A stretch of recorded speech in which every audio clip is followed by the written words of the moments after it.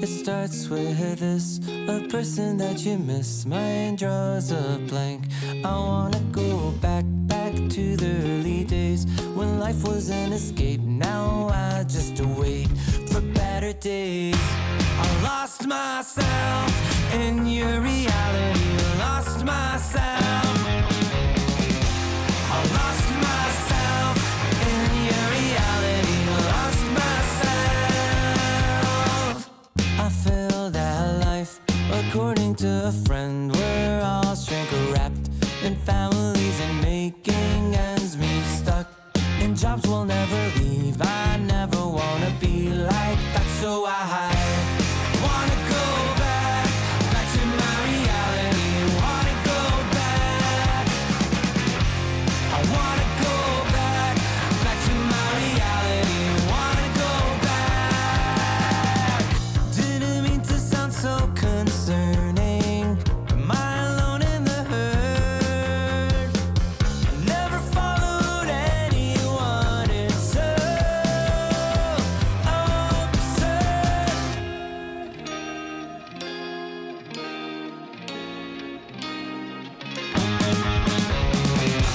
I wanna go back to my reality. Wanna go back.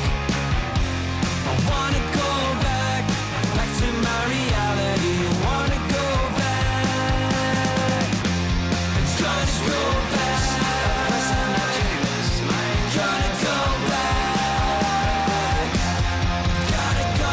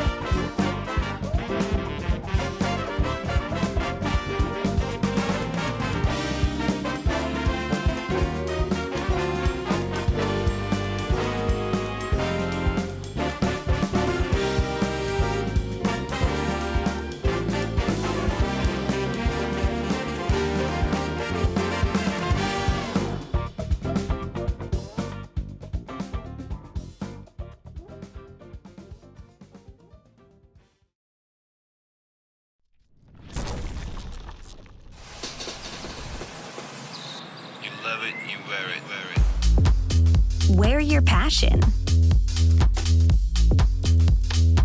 Share your passion. Wherever, whenever. Gaming is a lifestyle.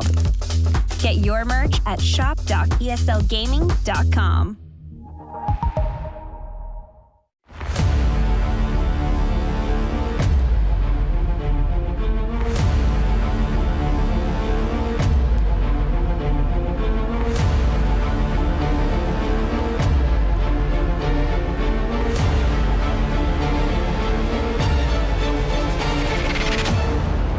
And the hunt begins.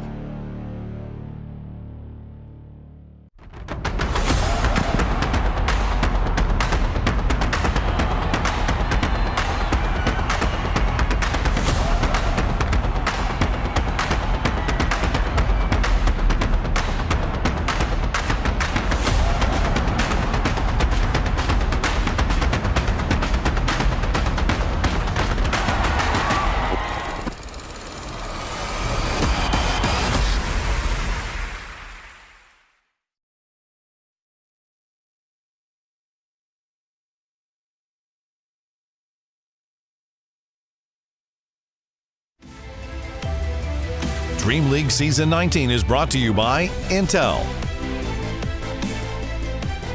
Acer Predator,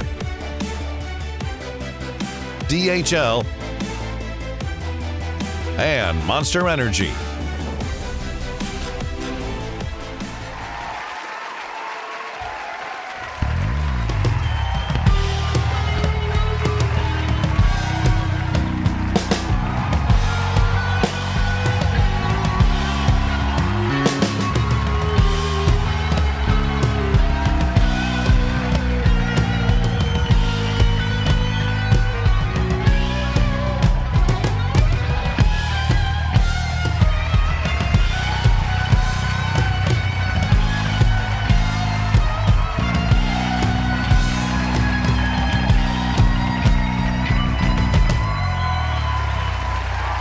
Good morning. It is already the 10th day of DreamLeague Season 19, and I really hope that the games will look maybe a little bit better than what they did yesterday. But here's the hoping. Hey, Jenkins, how are you? I'm good. I don't speak until spoken to.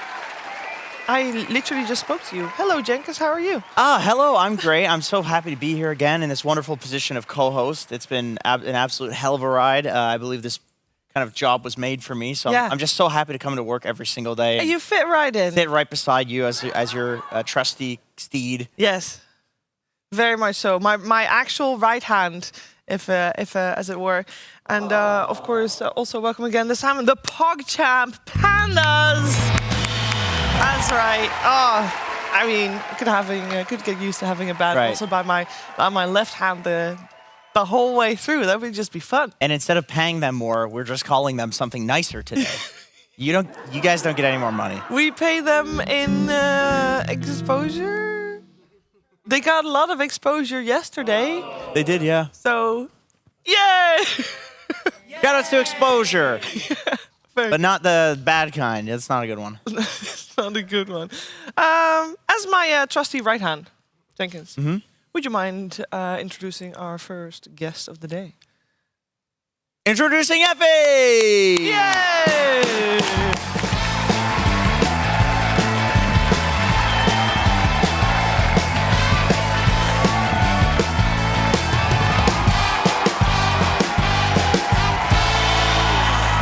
Good morning, Effie. Good morning. How you doing? Pretty good. How'd you guys sleep?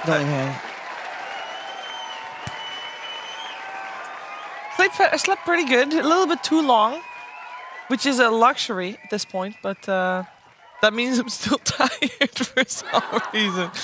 So there's that. All that protein. When did you go to sleep? 10:15. That. I know. I have to wake up at 7:15. Well, that's good. I mean, it's very good. Oh, hey, guys. Hey, guys. So yeah, fantastic day. Yesterday was a bit sad, but today hopefully is going to be better. And I say sad, we're talking about that in a little bit. We just really could use a patch. But we obviously still have an empty space on the couch. So Jenkins, if you please. Introducing Purge, everybody, ladies and gentlemen.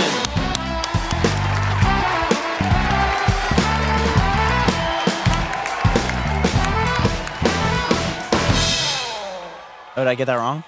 I mean, yeah. Not Purge? I think it's BSJ. Okay, we can try that. Introducing everybody to BSJ to the panel.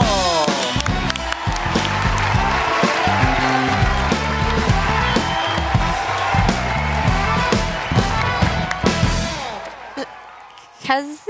Are we doing the wrong song? I don't know. Is it the wrong? A sheep? Kezu? How do we summon this person? No, I know it's not Kezu. These are... Hello? What is this? What is this? Oh, who's that?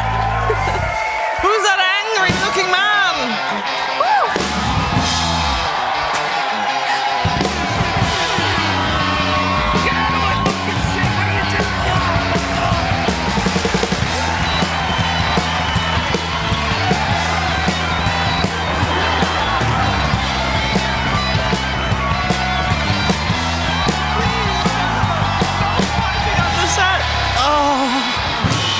You were right there, Bob? Oh, he's brutal. Brutal British bald Co-host man. Jenkins, no fucking way, not on my watch. I flew in from London just to save you guys from having to sit next to him for too much longer. Can I get my phone? No, this is my phone now. Okay. Did you just lose your job? Yeah, I guess so. Wait, does that mean... In this economy, ladies and gentlemen, you can get anybody can go. Anybody can get up and fired at any moment. That's the lesson here today. Everybody is replaceable. Great to have you on board as my trusty right hand. Pyrian, promise that I am not afraid of violence. Well, look, I've never heard either of you guys. But Jenkins, I mean, you know, anything goes really as far as I'm concerned. Look, it's great to be here. I'm sorry I'm late. I was on holiday, you know, busy man, family life and all that. But I'm here now. I've been watching the games. Didn't miss Shane much was of them. impressed when I said I've been watching the games. You were too. But I have. And it hasn't been great. No. It hasn't been great. There's been some pretty stumpy games. But this is what happens, I feel. The analysts, I'm sure, will correct me. Of course. When we get towards this part in the patch, some teams have figured it out to such a degree that it's just over. The patch has been solved. They've cracked it. And these teams, Liquid and Tundra, just seem to be doing it better than anybody else. From what I've seen on YouTube. That's what it looks like to me, Pierre, and I've done absolutely zero research as I have been a co-host for this entire time. I did watch a 12-minute game yesterday, though. Yeah, that was epic. I had to go back and see what the hell happened in that one. What did happen? Basically, I think it was game in TSM, right? TSM just lost all 3 lanes and it gave up. So I think the patch thing that you mentioned is true. People are kind of like, yeah, fuck it. There's a patch in like 3 days. Like, Yeah. we're not gonna like try to figure this one out too much. Just let the teams that have figured it out themselves. They can just keep winning. Whatever. What day is it today, Mira? The 19th. Is it Monday or Tuesday? Tuesday. So we got 2 Is it? days. Is it? It's Tuesday. It is I asked Tuesday. you in We the got 2 car. days. I asked you in the car. I was trying to It's Tuesday because we have 2 Tuesday. days. 2 days. But Right. it's going to be in the evening, right? Like, Yeah, our night even. I Yeah. So think. it's like Oh, 2 that's true. p.m. or something. So That's we won't really see it till Friday. We won't get it on the 20th. So Thursday will be the last day on this patch. And this feels to me like it's been the longest patch in the universe. It does. It's yeah. like it's been going on forever. I really do need my phone. Give me Well, no, you don't. that's my, What- my research.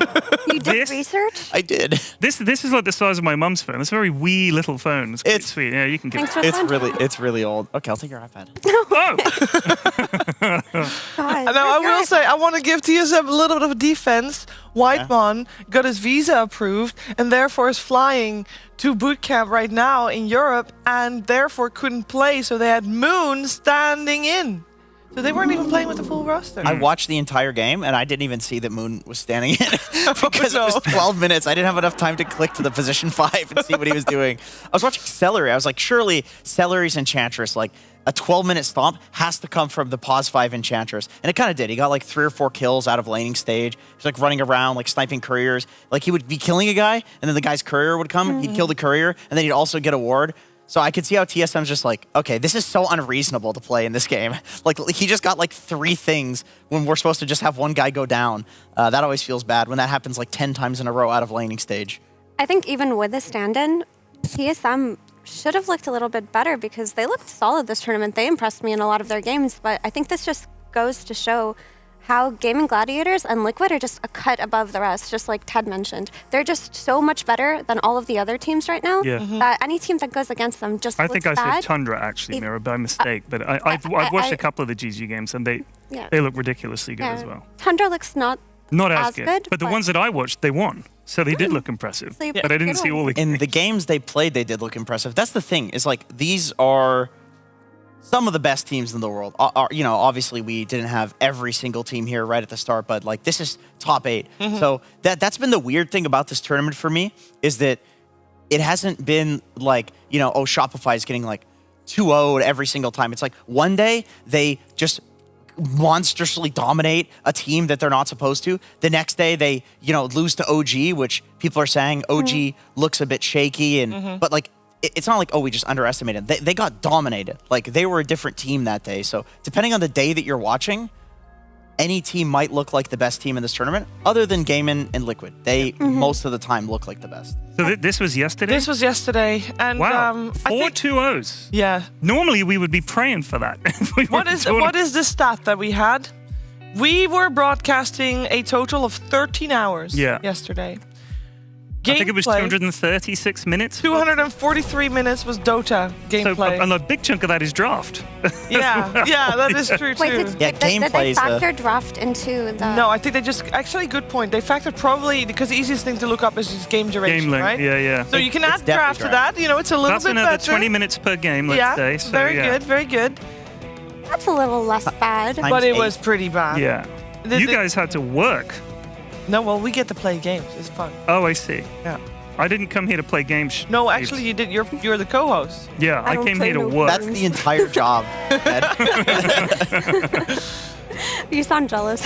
I'm extremely jealous. It was really easy. It was really easy. Wait, now you have this to... guy has an easy job. Now you actually have to do work?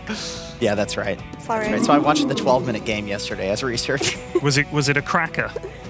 It was boring. It was honestly kind of boring. Well, there was nothing like absolutely crazy. The craziest thing that I saw was like Quinn fortifying the creep wave mid and then diving off of that. And it's like, okay, that's one of the older tricks in the book, you know? It was just like fundamental, basic, good Dota, and they won all 3 lanes. And then TSM was like, well, we have a stand-in. I guess we're going to give up. I mean, I love watching Quinn play. He's a top lad. He's an amazing player to watch. I'm glad to see him doing well because he's one of those players, I think, when you do play mid and you want to get better at it, watching someone like him and just the tiny little details that he always says, oh, this is why I won the lane. I fought with the wave at this point, or I hit level 2 just a couple of seconds before he did. Job done. It's insane. And shout outs also to Gaimin for looking at his replays instead of looking at the results of his team and being right about it, because obviously, you know, Quincy Crew didn't have that great of results in a lot of tournaments, and yet a lot of the NA, you know, analysts were like, okay, Quinn is the best player in NA, and then everybody's like, oh, well, Quincy Crew, they're garbage. Right. So it was nice to be vindicated. Yes. For all the Quinn fans. These are some big games, actually. Yeah, this is today, and these are very important. We just saw the standings of today, and we obviously know that Liquid and Gaming Gladiators, they're 3-1 right now. And then we also saw TSM and OG, and they're both 1-3, and they're facing each other. So at the end of the day, one team's going to have 4 losses, which is pretty rough because, of course, only the top 4 move on. And the bottom 4 just don't get to play playoffs, which is important because, of course, the playoffs are most likely, if the rumors of the new patch timings are correct, which we are assuming they are. Valve wouldn't lie, Sheebs. Come on, they if they didn't say tell it's going to be us. Thursday. It was just rumors of communication that we didn't receive, so, you know. But that means that the playoffs are on the new patch, and that is something that a lot of teams... Obviously, people are going to watch it, but playing it is different. Oof. And, yeah, that would be great to play in those playoffs, but we'll see. We have a large chunk of 2-2s. 4 teams are 2-2, and that means our Friday, by the way, what are you doing Friday, Ted? Well, I was going to be here chilling and just basically hanging out at the studio, whatever you need me to do, Sheebs. Why? What do you need? Friday is completely reserved for tiebreakers. Well, then I'll be busy on Friday. Yeah, probably working on the Friday. Ed? dude. Yeah. You're not busy on Friday because if you're busy on Friday, there's someone gunning for your job Oh, that's a good point. right next to me. Oh, I thought you were busy because you're working here. No, I was just going to find something else to do. I'm sorry. But don't- no, you're right. don't I forget can't. this guy I right can't here. nap on the watch now because Jenkins will nick my job. That's a good That's point. right. You got to skip that Dungeons and Dragons session, my boy, on Friday, playing your cleric. Wait, you're are a you- cleric type of guy to Wait, me. are you in their D&D group? No, sadly No, he's not. No, he's not. He was not welcome. No, I wasn't asked. So yes, thank you. Yeah. Would you play, actually? Fuck yeah, dude! I love D&D. Really? What do you play? What's your favorite class? Well, I DM'd a lot previously. Oh, shit. But when I do play, I always think I'll go in, I'll play a clever illusionist who likes to use his mind more, and then after a while I'm like, can we just hit these things? So I should probably just say a fighter or something. Just be a like that. barbarian. I'm an idiot. I'm an idiot, is what it is. Can't you just be a mix? That's both? cheating. Well, yeah, you, but you can get spells as a fighter, but, Yeah, but your they- melee weapons are just way better. it's just hit him. Just hit him. Just hit him. Most things you just hit him with a club hard enough, job done. You don't need fancy spells Uh, of diplomacy and role playing. Exactly, that's what I did in my D&D group. I was just a fighter, let everybody else do the hard stuff, and I was just Rolling dice, baby. Right-clicking. Min max in that shit. Right rolling dice. clicking. Right clicking in D&D. Can I right click him? Oh, okay. Yeah. it's just In a attack. conversation, can I attack him? Wait, Yeah. do I have auto attack activated? Yeah, That's fine. You can just focus on your role play and stuff. You don't have to actually care about mechanics, and you have all your backline people doing all the work. I do have a Dota question. I don't mean to dip out because I love the D&D chat, but I do actually have a Dota question that I think my friend would like to know is, why do teams keep picking Kunkka? Because I've seen him a few times, and he seems like a loosey hero. Why would they pick him? I don't think he's been picked that often this DreamLeague, but when he is picked, it's basically because there's nobody else that comes out in that pick that can stabilize the game as well, right? So if you have first pick and you don't see what's going to counter you in the second or third phase, Kunkka's like a solid hero to go for just because his laning is strong, his foundation is strong, but you're right, his win rate has been low in the last few months. I just think there has to be Hasn't a looked better great. safety pick, surely. It was tiny for a while in the same like vein as Kunkka, where you just have a hero that goes mid, doesn't really lose any lane, is like kind of active. Kunkka's like a little bit more team fight, maybe more pick off before a blink dagger timing. But I would also say the teams that have picked it, it has been like we've seen it in like the Beastcoast series, for example. And so you have the Dark Mago, Kunkka. I don't think C Smile has been playing it that much. No, it's just Dark Mago that plays Kunkka and Mikoto on Talon, but Yeah. not in the tournament anymore. I do think Execution did play it a couple of times, but not this tournament. Yeah. And they are all not here anymore. Okay. Except Dark Mago. Just saying. Coincidence? Just saying. So, all right, so here's the other thing. Why is no one banning Pango automatically? Because he seems to be ridiculously strong. I think That's a Boxy great said he's question. busted. And I keep seeing Pango, and I'm like, funny that this hero made it through. What are they banning instead? I mean, Brood is apparently like default ban, right? But then you've got three others. What are those other heroes everybody's banning and letting this Pango through? Because I think he's busted. In my games, he always seems to be ridiculously strong. What's the deal? You're actually 100% right. That hero is completely OP. It's sickening how strong it is. But a lot of teams like try to bait it out and just counter it because you can do that in a draft and get away with it. It happened Bloodseeker yesterday. and Yeah, you can counter the Beastmaster a Pango. bit as well. Never works. But It just never works. it's just in the second phase, I do feel that you should just ban it out because if a team first phases it, you can deal with it quite well. But Right. if it comes out in the second phase and you get stomped by like a Nisha Pango, that's on you. Just, That is on just you. Take it out. And it's not that hard to just expand one ban Yep. to make your game that much easier. It makes sense. It makes sense. Let's start focusing our attention on the first series of the day. We have got Shopify Rebellion taking on Evil Geniuses as the opening series, and both teams are 2-2 right now, so they really need a victory to come to the upper echelon of the group stages. We're going to start with talking about Shopify Rebellion, and before we talk about how they will deal with Evil Geniuses, let's see what Boba has to say about that Oh matchup. no.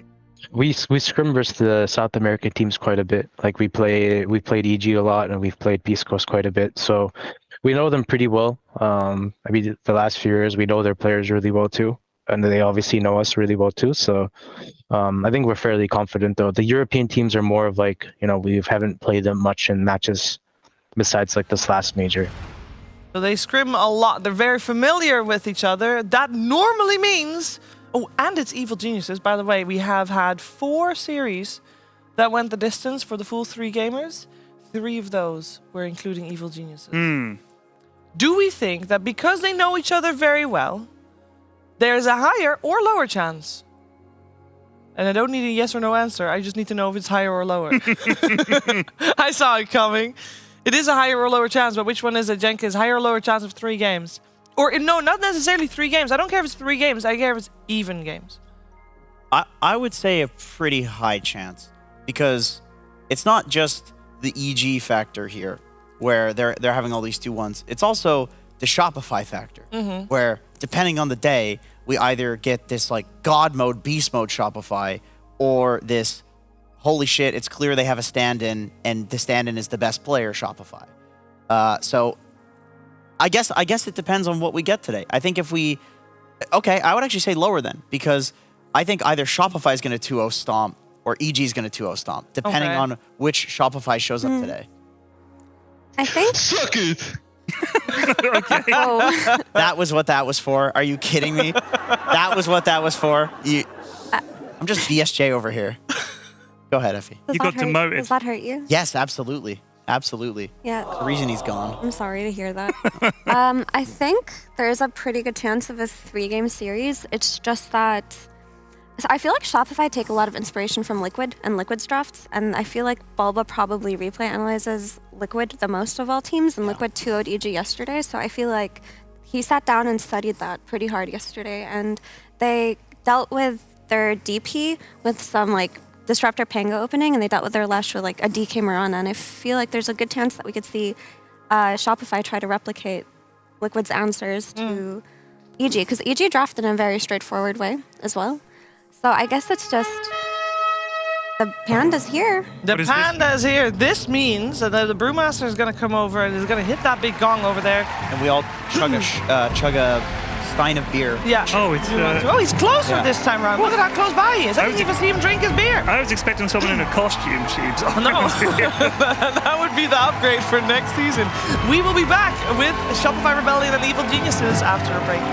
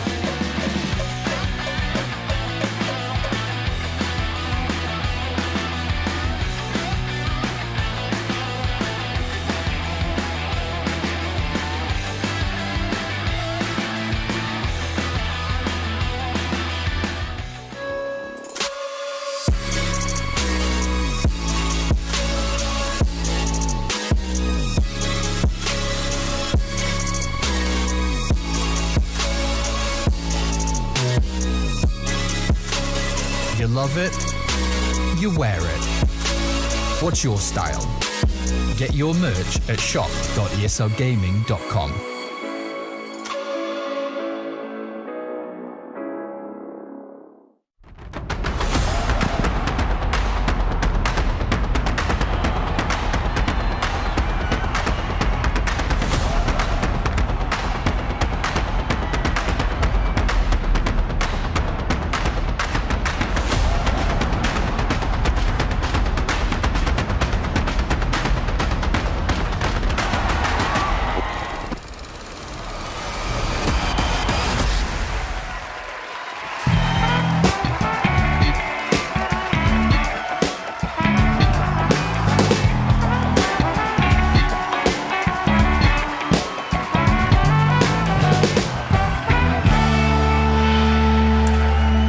First series of the day. Evil Geniuses will go up against Shopify Rebellion, and of course both teams are tied right now. They're 2-2, so they really want that win to their name.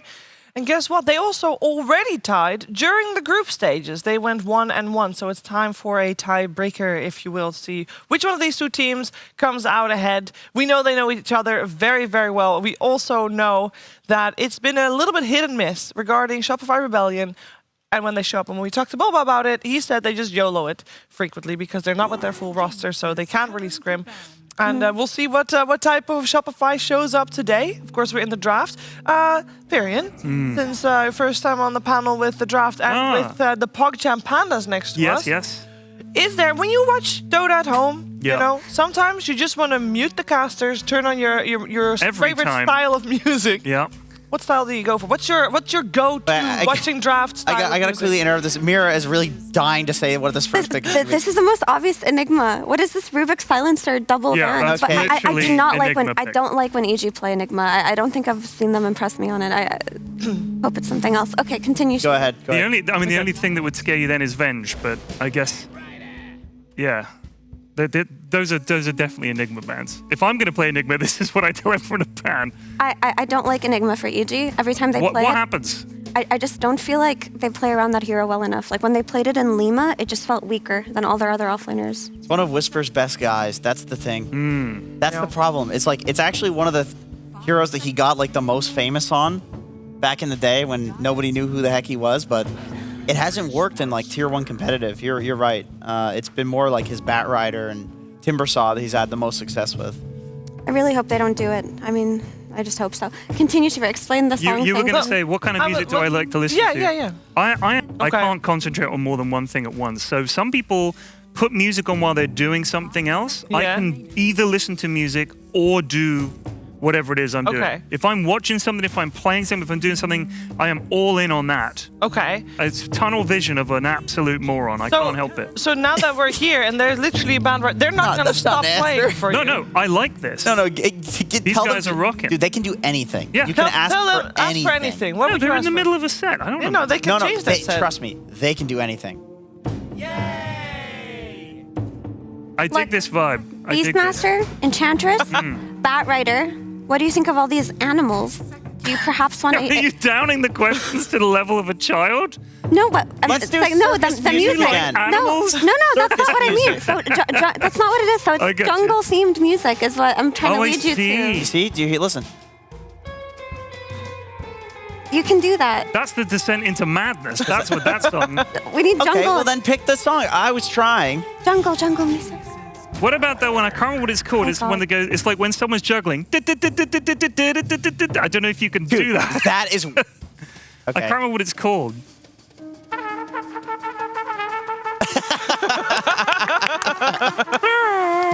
Exactly. I love that one. Awesome. Can I just say this is the weirdest Rubik Silencer ban I've seen in a long time. Do you think they were trying to bait Shopify to pick Enigma for Saberlight? Do you think that was the plan with it? Because they made it look so obvious. Possibly. I mean, I do also feel like there could be a coincidence going on here because Shopify has been picking a lot of Silencer. It's more of like a second phase hero for them. Not in the first phase, though. So EG is like predicting like today's the day they're gonna finally first phase it because they're gonna mind games and think we're gonna second phase ban it, so they're gonna have to first phase pick it. Maybe something like that went on. I think they were mind gamesing to bait the Enigma, and they had a plan for that. because I wanted them to maybe block pick it. It failed. Because there's no way you give away Enchantress. It didn't work. It didn't work. Yeah. These are two very standard drafts. I feel like the bans are very bizarre because I don't think you give away the Enchantress to fly, especially after yesterday's performance. They opened with Enchantress twice and completely stomped. So I hope they've got like a backup plan to this Enchantress. I mean, so far so good, right? They take the Batrider from Mikey and they go for a Primal Beast. Both of these heroes can deal with Ench very well. It also just gives them a way to constantly keep fighting. A lot of magical damage. Yeah, I mean, this is most likely an off-lane Batrider. Yeah, I don't know. What are you pointing at? What's going on with his head? What are you What's on his- pointing at? What's going on right there, Panda? He's got a bandage on his I head. think No, he's holding up his glasses. his glasses are they're You too can big. see that on the left side, our left side. Oh, is he? He's the little missing leg a frame. is missing. Yeah, he's missing. It's the He just little leg. He just taped it to his head. Yeah, I've never seen that solution. It's pretty smart. That's to the be honest. solution like an AI would come up with. This man is ChatGPT. this Like, man. tape it to your head. Whoa. What? This man is like a millionaire, almost, and he's taping glasses to his forehead with duct tape. So he doesn't have arms on either side of his glasses. No, I think he has an arm on the other No, side. I don't think there's arms on either of it. Look at so there's no arm on that side. Look. Can we ask And when he him to turned the other turn? way, can we get him to turn his head left and right? Wait, so, look, wait, there's no moving. arm on that side. Yeah, So you're there's right, none on you're that right. side. We know that one. Dude, they need to pick him something easy today. I think we need to see the Panda Viper come out today. At this point, this is where you break out your prescription swimming goggles. Oh, Yeah. look! Oh my He's got no God. arm God, either he's side. actually not wearing. I like to imagine Oh, in wow. frustration, he's gone, "Gah!" and snapped the arms Yeah, off his glasses. how does that happen? Because even if you sit on it, it doesn't happen, right? Oh, I have broken a few pairs of glasses. But in my normally you break time. one leg at a time. It's an arm. One it's not arm. a leg. Unless your glasses are going walkabout. I thought it was like some Frollo Lucifer cosplay at first. I was like, have you been Yeah. watching a lot of anime? Anime thing. Right. Yeah, for sure. Of course, your mind jumps, oh, it must be anime. Someone's Yeah. done a thing. It must be anime. What You has weebs try and anime- put it into everything. It's What like, has whatever- anime ever done to you, Ted? Tell I me. don't- listen, Tell there's me, a- has this anime is- hurt you? There's an essay coming about this from me at some point. I'm going to do a video essay about why I hate anime, just to silence it Okay. once and for all. I don't care. This is just to answer that question. All right, all right. Well, Shopify go for their Shadow Demon, which great counter to both Batrider and the Primal Beast, right? Because you can Demonic Purge the Primal Beast, you disrupt all of his abilities, he can't do anything. You can also purge the Batrider, who's mobility dependent. Yeah, yeah. But also the Disruption should be a save against Lasso. Absolutely. And Disruption being used as a save has really gone up in popularity this Yeah. tournament, and Fly plays it exceptionally well. Mm-hmm. There's also, of course, a setup for the TB type Arteezy heroes. Wow. Wow. That's an early one. I mean, to be fair, they do have the double pick here, so it's like basically they knew Yeah. they wanted to pick this hero, and they're just deciding on like what support to put with it. Yeah, the risky thing about doing a primal plus a Batrider in the first phase is they both have a single target, like very important ultimate, and they both depend on mobility to do damage and to scale, and obviously SD Purge and SD Imprison counters both of those things. So this was a really good SD pick from Shopify. EG definitely expected it because SD has been a big pick in this tournament and for Shopify. So I guess they're okay playing into it. What mean- the hell is Shopify, Mira? What? What is Shopify? I think it's, you can, okay, so I didn't know what it was, but apparently it's very popular and you can buy clothes and stuff. It's a E-commerce? platform that anybody can use. You can make for your own example, shop. For You drop can make your own ship. shop. Make Yeah. your own shop. Let's Yeah. say you want to sell the Eggs. shirt you're wearing. You can just, what do you want to sell? Eggs. Eggs. Let's say you want to sell eggs. You can just make a website and everything is pre-tailored. And you can literally use elements and you have your own shop and you... And in what way is it rebelling? No, Rebellion is actually That's the their name of their team. team name. But it just sounds like there's been a Shopify Guys, have rebellion. they paid you to shill them? Like the guy, Me? Well, We just No, found because I out just the said I'd sponsor. never heard of them. That's not The good under- advertising. the underpaid employees at Shopify are rebelling That's what it sounds by like. making an esports team. They're breaking out. It's Yeah. a Shopify rebellion. They're just burning all this stuff, smashing the website. Okay, so a lot has happened. So in could the, I ask the band for some rebel music? Rebel music. Like something yes. that says rebellion. Like maybe Rebel Yell by... Rage Against the Machine. Ooh, Yes, Rebel Yell! Rage Against the Oh. Machine. Get some rage. Oh, they did that immediately. This is Killing in the Name of, I believe. Yeah. Killing in the name of... Great song, great band, great band. Good stuff, good stuff. Yeah, so, Why did we get a buzzer on that? so speaking of band, sorry. it looks like the second phase of band, or the third phase of band. is There's just coming a out. lot that has happened that we need to talk about right now. Wait, so this hero sucks, doesn't he? No, Like, he doesn't, not at all. he's good. It's a good hero. Yeah. I never see this hero. I see it regularly. I never see it. We must be playing in different brackets, Mira. Potentially. Morphling has a low win rate and everywhere but Immortal. I will say Morphling is, in my opinion, the hardest hero in Dota to play right now. Oh hell yeah! He's so hard, I'd say he has the highest ceiling right now too, depending on the player. so high skill. But I wanted to say that I thought EG had a cool concept here, right? Because so they picked the PA as a means to jump the Enchantress and the Shadow Demon. Because when you're playing against the Shadow Demon, you need something that goes on it. You also need a core that's not mobility dependent, like in the Batrider. So she doesn't really care if she gets that slow on her because she just blink strikes around. And the Crystal Maiden is a good way to deal with both Enchantress and Beastmaster. You have a way to freeze the War. You have a way to freeze Enchantress's creep.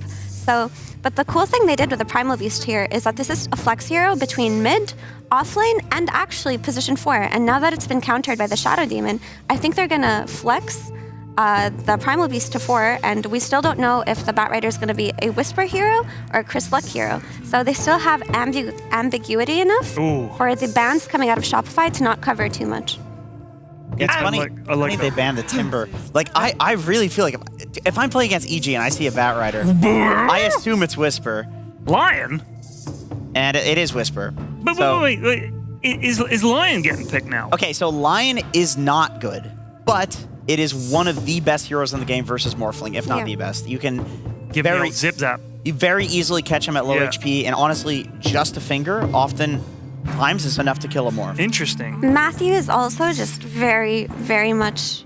Did I say Schofield? Holy crap! I said No, you said Schof- Matthew. You I said think I said Schofield instead of think you Matthew. said- No, you earlier. said Matthew. I said Matthew. Guaranteed. Are you You sure? 100% Yeah, we like said 100%. Is my brain melting? I Yeah. feel like I said Schofield. No, you said Matthew 100%. Oh, so my brain has Did you melted. mean to say Schofield? No, I think Oh, you I didn't? just in my head I thought about Schofield. Don't you worry about it. You said Matthew. Okay, You're so fucking losing. I am losing it. I think this panel's made me lose it The moment a already. Lion pick comes But- out, you just... Yeah, I think so. Matthew's just got like a serious obsession with Lion. He tries to force it into drafts very often. Yeah, he he just does. really enjoys playing the hero. I think it's a very difficult hero to make work.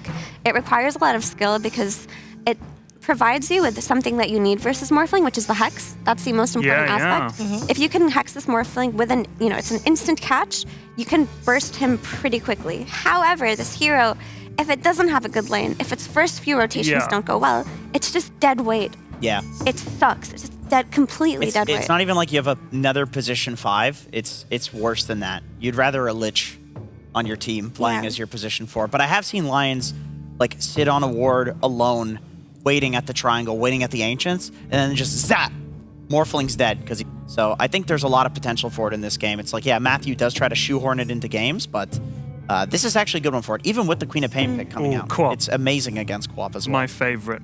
So I think for Matthew, this game, he will lane with Whisper just for a few moments, but I think he does have to focus on rune security and trying to win the mid lane for C-Smile. Because if he doesn't, both of these heroes won't have the best game, and they need to have a good game anyway, because this Batrider has to play synergetically with the Lion. The Lion can only set up on side lanes if the Batrider is ready with the BOTs and enough spells, and if there's not enough follow-up, we have to assume that the Shadow Demon will be playing behind the Morphling for the majority of the game.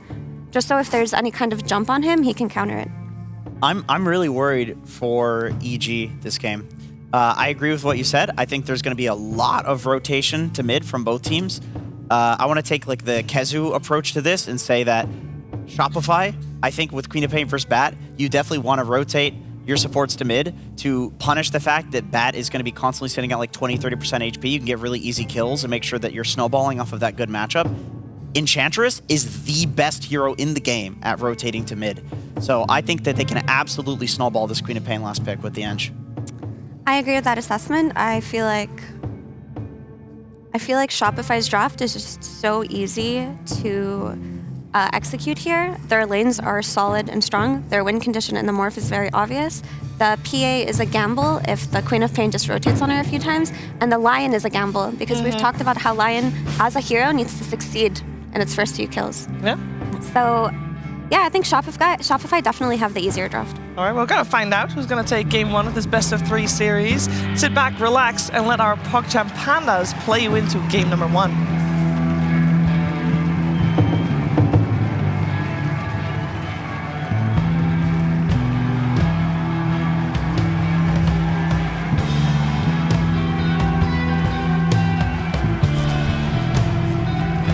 Thank you very much, Shiva. Thank you very much, Pandas. Shopify Rebellion versus Evil Geniuses here today with myself and Fog. And Fog, well, we're going to have right away. Blood action straight into the play. Crit's gone down. All right, nice, good start. Yeah, well, that was quick. They're already out there and they're already prepping. So EG came doing homework. They're already looking to shut down the Beastmaster in lane. And for the recovery method, we see the ward immediately placed out. Yeah, I have to agree with Panel. I think this co-op could do a lot of work. It can be a little bit volatile, but as we've seen these Enchantresses, these Shadow Demons, especially with the way that Shopify plays, they like to help out Mikey, and they like to be quick and aggressive. Yeah, AG, super high intense homework done, as we see instant D-ward and that quick move level 1. And what do you think sort of the approach from Evil Geniuses with the draft this game? Kind of opening with the bat and the primal and finishing with a lion? I think they were flexing a lot, right? I think even toward the end, they were maybe considering if they were going to put like the primal in the mid lane and the bat in the off lane since it is Whisper. But I think the co-op, this is one of the better picks because it counters both. No matter which one you put in the mid lane, it's going to just be an immensely co-op favored matchup. So I think they were trying to keep things open, but then they get that pick there. So yeah, still looks, I mean, decent at least for, you know, the bottom lane. They've set up heavily in order to shut down this Beastmaster. This PA should be off to a good start. We have the other 2 lanes look pretty damn good for the side of Shopify. Top lane Morphling should have a pretty good time versus Lion and Beast and Primal Beast unless they make a mistake because he's got an edge backing him up. Oh, let's see. See if those lanes go as sort of one-sided as potential is there for. Let's see how mid ends up going down because we do see these Bat Riders, they do pretty well the first 2 or 3 waves and then it starts to get way too difficult to play versus the co-op. Let's see how comfortable Mikey is, because this, I actually need to check really fast. I think he's forced to play a new hero at this tournament, right? Did he actually? I don't think he got to play the Queen of Pain yet. Because they took I don't think we saw any Mikey co-op, did we? I don't believe so. Because they banned the Invoker, they took the Bat, they banned out the Puck, they banned out the Pango, so they're forcing him to play something new. So let's see what he can do on this new one. There's a couple of threats for the co-op. In terms of catch in that mid game, but as you say, should be set up for a good lane and have that sort of opening that's required to give themselves the chance to snowball. He should have he should have a very good lane. It's like after the first 2 waves, once you hit like 3, 4, 5, it becomes just incredible for Queen of Pain and easy for rotation. Saberlight, I'll try and go for him. He's got a lot of sticks. And Pakaz is taking a lot of damage here in return. Ooh, there's going to be a pause. Yeah, he's got 10 stick. 10 stick charges. But Panda is in a lot of trouble. If he just gets hit from like... if he just gets got hit Fairy from pretty Fire. much anything here. Yeah, he's got Fairy Fire. See if Crit looks to turn. I mean, now he has all the time in the world to be like, oh, look, I'm full HP. PA's kind of low. I could look to turn and hit this CM. I mean, this is the lane that kind of, for EG, this lane has to win. Like, they cannot lose. They literally full counter picked versus the Beastmaster. If they struggle down here, that'll be big concerns for me. I mean, surely Shopify's just going to go all in on Pakaz, but no, you're right. They respect the stick charges. They'll indeed go for the CM instead in the trees. They got him.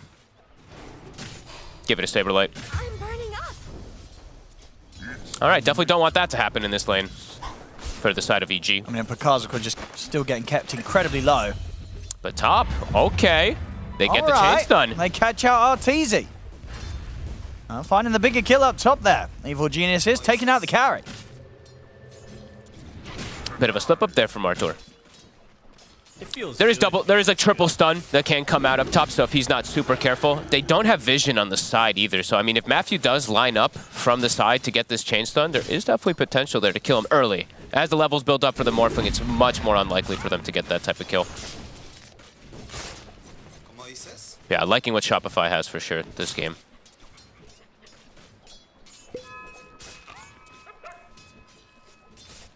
I mean, even with that sort of early death on the bottom lane, this sort of setup with the CM and the PA, there should be the potential to get aggressive onto who? I mean, do you look to go for the Shadow Demon or you go for the Beastmaster in these sort of situations?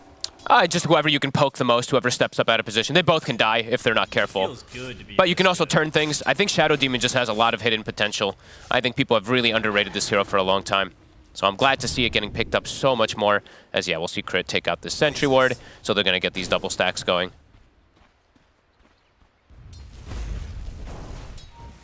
And yeah, mid, we're going to see it quickly turn into Mikey's favor. And we'll see if there's going to be rotations to help stuff out, because they very likely want to be able to help Chris to fill up his bottle, since you don't play with the bottle early on these Queen of Pains when you're playing versus Batrider. You just get like your boots and...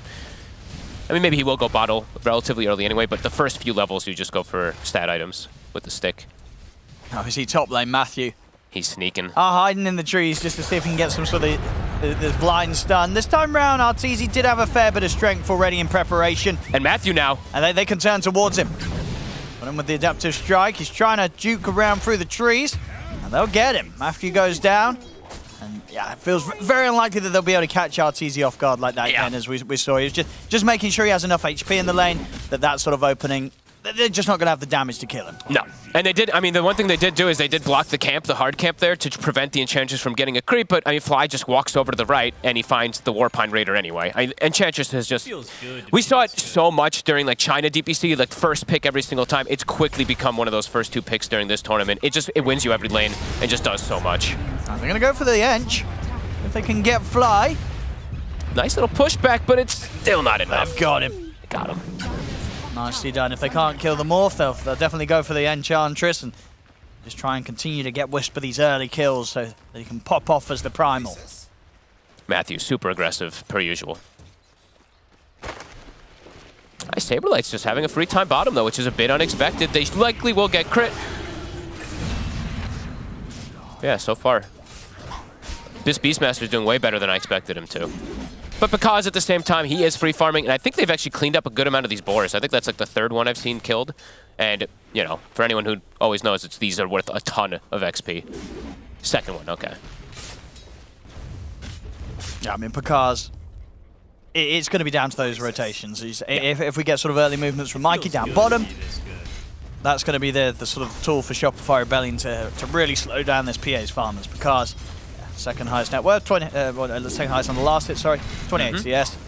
He's pretty happy down there. And the other thing about his overall game is there's definitely some limited stuns to control this PA who's going to be like hopping in and out of fights if you do look. There's a Roar, and that's kind of it. There's really not a lot of stuns coming out from the side of Shopify. Fly, just making sure that Matthew's not going to be able to get any stacks going here. Ooh, doesn't connect. Rune's being checked. Mikey's just going to blink in. He's going to jump in aggressively, knowing that he's got the backup of Crit. Be able to hold back C-Smile. They'll drop the Sonic Wave. Matthew comes too. I mean, Mikey's still falling low. Put the Fairy Fire, but he's not able to survive through this. As Mikey goes down, C-Smile able to stay alive here on the high ground. Finally gets popped by Crit. I see Crit with the stick charge is also able to keep himself alive. The backup's in from Fly. Another stun thrown out from Matthew. They're trying to take down this pesky Shadow Demon. Crit across the trees, but he will get found. Panda with the final nuke takes him out. Panda, the poison stack, it will not be enough to kill him either. He's going to live. And Matthew gets to walk it off, get back under the tower. Matthew maintaining ward control of this mid area. They both do the exact same thing. They both dropped obs wards almost instantly and sentry wards. They both take out their obs. I mean, a risky move there from Mikey. For sure. He wanted the rune, but anytime you're blinking in underneath the nose of a Batrider, it's probably going to hurt. And they get another one. Matthew, he's still around. He's able to put a stop to the TP out from Fly. I mean, these are some nice kills here for Chris to get early on here as the mid-bat. Needed rotations. As we said, that you have to help out your Batrider when he's playing versus this Queen of Pain. They get some successful ones, but Mikey, I mean, he's still top. Saberlight. He was sticking around incredibly low HP there. I think he thought maybe just Pakaz was the only one still hanging around, but Panda was ready to set up, and that Saberlight gets punished. More money here for Panda and Pakaz to pick up in the safe lane. Pakaz has treads and Ring of Health already. It's going to be a quick timing, I think, on his Battle Fury this game. He's definitely going to be strong. Arteezy having a good game as well, too, but not in comparison to this PA. It's definitely set up for success versus limited stuns. There's a lot of stuns for Arteezy. There's a Lion stun, there's the Root, there's this Primal Beast, of course, too.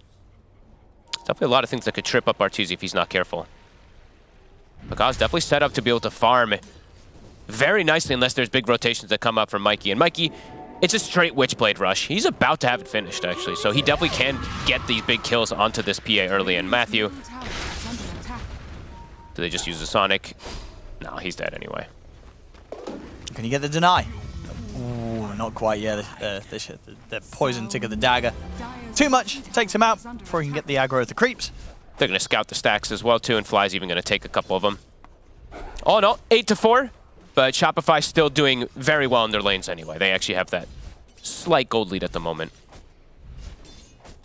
And the stacks, as we mentioned, for Saberlight, even though he does die, he has, I mean, he's done pretty well in the lane anyway, all things considered, since he got super counterpicked, and he does have stacks to go back on. Top. They get him again. Oh, they do. They catch him with the stuns, and the Whisper. It tramples all over Arteezy. Gets caught. What, the second time this game? They're playing really well up there. It's only 47 last hits on Arteezy. Him and Matthew. I mean, Matthew's super aggressive player. Same thing for Whisper. That's definitely, definitely a good start for them. Even though, like, you know, some of the other lanes, like the mid one, was kind of going quite heavily favored for the Queen of Pain. These rotations are nice. Arteezy's going to be quite far behind this PA, who's just getting absolute free farm. And yeah, they're just tag teaming with the two supports. A crit. Fly. They're going for the setup because he's going to go straight towards Fly. If they focus the Enchantress first, take them out, the Sonic Wave will be there. Pretty much heading on to the four of them. It will be enough to take down Panda, but won't take down anyone else. And now Mikey's in trouble. As Whisper closes in, grabs him with the Pulverize. Ooh. That's Mikey dead. That is not worth it for Mikey. Not at all. EG is making some beautiful rotations. I mean, every single time it seems like they just bring the numbers, and Shopify, they're looking to just farm and catch up. But yeah, the moves so far from EG are just way better. Way quicker. That is a very farmed Primal Beast. Yeah, I mean, had a great time. Top with 3-0-2. He's got drums. Taking out Arteezy a few times in this top lane. It's been a hot start from Whisper. And one of the reasons why we're seeing, you know, with EG, they grabbed that Primal in the first phase. They know how strong Whisper is on it. They might be able to go for him here if Arteezy wants to actually go for Morph. He actually doesn't. Okay, I've seen a lot of these Morphlings when you play versus Primal, you turn into him and you trample on him. So actually not going to be the case. So difficult for them to bring down Whisper. He's unbelievably tanky. I mean, they're waiting for Fly to come over as well. I mean, Arteezy has to be careful. Matthew's going to head in. I mean, Matthew could be in trouble as the three of them will focus the Lion first. Jump forward from Mikey, they take him down. The Hex. Let's see if they can find this Panda. Not going to be able to do anything to save Whisper. So good rotation. Two of them. A huge rotation this time from Shopify. They're going to get another one. They can find Panda here beyond the tower with the four of them. They can. They bring the numbers this time and they'll manage to make sure they come out on top. Not able to deal with that amount of pressure this time round. EG. Shopify Rebellion. They'll take the kills. Meanwhile, of course, Picard trying his best to still get the good timing on the Battle Fury, and does look like he will. He's getting all the space in the world down here due to all the attention that's being put towards the top lane. Arteezy fully caught up. Literally right after that, though. He's back tied, but now will he die again? He does. Oh my god, I can't believe it. What happened? He just charged on top of him from tree line. He got the strength morph off, but it's not enough. It's only level 2. He's got to be a bit more careful. Oh, Whisper. This is super back and forth already. It's 12-8. 11 minutes 40. Oh, Whisper. The reason they love this Primal Beast so much. Even if he did die, he always has kill threat. Arteezy doesn't. He's like, get me out of that top lane. I don't want to go back there. Out with the smoke. Mikey and Crit. Chris. I mean, Picard is here now, but Matthews, he's just going to run straight in. He's going to hold them back with the Hex and the stun. He'll drop the Sonic Wave there for Matthew. Mikey weren't having any of that. What the? I mean, probably unnecessary. They can punish that, too. Now they're going to know that there's no Sonic Wave. It's a big amount of their damage early game. When you do look at their draft, most of it is going to be coming from that Quap. Saberlight is here. He's trying to go aggressive onto Chris. Mikey blinks in. And look at this ult here from Panda. The damage being done. They have to use the Roar to stop the ult.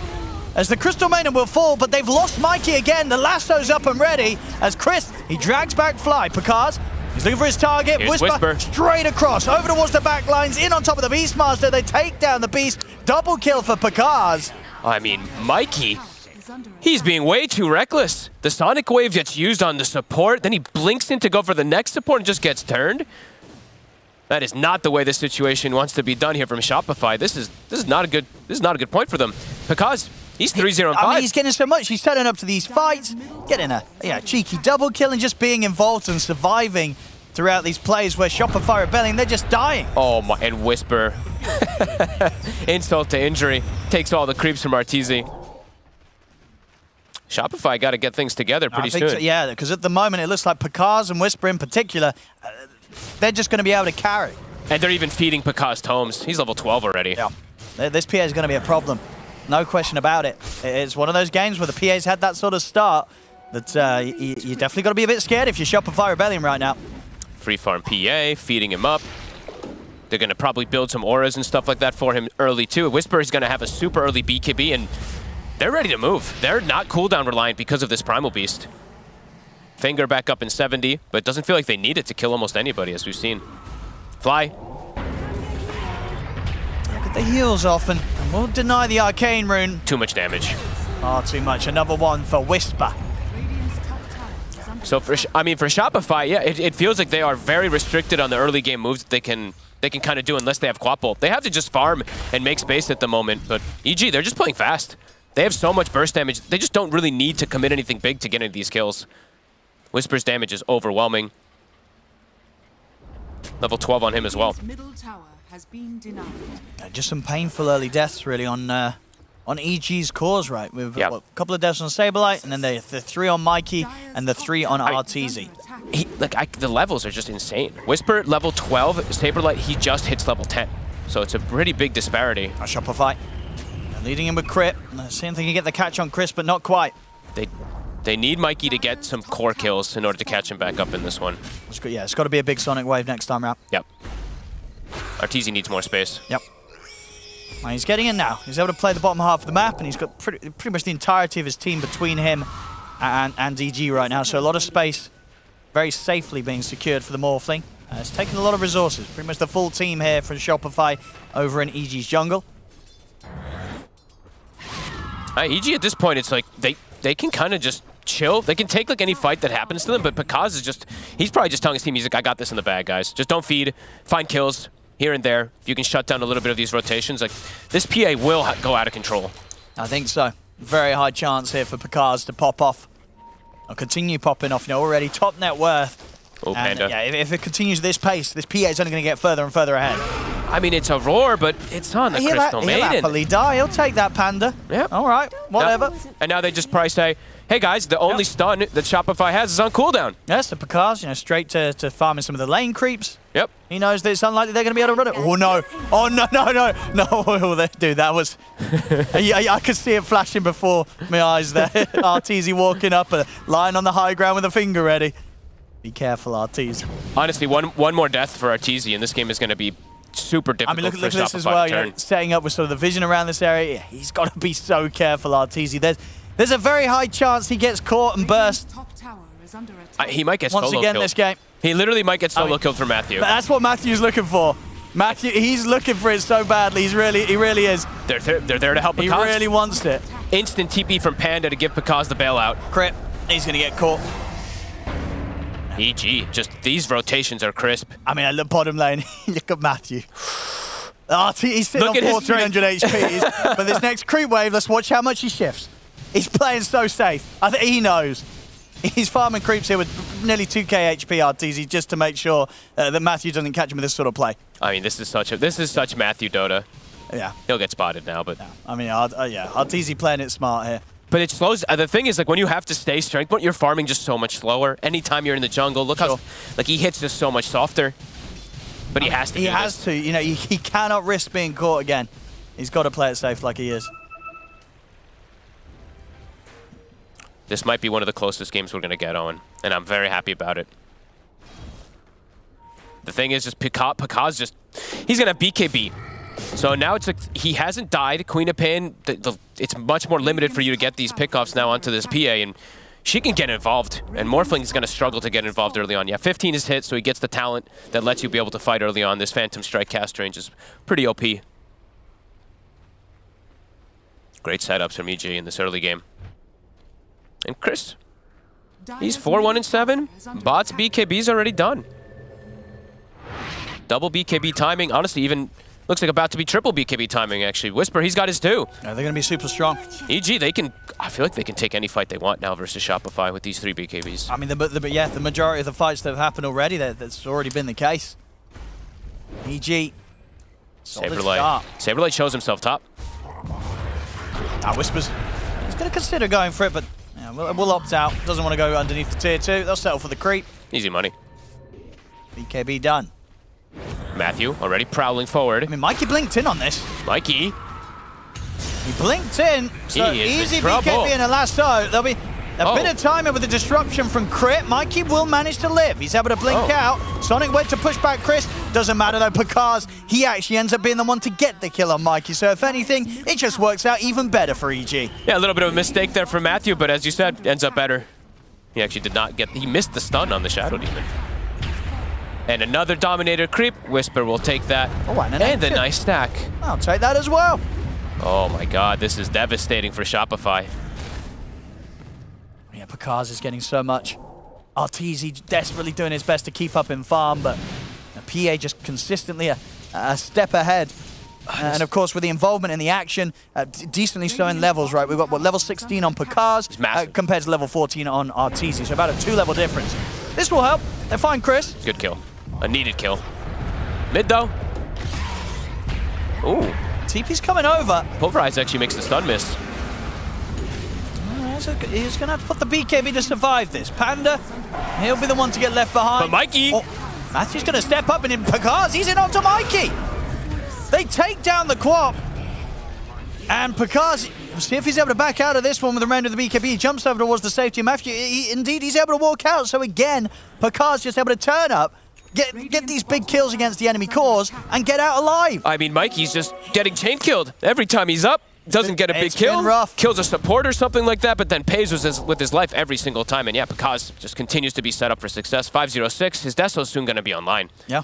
And these targets, they die so fast. Shadow Demon, Enchantress, they just get shredded from this. See it again. See that stun miss there from the Pulverize, unfortunately. But then Crit, he has to use the disruption to perhaps save his buddy, and then doesn't actually have it to save Mikey afterwards. Yeah, Mikey feeling strong there as he jumps in aggressively to try and look to finish off the Crystal Maiden. But indeed, as soon as he's in, Pakaz puts the BKB straight on top of the Queen of Pain. It's just more kills, more glory here for Pakaz. I mean, was it 5-0-6? Honestly, just playing a perfect game right now in the PA. Shopify, this feels like a move that they have to get. They have to get this Roche, and they'll get away with it. They get the Roche, they get that Aegis secure for Arteezy. Can they fight? So they'll try for Whisper. That's just going to be able to come in on the side with a stun, a burst down the Whisper with the Sonic Wave, and Arteezy will be able to clean up Panda on top of it. They get the 2 kills here for the Morph. A massive one. The BKB was still on cooldown for the Primal. They needed these kills. They needed this Roche to slow down the momentum. This PA is just so massive. Pakaz, BKB, and Deso now done. Level 17 as well. He's almost 18, Owen. Oh, whoopsie. Uh-oh. That's a misclick. Oh, just a bit. And he'll die for that one, Matthew. Okay, that's a pretty big mistake. Pakaz somehow is able to sneak away with the blur. That could have actually led to some chain feed. All right, Shopify fighting back here. Getting big needed kills. And during all of this, they've been farming a lot. That's the one thing I did notice on the supports. They got the Philosopher's Stone for Crit. He got his shard picked up really early on, so he's got this demonic cleanse that's amazing versus Batrider. And he soon has Blink. See Smile? Ooh, he's getting caught. Nice play there from Arteezy, shifting into the Lion to use the disables against Chris. Very smoothly played there by the Morph. Okay, fair enough. They do have some stuns. If Arteezy's going to be making those type of plays. If he wants to be the Lion, it's absolutely going to solve that issue. Matthew. It's him waiting. I don't think he's got the shard. He's got the shard on Arteezy. You can't go for these type of plays. No, not nearly enough to take him out there. So unfortunately for Matthew, that's a finger down the drain. And Shopify's hitting a bit of a timing here. They will still get it. 1,100 damage there off the dagger of Pakaz. They'll take the Aegis out of the hands of Arteezy. BKB. They'll drop the Roar onto Whisper. Whisper was able to get the BKB off in time, though, so not a lot of follow-up damage to come out from Shopify Rebellions. They have to start retreating. Sick moves so far from Shopify to reestablish things in their game. And they're going to park on themselves on high ground in case a fight comes. Primal Beast BKB on cooldown. Starting to get the kills they need. Starting to slow down that momentum we were talking about from EG. Now the Batrider starting to get pretty far behind. And yeah, these supports, they're transitioning into cores. especially the Enchantress. Shadow Demon, of course, more of that save hero. But the Ench, you can never really, like, pass up how much Fly does in these fights, in any of these games when he's playing Ench. 4K lead now. DD Rune on the Morphling. I love that Arteezy went for Shard this game, too. Playing versus the Primal, playing versus the Lion, it seems like almost a necessity so he doesn't die in a chain stun. And they will find the Black Dragon now for Saberlight too with his Helm of Overlord. All right, Foley have reestablished their grasp into this game. They've still got to worry. They've got to worry about this PA though, right? Yeah, but if Picard isn't controlled, he will clean up these fights. The one thing is though, even in later stages, like let's say it starts going like back and forth and stuff like that, the fact that Crit is getting so much farm, he's a hard counter to PA. If he farms Aghanims, this PA is useless. Game's over, pretty much. Because you just purge him 3 times back to back, and he does nothing. You break the blur, you break the Crit. It is actually just literally one of the hardest counters in the game for him, and Crit, he's definitely getting this type of farm right now.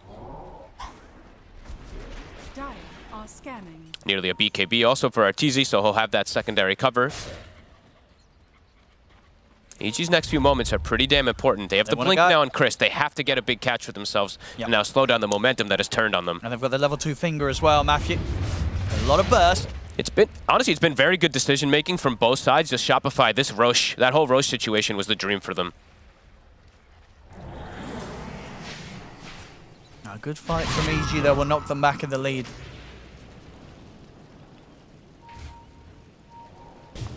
No. Oh no. Chris doesn't get the lasso. Maybe some hesitation there. You know, it's like, does he want to lasso the Shadow Demon? Honestly, I think you do. I think so. It's a smoke that gets revealed, and now Shopify, they can smoke themselves and get the jump. Sure. BKB's coming up for Arteezy. Mikey. Full aggression here. Pops the BKB, jumps in to take down Matthew. We'll get him. Panda. Whoop. Losing vision there from Crit. It's full BKB on Arteezy now.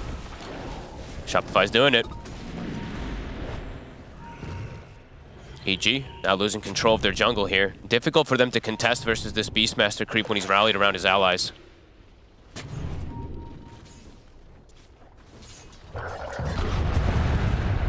Crit, great aggressive wards. They're gonna go aggro here. Whisper. Yeah, Crit. Thinking about the setup, Arteezy's gonna go for Panda. Pretty much able to take him down solo there. That's that ward. Vision. Crit gets the ward down and they quickly make the jump. They honestly, Whisper almost goes down too. If they get the demonic purge onto him, it could be another kill that they can set up for. Shopify. Look at him to set up around the mid as well, potentially, if Whisper steps too far. They've got a BKB coming out for Saberlight now too, so triple BKBs on Shopify. Much stronger than what EG's triple BKB timing is going to be like. I mean, it does feel like that. I mean, as powerful as Picard's is, the other two now falling behind a bit, Whisper and Chris. Yep. After, especially for Whisper, in his case as well, had such an explosive start, but that's really started to just grind to a bit of a halt. I think the whole game is going to pretty much be up to how much Picard can do. Sure. What's the RNG going to be like? A Whisper. Gonna get in with the BKB. Arteezy immediately puts the BKB himself. Picard looks to get the back lines with Chris. They'll be able to take down Crit. But the Roar, it holds back Picard momentarily. Picard, he's ready to go again though. Jumps towards Saberlight. Saberlight pots the BKB. Arteezy turns into the Primal Beast. Knocks Picard's back. The BKB now pressed by Picard. Jumps forward to Mikey. Matches him with the control. They're focusing the Queen of Pain. Picard, he's able to get the kill. Double kill for Picard. Dagger towards Saberlight. Jumps in. Triple kill for Picard. See if they can get more. Buybacks come out here from both Crit and Matthew on each respective side. They're looking towards Picard's, but not really a lot that can touch this PA right now. As Picard's, he's ready to go back in. Jumps for Artur. The waveform and the charge is there to create good distance. Arteezy and Crit, they'll back away from this. But this PA, as I'm saying, they're good. I mean, great target prioritization there from Picard's. Jumps perfectly for the correct targets. Yep. They couldn't quite deal with him. There was too much going on for Shopify Rebellion to really have the resources to just look at this PA. I mean, PA, he's just getting a free fight to jump to whoever he wants, and there was nothing that was stopping him. And the thing is, too, is if Shopify was actually on the same page there, they could have probably deleted Picard. I think they could have. He got the beautiful roar. It just, everybody was going... Both sides actually did the exact same thing where they jumped the backline heroes, right? You see, like, both Arteezy and Mikey, they're like, get rid of these pesky supports, because those are the heroes that are actually causing the biggest issue. And Picard, because of that kind of crazy play. It ends up actually working out for him. I mean, absolutely. It just felt like he was kind of getting ignored. And I don't think that will happen the next fight. No. I don't think Shopify Rebellion will give Pakaz that much freedom. But he's going to have Aghanims for next fight. So He's got a huge influx of gold. I mean, what, 20k net worth on Pakaz thanks to that fight now. if he gets 1 or 2 kills in the fights, he will just jump and delete another hero afterwards. Crit has to be a bit more careful with his positioning. They've got to kill the PA. It's just the biggest damage that's been done in the fight as well. They get rid of Pakaz, they'll have a chance. If they ignore Pakaz, this PA is going to clean him up every fight. It's both sides. I think it was PA did 8,000 damage and Morphling did 6,000. So they did literally all of the damage of the team fights, these 2 carries. They're going to smoke again here. Shopify, if they do get that initial roar on him pre-BKB, they have to blow him up. They got to put everything like on Saberlight, he did the right thing. Pakaz. He got the beautiful roar there, but the rest of the team was just not on the same page in time. Dire are scanning. Still a 7k lead for Shopify, and that was, what, 2 buybacks, I believe, used? Dire's middle tower. Yeah, 1 from Crit, 1 from Matthew. Yeah. This is definitely one of the closest games that we're having. We've been having a lot of 2-0 stomps, but this one can absolutely go either way right now with these super farm carries. Shopify, I would say, in a more comfortable position at the moment. But if another couple fights where Pakaz is able to pop off, it could quickly turn, as we've seen from these PAs. I mean, absolutely. That's sort of the way to look at it right now, honestly. It's Shopify Rebellion. I feel they're in a less fragile position because it's split between the 3 of them. You know, it's not the end of the world if Arteezy dies. Still a chance that Mikey, Saberlight can kind of clean up kills in the action. As for EG, it really is just a case of if this PA survives or not. If Pakaz survives, he'll win the fight and almost certainly win the game. Yeah. All on this PA. They've got to protect them and got to make sure that Shopify Rebellion's attention is drawn elsewhere, as they were successfully able to do in the last fight. They gave PA full free reign of where they wanted to go in that team fight. And Crit, he actually feels the need to go A on disc. So wants to get his own type of save to be able to save his buddies in these situations rather than going for Aghanims yet. Eventually he will. I mean, they're into the Roche pit, is of course. up. I mean, Shopify Rebellion, they'll definitely head over. There's full Aghanims done on Arteezy. That'll be pretty damn strong for the versus that PA. He also has Titan Sliver, a pretty big pickup for Arteezy. One of the better items you can get on Morph. It's a good wrap around it. They're getting onto the high ground, EG. Arteezy's going to try and jump in. Pakaz, he's going to go straight for fly, but the roar's there. They've got the roar, they've got the Sonic Wave. That's the job well done there by Shopify Rebellion. They've killed the PA, and with that, there's no fight to be had for EG. They've got to run. And they can just go straight into Roche afterwards, too. They want to try to find another grab. Arteezy. Using the power of the PA against EG here, turns into...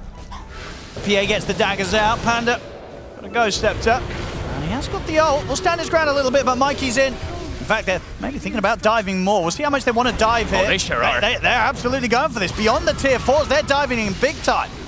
As they take down Matthew, 4 dead on EG. I mean, it just collapses completely when the PA's gone. Oh, I jinxed it.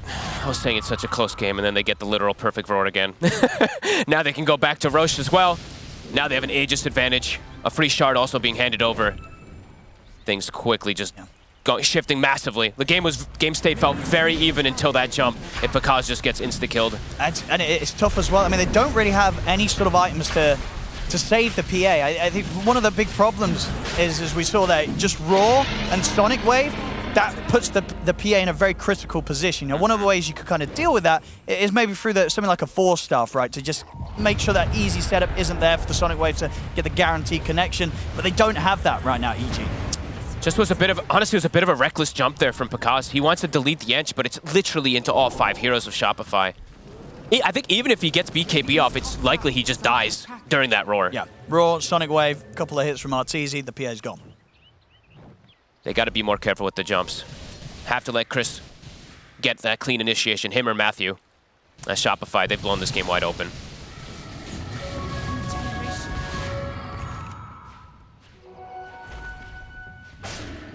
Cars. Chris.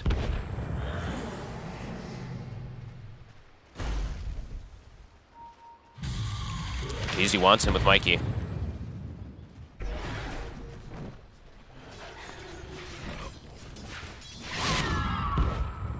And these Hawks, I mean, this is what happens sometimes when you do get, like, even just, I mean, now it's a pretty big lead, but when you start getting control of the map with Beastmaster, these Hawks are constantly scouting people. Pakaz, very fortunate, of course. He has Aghanims, so he's constantly under that blur. But it's tough for anyone else to really get outside the map and farm. Shopify just hunting.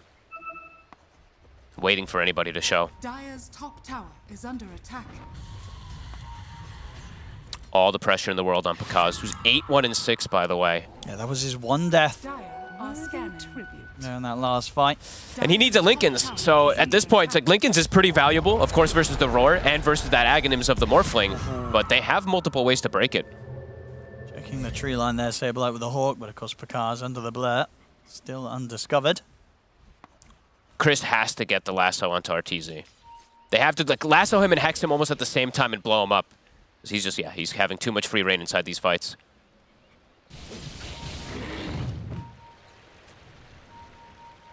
Shopify, though, they're chilling back for a couple moments here. Making sure they get these lanes in a very good position for themselves. I think they will want to pressure it a bit, though, because if Pakaz does get the Lincolns, I think that does make things a bit more, rather complicated for Shopify Belly. Like in the last few times, it has been that Roar that's given them that opportunity. They can't get that, then Pakaz is very likely to be much more of an issue. They just have to get a much more ideal jump. They can't just let him jump by himself like that. They have to go for similar targets like they did in that fight around the triangle when they both jumped crit, deleted him from the fight. Just things have gotten a lot more difficult because there's an Aeon Disc on the Shadow Demon. Those priority targets, it's not as easy to bring down anymore. Dire's top tower is under And Arteezy, I mean, he's very strong now at this point. Carrying a DD also. But Titan Sliver literally was like the best item I think he could have found here. Pakaz, of course, finds one himself, but he's not the one playing versus all these hard lockdowns like the Morphling is. And oh, they see this courier. They know Panda's in the area. Uh-oh. Can he get away? He cannot. Not quite. Couldn't make it away in time. And now he probably thinks that there's a ward on the high ground, but it was just a Hawk that was scouting him out.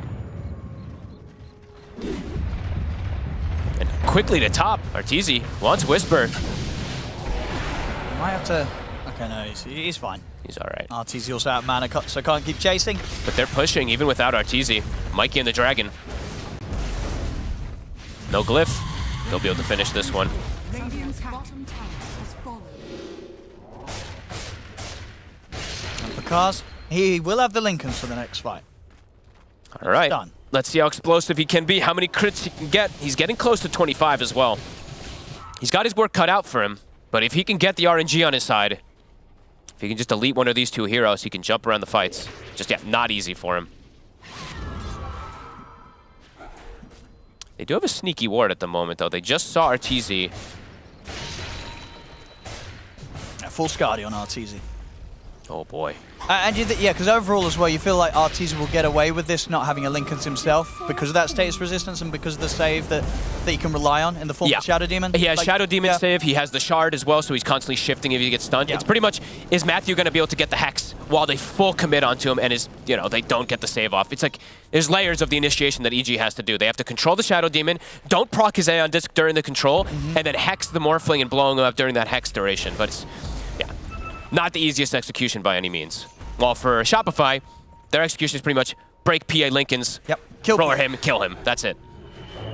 A lot easier for them to do it. Kill PA, win game. Yep. That's on the list here now for Shopify Rebellion's next moves. And the heroes are getting tankier and tankier. Saberlight, his auras, they're starting to kick in. Like even these Shadow Demon, Enchantress, they're sitting at like 30-something armor in these fights.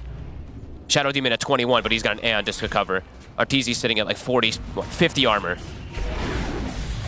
Now Pakaz, he's on the front. BKB's out from the two of them. The Lincoln's is broken. He's got to be careful. He's going to wait it out a little bit until it comes back up. We'll clear out the wave. I believe that was the morph used. Yes, that was the morph to break the Lincolns.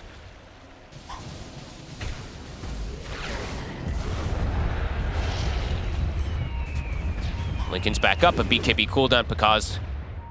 Yeah, same for Mikey, though. He's got to be careful. BKB. Mm-hmm.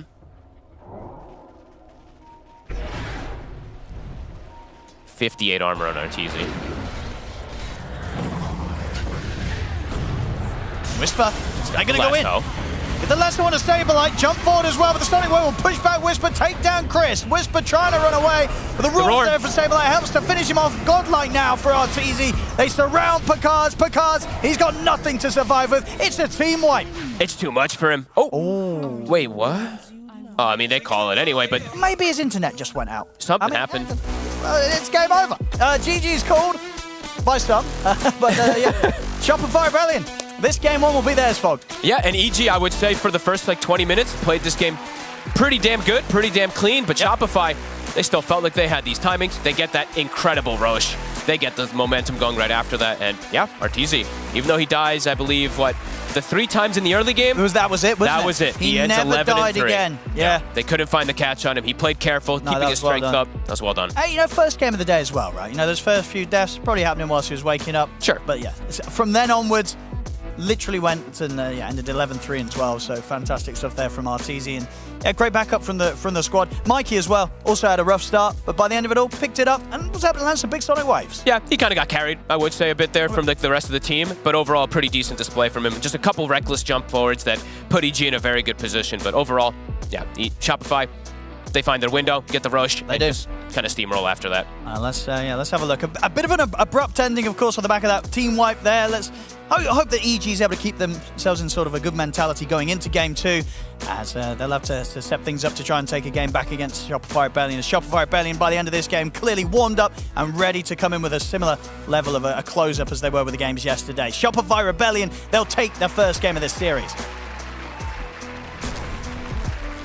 Yeah, good start to the day for Shopify indeed. They get the game up in the best of 3 against Evil Geniuses. It was looking pretty close for a while, but at the end of the day, Picasso's PA was not able to do it by himself, and it did seem like at some point it was all up to him.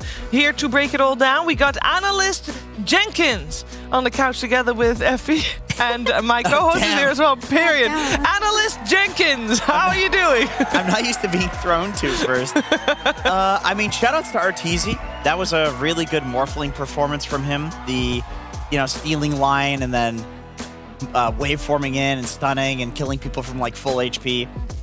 All the mechanical stuff we talked about Morphling, where he's like the hardest hero in the game. Arteezy Zenith. Use that word. Do you know what Zenith means, Pyrian? This was a Zenith for Arteezy in Morphling performance. Yeah, the apogee and the perigee. That's right. Yeah. That's right. Yeah, he did a really good job. I honestly thought like the early game for EG went pretty well. Picasso was top of net worth, and I said in the green room, like, if a PA is top of net worth, you pretty much always win. That's what you said. This hero has such a strong 3-item timing, and where I think people mostly punish her is in the early game, and they weren't punishing her. So it just goes to show how well Shopify played the team fights in the mid game. They straight up just outplayed in the team fights. But I think for that, we definitely need to highlight the Shadow Demon pick, because Shadow Demon's ability to save people in teamfights and draw them out and not let EG get their burst strat off with their Lion is what made them win the teamfight that then led them into the Roche pit. So a lot of things were good there on the side of Shopify. They held out for a long time. They waited for their Morphling to hit its timings. They played save on the Shadow Demon. They bought 4 staffs on supports. They had everything that they needed to win these fights through kiting, and eventually it got to a point where Morphling carries, right? At some point, he just gets an Aghanim Scepter, he becomes an anti-carry to the PA, and then when PA BKBs and goes in, she gets Primal Roared. When Batrider goes in, he gets Purged. When Primal Beast goes in, he gets Purged. And then you have 2 deadweight supports in Crystal Maiden and Lion. When people get BKBs, they don't do that much, right? And when it finally got to the point that Mikey got his BKB too, he was blowing up these supports like they were nothing. Yeah.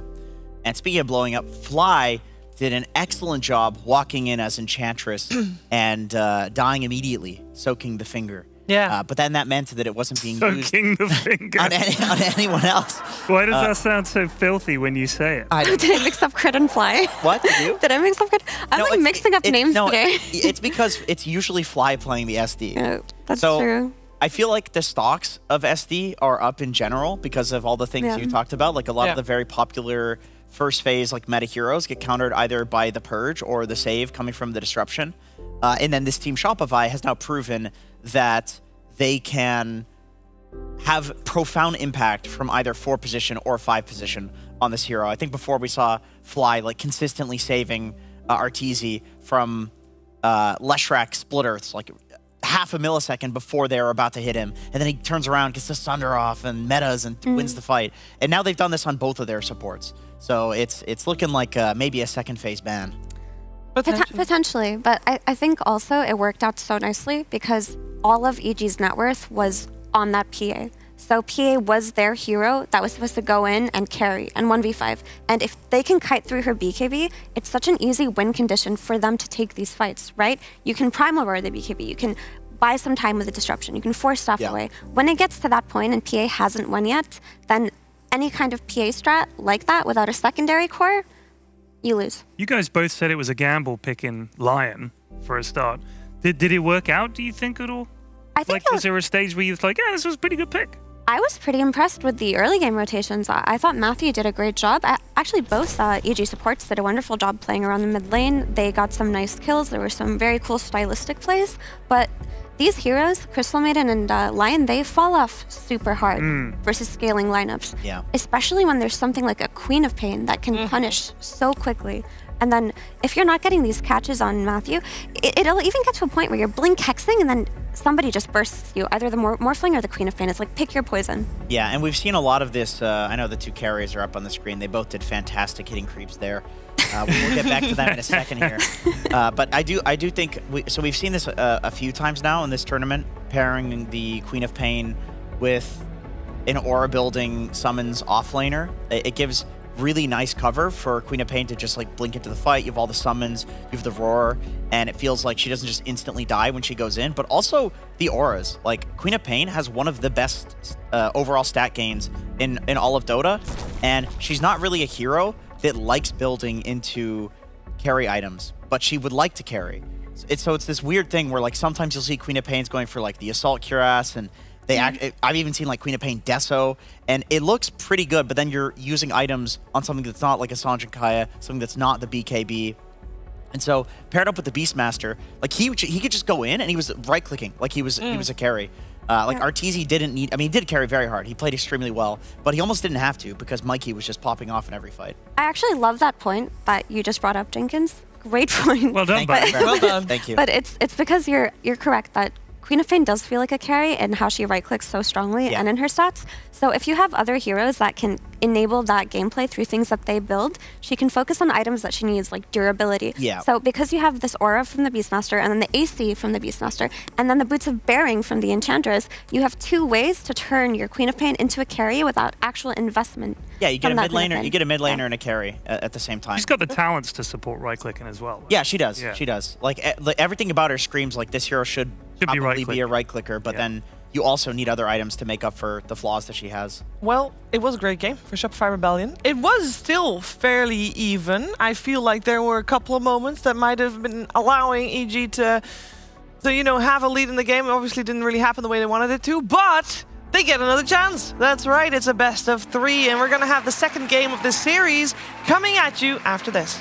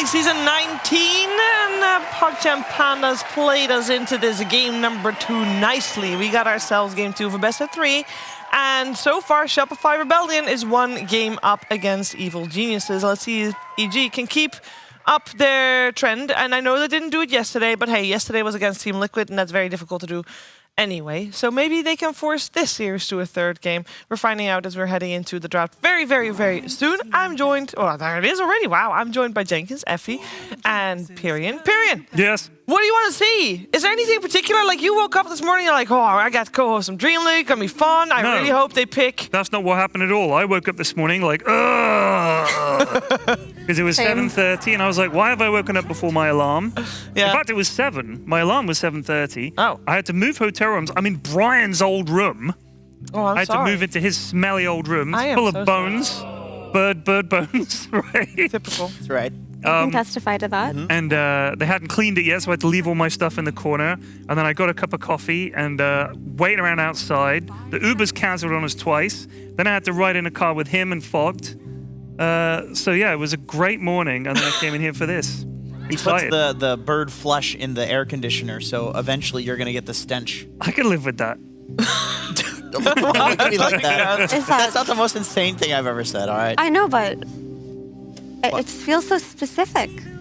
Oh, it's specific? I feel like you've been involved. Because it's an attack. Brian one time, we'll get to the draft in a second here, but Brian one time said that if I don't shut the F up about what he was copyright striking a lot of my videos, he was going to put a horde of centipedes in my house. He would infest my house with centipedes. There's a danger. Wait. Didn't you actually discuss how to do that in the best way? Yeah, yes, because it made me think about it, and I would freeze them on a plate because you can freeze them, and then I would take the frozen chunk of centipedes and I would slide it under somebody's door, and then they would thaw, and then they would have How are you centipedes. going to slide it under their door? A front door? Yeah, have you ever seen a or front door? letterbox? There's not like a big Have you gap. been to Canada? They don't live in a cave. Dude, Canada basically has doors that are hollow. Okay. You can just slide things right under. It's like urinal stall doors. I want to ask you and Mira about something that we were chatting about before this game. You guys were talking about Chris Luck's many nicknames. Describe. It's not the nicknames. He has phases. The many faces of personalities. Like he's got a many bunch of different personalities that become active. All right, give me them. Give me them in order. So I don't think he's aware of this, but we've deciphered what kind of Chris Luck that you will get in that day. We've been studying and we've come to many conclusions. Would you like to begin?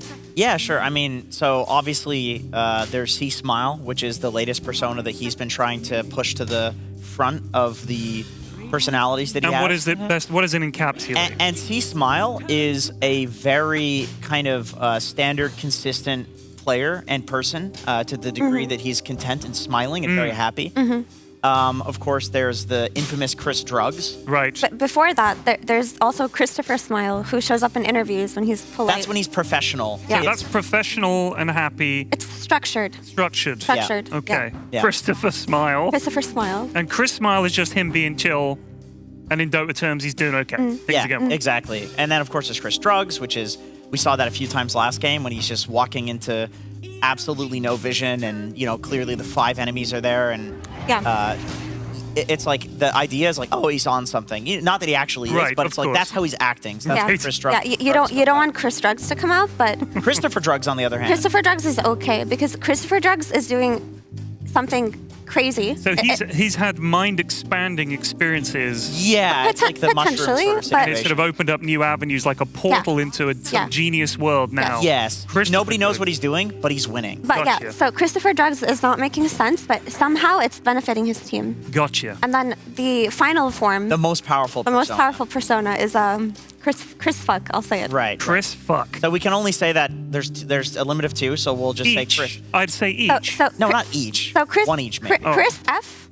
That's when he's effing everybody up. I gotcha. And we've seen that at like TI, for example. Yeah. Like that's when that comes out. It's his kind of land persona that comes out, and we don't know what he does to get to this level of power, but it greatly surpasses anybody on his team and anybody on most teams. The only people that I could say are close to that power level are like Faith Beyond, Seb, TI8, TI9. It's really difficult to beat that sort of power level of Christopher. But it's given me an idea. You want that Chris F in your Dota. Chris F. That's usually what you want to see, but most of the time it's C-Smile. It's given me an idea for a change you could make to Dota. Because obviously you have your name over you. Yeah. But it would be nice if you had a little drop down and you could adjust your name slightly. Yeah, but how do you? But that means that you know in advance who's going to show up. How do you mean?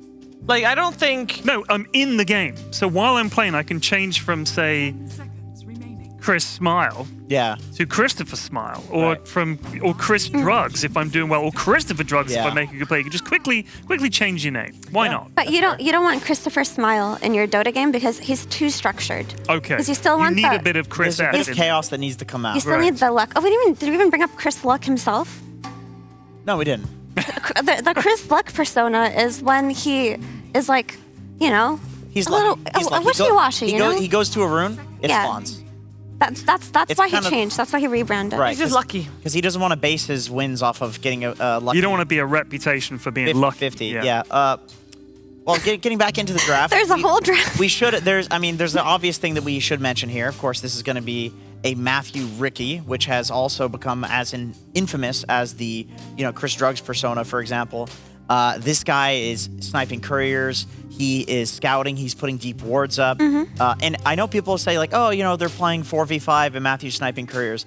I don't feel like it's like that because the amount of information that he gives his team when he's doing this is like they're specifically taking fights they know are like a 4 versus 2 or a 4 versus 3 based on the information that he's giving them from doing this playstyle. So it's not really fair to say his team is 4v5ing because he's the reason that they can take favorable fights because he's sniping careers and being annoying.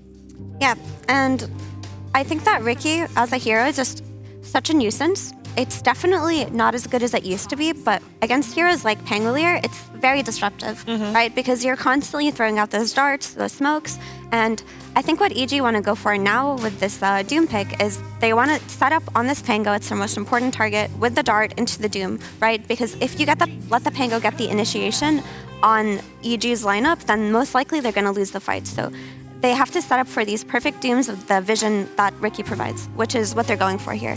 Also, of course, they have the Doom flex between offlane and carry still, which is nice for them. You don't want to give it away too early.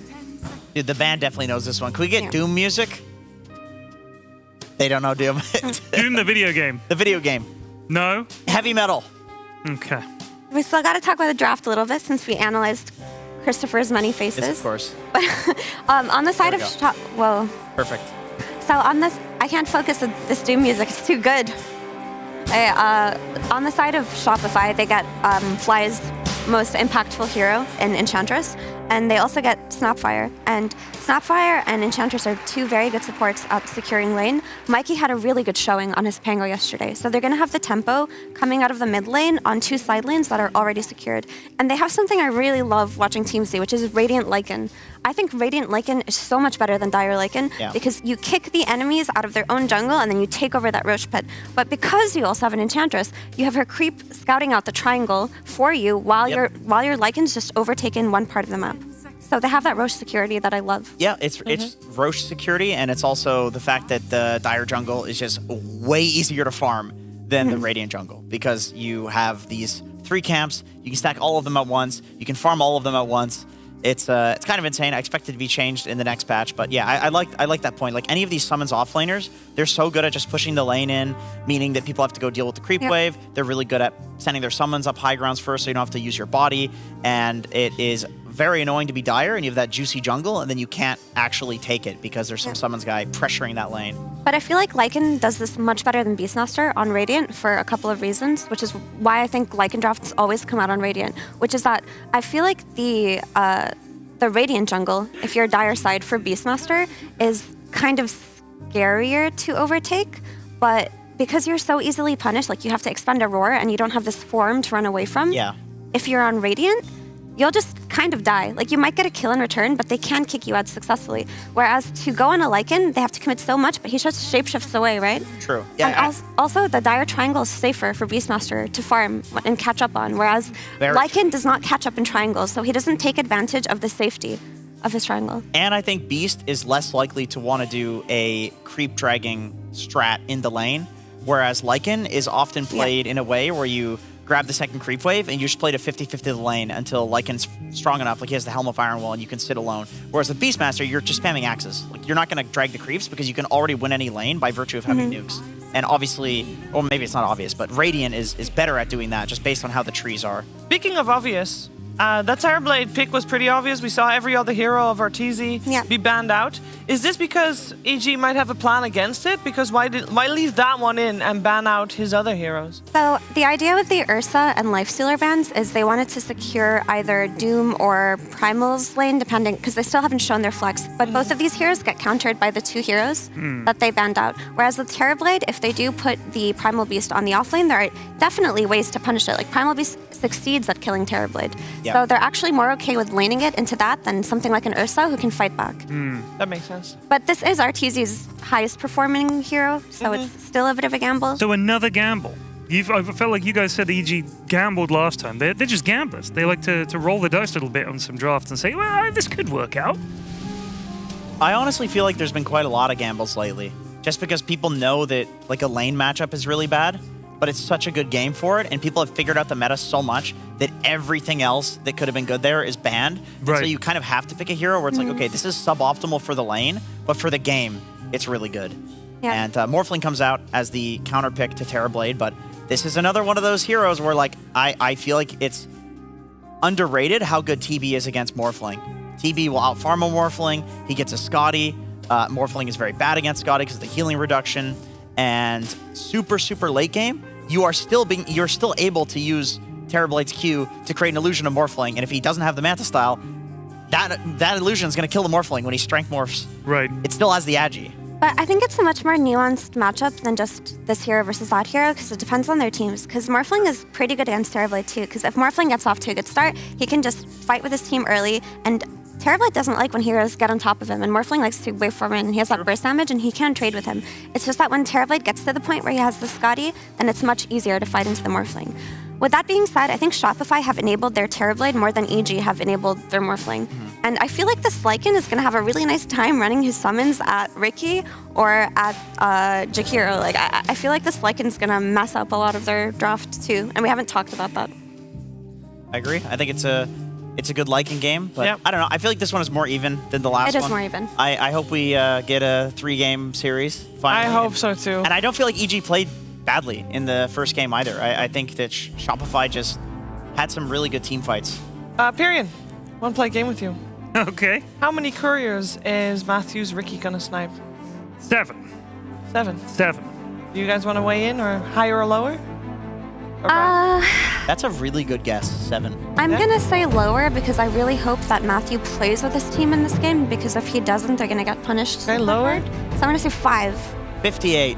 Hey, Great. Well, I think Jank is definitely going to be wrong, but it's definitely going to be a high number. We're finding out how many, and if EG can force out a 3rd game to this series. Let's head over to Odie Pixel and Fog. Thank you very much, CBS. Game 2 here of Shopify Rebellion versus Evil Geniuses. We're getting some Morphling action again, this time on the other side of things. Starting off the action, though, Arteezy, he's in trouble. He's going to get chased down, and EG, they'll start off with a first blood. It was Whisper. Able to take down Arteezy. Nicely done. So what do we make of this, Fogs? This time round, as I say, Morph is going to be in the hands of EG instead. This time, Arteezy, as we saw, getting to play as Terrorblade. How are these two lineups going to kind of clash head-to-head? Who's coming in with a stronger footing? I like a lot of points that the panel was making. Just like, of course, it's not in a vacuum. I think both heroes have their merits, being able to play versus each other. It's just who's able to get ahead. Usually TB is able to get ahead earlier versus the Morph, but if Morphling gets good timings, he has a good matchup versus TB in a vacuum. There's a lot of things that can trip up this Morphling, though. He's playing versus Pango. Diffusal Blade's incredible. He's playing versus Lycan. I feel like Howl is still a super underrated ability, the attack damage reduction, when you're playing on these super high agility, super high stat heroes. So let's see what EG's approach is going to be able to set themselves up for an early advantage for the Morph to be able to shut down Arteezy. Looking at this mid matchup, Mikey on, of course, the hero that's been doing pretty well. The old Pangolier, he's got his hands back on that one this game. And Chris, on the side of EG, bringing the Primal Beast to mid this game. Fun matchup. This one's actually, I would say, much more even than the Bat Queen of Pain, where the Quap is able to just dominate inside the lane aspect. So let's see what Chris is going to be able to do. As I mean, first wave, Mikey actually gets the range creep deny and 2 first last hits, so looking good at least on that one. Yeah, Arteezy overall in this lane, he should kind of refarm. So I think it's very nice that they got this first blood onto him, but as for how the lane is going to go, I mean, it's a Ricky Doom versus an Enchantress Terrorblade. I think the Ascension TB should be just fine, unless, you know, TB makes some big mistakes here, which I don't think will happen. And top, I think we've seen this from Saberlight time and time again when he's playing his Lycan. He just pulls the waves. If his lane's going to be a little bit difficult, which maybe it could be in a way versus GKuro, not really one of the worst ones, I guess, but he can just pull if he needs to, so. Rest of the board, Shopify's looks really nice. I think what we saw the other day, right? I think sort of similar setup. Crit was able to make a lot of moves around the map quite early, have big impact as... Oh, indeed, yeah, Matthew. Falling very low to the harassment here of the Terrorblade and Enchantress. But yeah, you think it's going to be another sort of game where we get some kind of action from Crit around the other parts of the map and Saberlight sort of left on his own? Yeah, I think this... I love this. I mean, anything with Pango, really. But I love Snap and Pango. You have kill threat all the time. You do everything. You take towers, you take... You know, not really taking 2 hours so much, but you can take stacks. You can just burst heroes down at pretty much any moment in the game if they're not careful, so... Yeah, I don't know. I love Snap. I feel like sometimes this hero disappears for some time, and then like 1 or 2 people pick it, and it's like, oh, dude, Snap's a really good hero. And the big thing about Snap is not only the aggressive potential, what this hero can do in this matchup, but also it's to prevent a lot of things, like versus Ricky Cloud. Like, let's say they do have this situation where they can set up onto Mikey with a Cloud and a follow-up. A Cookie comes in, breaks somebody out of the Cloud, they're able to get their spells off. So, some cool stuff coming out from Shopify this time. And yeah, we'll see what EG looks to do this time, because it does feel like it's going to be a very slow start for them. Radiant's bottom tower is under attack. Yeah, Flight trying to mess around with Whisper as much as he can, doing good damage as well. Just making sure that Arteezy gets all the pressure taken off him on that bottom lane, so he's able to freely farm. And at the moment, both carries they are. 12 and 5 Pakars, 12 and 3 Arteezy. And again, we see... You know, I was hoping for a much closer game last time. It quickly turned, even though EG had a good early game. They didn't really have any tower pressure, and I feel like this game could be something that perhaps has something similar happen. They're not playing with the auras in the same faction that Shopify is, where they're going to have Boots of the Bearing on this Enchantress. They'll have the Helm of Overlord on the Lycan. Maybe we see Whisper try to go for some type of auras, but it's not going to be the same thing to buff up his carry. So I think Effie, she was making that point at the end that Shopify, they set up this Terrorblade massively in this draft, and overall, for the Morph, he doesn't have this type of same buff-ups from his allies. Chris, mid lane, Mikey. Oh! Now, TP's going to be coming in. Chris could be in trouble now. Cookie. They There's got the him. setup. Fairy Fire. Is it going to be enough to save him? Swash in 2. Is it going to be enough, though? Chris is trying with the Jukes. Matthew's here. He might be able to turn it. Oh, he's indeed in with a blink strike onto Mikey. And yeah, Chris is going to be fine. And Matthew is going to be able to take down Mikey. All right. The Scatter Blast is still not quite enough. He's still alive here. Chris, he's going to be able to get some bottle charges here. In fact, he's going to turn, charge straight across Crit. He's out of there. And with Whisper heading over, they might even be able to threaten Crit. We'll see Matthew and Whisper. Actually, they'll opt out of this one as Matthew not able to deal with Crit when Arteezy's also there by Crit's size. As you know, they get the kill on him, but already this focus around mid, and Chris able to play his way out of there thanks to the backup of the Ricky. Oh my, I mean, Chris just surviving getting the bottle ticks off. He gets the bounty rune, gets the bottom water rune, and gets the top water rune. Pretty huge stuff for this Primal Beast. All right. I mean, a lot of rotations here already very early. Even Arteezy turning up. Top. Saberlight. He has got Crit here, but maybe EG can turn their attention towards him instead. Matthew. He's trying to chase this. He's being super active. He's got Orb of Venom. This could be a slow and painful death for Crit. He's got stick charges. Ooh, tries with the Cookie to get up to the high ground, but Matthew's already in with the final touch. I actually really like what he's doing here. And bottom, Arteezy. He's super low. He's got the stick charges. And it is enough to save him. Keeping his cool there, Arteezy. He did the math. I mean, but he's turning back in. Arteezy? As he pops the south, he's living on the edge here, Arteezy. And, but the emphasis on the living, though, he'll survive. He gets away. Whisper's going to get taken out. All right, Arteezy there. I mean, that was putting the T's into Arteezy, honestly. with how he was baiting Whispering under that tower. He gets away with it and ends up being in full control of the situation there, Fogged. Aye, that was some risk being taken by him. The salve up while he runs away. Almost gets bronzed out from that last Infernal Blade, but all right. We're seeing tons of movements.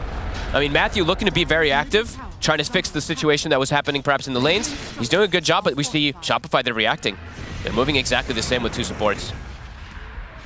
Matthew. Cloud drops down in the mid. Some of the cookie. Mikey has got the Rolling Thunder to play with if he wants to get in on this, but there's 3 members of EG around this tier 1, so no need for Shopify Rebellion to get too aggro under the tier 1. That was such a wild last few minutes there. Small little big plays. Look, the outplays coming out from both. Whisper should be all right. TZ looking to get aggro. He's got meta in 3 seconds. Yeah, I mean, just knowing the limits perfectly in this matchup, knowing that when there's not the Scorched Earth up and such, the physical damage, the right clicks from Whisper alone are never going to be enough to threaten Whisper. the Blade. He gets pulled in. I mean, TPs are coming in. The Pulverize, but already Whisper's gone. Arteezy will end up going down, and Fly as well, potentially in trouble here as the numbers have turned up from EG. We'll get the heals off Fly. See if they've got another bit of a jump in a second from Matthews. They want to get under this tower. They're going to go on him. Yeah, they'll charge in and they'll claim him as well. Good response there from EG. Nice mango from Panda. He throws it onto Chris. Chris was out of mana, pumps him up for the dive. Good TP. Great TP there. Yeah, I mean, we saw the attempt as well from Arteezy. He tried to get the kill on that range creep because he was just about to hit the 6. Yep. Was very close to being able to make a sort of a great play if he could have got the Sunder. They might dive him again. Chris is still here. Yeah, he's got level 6 now. Sunder play could save him if he can get it off. The Cloud? He's out of the Cloud. He's Sundered. It's there. Arteezy back up to full HP. As Chris and Matthew, they've got to run. Fly doesn't quite get the slow. They're connecting, though. Mikey, he's making the move over. Chris taking the right avenue here, but Chris there. He's in with a cookie. Another kill. He was trapped. For Shopify Rebellion, Arteezy to take it. Crazy early aggressive moves from both sides. Chris tries to get away, but he was surrounded from both fronts. Whisper, the one who's very much so struggling. A Doom who's now, middle of the pack. The Lycan is almost same net worth. Yeah, Saberlight, he's going to have good timing on his Helm of the Dominator. And they'll have the answer later on from the Doom, of course, when he can eat the Ancient, but early, not so much. Matthew takes a trip across the mid lane, but he's super low here. He's tricky. See if Mikey can find him with his haste rune. He can. And down bottom, Whisper. Hanging around the tier 1 tower, but he's rather low himself. We'll see top lane Chris getting in through the trees. Will be able to get the catch onto Saberlight. They slam him down, but back down bottom, it's another kill for Mikey. Swings across and helps them to take down Whisper. And they'll get the tower here. I mean, this is rough here for sure for Whisper. They get the good kill onto Saberlight. They'll set Pakaz up to perhaps get some tower push as well, but Saberlight, he can get last hits when he's dead. He's using the Wolves to get them, and yeah, they're going to get this tower already. All right, Whisper, this is going to be a tough game for him to really recover in. I think they have to still look to play active. I feel like Matthew and Chris, they just got to kind of run around and make these plays happen to be able to set up their Morphling for success, because TB, he's having a very, very good game already. Oh, Mikey. He tries for the snipe there, but Pakaz had just enough HP to be prepared for that sort of attempt. Pango having a good game. TB having a good game. Oh my god, he keeps trying for the snipe.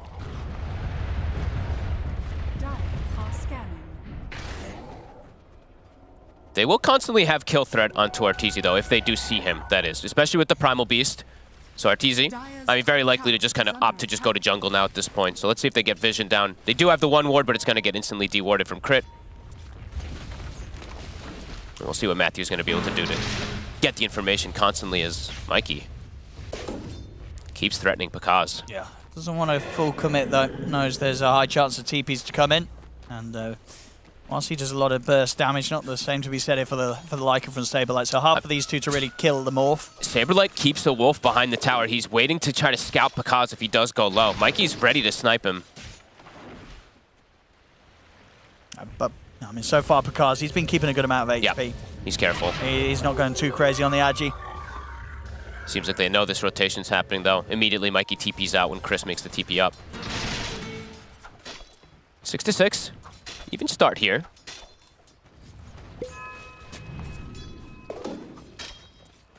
But mid tower, I mean, this Ench, you know, Fly, we've seen this so much from these Enchantresses. They have so much push on the side of each Shopify that's just easy for them to commit onto these towers early. And EG, they're not, they really pretty much have like no ways to take towers early. Jakiro, he'll have Liquid Fire later on, but that's still not, you know, not the easiest thing to do. And here come the couriers. There we go, that's what we expect from Matthew. Finding the courier snipes. Ooh, they will catch him with the dust. Oh, Mikey. Ooh. Should find him. He's got to be a bit more careful if he wants to get away with those courier snipes. Top tower. Feel good when he loses his life for it.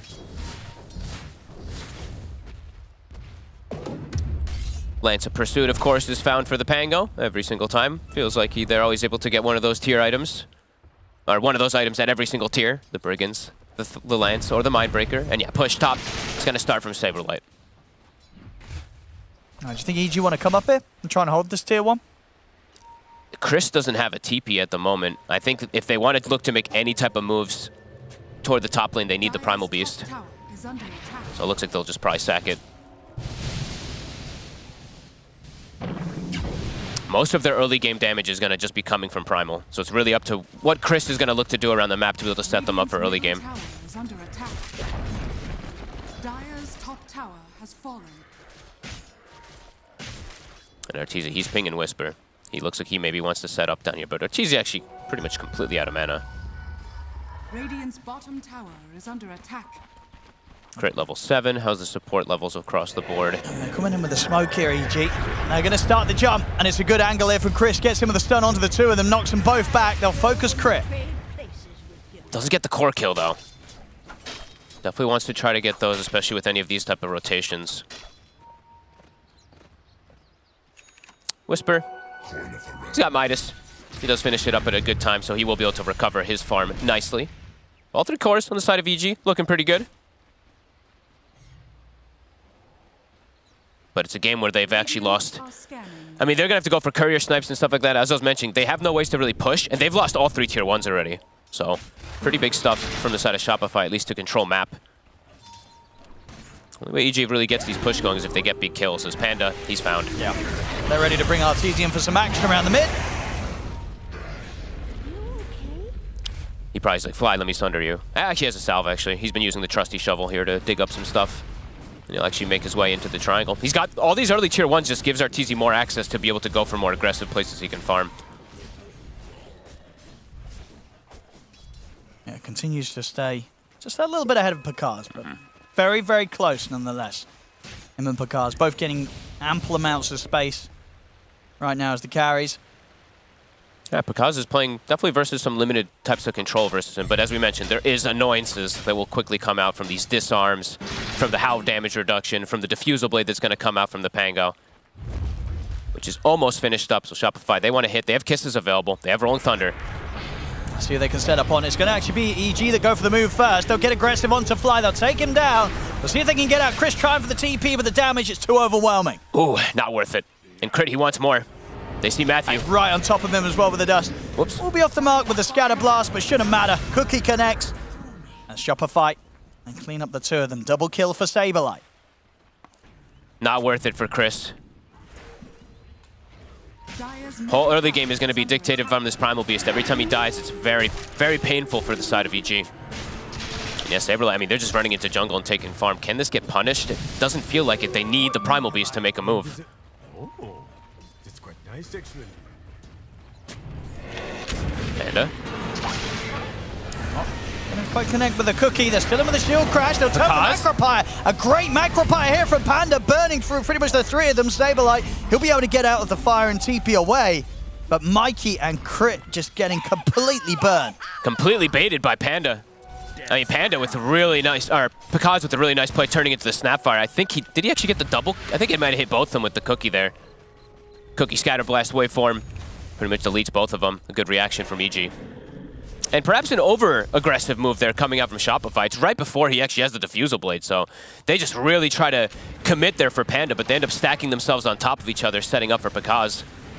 Yeah, not quite able to close the gap with their own cookie. And indeed, as you say, catching the 2 of them in return with a stun. That's really good stuff, because that was when Chris Luck was dead. So they end up making a play just because of that morph. A little bit of a giggle there from Arteezy. My lip reading's not great, but I think it was a simple, what are you doing? He's like, why are you guys diving? Why are you diving, Jakiro? What's going on? 10 to 10. Pakaz, he's keeping up. Oh, I'm watching Pakaz here. There's a wolf standing on top of him. Saberlight, he does this a lot where he's very annoying with his wolf scouting. They're actually just going to kick the tempo up again here. Shopify going for the Roche. Yeah, they've got no vision there at all, EG. So, very difficult part of the map for them to enter into. So, should be a freebie here for Shopify. These Aura offlaners, these Dominator Overlord carriers, the Beastmaster and the Lycan, always seem to just get these Roshans super early for his team. And yeah, they'll give it to Mikey.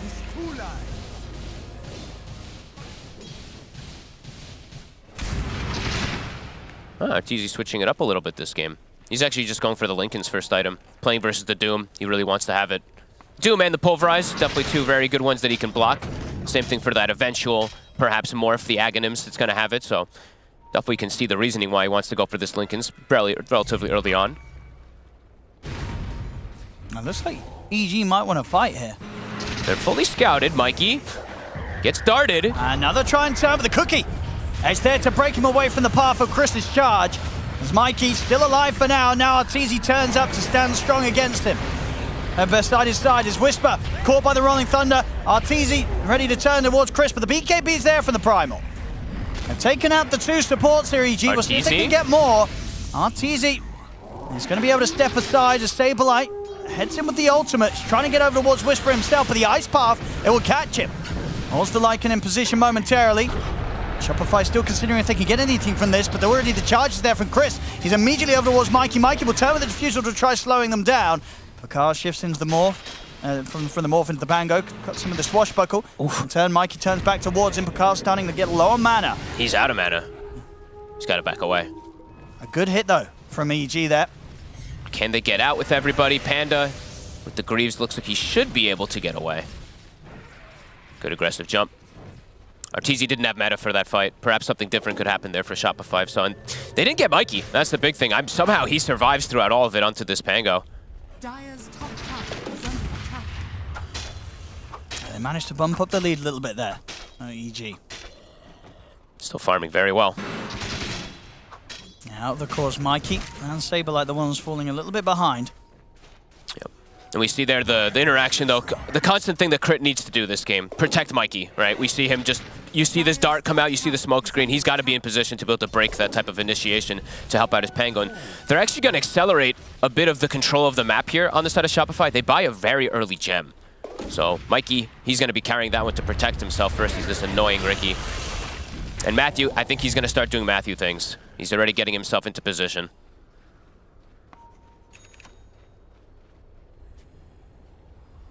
See how EG reacts to this next move. Meta back available. Kisses as well. Almost everything ready for Shopify. I mean, Arteezy's just leading the charge. He's straight in first.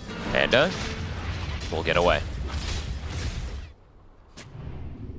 Number one courier. All right, well, that's the second one I think it's been so far for Matthew. Second or third.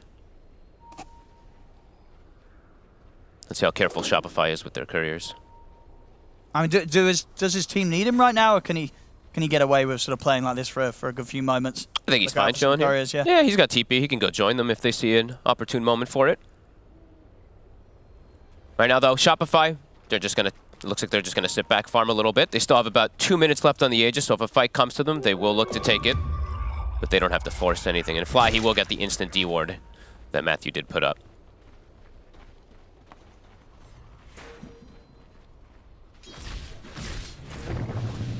Breaking the Linken's. Looks like they want to perhaps try for Arteezy, but right after Linken's gets broken, he backs away. Yeah, difficult to fight into Shopify as a whole whilst they have this Aegis. Arteezy, though, with the Linken's, it means that his defensive potential is much stronger, but his offensive potential versus the Morphling, it's much weaker. Same thing versus these BKBs, so definitely wants to be able to sit back and be able to finish off the Scotty before a huge fight kicks off, that is. And EG, they want to kick up the tempo. Time to smoke up. They've got the BKB done on Whisper. Radiant are scanning. They're losing their top tower. Not the biggest hero to find. It's going to be Enchantress, and in fact, Fly He's able to live for a pretty long duration. Will still go down, but it's given time for the rest of Shopify Rebellion to turn up and maybe get some kills in return. It's Mikey. They have the control onto Panda. Panda will fall. They lose the 2 supports, though, on the side of Shopify. Oh, and the sleep dart. They get Mikey. That's a gem if they can finish him. They were able to stop him from getting out with the TP. Matthew with the body blocks, keeping him in the cloud. Oh, a huge kill. With the pulverize. They'll be able to take him down once. See if they can set up for a second time round here. Oh, they sure can. Get the roll up off Mikey. Swashbuckle as well. He's living a little longer, but the sleep dart's back up. They'll indeed take him out a second time. Big moves here from EG. A massive fight. I mean, I think they definitely have identified the fact that TB has Lincolns, right? So they're just like, okay, he doesn't really do much damage. He just kind of stands there inside the fight. If we full surround him, or if we full just ignore him, he's not going to really be able to come in here and fight. And yeah, they get the biggest catch they can get. Yeah, Matthew being fantastically annoying on the Ricky as always. Beautiful stuff. And Pakaz, I mean, he's keeping himself ahead of the Terrorblade during all this, which is huge. As we were talking about earlier, this matchup, it goes both ways. It's all about TB wanting to have more farm than this Morph. And this Morph, he's going to have Aghanims very soon to be able to deal with this TB. Smiles here from Chris, as he knows that they're starting to bump up quite the lead now, Evil Geniuses. I'm sure Panda, I'm sure he's looking at Panda and being like, great bait. Because Panda just completely baited them out there. Yeah, a couple of times they've tried to go in hard to take down this Jakiro. But indeed, things have been turned on their head for Shopify Rebellion as they start to fall behind. Yeah, and this Lincoln's, for Arteezy, as we said, it's the very defensive choice from him, but they do have ways to break it. They have the way to pop it from the Ricky. And Matthew, with this gem, now he has so much control of the map. He's got eyes on Mikey here. Might just be able to get him. Got the smoke cloud down. Chris in with the trample. Be able to get the roll up off, but the pulverize is there before the thunder can be cast successfully. Great plays. I mean, Matthew, he's definitely making it happen here. And Chris, he's going to have Aghanims. So very strong, very, very strong itemization here for him. Very early, too. 3 cores looking great. Gem control. Map control is going to be there, and they can even get their own push going. Full Aghanims for Pakaz. Dire's top tower is under attack. Radiant structures are fortified. Push is coming out up top. Arteezy, he's using the Dragon Scale to get some push going with his illusion. And Matthew, yeah, he's a full nuisance. Oh, another setup. TPs are coming in. They're going to try and do something to punish this here, but Crit, he's gone. Arteezy steps up and he gets clipped by the Ice Path. And Panda, he's able to catch the Macro Punch down him as well. Arteezy's in trouble. He's just straight up dead. Uh-oh. Feels good. Perfect catch there from Panda. The Ice Path into the fire as Arteezy burns again. 3 dead on Shopify Rebellion. They'll find Matthew. But here comes Pakaz. Well, Mikey holding the 2 of them back with a Rolling Thunder, but Mikey and Saberlight, they have to run. They're completely outnumbered. And just, impossible for Arteezy to enter into the fight. There's just too many ways that they can control and evidently kill this Terrorblade right now. And lose it. The Lincolns does not save him. It sure does not. It feels like it's a choice that maybe was not worth it at all there for Shopify. And then purchasing Gem also, they lost it so fast. They just put it back at base on EG, and they're just completely controlling the map. Pakaz, he's untouched this game, 4-0-4. Yeah, him and Whisper getting absolutely massive right now. The top, all 3 cores, top 3 net worth here now for Evil Geniuses. And I love the itemization really from Chris this game. BKB just straight into the Aghanim, so he does some crazy amount of damage if he does get these stacks off on the Uproar. Are we getting blessed here? A 1-to-1 potential here right now. Arteezy very slowed down in this game. Has a Manta now, but that just means that his Scotty is going to be way later to be able to address these BKBs, to address this Morphling. Sure. And if he keeps getting caught by kind of this Jakiro, it's still only so much that he can do to keep himself alive. Honestly, Panda, it's been a huge issue. Not always you see a Jakiro be this impactful in these fights, but he's been landing the spells perfectly. He's been landing the spells perfectly, and he baited the hell out of them twice. He's only died twice. They've only been able to catch this Jakiro a couple of times. He's been quite the nuisance. Both supports have. One's a Ricky and one's Panda, playing fantastically on a Jakiro. Frustrating supports here for Shopify Rebellion to try and deal with. Matthew is just putting so much pressure onto all of them. They're like, Mikey, he keeps having to just use roll up because he just sees the Ricky and he's afraid. Shopify. Gotta look for the fight. Get the Thunder up, but Chris, he's already in with the charge. He's straight on top of Crit. Crit's gone. Mikey's got a bit of control on a Pakaz, but Pakaz still with plenty of strength to play with. Waveforms up to the safety of the high ground. Shopify Rebellion, they're trying to focus down Chris, but the Macropire is laid down by Panda. They're all broken. Pass through if they come into it, and Arteezy's in trouble. They get the jump onto him, Arteezy's dead. They've taken him out. Chris charges in again, it's 4 dead on Shopify Rebellion as they're just losing back-to-back team fights here. Chris is turning up this game, 11-2-8. They commit onto this Primal Beast, but I'm waiting to see the fight recap to see his damage. And they even get the team wipe. Mikey oh boy. Also ends up getting caught here by Whisper. They are falling apart completely in this game too. Look at the damage there from Chris. Doesn't show all the spells he was able to get off, but they commit onto him, which just gives him the stacks for the uproar, and he just deletes them. And up to the high ground they go. How do they fight here? I mean, that was a fight that Shopify kind of took without meta again. They're going to use kisses to deter them. Won't quite be able to have the reach to take Whisper out. Whisper's able to step away. They're pushing them back. They have to use the fortification.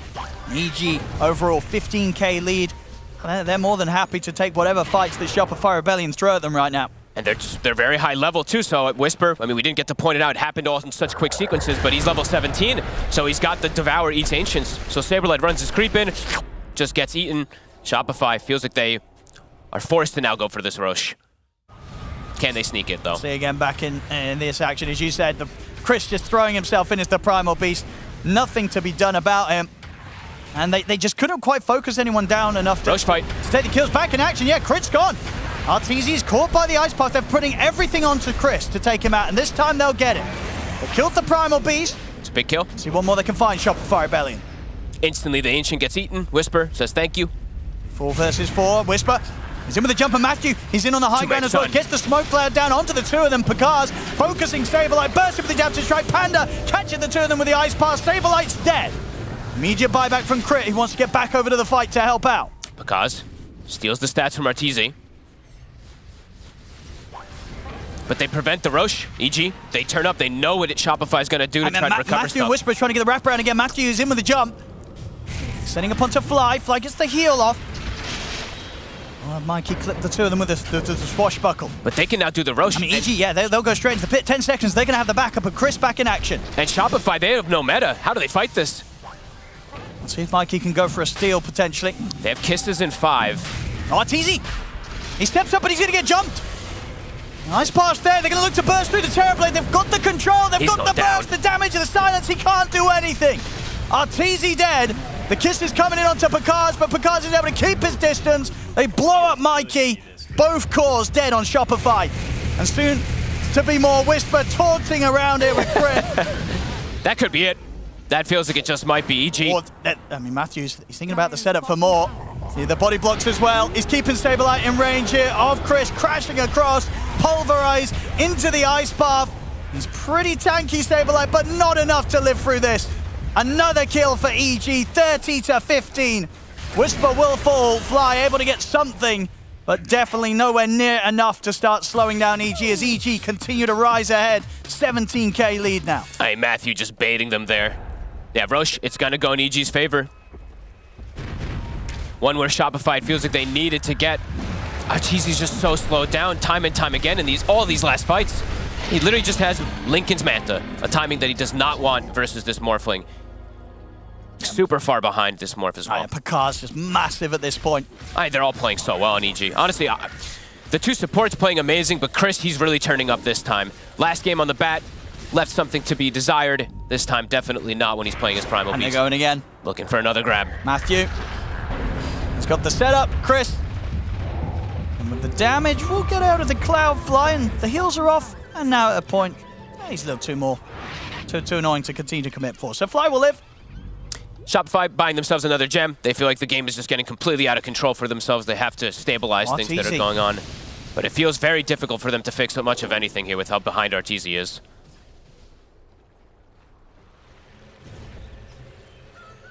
This is a risky place to be. A very dangerous part of the map for Arteezy. Oh. My God.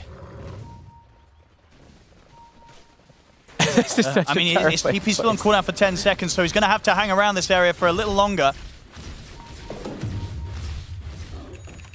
And they won't quite sweep this area completely, so Arteezy will be fine.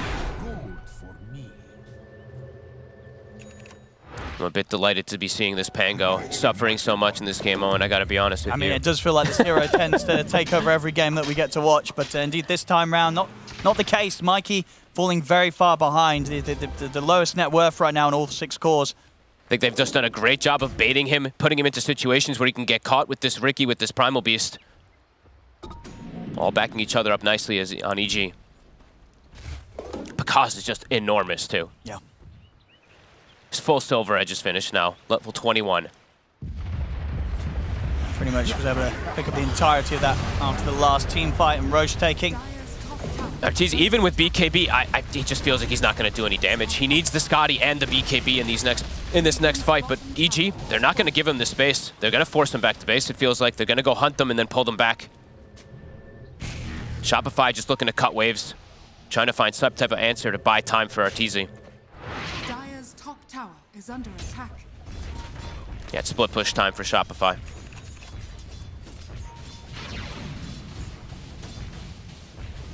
How easy would you say it is for EG to deal with the split push this game? I mean, pretty damn good, because they have this Riki. So it's every time that someone is splitting on the side, they have to be very, very careful, because they could just die. And Arteezy might just get caught here. If Matthew can find him. That was so close. Leaves the triangle at just the right time to avoid that move. Now DD rune top. EG, they'll have this for the next fight. Oh, no, they won't. Good micro there for the stabilize. He's able to make sure that that DD does not fall into the hands of evil geniuses. Tends to be very annoying with his micro.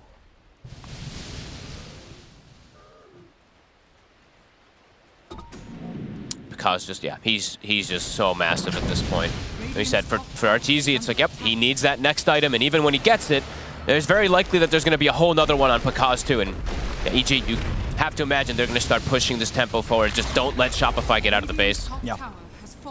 Matthew constantly on the prowl. We've had two sort of back-to-back top-tier Morphling performances. And of course, game 1, Arteezy coming out with some fantastic stuff, but this game, because if anything, he's outdoing him right now. Hasn't died a single time. Radiant's top tower has fallen. My big difference maker has really been, I mean, Picaz is owning, but mine is the 2 supports plus Chris. Honestly, they've done so much work to be able to set him up for this success. Let's see what Shopify do. They've got to come in with the defense. EG pushing down the top lane. They might just have to use kisses to try to slow them down. Because these racks, they're in jeopardy. And I mean, Matthew is just messing with he's waiting for Mikey to perhaps start a TP, and then he's just going to cancel it. I mean, yeah, that was exactly what he's doing. Like, look at him. They're just going to get the racks free and go mid. Shopify feeling that there's no way for them to take a fight. And Mikey, it's just going to get canceled. TP put to a stop there.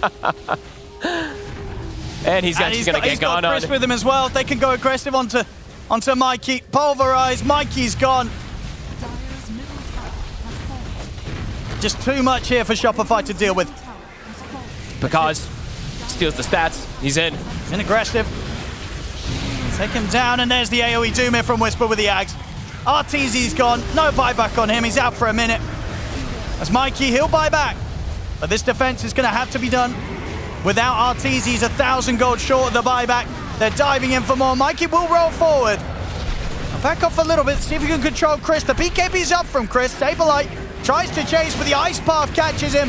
They're desperately attempting to bring down at least Picaz or Chris, but Picaz, he's out with a waveform. Chris, he's just going to trample back in aggressively towards them as Chris will fall, but the space is there for them to press this rack slow. The backdoor protection will kick back in, actually. So this mid-racks will live on as low HP as it was hit.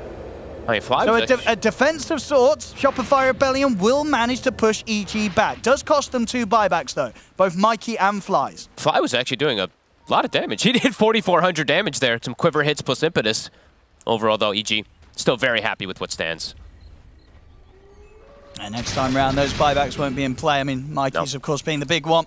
I mean, Arteezy, he committed for the ulti orb rather than having his buyback there for the full defense. Unlikely if it would have made a difference. He may have just died twice, and then the game is just completely over. But how does he fight versus this type of lead that EG has? Whisper nearly has Refresher. Double AoE Dooms. Everybody just so damn farmed at this point on EG. going to take something pretty insane to turn this game around. A huge throw from EG, in fact. That's pretty much the only way it feels like. Yeah, it feels such a comfortable spot to be in. Picard's nearly 10k net worth ahead of the of Arteezy Terrorblade. Look at the cookie opening. It's a good opener, and it's nearly enough, but nearly is not good enough. Picard's still able to get the BKB off, and he's back up to the safety of the base. A pretty cute attempt, though, but he has the shard, so he's able to get that morph off even though he is stunned. And that's like, yeah, that's quite a lot committed there from Shopify. Arteezy pops meta just to be able to get the farm and push it out. Their lane's in an okay position, but EG, they're going to regroup and very likely just look to go for the fight. Which, as we said, yeah, for Shopify, a head-on fight just feels absolutely impossible. Full refresher for Whisper. Yeah. That was massive. Radiant are scanning. Nearly level 25 on Picard's. Oh, they are having a fantastic game here, EG. I mean, we saw sort of signs of this from EG in the beginning of game 1. But yeah, coming into this game 2, just steaming ahead. And Shopify Rebellion, that they just weren't able to match the pace, and Arteezy just fell behind massively. Not able to sort of find those fights, those timings where you want to turn up as a Terrorblade and get some action going in your favor. It just never really happened for Shopify this game. No. And Chris, I mean, this game, he just didn't really make many mistakes, if any. As bottom, farewell, Arteezy. Yeah, I think Chris just needed a warm-up game, you know? The Bat Rider, he's like, nah, not feeling it. Give me the Primal. And truly delivering. At the least, Arteezy does have buyback gold this time, but even if it comes out, hard to see what sort of actions can be taken to turn a fight, even within their own base right now. They just have to cut waves. Just cut waves and split push as long as they possibly can, but they're just going to get hunted. EG, they want blood. Try and burst through Panda. And Panda's got Chris by his side. We'll be able to turn and get the ult and the ice path out. Doesn't matter, Mikey's still able to finish him. TP's out as well. We'll get back to safety after taking the kill. Saberlight, though, starting to get played around with by EG. He's trying to run, but the Yules is there. Now Yules set up into the control of Chris, and the damage from Picard's not a chance for the Lycan. Saberlight goes down. 8-0-13. Yeah, these morphs today, they're on fire. And Roche, it respawns. Picard's an easy one for him. Look at that attack speed. Stolen stats from the Pango. Nicely done there. Nice. Shifts into the Pango, gets that disarm. Makes it a little bit quicker to take. Bit of a pause here. Okay. From Saberlight. Looking to regroup themselves. Oh. Conflict there between the team. Fly says lag, Saberlight says mouse. Which is it? Maybe it's both. Laggy mouse. It's probably both. Could be a laggy mouse. There we go. Smiles from EG. Feeling very good about themselves this game. Yeah, Chris, honestly, I think he definitely needed the warm-up. The Bat, he did good in the early game and then just kind of fell off super hard. This game, he's just, delivering on all fronts. He's playing super well. Him and Matthew just tag-teaming every single time. And yeah, I feel like a couple of these bait plays, really, from Panda were massive this game. Like when they committed on him in the jungle, kind of in the same exact spot twice, he punished them. They got the gem, they got big momentum going their way, and they were just able to keep that farm consistent because he never was behind the TB. Which is always something, as we say, this matchup, it goes a bit both ways. If the TB, which in theory he should, gets too far ahead, he'll be able to eat the morph. But the morph, if he's keeping consistent or ahead of that TB, he always has a great matchup versus him. I think this might have been it as well. We're seeing the upgrade. I believe started the day off with tape. It's upgraded to plasters. Is that bandages or what is it? Yeah, the plaster's going to be better, right? It's going to stick to the skin a bit more. So they're a little crooked there, though. This I time don't know. But the security's there. They're not going to drop. I've been there before. I've broken my glasses at events. It's actually the worst.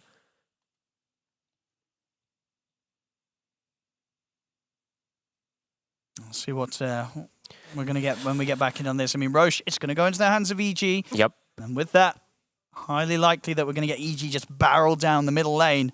And Shopify, potentially that one last chance to have a shot at turning this one around. Something that's going to be, definitely feels sort of borderline impossible now. Yeah, Arteezy's not even gonna, he still doesn't have the Scotty Owen.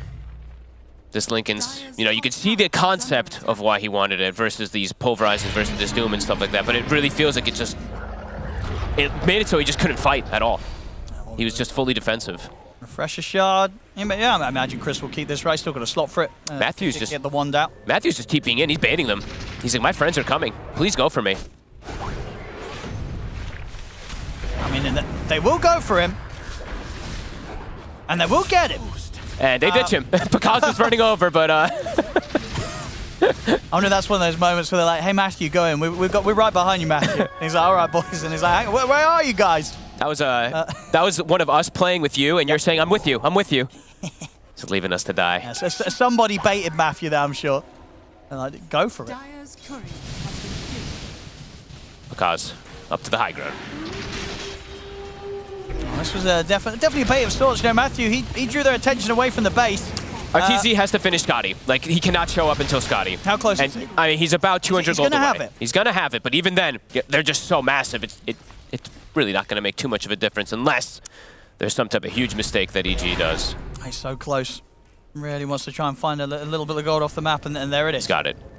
The items are done, but indeed not really anywhere near the timing you would have hoped for this game. This is going to take ridiculous execution from the side of Shopify, and a couple throws perhaps from EG for Shopify to have any hope in this next fight. Maybe some godly bashes, something like that from Mikey, but very unlikely as EG, Picaz. He's just running down toward bottom. Yeah, he's got the Aegis, he's got the cheese. BKB, of course, as well. I mean, so many things they have to do to bring this morph down in what will have to be back-to-back multiple attempts, really. They can even pass stuff off to him, too, like the refresher shard, if he does feel like a need in a situation to refresh his abilities or his items. And now he's got a Trickster Cloak, too, so... It's like, okay, RTZ, now he needs a MKB, a crit. He needs so many different items to go through this Morphling. And... Full Satanic here, yeah, Picaz. Yeah, 2.5 items ahead. I mean, really feels he's on the verge of being able to close up this game without a single death.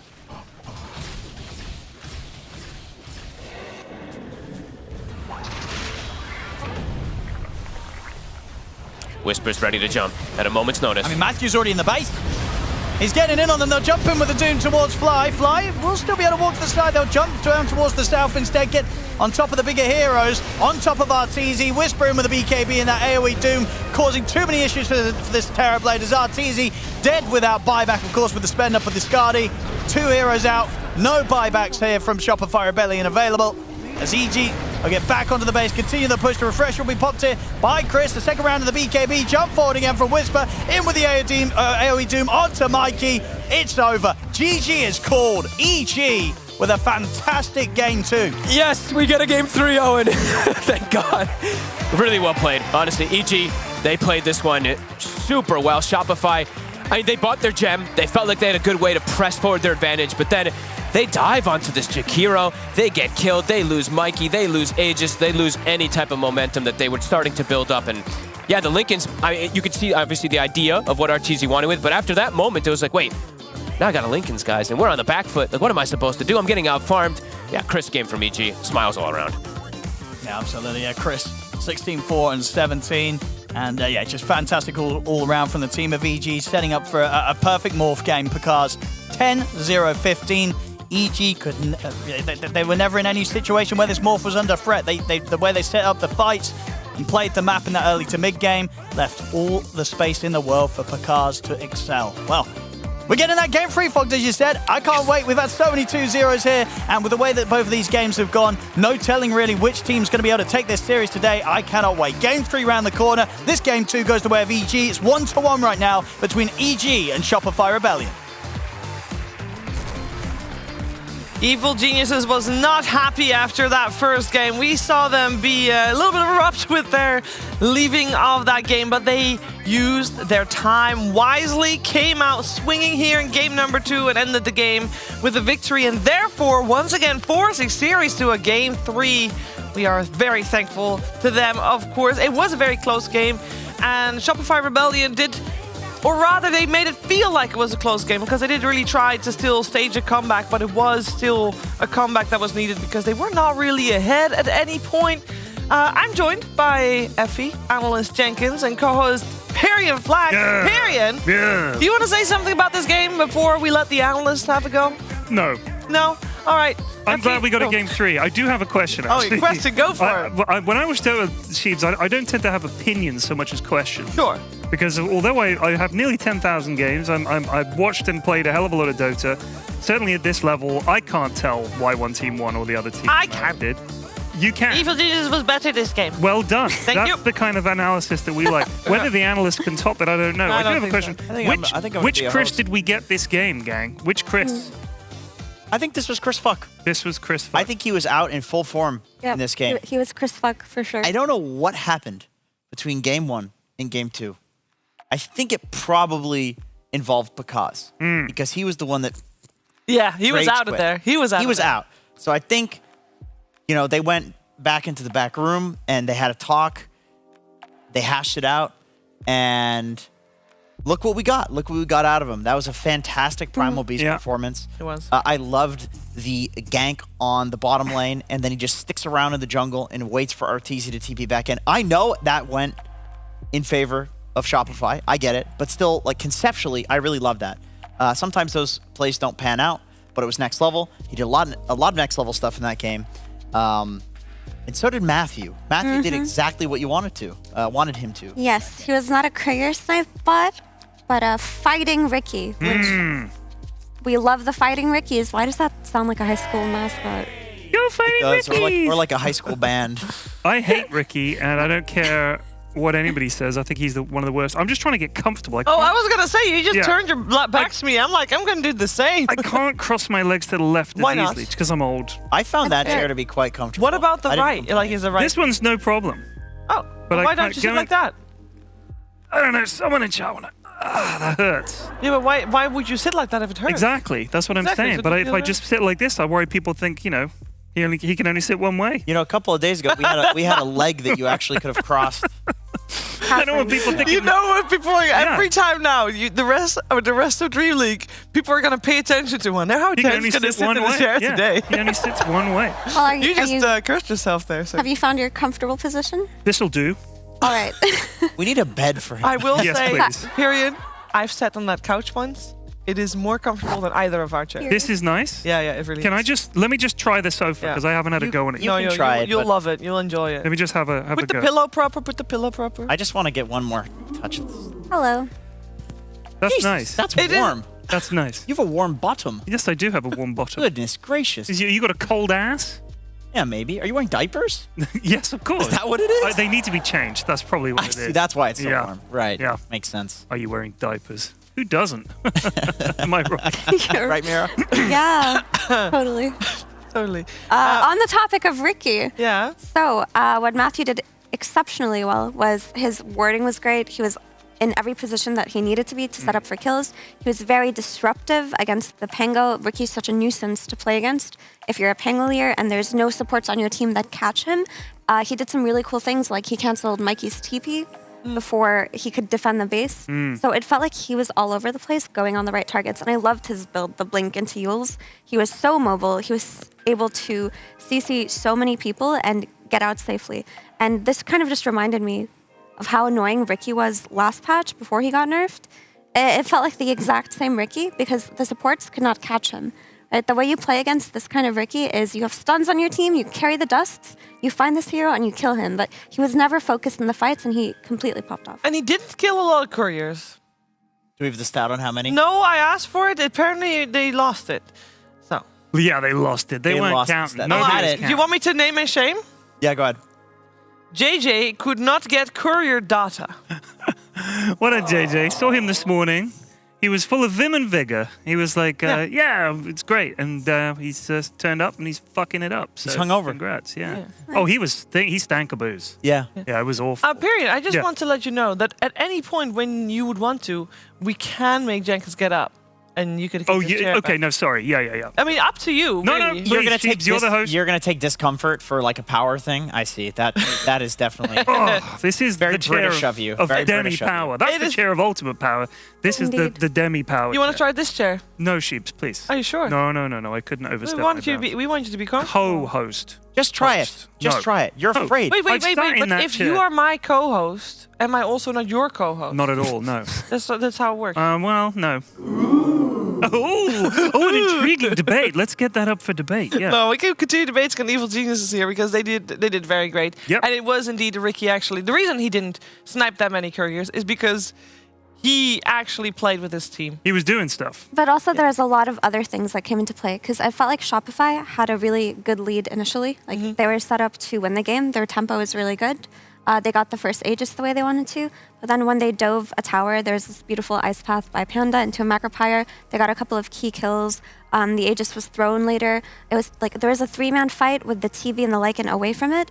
That wasn't a great thing to do. But the issue with the Terrorblade in general was that he went for Linken's first and then never got to a Scotty until the very end of the game. And you pick TB versus Morphling. I mean, Morphling came after, but TB versus Morphling, it's of vital importance that you get the Scotty as soon as possible. And Doom made it so that he couldn't. Yeah, he was kind of having an identity crisis in that game. We were looking at his items as the game progressed. So he had Yasha, he was queuing up the Manta, and then he's like, oh man, like I need the Linken Sphere because this Doom's a menace. And so he picks up the Linken Sphere. And then there's just a Mithril Hammer. And then he had just a Mithril Hammer, and he had the BKB queued up first before the Scotty, but then the Scotty came first, so he was like, okay, I'm going to keep this as a casual Mithril Hammer, and then go for the Scotty. And there's a point where it's kind of like, and I'm absolutely certain that he's going to have these similar thoughts after the game, or at least Bulba is, where it's like, leave it to your teammates to save you from the Doom and do the defensive stuff, because sometimes you need a damage dealer, you need a big boy, and if it's not going to be TB, who is killing this Morphling? I've also got another question. Sorry, Mira, I didn't mean to cut you off. We're talking about him getting this Linkens, and you guys are both saying that that's kind of gimped his game. But Doom then just gets AoE Doom, and who gives a shit if you've got a Linkens? So what's the point? Why get it instead of his Skadi? We only have time for a short answer, but go for it. Okay, so he got the Linkens when his team was doing well. The throw happened after the Linkens, and the AoE Doom came way after. But if they hadn't lost their lead in that way, he could have built up to a Scotty much faster than Doom got his Ags. There you go. Thank you. There you go, indeed. We have a tie. It's 1-1. Evil Geniuses, Shopify Rebellion. Who is going to take the series? Who's going to take Game 3? Stick around and find out.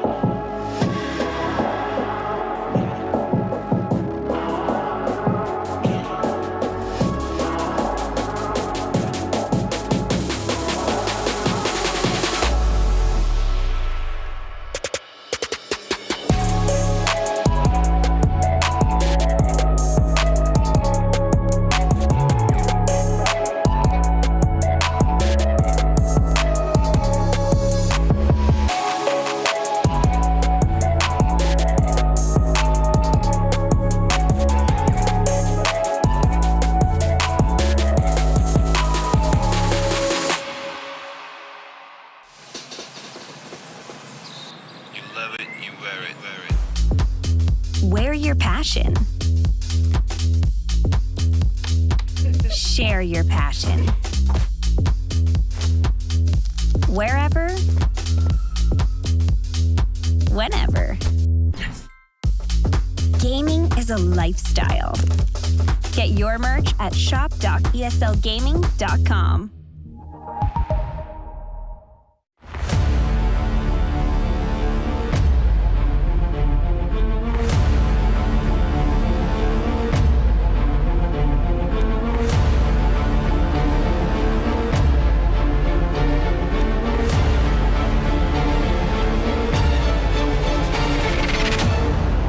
And the hunt begins.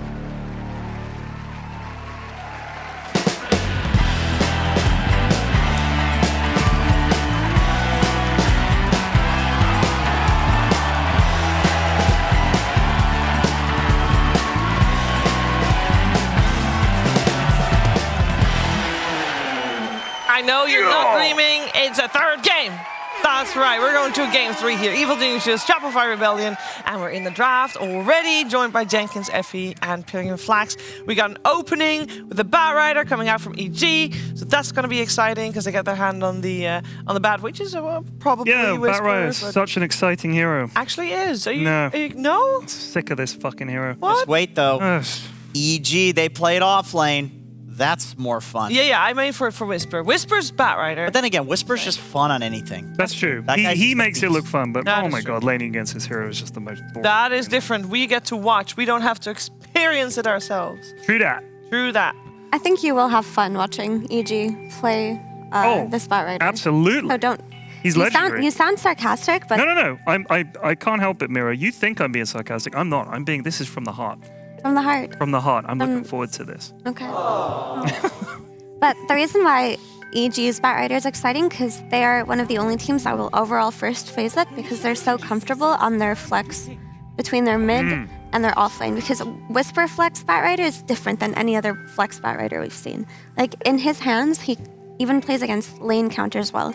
It feels like he's just mastered the art of playing from behind on his Timbersaw and on his Bat Rider. So very, very few teams will have this kind of confidence. I don't know how he does it because I feel like when you're playing a Bat into Slark or an Timber into Monkey King, like these heroes, it's really easy to play them against these offlaners, right? They're hard counters. And like the carry has to screw up in order for you to like get a kill on them. But somehow Whisper consistently kills carries when he's countered. It's like his mechanics are inhuman. Yeah. They're inhuman mechanics. And a lot of offlaners study him and they're like, we can't learn anything from this. He's just killing people when he shouldn't. How do you learn from this? He just mechanically outplayed them. That's why a lot of people are scared of this player, that's for sure. But so Shopify go for their comfort and their Enchantress and Earth Spirit. They open up with 2 support picks. Of course, we've seen Enchantress flex to offlane, but I don't think that will be the case here. But the thing about having 2 support picks when you have second pick is it's actually okay because you can just counter pick on your cores, right? You're not worried about giving away your 2 supports. And EG counter with the Ricky, which it is a worse Ricky game than it was in game 1 in this first phase. Because number 1, there is no Pangolier, there is no core hero that is like super disrupted by the darts into clouds. And the second thing is you're playing against an Earth Spirit who is a much better support than Snapfire at catching Rickies, right? He rolls on top of you from a very long range, dusts you, he gets in the middle of the fight, and he's gonna focus on killing this Ricky first. Whereas Snap last game could not do it. Yeah, like the way that Ricky escapes in a fight is by kiting you for a long time, jumping over a cliff, jumping to his teammate. Earth Spirit has a 4-second cooldown on roll. Also, like the cookie is easy to dodge if you're Ricky, right? Like it's just one of those things. Yeah, and with Earth Spirit, it's like he can silence you first, so you can't dodge his stuff. And even if you do dodge it, it's a 4-second cooldown. So he's just gonna hit you with the next one anyway. Also, having an Earth Spirit kind of enables Saberlight's hero pool because Earth Spirit loves to pair up with the Nature's Prophets, the Enigmas. Yeah. He doesn't like to pair up with Summons heroes because he doesn't do that much for them. But these ranged heroes that do a lot of damage or maybe need somebody to disrupt pulls, maybe need somebody to drag the wave. And that's all they need. Like these heroes like dominate the lane on their own, so you exactly. can make up for the fact that Earth Spirit can be a little bit weak until you get some levels, then you can start getting some kills. Yeah, so we could potentially see a Nature's Prophet here. It wouldn't be surprising, even though there is a Bat Rider. I feel like Saberlight's comfortable enough. I also would not mind seeing this Enigma, even though you are playing against Tricky. It just matters if you stomp the lane, and Earth Spirit is. There are very few lanes that he likes that much. Yeah, I do wonder. Like, I mean, I think EG is probably thinking similar things, where the Nature's Prophet type heroes could be picked in the off lane, but with the Bat Rider, they're like, come on, go for it. Like, we're baiting you. Like, go ahead, pick the Natures. But Shopify might still go for it. Like, against Bat Rider and Ricky and Primal Beast and these heroes that are like very agile, and especially the ones that counter you, like Primal and Bat, we're seeing Nature's Prophets on the offlane pick up Aghanim Scepter, and you're basically just AoE stunning people in team fights, and it's not as scary playing into the counters. But we'll see. We'll see how much they value the lane. They go for the puck. Oh, yes. Okay, well, that's a hero that gets countered by Ricky. So, but it was they had to choose, right? Because Mikey doesn't play that many heroes when on Shopify standing in, and he's played Puck, and the other one still in the pool would be Pango, and both are countered. This could be a pretty big blunder here, I feel like. EG could pick Tiny and just obliterate the Puck. Or even DK, because Earth Spirit doesn't like rotating on these tanky melee heroes like Tiny or DK, and then they both also dumpster the Puck in the lane. So they're so confident in Mikey's Puck that they're willing to give the 2 counters to it. It's spooky. I just feel like they banned all of the good heroes in this matchup that Mikey has played to success, and this is the only one that was left. So obviously you don't want to put anything else versus a Bat Rider that's melee or something like that. And maybe the thought that they had was they could just play the Dream Coil into Earth Spirit Coil Snap that they did yesterday. It looked cool when they did it versus Tundra. Maybe they also thought that it could go both ways, like this Puck could Dream Coil the Bat Rider pre-BKB and they could have a way to catch him and kill him. But I do agree that Ricky does make things very difficult for Puck. I will say this, the Puck is also kind of a counter to Ricky. He can't use any of his shit when he's Dream Coiled. Like, he can't escape, he's locked down. If this guy was the problem in the first game, although yes, if I'm playing Puck, I don't want to be up against a Ricky, any kind of silence like that. True, have to get a 4 stuff or some shit, but it does mean you can catch him. And it also is, like you said, you can Dream Coil the Bat. So it's a counter, but it's a counter. You're right, it goes both ways, and that's why I think Jenkins is emphasizing that the blunder would come out from this potential tiny pickup. That would be scary. EK pickup. Yeah. Because they have such good heroes to enable it as well, and like we mentioned before, they're comfortable with the Bat Rider flex. So you could put this tiny mid with ease, or this DK mid with ease. Christopher has not played it in a while, though, is the only thing. I know it's a classic Christopher Smile hero, but, you know, he also is a very specific player. He's peculiar. He plays like usually 3 or 4 guys at once, but I think this is the time to pull it out. They'll go for the DK. There you go, you called it. And you know what? We always talk about how DK needs follow-up damage, and a lot of teams will first phase their DK, but fail to follow up on that damage. Not going to name any names. Yeah.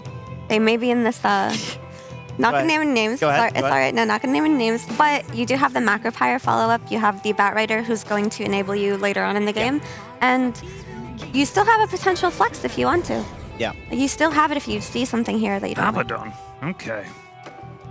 Well, I like parts of the ABBA. I mean, this hero can dispel all of Jakiro's bullshit. If you wanted to run an offlane ABBA into the Jakiro or just follow that hero in the lane, you're going to be able to lane against it just fine. The silence for the DK is really annoying if it's a carry ABBA. Obviously, it lanes incredibly well into the offlane Bat Rider. You just purge the Napalms, which I would suspect that is probably where it's going to go. It's ABBA Enchantress lane, and just absolutely dumpster. I feel like EG... Let's see. I mean, they could do something like run some aggro carry and then have the Bat safe lane, but we saw that yesterday with the Timbersaw, and it did not look so hot. So I've been seeing quite a few carry abbas in pubs and stuff like that. Is this hero popular at the moment? It's quite good. It's decent. It was better at the start of the patch. Yeah, it's because his base attack time got reduced, so he just hits faster, and it's because Radiance got cheaper. So it's an item that he builds.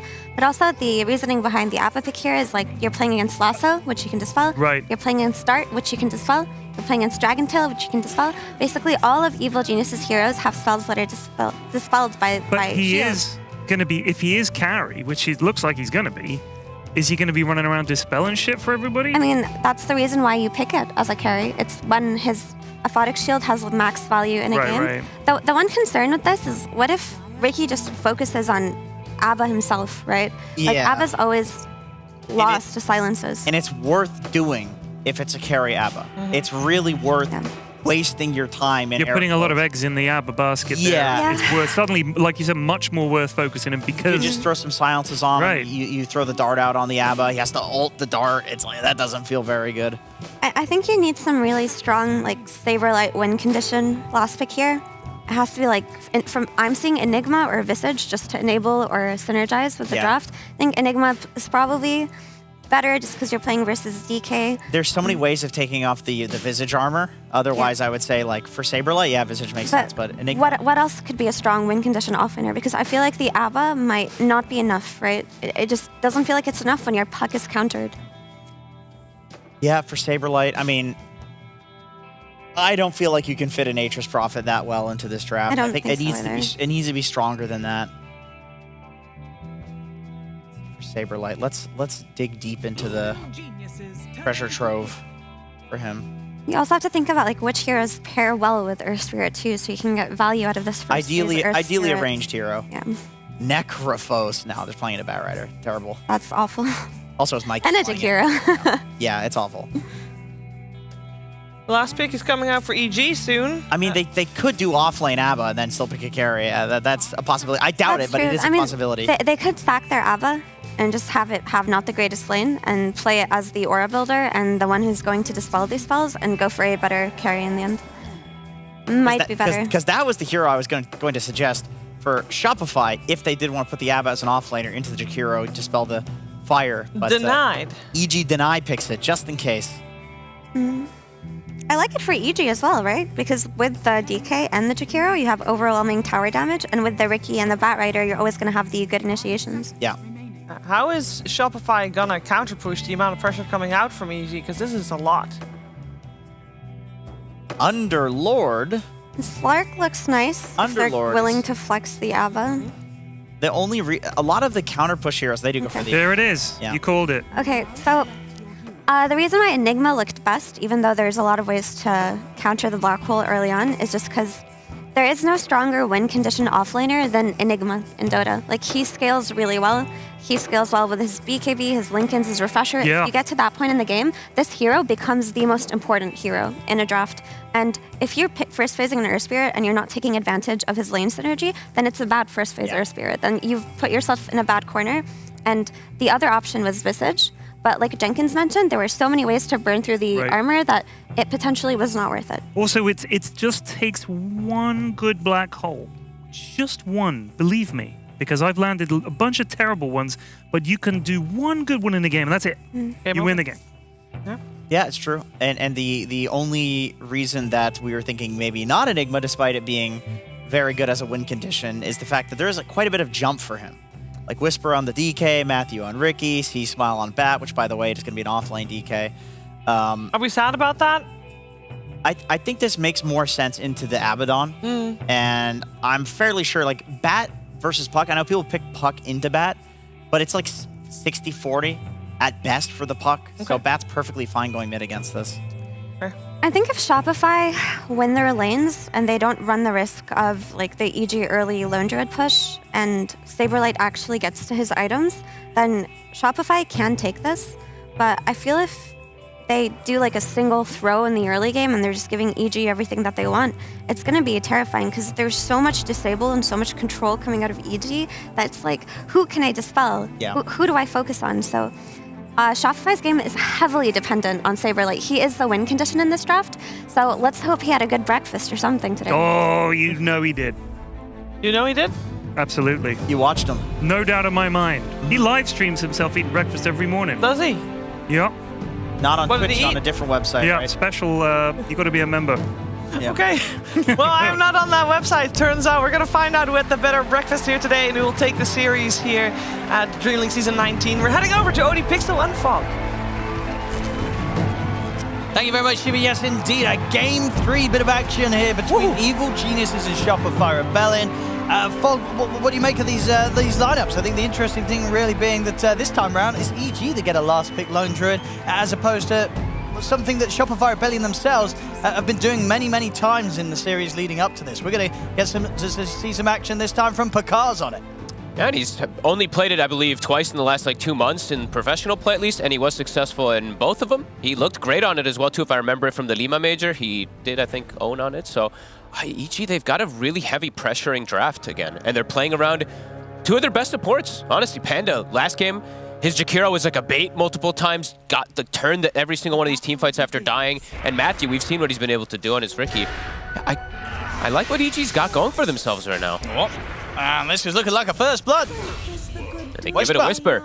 It's able to take down Fly. Yeah, I think Shopify's, I like FE's points on the panel toward there quite a lot. I think they can't really make too many mistakes in this game. I think they have to be very decisive with how they make these aggressive moves. Just because I'm a bit concerned. We haven't seen a Baden we haven't seen this hero in a week. Since all the other teams, since the last group stages, did end up finishing off. And it didn't really have the best win rate either. I think it had a 30% win rate across 6 or 7 games or something like that. So let's see what Arteezy's going to be able to do with it with the backup of Fly. What do you think was the thought process behind getting it in this game? Was it simply just down to being concerned about the threat of heroes like the Bat Rider? I think it was the Bat risk plus the Dart. There's a lot of things to dispel, right? The Jakiro spells as well. So if he's grouped up with his team, he could do some really good stuff with the dispels. I don't know. Sometimes I feel like with the Ricky, this cloud is so devastating. And when I see Puck in a Baden, I feel like this cloud could just ruin a lot of what their plan is going to be. Sure. And what does the last pick say to you for Shopify Rebellion, opting to go for the Enigma this game for Saberlight? I was actually surprised, a bit surprised. I was like, either the Underlord or this one. I guess Underlord's a risk when you're playing versus Bat Rider, because then he can just constantly kill you. I guess they just wanted to have this type of safe laner to prevent farm and to get themselves in an advantageous position to, have that advantage early and just push forward with it. But yeah, it could be a bit risky. And of course, does have percent-based damage, so there is at least that similarity that comes from the Underlord to hurt the bear quite a lot in the early phase. But I don't know if you want to skill it too early in this lane. Oh, Matthew. Oh my goodness, nearly getting taken out under the tower there by the emphasis of Fly. So we'll live. He's got to be a bit careful. Yeah, and overall, I haven't seen the Bat Puck too much lately, to be honest with you. Chris, though, in the first few waves, looking great. Overall, for the Puck, it could get to be a difficult game for him. Playing versus Ricky and DK, that doesn't sound easy for Mikey.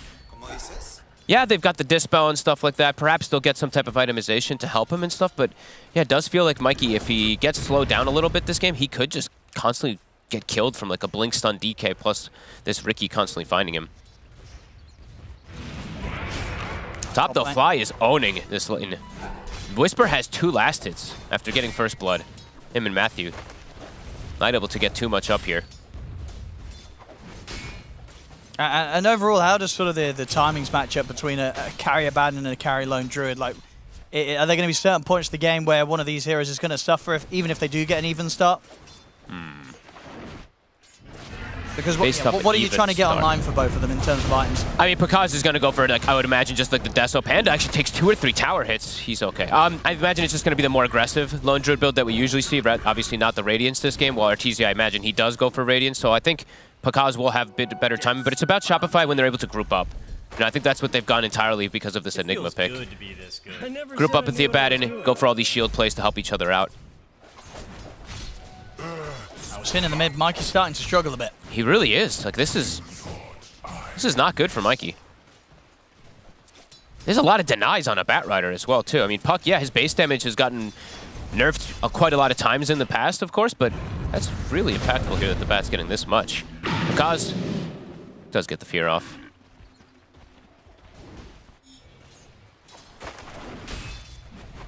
I mean, Chris, he did get a little bit slowed down in the first game on his Bat Rider, but the second game he exploded in this game, and this start is pretty amazing. Can crit punish Panda. He's got Pakaz here to help out Panda. I don't think he can get him. It's going to be close. Oh! Panda. He's able to get the spell off. And the root. And he's able to turn, and indeed, Pakaz chasing out Saberlight. They'll take down the Enigma, and Panda will indeed survive. Dude, he is just the baiter. Today on his Jakiro, the last game was beautiful, the way he bait and set up kills. This time he doesn't even die, and he gets this type of setup. An ideal start for EG. Yeah, just that top lane, where they're kind of having the slower start. But even now, starting to be able to get some good denies in. Yeah, 8 denies at least on Whisper. I mean, he's using the Dragon Tail every single time to secure those denies.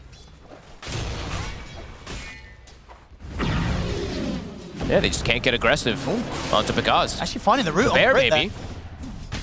So if the bear does die this time round, it will. All right. 100 gold there for Saberlight. Big money. If they can do it again, that would be huge. That was actually really impressive stuff there. I mean, even through the chainmail. Pekaz even bought a chainmail to be able to try to protect his bear, but that Blightstone actually putting in work. And now top, though, Arteezy. And they get the body blocks into the Dragon Tail. Oh my god. He's looking pretty dead. They got him. It feels good to be there. Matthew. Here's Ricky. Gets banned by most teams. This time they accelerate to first 2 pick. Could definitely see the reasons why. Whisper 13 denies. I think it's up to Crit now to fix stuff, especially in the mid lane. He absolutely has the potential But Panda's on him. But Panda, yeah, he knows. He's hello. And he's going to be able to get the immediate D-ward as well. They just know exactly what sort of move and timing Crit's going to be going for. They know that Crit's going to try this. Yep. They're reading this like a book. Beautiful stuff so far from EG in these first 5 minutes. And as you said, you know, the mid game, they have a lot of ways to just kill the puck, set up, see the movements that's coming. Like Matthew, he's even going to find a courier here. A pretty deep position there from Fly. They're rotating both supports over to try to help out Mikey. And it feels very needed.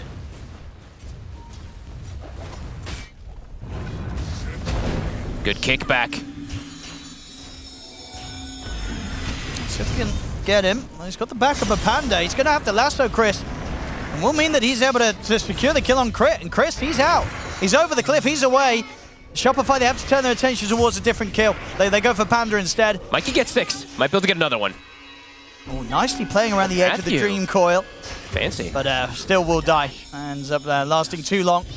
Have enough lockdown, they'll get him, but they don't get Chris. Chris gets away. Chris TP's even, and he's going to get the haste rune. Oh, that was a clever TP. Mikey gets recovered a little bit at the least, though, from the double rotation. But Chris, he just comes in, gets a kill, survives. He's chilling. Can they punish bottom? I mean, right now, it looks like they might just be able to. Saberlight is dropping low, but they might just be able to get Pekaz. I mean, Crit's here with the rotation. If he can get the connection, he could maybe get the kill. I mean, let's see if he gets the Savage Roar off in between.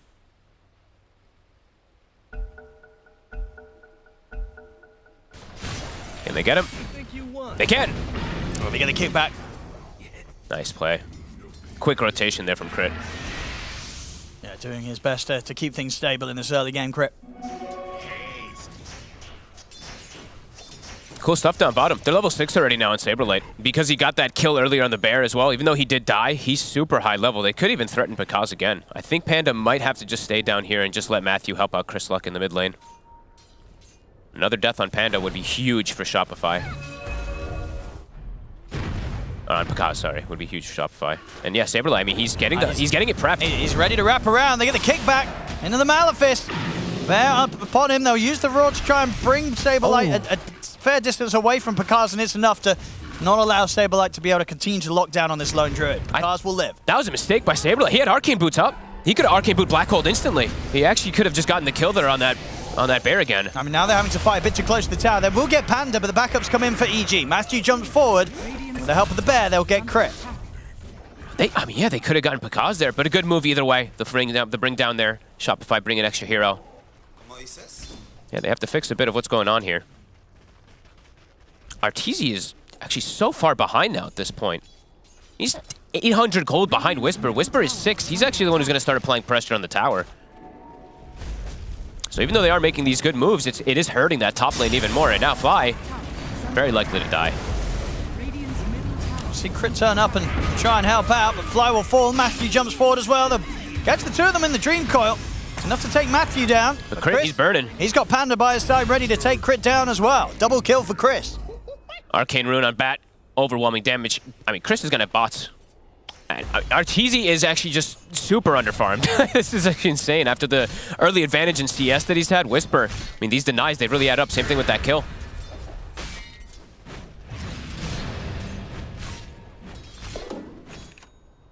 Mikey is still doing well, though. He is recovered 3-0 on this puck from the rotations from the supports. They kind of sacrificed themselves a little bit. They sacrificed the top lane to make sure that this puck could get reestablished.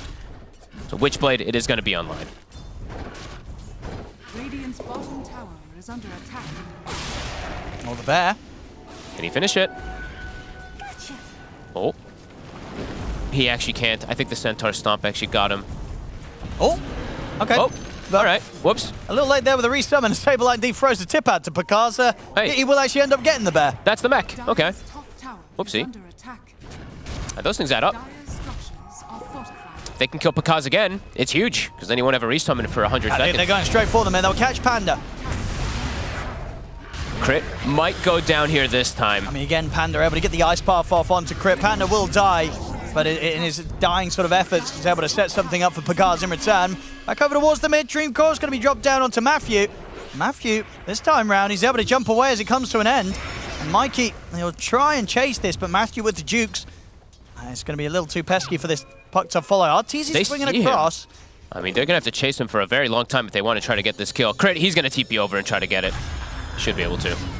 He's got the cloud, Matthew. Okay, good rotation from Crit. Yeah, they'll get him. Again, though, Power Rune's going to be going into the hands of Chris. Picks up a DD. I mean, Whisper, though, is the big winner out of everything, though. Like, he's got a Blink Dagger on DK. It's actually insane. Fly, he'll go down. Yeah, another kill here for Chris. Dominating now as the Batrider. You said it yourself, from this game 2 into game 3. Really hitting his stride here, Chris. He's feeling himself.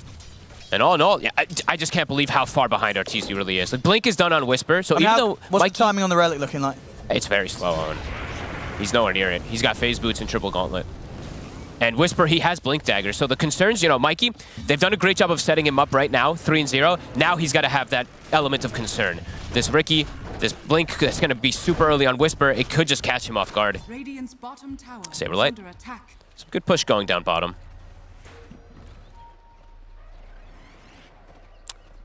Radiant's So going to be a reaction. Fly is the one getting set up on. Mask of Madness on the bear. Crit is going to try and help out here. Rolls across. Nice mech. Heals there to keep Fly alive, and now they can maybe look to turn. Here's Chris. That's going to be there, though, on Saberlight. Chris straight away. Oh, that was a black hole! Oh, no. Black hole, he tries to go for it, but it's immediately put to a stop by the fact that he's dead. And, uh-oh. And Chris is He's diving going for very more. far. He's going to looking get for him. Fly. Oh, won't. He can't. He can. Flame break. That'll do it. I mean, it's a double game. Might even be more. They're going to get Crit. Holy crap. Oh, they are crumbling there. Shopify Rebellion as EG just completely crushed them. I mean, Chris, perfect lasso on a Saberlight, but yeah, Saberlight making the call to still try and drop the black hole, but he does it on about 10 HP. He immediately dies. And Mikey, he uses the lasso on Matthew. Check this out. We're going to see it on the upper side here. You'll see afterwards, but I mean, they use the coil on Matthew, and he just walks out of range of the sentry, and he's fine. It didn't have detection for him. Uh-oh, devastating for Shopify. They do not want to be the ones behind in this game, and right now... Absolutely not. I mean, EG... quite far behind. They could take so much on the map. They sure Once can. they kind of get those first few items on these cores. See, back in action, looking for Chris, but Chris is fine. As Mikey can't finish him off, and Matthew, yeah, he's in position now to start scouting out some couriers, potentially. Yep, he wants to get his timing for his shard. He just needs a couple courier snipes, and he should be able to have it. Super deep aggressive wards, of course, placed by him too, so he's watching anything that goes towards the secret shop. And now because he can just go top. And yeah, Arteezy bottom of the cores by a significant margin. Coil. It's onto the DK, though. He is very tanky. And there's no black hole. I mean, Crits roll forward. The ice pass down. They're really trying their best to bring down this DK. But the backups come in. And Whisper, he's still alive. He's able to get out of this safely. Shopify Rebellion, they've got to start considering backing off potentially. I mean, Crit wants to keep pushing in on this. But the Dragon form's out from Whisper. He jumps back in with the Dragon Tail. They take Crit down. I mean, Shopify, they're looking for Matthew, but he's back under the invis. They don't have the detection upon him. Matthew's able to walk away. I mean, Arteezy feels the need to join and help out his buddies, but they can't get anything. They cannot at all. Full effort there from Shopify Rebellion to find something, but they find absolutely nothing. Great, again, Panda, a beautiful ice path. It lands onto Crit. I think if Crit actually doesn't get stopped on his roll and he gets the kick on Whisper, Coil will break and they perhaps actually do get that kill and maybe get some type of momentum ones, but EG reacting perfectly again.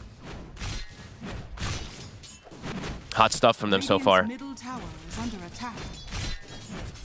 Yeah, Chris, I mean, he is just absolutely turning up. Like I said, he just needed a warm-up. Just needed a warm-up after that first game. He's 7-0. versus a Puck, versus an Earth Spirit, versus constant rotations that were happening versus him. Yeah, I mean, that's impressive. And what do you do if your Shopify Rebellion once the BKBs are online on like this Batrider, right? You've got nothing. I think you have to go before that. I think you really want to look to make moves and secure these runes right now and try to punish this Bat pre-BKB. Rune will spawn bottom. It's a very good one. It is going to be an Arcane Rune for the Puck. And they should be able to get a little bit of momentum on mid with the Enchantress creep and Eidolons.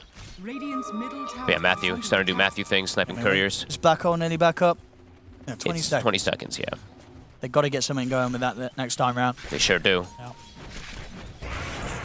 I mean, Matthew's just farming bottom. They want to try to punish this, but it would just be a Ricky.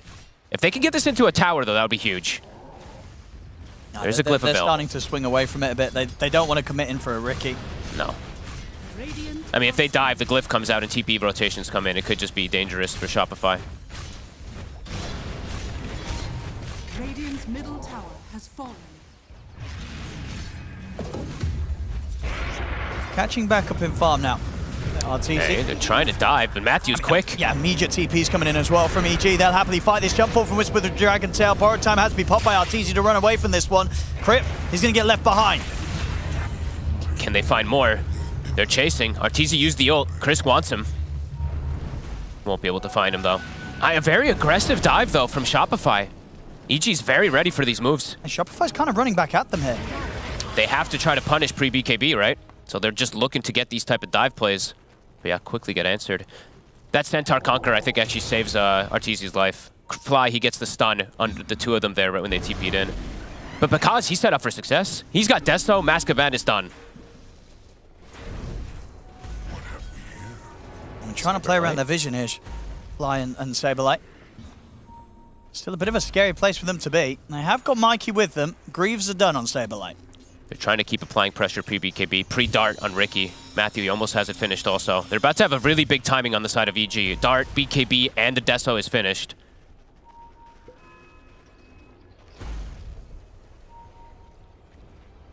Shopify just trying to make space for Arteezy, who does have the Relic finished once his courier gets there. Yeah, he's catching up. Slowly but surely. Panda tries to get the D ward. Yeah, they'll try and go on him. And he'll get his spells off, but they will get him. Good play. Just keeping that ward alive as long as possible. They're just staying in the same area now for what feels like almost 2 minutes. They really want to put emphasis on this bottom tower. Glyph is down, so they might actually just be able to push this tier 2 down here. Boots of travel from Mikey. I mean, we'll see if EG's going to be as quick with the TPs as they were last time, but yeah, looks like this time Should around drop. they'll let it go. Yeah. No Glyph. Shopify. We'll get some momentum. Play around the auras. Keep playing around Saberlight. Batrider BKB is done, so it is something they're going to have to worry about. They have an answer, though, of course. They do have that black hole from the Enigma if he's not the one who gets caught.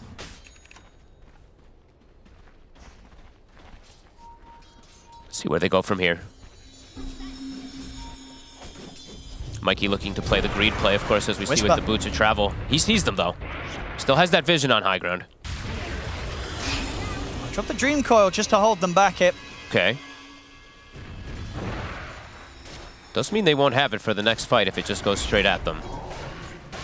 And because he wants to get the push started, no coil, he wants it this tower. Shopify Rebellion, are you trying to build a defense here or are you letting this go? Fly, he's going to get caught. I think it's tough. I mean, it's really hard for them to defend the tier when it dies too fast versus the bear. 8-0 on Chris. Arteezy's Radiance is done, so almost completely recovered at the least. But yeah, tier 1 mid will drop. You go Roche? I think they... got away. I guess maybe against the black hole. Yeah. Threat. It's still just not something that they feel forced to sign up for right now, EG. Definitely still a bit scary, because if you do Roche, that's what's going to pull Arteezy into the fight. And that's where that Dispel that we were talking about from way earlier, that's where it will have much more advantages. Finds himself a nice Brigand's Blade. And they're going to look to fight with their timing. I'll see how much of an impact the Abaddon has now with the Radiance online, how much Arteezy can survive and just get that consistent damage out through the duration of the team fight. How much he can survive and how much he can bail his allies out of potential dangerous scenarios versus the Dart and versus the Lasso. And the DK stun, of course. Matthew. break a bit of that smoke. They know they're here.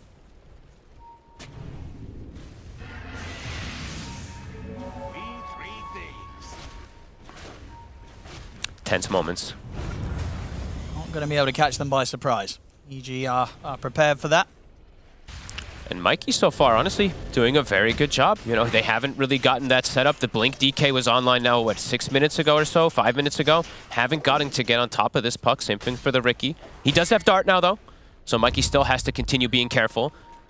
But I like that he's gone down the route of greed, going down the Boots of Travel. Now he's going to Blink and stuff like that. He's causing some issues and pulling EG all over the place.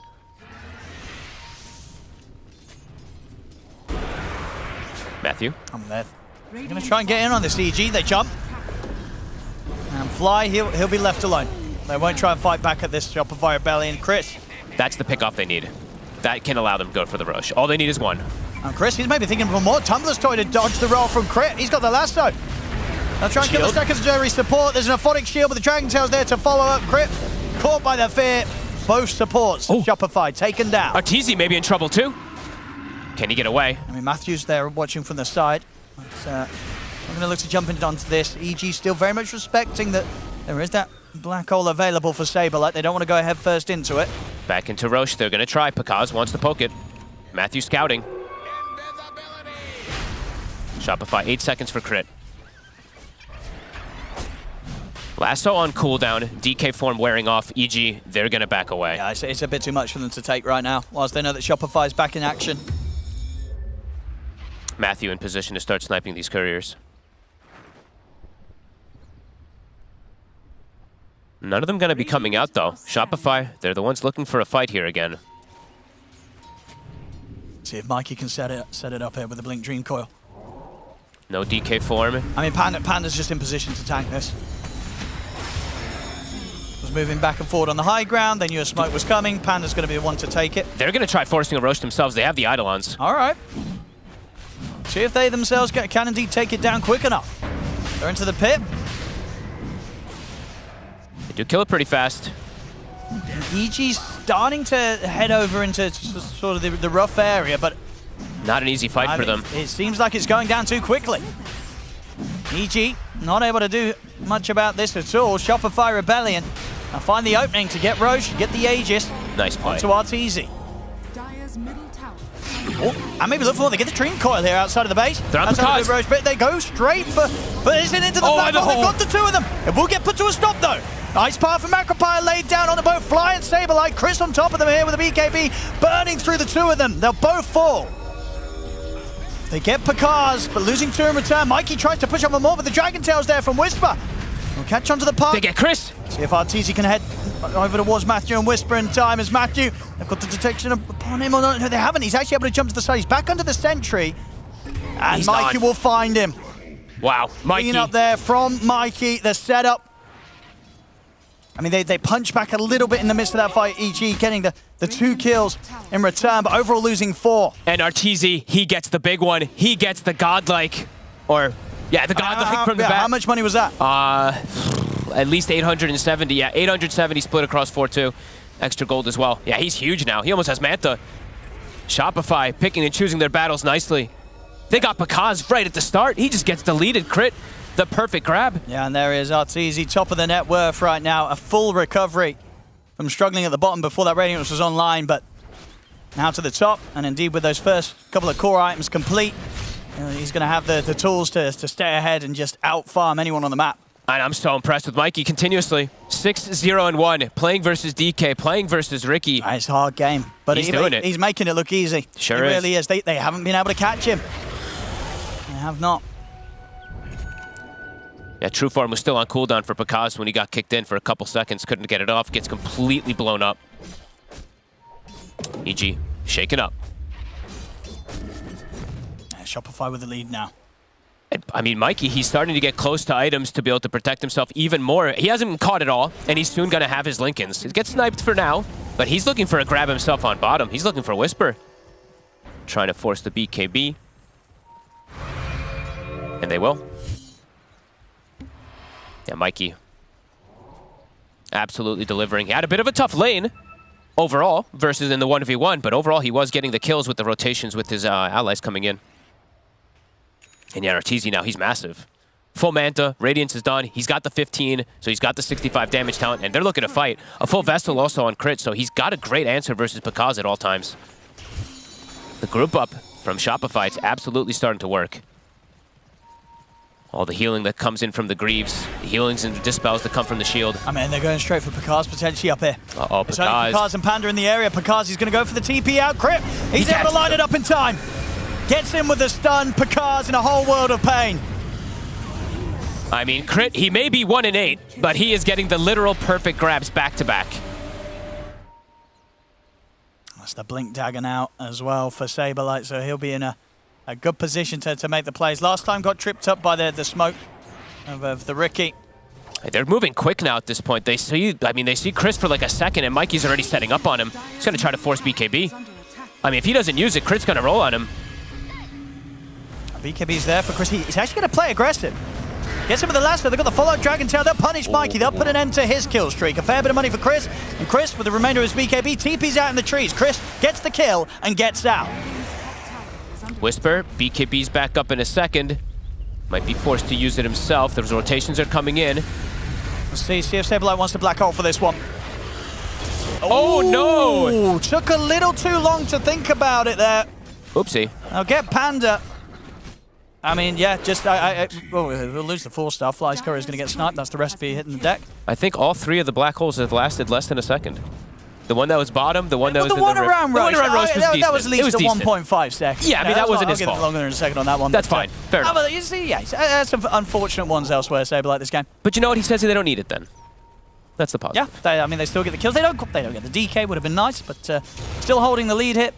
Shopify Rebellion, they just get the Blink Dagger done for Arteezy, so now pretty much with that full combo ready to blink in and put that Manta and immediately cause a lot of problems for whichever hero he jumps upon, especially when the BKBs are down. Still a very close game, but Shopify starting to get, still with a good momentum at this moment here. And Mikey, even though he gets picked off there, he will have the Linkens for the next time, so very tough for them to get him a second time now. And only dying the once here in 26 minutes, I mean, honestly, that's really damn good. 10 seconds on the Aegis. And then maybe EG can think about trying to take a fight against Shopify, but it's not going to be easy. Taking down Arteezy twice, through that borrowed time, incredibly difficult right now. Chris has a full Octarine. Still very farmed on this Batrider, of course, 11-1. He did only die that one moment there when he got caught, but he still has to be very careful because he can just get killed in a quick burst combo. And there's just so much physical damage if they get on him. Shopify. I mean, Matthew's scouting things out here. See if they want to commit onto Fly. Don't want to use the lasso. No, Flame Break and Fireflight will be enough. And Pakaz gets the last hit. He needs that. Deso stacking. Ooh, and it ain't the real Arteezy. That's only the second Deso stack he's been able to get, and he had it, what, 7 minutes ago or so? Maybe even more than that.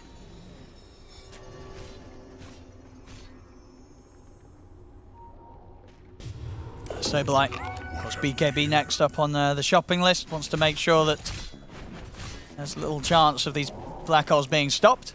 Pretty limited ways for them to stop it. It's just really the Batrider, if he's able to get positioned with like a Blink Dagger and stuff like that, to be able to stop a BKB black hole. So I do like that he's going for it this early. Shopify, they're still looking to fight. They still feel powerful. And they're constantly looking for Pakaz. Pakaz has to be very careful. He is farmed, but he is absolutely at the risk of dying if they get on top of him. Yeah, they'll pick up the gem now as well. He's got to sneak it around, though. I mean, Matthew, he has a base ward, and yeah, look how careful Fly's being. Supports tend to be more careful, as we always say. Now, Matthew not going to be able to find any couriers this time round. He has the double ward set down, too, but they're just keeping it along the sidelines there. And Arteezy, he's going to try to match that AC. I believe that you expect it, of course, to be coming out on the Lone Druid, so he is going to be going for that next. And, of course, look at him. He's not using his courier properly, so Matthew, he'll be able to snipe it. I love it. Shopify, though, absolutely feeling strong. As we've seen multiple times if they're grouped up rallied around this Abaddon. Oh, and they're going to get the jump on Pakaz. See if they can help him out in time. Picard's will manage to get the ult off. Saberlight's in with the black hole. This time round, able to catch both Picard and catch Chris. Chris, he's going to live though. He gets the chance to get the BKB off as the black hole comes to an end, and he goes straight over on top of the Enigma. Saberlight falls. BKB from Whisper. Panda holds back the two of them with the Ice Path. The borrowed time popped here by Arteezy as he heads towards Whisper. Whisper with the rest of his BKB TP's out. Panda will not escape though. I mean, back to back to back, they're getting Picaz. They just get right on top of him. He's playing a bit too far away from his team, and he's getting punished. Great job from Crit. As we said, he's 2-8, but he's getting the proper jumps over and over again. And the black hole, this time, it's a really successful one. Catching the backlines. Onto the push. No glyph. Easy tower. Shopify. Getting a bit of advantage here now, these last few moments. Radiant's middle tower has fallen. Got the full ags done now. Whisper still big. They do absolutely still have forms of being able to multi-scale on the side of EG. But Shopify so far, they're just making Picaz's net worth look non-existent with the way they've jumped him. Radiant are scanning. And yeah, just really, honestly, I really like the itemization this time around from Shopify. Just Crit having a Vessel, step of heal prevention versus the Lone Druid. They're playing around the Abaddon, so he gets these constant shields off to protect their buddies. Radiant's bottom tower. And yeah, Saberlight, Greaves, Blink, BKB, no funny business this time on the Enigma. Causing issues for EG.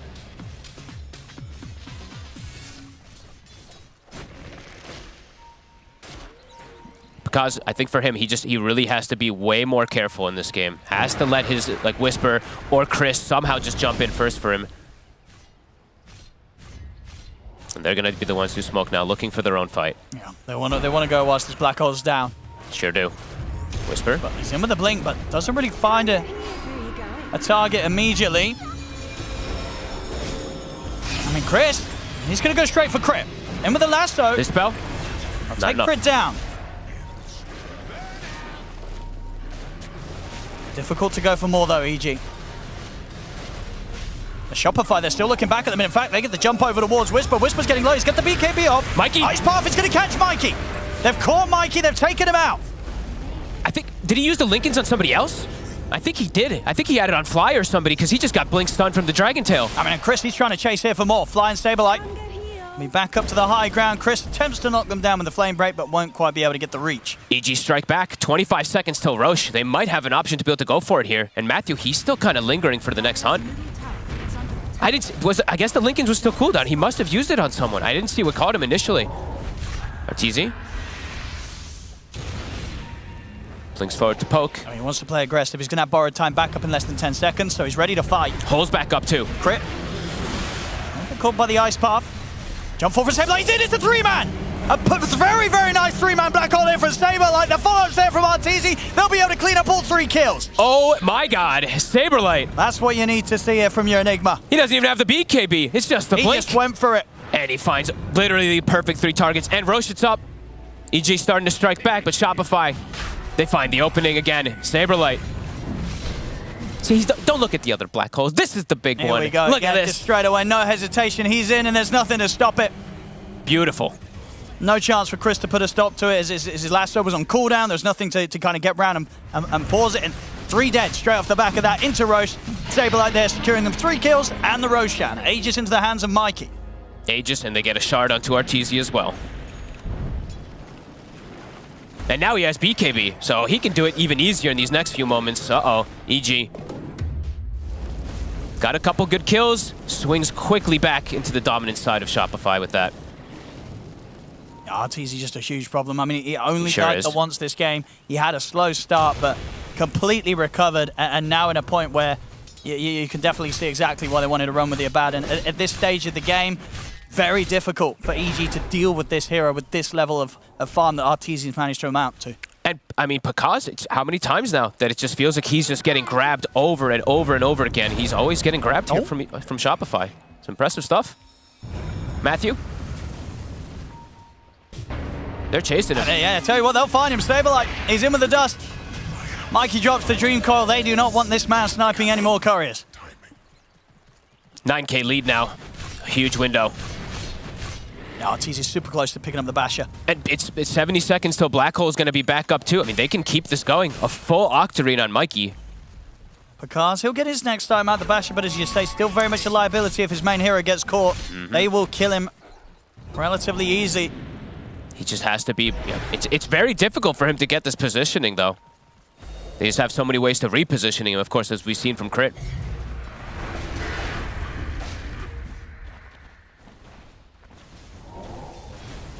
Yeah, 40 seconds. They're going to have Black Hole back available. And, I mean, how do you fight into that as EG? I mean, Saberlight, yep, very, very methodical. Greaves, BKB, Blink. He's got the Lincolns queued. Literally impossible for them to stop it once he has that. And they even have one already, too, for Mikey, so they can just throw that on him. Yeah, at the end of the day, someone's getting caught in the Black Hole. Almost certainly multiple heroes, and there's not a whole lot you can do about it. They should, I mean, they could just target Pakaz. He's like all the damage at this point for their draft. I mean, EG's best bet is that they've got to try and force that Black Hole out somehow. Oh, bottom. Whisper.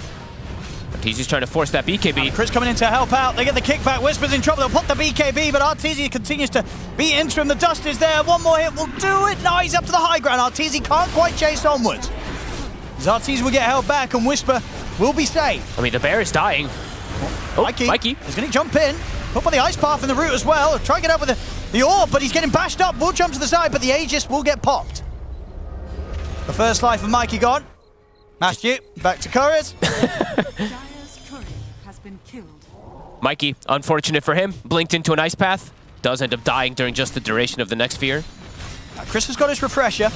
Okay. So there is that chance now to get that kind of long duration lockdown and also have that backup lasso just in case he can somehow find a position to put a stop to Saberlight's Black Hole in this window where he doesn't quite have the Lincoln Saberlight.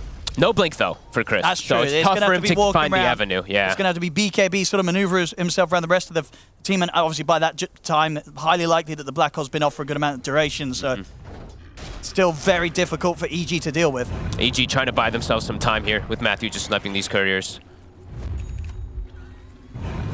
And yeah, Mikey, he's like, all right, enough of this. He's buying an Aeon disc. Shopify looking for a grab themselves here. Whisper. BKB's on cooldown. 8 seconds. Whoever shows their crit will be straight on him. It's gonna be Panda. Oh, actually find Whisper. Wait, Crit. what? He's gonna look for a bigger target. Find the jump. There's the Black Hole from Saberlight, catching the two of them. Crit with a perfect setup. Getting Whisper grouped up with Panda. They'll take out Panda. They won't quite be able to kill Whisper, though. BKB is off in time, and Chris will try for the lasso. It's immediately taken off, though, with the Aphotic Shield thrown down onto Saberlight. 2 for 1 at this point. Because they just kill his bear. He doesn't have a resummon for 30 seconds. I mean, Fly is just beating into it every single time. I mean, Whisper lucky to get out of that one there. Yeah. Crit somehow identifying the fact that he'd be hidden in the trees.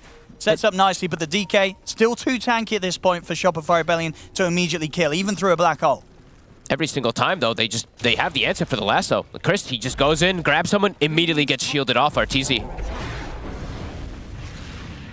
7-1. Yeah. 12k lead. EG trapped inside their base now at this point. Manta's almost finished on Whisper, so I mean, like we said, he is continuing to get this scale, but the fights just look very difficult for them. And soon it's going to become more and more difficult when Saberlight does have Lincolns, and it's getting close. I mean, if they just double Lincolns him, then there's just no way for them to stop stop that Black Hole. Even with double lasso kind of play. Lots of different things they can do. They find a really good neutral item for Mikey, too. They get the Timeless Relic.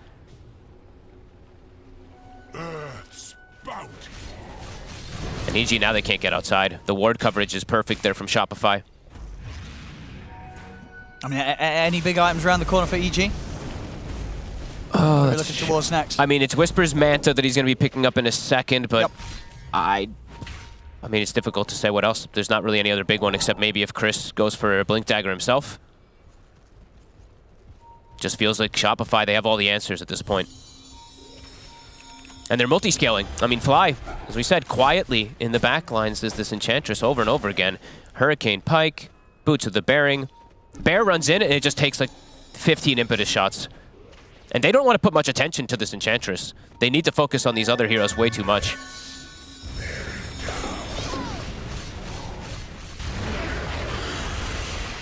Arteezy, Blink Abyssal Blade.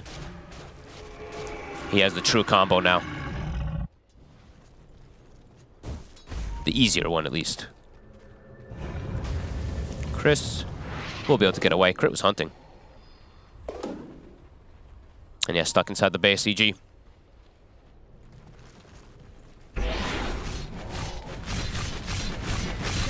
Are scanning. How close on the Lincolns? 600 more. Yeah, I feel like for Shopify, they don't really need to force a big fight right now unless they want to feel, unless they feel good with like someone's getting out of position. I think they could just finish Saberlight's Lincolns and then they're in just a dream spot to be able to close the game out. Pass. Mikey attempts here with the Dream Coil. That's a bit far. Yeah, he'll be perfectly fine this time around, Picard.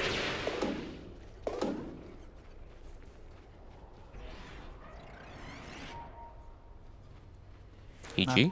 Matthew. Radiant's He's back on his way over to his favorite spot. They're losing all their vision, though. They just placed these wards. Instantly gets taken away from that gem. I mean, they're going out pretty far in this top lane. Chris. And he's going to be forced to BKB. He'll put the lasso. Saberlight's got a black hole if he wants to use it. That's two lassos.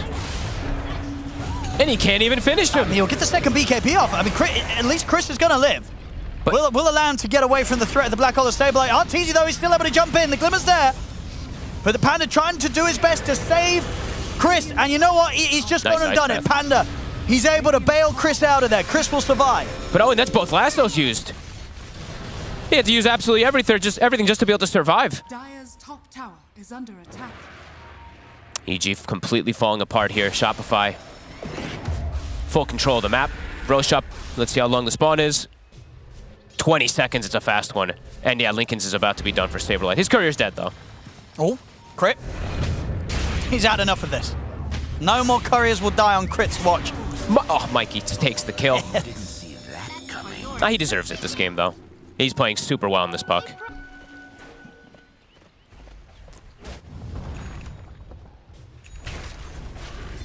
Yep, Roche. It's back up. They're going to give the tome even to Mikey after him having such a good game. Yep, like I said, he deserves it. And Saberlight, he'll back up, and he's got the Lincolns done. Now what? I mean, yeah, what do you do against this Enigma? It's been, a bit of a wild ride for Saberlight. He's had some, some crazy black holes. Sort of on both ends, Absolutely. We had some rough ones, but recently the last two, a couple of bangers from Saberlight, and with his items done now, very much reason to believe that there's going to be more of that to come in this game. He hit the ones that mattered, And great stuff. And yeah, Roche, it's scouted immediately. They're going to go in there and they're going to kill it in seconds. And now it's, oh man, it's a refresher also. It's amazing for this game. With the Enigma here, they can have double black hole. They can even give it to the puck. I mean, either one are incredible. I think Saberlight's going to want it, surely. But Mikey, come on, the potential. No, I mean, of course, you want to give it to Saberlight. I mean, with how powerful and impactful the black holes are this game, two of those, that sounds like a GG to me. I absolutely agree. Able to land them in this next fight. That will close the game up if Saberlight is able to just survive and get in there, and there's every reason to believe he will. And he also has point using right now. He even has ninja gear too, right? So he literally has the perfect setup to get the double black hole dream. This is going to be so hard for EG to deal with. And even Mikey, he's 25 now. So Dream Call pierces immunity. He's 6 slotted. The bear. Just tickling at this point. I mean, Arteezy's in onto the bear. Bear starting to fall low. Impetus is as well. That will do it. That's the first bear gone. See the BKB from Saberlight. He's going to make the jump. He's going to go for Chris here with the first black hole. Controlling the Bat Rider, but the BKB was off in time and looking for the second black hole here, Saberlight, but he gets caught by the bash. The bear's in on top of him. Doesn't matter. Still gets the black hole off. Catches the bear. Catches Chris. Chris is gone. The bear down for a second time. Saberlight still surviving for it all. Dodges the ice path. Protected by the Aphotic Shield. He's out of the base and he's back to safety. Whisper's trying to chase him. They're coming out with the buybacks. 2 buybacks so far. Saberlight, he'll live. Whisper couldn't finish him off. Mikey's diving the base here. The third buyback to come out here from EG, but they're getting forced all the way back to the fountain. Arteezy, he may even be ready to dive. Puts the Manta style. They're diving them in the fountain here, taking down Chris for a second time. Picard's out without buyback. Same to be said for Panda. It's down to the final 2 of them. Just Matthew and Whisper alive here in these final moments potentially for EG. They'll get the sleep set up onto Arteezy, but even if they take him down the once, he's still got the Aegis.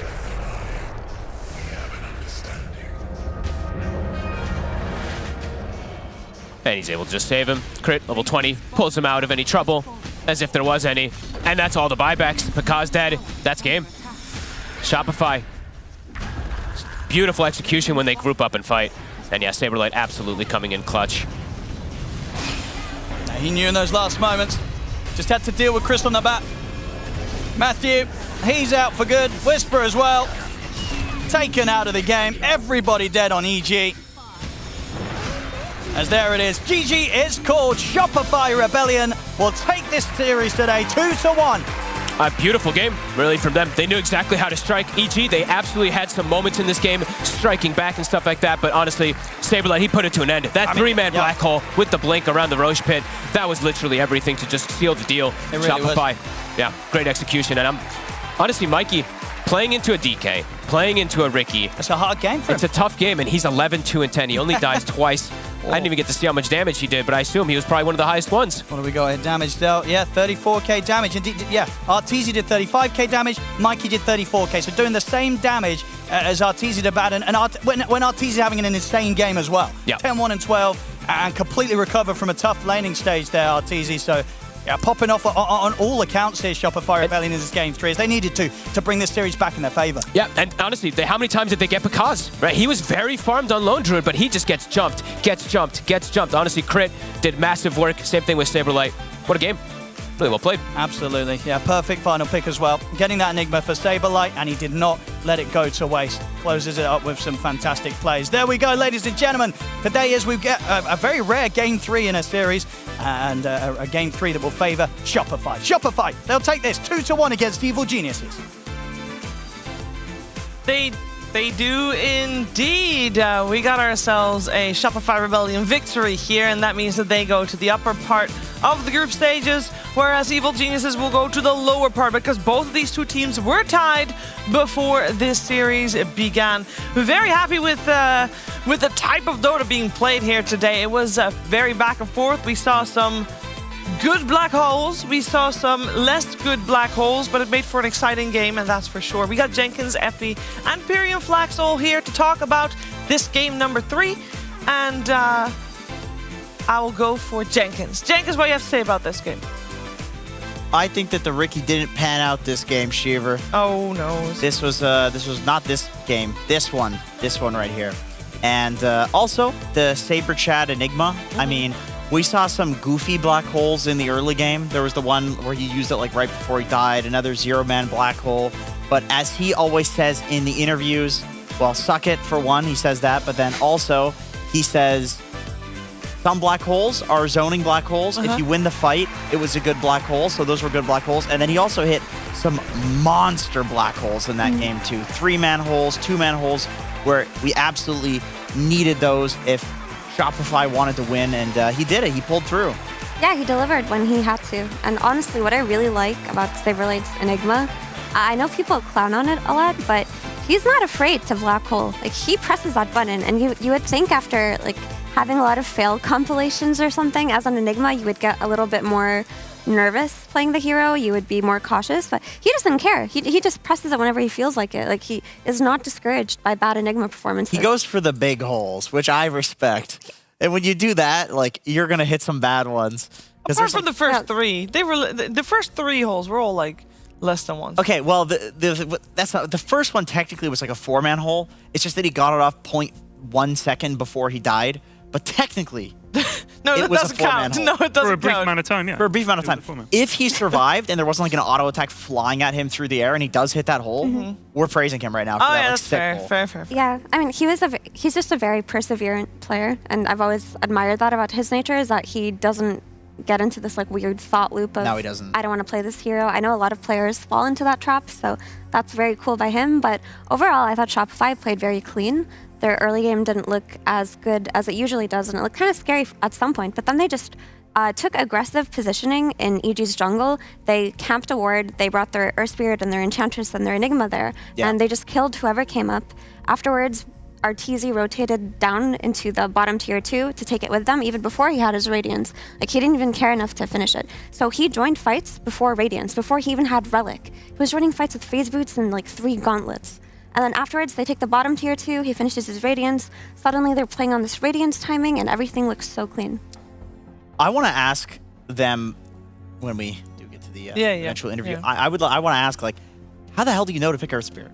Because it's the second pick Earth Spirit. Yeah. There wasn't any sick hero that it countered. It kind of just feels like to me, your Earth Spirit player says, just give it to me. I feel like playing it. I'm gonna pop off. Because in that game, we saw Crit do some like kicking Panda on the Jakiro, like back into the tower, body blocking him. And there was that time where I don't remember who it was, he went on bot. I think it was Whisper on the DK, and the DK had BKB, and he was rolling and then hiding in the trees and waiting for the DK to BKB and then waiting for the DK to TB. And it was just like, it was such beautiful team fighting on this Earth Spirit that it's like, how do you do this in a patch where people consider this hero to be bad and you had no idea what you were going to be playing against? He just clearly was feeling himself. I mean, that's like a signature hero. Like, don't you feel like sometimes whenever we talk to players after games, which I'm sure obviously we are about to, they always say, I just want to play it. It's just like, it's not even like a comfort pick. It's just, I know I'm good on this hero. Yeah. And, you know, sometimes just pick a hero you're really good on. It doesn't matter that much. If it's like, it's not a great game. If you can pop off, pop off. To go off of what Ted just said, it always happens in the game threes when you could potentially drop a series. You ask for your comfort, you ask for your best hero, and you just go for it. Also, because of this Earth Spirit, it made the Riki look really bad. Like, I mentioned it earlier, I don't like Riki versus supports that can, like, gap close and catch him. Like, the ones that roll in, like Earth Spirit, carry a dust and just find him every time. That's when Riki starts sniping couriers, when he can't join fights because he gets caught. And I believe we are here live together with Fly. Hey, Fly, congratulations on the series. Thank you. Can you guys hear me? Yes, we can hear you. We can also see you. So everything you guys. working as intended. I'll wave. Hello. We have a couple questions. Now, I have two questions myself. And the first one, we saw you on the camera after Game 3. The GG was called. And you looked very thoughtful. Like, not necessarily happy. You look instantly like, how could we play this better? Is that, like, I want to know what's going through your head after a game that you just played, after a series you just played like that. You know, you're gonna have wins that you're happy with, and you're gonna have wins that don't feel that great. And it's not because of the actual victory itself; it's because of how you got there. And you know, early game was going pretty bad. Game, I'll be honest. And if certain things didn't go our way, we probably could have lost this game. So at the end, I was kind of thinking like, you know, this one was kind of iffy. Instantly in reflection mode, basically. Yeah. And then my other question is the last 5 games. I mean, you've had a heck of a ride the last 5 games. Oh, Enchantress, every single game. And I was wondering what makes Enchantress like a good hero for you in the current way Dota is being played. I just like micro heroes. I mean, I think I listened to Stellary's interview last night, and I was like, yeah, this guy sounds like me. I enjoy these micro heroes. It's probably one of my most played heroes. So it's just a bit of comfort for me, really. I can't wait for Chen to be back in the meta too. You know, I watched some Stinger Chen. You know, I kind of got inspired. Maybe I'll go grief some pubs. So yeah, it's definitely just comfort. You were talking about comfort, Fly, and we were talking about the Earth Ted Spirit. is here. Yeah, Hey. hello. How are you doing, bud? I can't see you, but Oh, sorry. I should have said hi. We're talking about comfort heroes, and obviously you've got this Earth Spirit pick. And Jenkins and Effie were pointing out maybe not the strongest hero in the patch right now, and you've picked him second, I think. What was the thinking there? Is it just, hey, Crit is a god on this hero, let's just pick Earth Spirit? honestly, there wasn't any crazy thought to this one. It was definitely, again, going to something that we are happy playing for our players. Like Crit obviously has like the best Air Spirit ever. And we felt like, you know, EG is like a fighting team, right? They're always like, they're constantly fighting. So we wanted Crit to be able to help with that, like in the early game. So Air Spirit just seemed like something that kind of fits. And yeah, that's why we went with it. Thank you. Go ahead. You guys have questions. Hi, Fly. Congrats on your win. So thank you. Hi, Effie. Hi. I have a couple of questions. The first one is, I was wondering what kind of takeaways that you're going to have as a captain with playing and accommodating for a stand-in. Like, did that teach you anything? Yeah, playing with Mikey is for sure different. He has his strengths, he has his weaknesses, just like any other player. And the more we play, the more we learn. I think Bulba was on the interview before, and he mentioned that we don't scrim or anything. So every game, we just kind of have an idea in the morning or in the previous night, and we go with it. And the more we learn about Mikey, the more we try to adjust to what we think is better. There's a lot of other heroes he still plays that we haven't really shown. So like it's something that we're trying to learn on the fly, no pun intended. And yeah, we definitely learn things from Mikey. Like he's someone who always gets farm. He always plays really well in the late game. And that's something that maybe we'll kind of look in the future. Like, hey, this is what went really well with Mikey. We'll see if this is something we can incorporate with Abed or if we need to at all. So yeah. Okay, cool. And you guys recently have looked very strong and very stable, but how does it feel for you when you finally reached a very comfortable point in the patch and all of a sudden it's over in a few days? I'm excited for the patch. I mean, I can't wait for the new patch, regardless of like what our stage is at right now. Even though, yeah, like we're winning some games. I wouldn't call us stable personally if I look at our games, but I'll take that as a compliment, sure. I'm still like super excited for patch. Like, you know, I don't want to queue up pubs and play Undying every game. Maybe, you know, they'll bring back some Oracle outside of Insania. That'll be kind of fun. So I'm looking forward to playing some random, you know, spell casting heroes. Okay, that's great. And last question. Which team do you think generally has the biggest advantage when a new patch comes out? Oh, it's a bit like lottery almost, because everybody's going to look at the patch. They're going to be thinking maybe some similar things, maybe like completely different ideas. One team is going to be like, hey, you know, they added, like Mirana has a new shard and now she's broken because her previous shard is awful. And another team is going to think something else. And then because you have literally like a day to figure it out, it's just going to be completely random who's actually right and who's wrong. Because generally patches take like at least a month to stabilize at the very least. So we're in for like pure chaos, and somebody's going to gamble right and somebody's going to gamble wrong. But if you could pick one team that you think would thrive in that chaos, just one, which would it be? You know, Shopify Rebellion's pretty good. Very good. Hey, Big F. Good to see you, my Canadian brother. I got a couple of questions for you here. First off, is there any new tech that you've discovered at the gym that's helping you with your gains lately? What's your new gym tech? Yeah, I got a great gym here. It's been nice. I've been going every morning. I don't know, not really new tech. They just have, I don't know, just the usual stuff, dude. I mean, like, are you doing any new like exercises that you're like working into your routine? It's pull-ups. Always love pull-ups, no matter what. That's my consistent one exercise always. So I'll keep doing that one forever. How many can you do? What the hell, dude? Probably 16 was good form. Holy 16, shit! 17. What a beast. Yeah.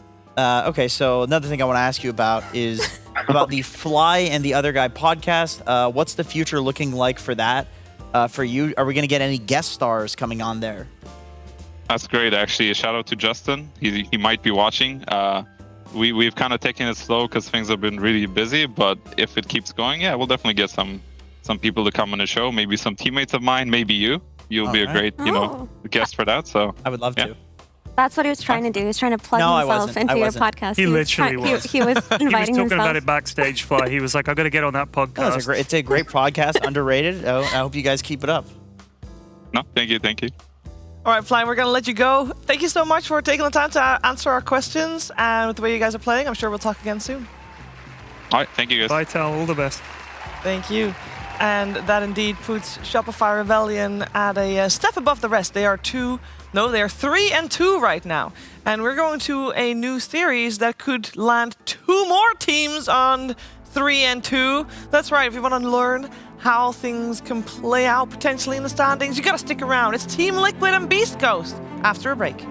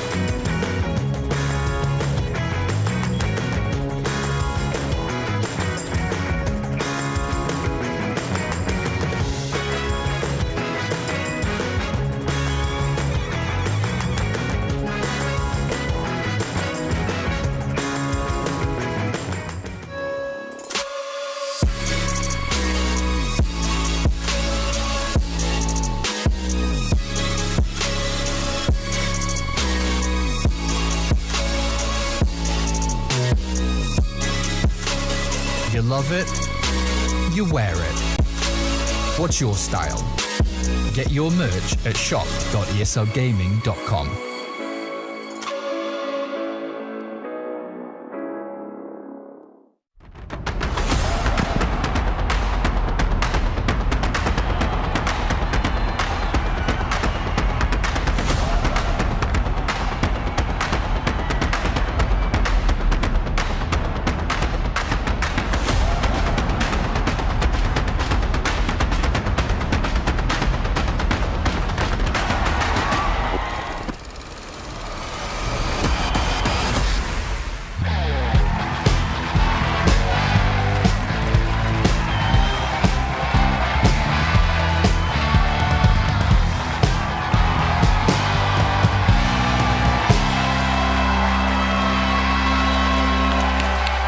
One of the better intros we've had so far. Thank you so much, PogChamp Pandas, and welcome back. DreamLeague Season 19 continues with our second series of the day. It is Beastcoast taking on Team Liquid, and I am joined by Effie and Pyrian Flax, and we are having an empty spot on the couch because Jenkins decided he's had enough and he left. Well, Ad.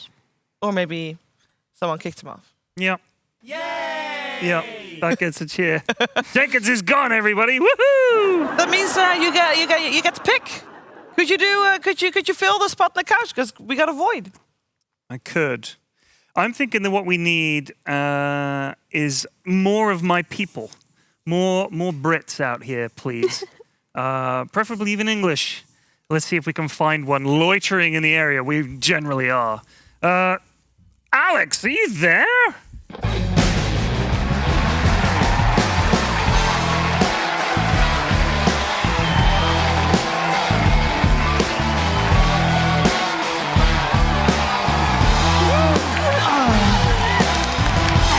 Hi, babe.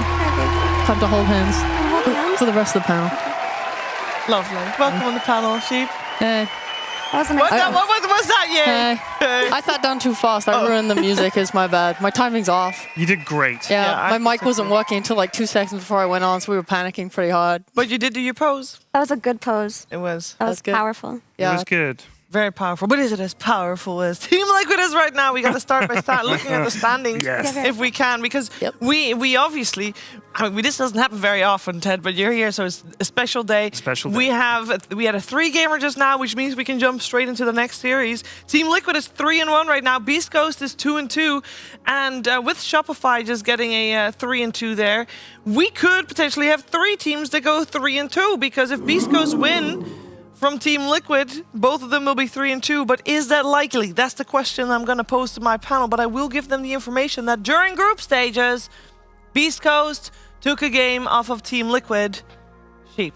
It's possible. It's possible! I mean, this is the fun part of this group stage in general, I'd say, is that I feel like anyone can actually just beat anyone, especially South American teams. Like, Beastcoast and EG are just pulling like the worst games and the best games out of their pockets every time they play.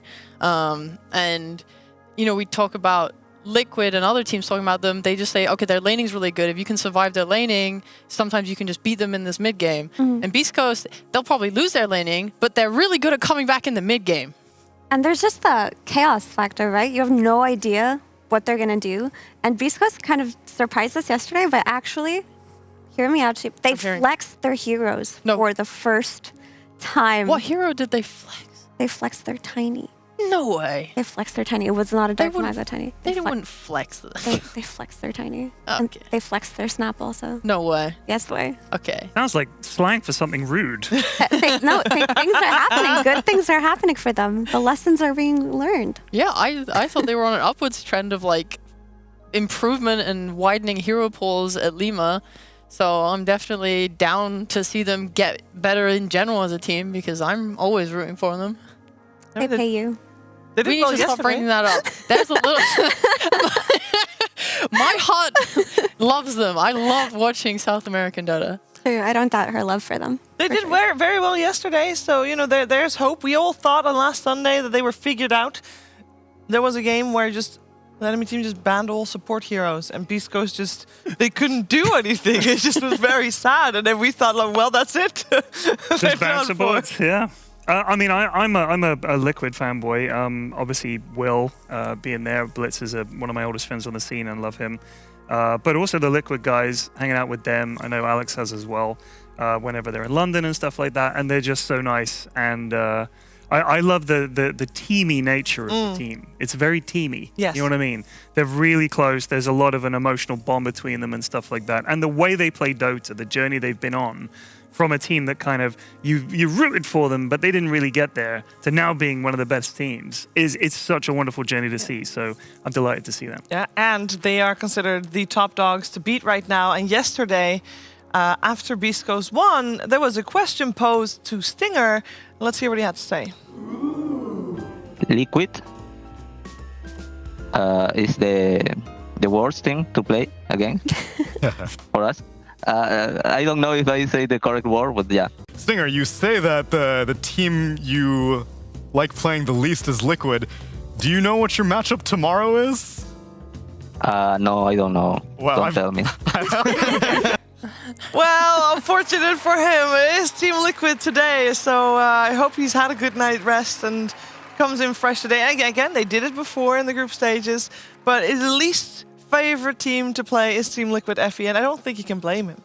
I feel like everyone's least favorite team to play is Liquid, unless you're gaming gladiators, then you enjoy doing You that. take your free win and you carry on. It's an indescribable phenomenon, something that occurs only for GG, but Liquid have been at the top of their game since this new season. All of their players are on the same page. They're all playing at the high skill level they have had in a long time too. It just feels like everything is going seamlessly for this team. So yeah, I wouldn't be surprised if most teams try to dodge them whenever they can. No dodging possible in a group stage where everybody plays everybody. That's what we're here for right now. It's group stage number 2 here, DreamLeague Season 19. And we got Team Liquid on the dire side, Radiant side for Beastcoast. And we're going to find out what the teams have in store for each other and how much flex potential there'll be, because that's always indeed a question mark when looking at Beastcoast, as we know that Team Liquid has got quite a bit of flex potential. So far, though, nothing too out of the ordinary. We do start with banning out on the side of Team Liquid Tusk and Snap, which, Sheep, I believe that are 2 flex heroes from Beastcoast gone. Yeah, the Snapfire is the most important one, I'd say. I mean, I think they've been playing around a little bit with not always taking Snapfire recently, but I believe like Sacred had such a good game on it yesterday that it's 100% worth banning out. I mean, I've always thought it's one of his best heroes, and I really love seeing it. And it usually just complements their game plan, because they like to run at you, they like to fight, and Snapfire is just like, she doesn't have to be in the fight to follow up with damage. So I really like the hero for them, so I'm glad it's gone. Yeah, exactly. And she opens up Schofield's hero pool too, right? Like these melee roaming type 4s, the ones that have disable but not necessarily a lot of damage, like the Nyx, the Tiny, the Air Spirit, etc. Snap pairs up with them so beautifully. So that's why you got to give a shout out to Schofield, because he also has learned the Snapfire now. So he's finally able to play a few ranged heroes. God bless. All right. The Nisha Pango has arrived. Dude, Nisha has been popping off so much on this Pango that I feel if you're not ready to address it within this first phase, you gotta get rid of it. I mean, I have not seen him had a single bad performance on this hero so far. He brings the tempo and he makes the rotations out of Liquid out of control. It's just non-stop after the laning phase. So here's my question for you guys. I haven't watched all of the games. Okay. But I've watched a decent number of the games. And we were talking about Pango earlier, actually. And especially, like, don't give Nisha this hero. They let him through. If they don't counter him, I mean, there's Bloodseeker. The Bloodseeker ban is a good counter. What do you pick now to counter Pango? The best shot that a lot of teams have been going for is taking the Storm Spirit versus the Pango, because he has a very good lane. He also can match tempo because his lane goes so nicely. The issue with it is he's playing against Disruptor, which is always punishable. We saw Insania also punish a Storm Spirit with his Disruptor versus the Pango many times before. So that is the best thing that you have left in the pool, but you have to be ready to protect your Storm. I think Tiny is honestly still very good here against Pango already. Just because it provides a way to potentially start a fight by bursting him when you have that Blink Dagger. It would be nice as well if they could pair it with another stun. Like if they want to put this mid on Dark Margo and then they pick Schofield some roaming melee that can come mid and kill, then they can do some... the thing is, he doesn't play like Miranas and stuff, because that's the nice thing, right? You like combo tiny mid into an arrow. Like, what could he take? 10 seconds remaining. I'm not sure. I'm sure they'll find something great. But I like it when you can start a fight on the Pango.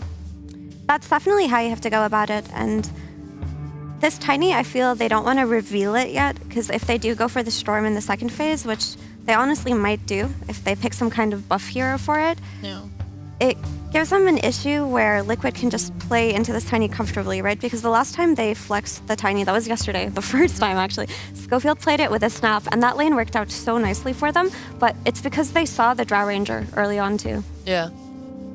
I mean, I guess they could take some off-lane hero. I know, like, if they do want to put Tiny on 4, they like to play stuff like Leshrac, but I personally am not a huge fan of it into this opening from Liquid. I also think it's liable to get run over.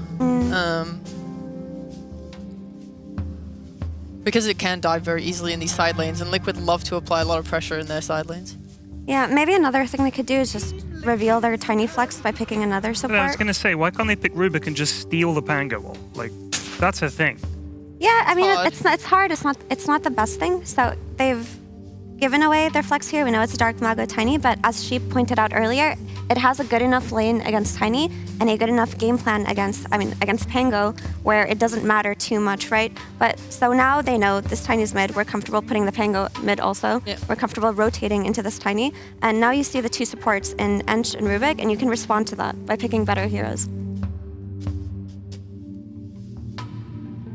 This music is making me feel like there's something very intense going on here. This feels like the scene in a movie when we're just having a talk before we go down into the cave to fight the monster.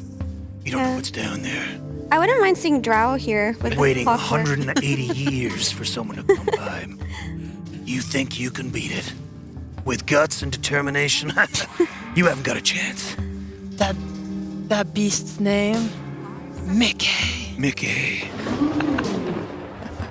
I dare you to do a whole draft like that. That would be don't so tempt me, amazing. I will create, someone will create a Reddit thread saying, get this man off if they haven't already. I will double down and be even worse than you could have possibly imagined. Hold on. Beep, beep, alert. What the hell? There is a core somewhere between this Phoenix, Clockwork, and Disruptor. What the hell? Church of Phoenix. It's the Church of Phoenix. That Phoenix has It's been the around Church for of, 80 the years. Church of Phoenix. Listen. Yeah? Down in that Phoenix You is call him the Phoenix? best hero in Dota. Oh, get out. If it gets levels Okay. versus Tiny. Okay. Especially if it's a Tiny core and they've given it away by picking their support duo. Okay, Phoenix core versus Tiny because he has core. no attack speed. You buy, you buy the Spirit Vessel early. You can buy the Meteor Hammer in this patch. Max Sunray destroys Tiny. I freaking love picking Phoenix into Tiny. I'm so sold. I'm so sold. It's so much fun. Have you ever watched? You dive in. She has a question. You Vessel. Yeah, I have a question. Yep. So there's still 2 picks for Beastcoast. What if they pick 2 heroes that are very good at killing the egg? Do you switch your offlane priority to be the Clockwork 3 instead? No, because Phoenix doesn't even need to play on his egg as an offlane. He doesn't give a shit you about play the on egg. your Fire Spirits, Yes. your Vessel, and Okay, your Sunray. I'm sold. You're a damage dealer. That's an egg killer, by the way. We got You're a a jug. damage dealer. Yeah, but now you've had to pick Jug. No. It's K1 Jug. It's different. Oh. It's like a Tell him, K1 sheep. Phantom Lancer. That's also different. It's like if anyone else picks it, you're like, well, that was cringe. But when it's K1, the man finds his farm. The man makes it happen. I was thinking that like a Lifestealer would look pretty nice here, but Jug fills basically the same kind of role. He's just going to be able to use Spin to hit the egg in these fights. I would like it if one other hero could also do it still, because there's like the clock hook that's going to be able to interrupt somewhat. I think if ever there was a good Jug game, it is this one, right? Because you can Blade Fury out of Glimpse. If you get initiated on by the Clockwork and somehow he fails the pushback or something, you Blade Fury inside of the cogs and you can work your way out. It's also super good against Pango later on in the game because you can just Omni Slash the roll You make and good kill points. the Pango. You make So very good points. even though Juggernaut as a hero has not had the best performance in this patch, like this is a really solid Jug game. It honestly is. However, it is punishable on lane, I believe. If it is a core Phoenix, you can just bait the spin with maybe Clock going in on him, 1 or 2 Fire Spirits he spins, and then you dive, boom. He's punishable on lane for sure. I think they really need to ban Slock. That's my only opinion here with Jug, because the Lock Shard instantly cancels your Omni Slash. And it is like, I feel like they don't have the best lockdown for him. And I'm guessing here that Team Liquid haven't picked their carry, so that's, they're looking for something here. Yeah, I'm with that. They banned Leshrac out. Yeah, it's a little rough, I'd say, for Jug that he can't play this split push game. I think because if Disruptor's playing on side lanes waiting, like with his ult, you're just going to be able to kill the Jug a lot with your team. And the fact that they can cancel the TP, it means that he's not like super free to just be hella aggressive on the map. But usually Beastcoast, they don't really care about including K1 in that way anyway. They'll just let him farm and do his thing on their map, and then they'll play 4 up on the other side. There's also potentially Furion for Liquid here, if they want to, for Mickey. I think they could also go for a fighting carry like Monkey King. And that way they're not too concerned if it's some really strong offlaner that builds auras. The Monkey King should lane well. 2 other solid options for them. Well, they were stream sniping. They banned the slot. I think they can pick Bloodseeker as well if they want. Oh wait, no, they banned it. They banned it. Sorry, I was looking at the far monitor. No, it's tiny. That was something funny Box he said in the interview the other day where he said, like, somebody asked, you know, do you guys ever just recommend heroes that everybody's that's stupid? He goes, no, we sometimes recommend heroes that have already been banned. Like, everybody does that. I told him, like, we do that we too. do that. It's very normal. Sometimes you just get so caught up, you just forget what's like, oh, pick so-and-so. Yeah, like, It's oh my banned. god, this is such a good banned. Bloodseeker game. And then it's like, oh, wait a second. Yeah. They thought about that already. Drow still exists also. I feel like this could be a solid Drow game. You have the clock pairing that you could take advantage of and just send the Disruptor bottom. Thinking about a lack of gap close as well maybe means Drow wouldn't be too bad. They've gone for Ursa. Ursa's a strong fighting carry. I think this Jug looks really painful now. And he's going to rely a lot. I mean, there's K1 and he does this weird stuff where you painful think for him or painful for people that face him? Painful for him. Because you're playing into like the potential Disruptor silence, so you don't really want to buy BKB, but you kind of feel pressured maybe too. You're playing into a Pango that's going to buy a Basher, you're playing into Hookshot, you're playing into an Ursa that's also going to buy a Basher, so your spin doesn't really mean much the later this game goes. I mean, this guy's insane. He sometimes just pulls off plays where it feels like he should be countered, but he isn't, but like that's kind of like a copium type statement to make. And as odd as it sounds, Ursa's pretty good at defending the egg, right? Because he can just instantly burst the target that's focused on the egg. And he's always had a really great matchup against Juggernaut throughout all patches. Oh. I also like that by picking Ursa, they negated the like melee offlaner aura builder type, and that's why they had to go for the Necrophos here, which has a better lane, but I think it gives them less for the game overall. Yeah. This is such an aggressive lineup from Liquid as well. Like, this is just, imagine this lot running at you. This is terrifying. This is terrifying. It actually is. It's really scary, and I don't think Beastcoast are going to be able to make their own moves. I feel like they're kind of playing a little bit more defensively with this Necro pick now, because that is not a mobile hero. No. Like, you'll be wanting to play with like some tiny tossbacks into your Necro, and then that's how you're going to try and take your pick-offs. And it feels like when you have a Necro, you just have to take one side of the map either, and you can't distribute your farm the way that you want to. It also limits the places that Tiny can play once he does get that Blink Dagger, because if you leave this Necro alone and he feeds a couple of times, it's a completely worthless pick. Because what is it countering here, right? Who are you using your ulti on? The only strength here is Phoenix, and it's not that high of a priority right now when you're dealing with the Pango and the Ursa. All right, I'll bat for Beastcoast though. They have really decent looking lanes, in my opinion. Like this Juggernaut should just completely out CS the Phoenix, I think, until at least he gets a few more levels. So maybe they can dominate the early levels. The Necro should win his lane against Ursa. So I'm kind of hoping that, and Tiny should farm against Pango. So really, I think they should find farm. Hopefully things don't go too horribly for them. Well, we're gonna find out. Phoenix. Go Core Phoenix. Core Phoenix. I mean, we're gonna see. A lot is gonna depend on the lane, and I think that once Beastcoast starts to run away from Liquid, they'll be having an easy job catching up with the lineup that they have. But let's see how it goes as we are gonna watch ODPixel and Fogged after enjoying a bit of PogChamp Pandas.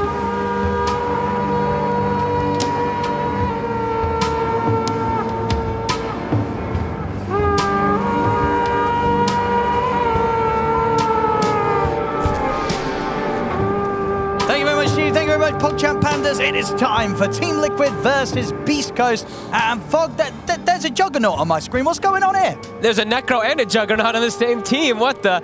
I think they're double down just to dominate lanes. And I think that's exactly what they have to do to have a chance in this game. It's Liquid. They're an amazing team. They sometimes like to put Zai on some of these bit weirder heroes, but you can see why. I mean, he's playing versus a Core Tiny. Effie talked about it multiple times on panel there. It's one of the best heroes in the game versus Core Tiny in multiple different facets. And they pick a Necro into it. So if they don't shut down this Phoenix, he's going to destroy 2 of these cores effectively throughout all stages of the game. So let's see if Beastcoast can make some magic happen inside these laning phases, because it feels like they just absolutely have to. I said laning phases. Laning phase across all 3 lanes, though. It could be a tough one for Beastcoast, but let's see if they can do it. Honestly, they'll have all the respect in the world if they can get a win with Juggernaut. For sure. It's a tough hero to win with, Fog, and honestly, not one that we're seeing a lot of teams kind of care to give the time of day to actually try it in pro play right now. Yeah, I don't think I've seen the Juggernaut versus Clockwork Phoenix lane, though. They have it's an Enchantress as well, too. So Ench, Jug, hey, these 2 can be strong at laning if they can get kills. I think Clockwork, though, is incredible versus Jug at all stages of the game. I've always hated this matchup for the Jug. You have hookshot to cancel when you have your spin TP. You have ways to cog zone him and stuff like that, too, even if he spins and gets onto other heroes. But let's see what they can do. It's really, I think they just have to come out with a huge advantage in lanes, and perhaps they can snowball off of that, playing around a Dark Mago Blink Dagger and just getting K1 massive, but it's a tall ask. Yeah, I mean that's the thing, of course. Dark Mago on his Tiny, grab it first in the draft. They've got this insane win rate with, well, he's got this insane win rate on their hero sort of over time. He should be able to have a decent lane right against the Panga. Yeah, absolutely. Yeah. We see at least from what I've seen, most of the time the Tiny does come out slightly ahead in the last hits, but they're still Pango. It's a Pango that's not really too addressed in the game at all. And we've seen what Nisha's been able to do a lot of these games, even when he is addressed, just totally popping off. But yeah, I mean, lanes. They got to crush these lanes, and they are absolutely set up to be able to do so. Side. Pretty low there to that last impetus. I mean, K1 has to help Stinger. Yeah, they've got to share the battery assault here to keep Stinger safe. Nicely done. Has hit the level 2 though, K1, and of course, it's got the point in the healing ward, so we'll be able to keep the 2 of them in a pretty healthy position. Has to hide it. The good thing is Zai is not level 2 yet, so he can't dive and snipe that healing ward. And yeah, we'll be able to keep it safe. First 2 waves, looking good. Necro free farming. Jug getting pretty much every single last hit also. Same thing for Tiny. Mickey. I mean, they will get Mickey, but that first blood was kind of awkwardly set up there by Schofield. Did end up dragging the Ursa in on top of his own Necrophos, and that, of course, caused the Necrophos to die. That looks like a typical 4 position thing, right? Yeah, you died, but I got the XP. All part of his great plan there. Hey, Schofield has actually done God's work on this Rubik before. His performance when he was playing, I believe it was versus like a Lion the other day, he landed like 4-man impales. It was pretty sick, but doesn't have the potential of those type of steals this game. He actually has much worse type of spells to get. I mean, what do you reckon about the last pick, Ursa, for Liquid this game? Is it pretty devastating for Beastcoast, or do they have ways to deal with him? The Necro is the answer, right? That's going to be that big answer that's why they went for this draft for it. But it's a good Ursa game. Versus Jug, it's a great core-to-core matchup. It's similar as what Sheep was saying. There's like a couple of these different heroes that just can click one button and your Omni Slash is negated. Ursa's one of them. It's like Ursa, Slark, Morphlings. I mean, actually, there's a lot of them. So, I mean, I could go down the whole list, but it's a pretty long one. That's why Jug, pretty underwhelming of a hero unless you just get this super dominant start. See what type of moves we have around the map, too. We've seen Boxy in particular. He's probably the most active 4 position that we've seen, just running around and constantly looking for early setups and ganks. This game around, not so much that he can gank the mid lane, though, when he's playing versus a Tiny with the Pango on his team. I think he's looking to just stay bottom and make sure Zai's okay. Zai, as we said, he can just dive and steal the healing ward almost every single time, though, so K1, he's got to be more careful with next usage. And yeah, so far Zai, he is last hitting just fine, and it will be a Meteor Hammer Rush. Great game for it.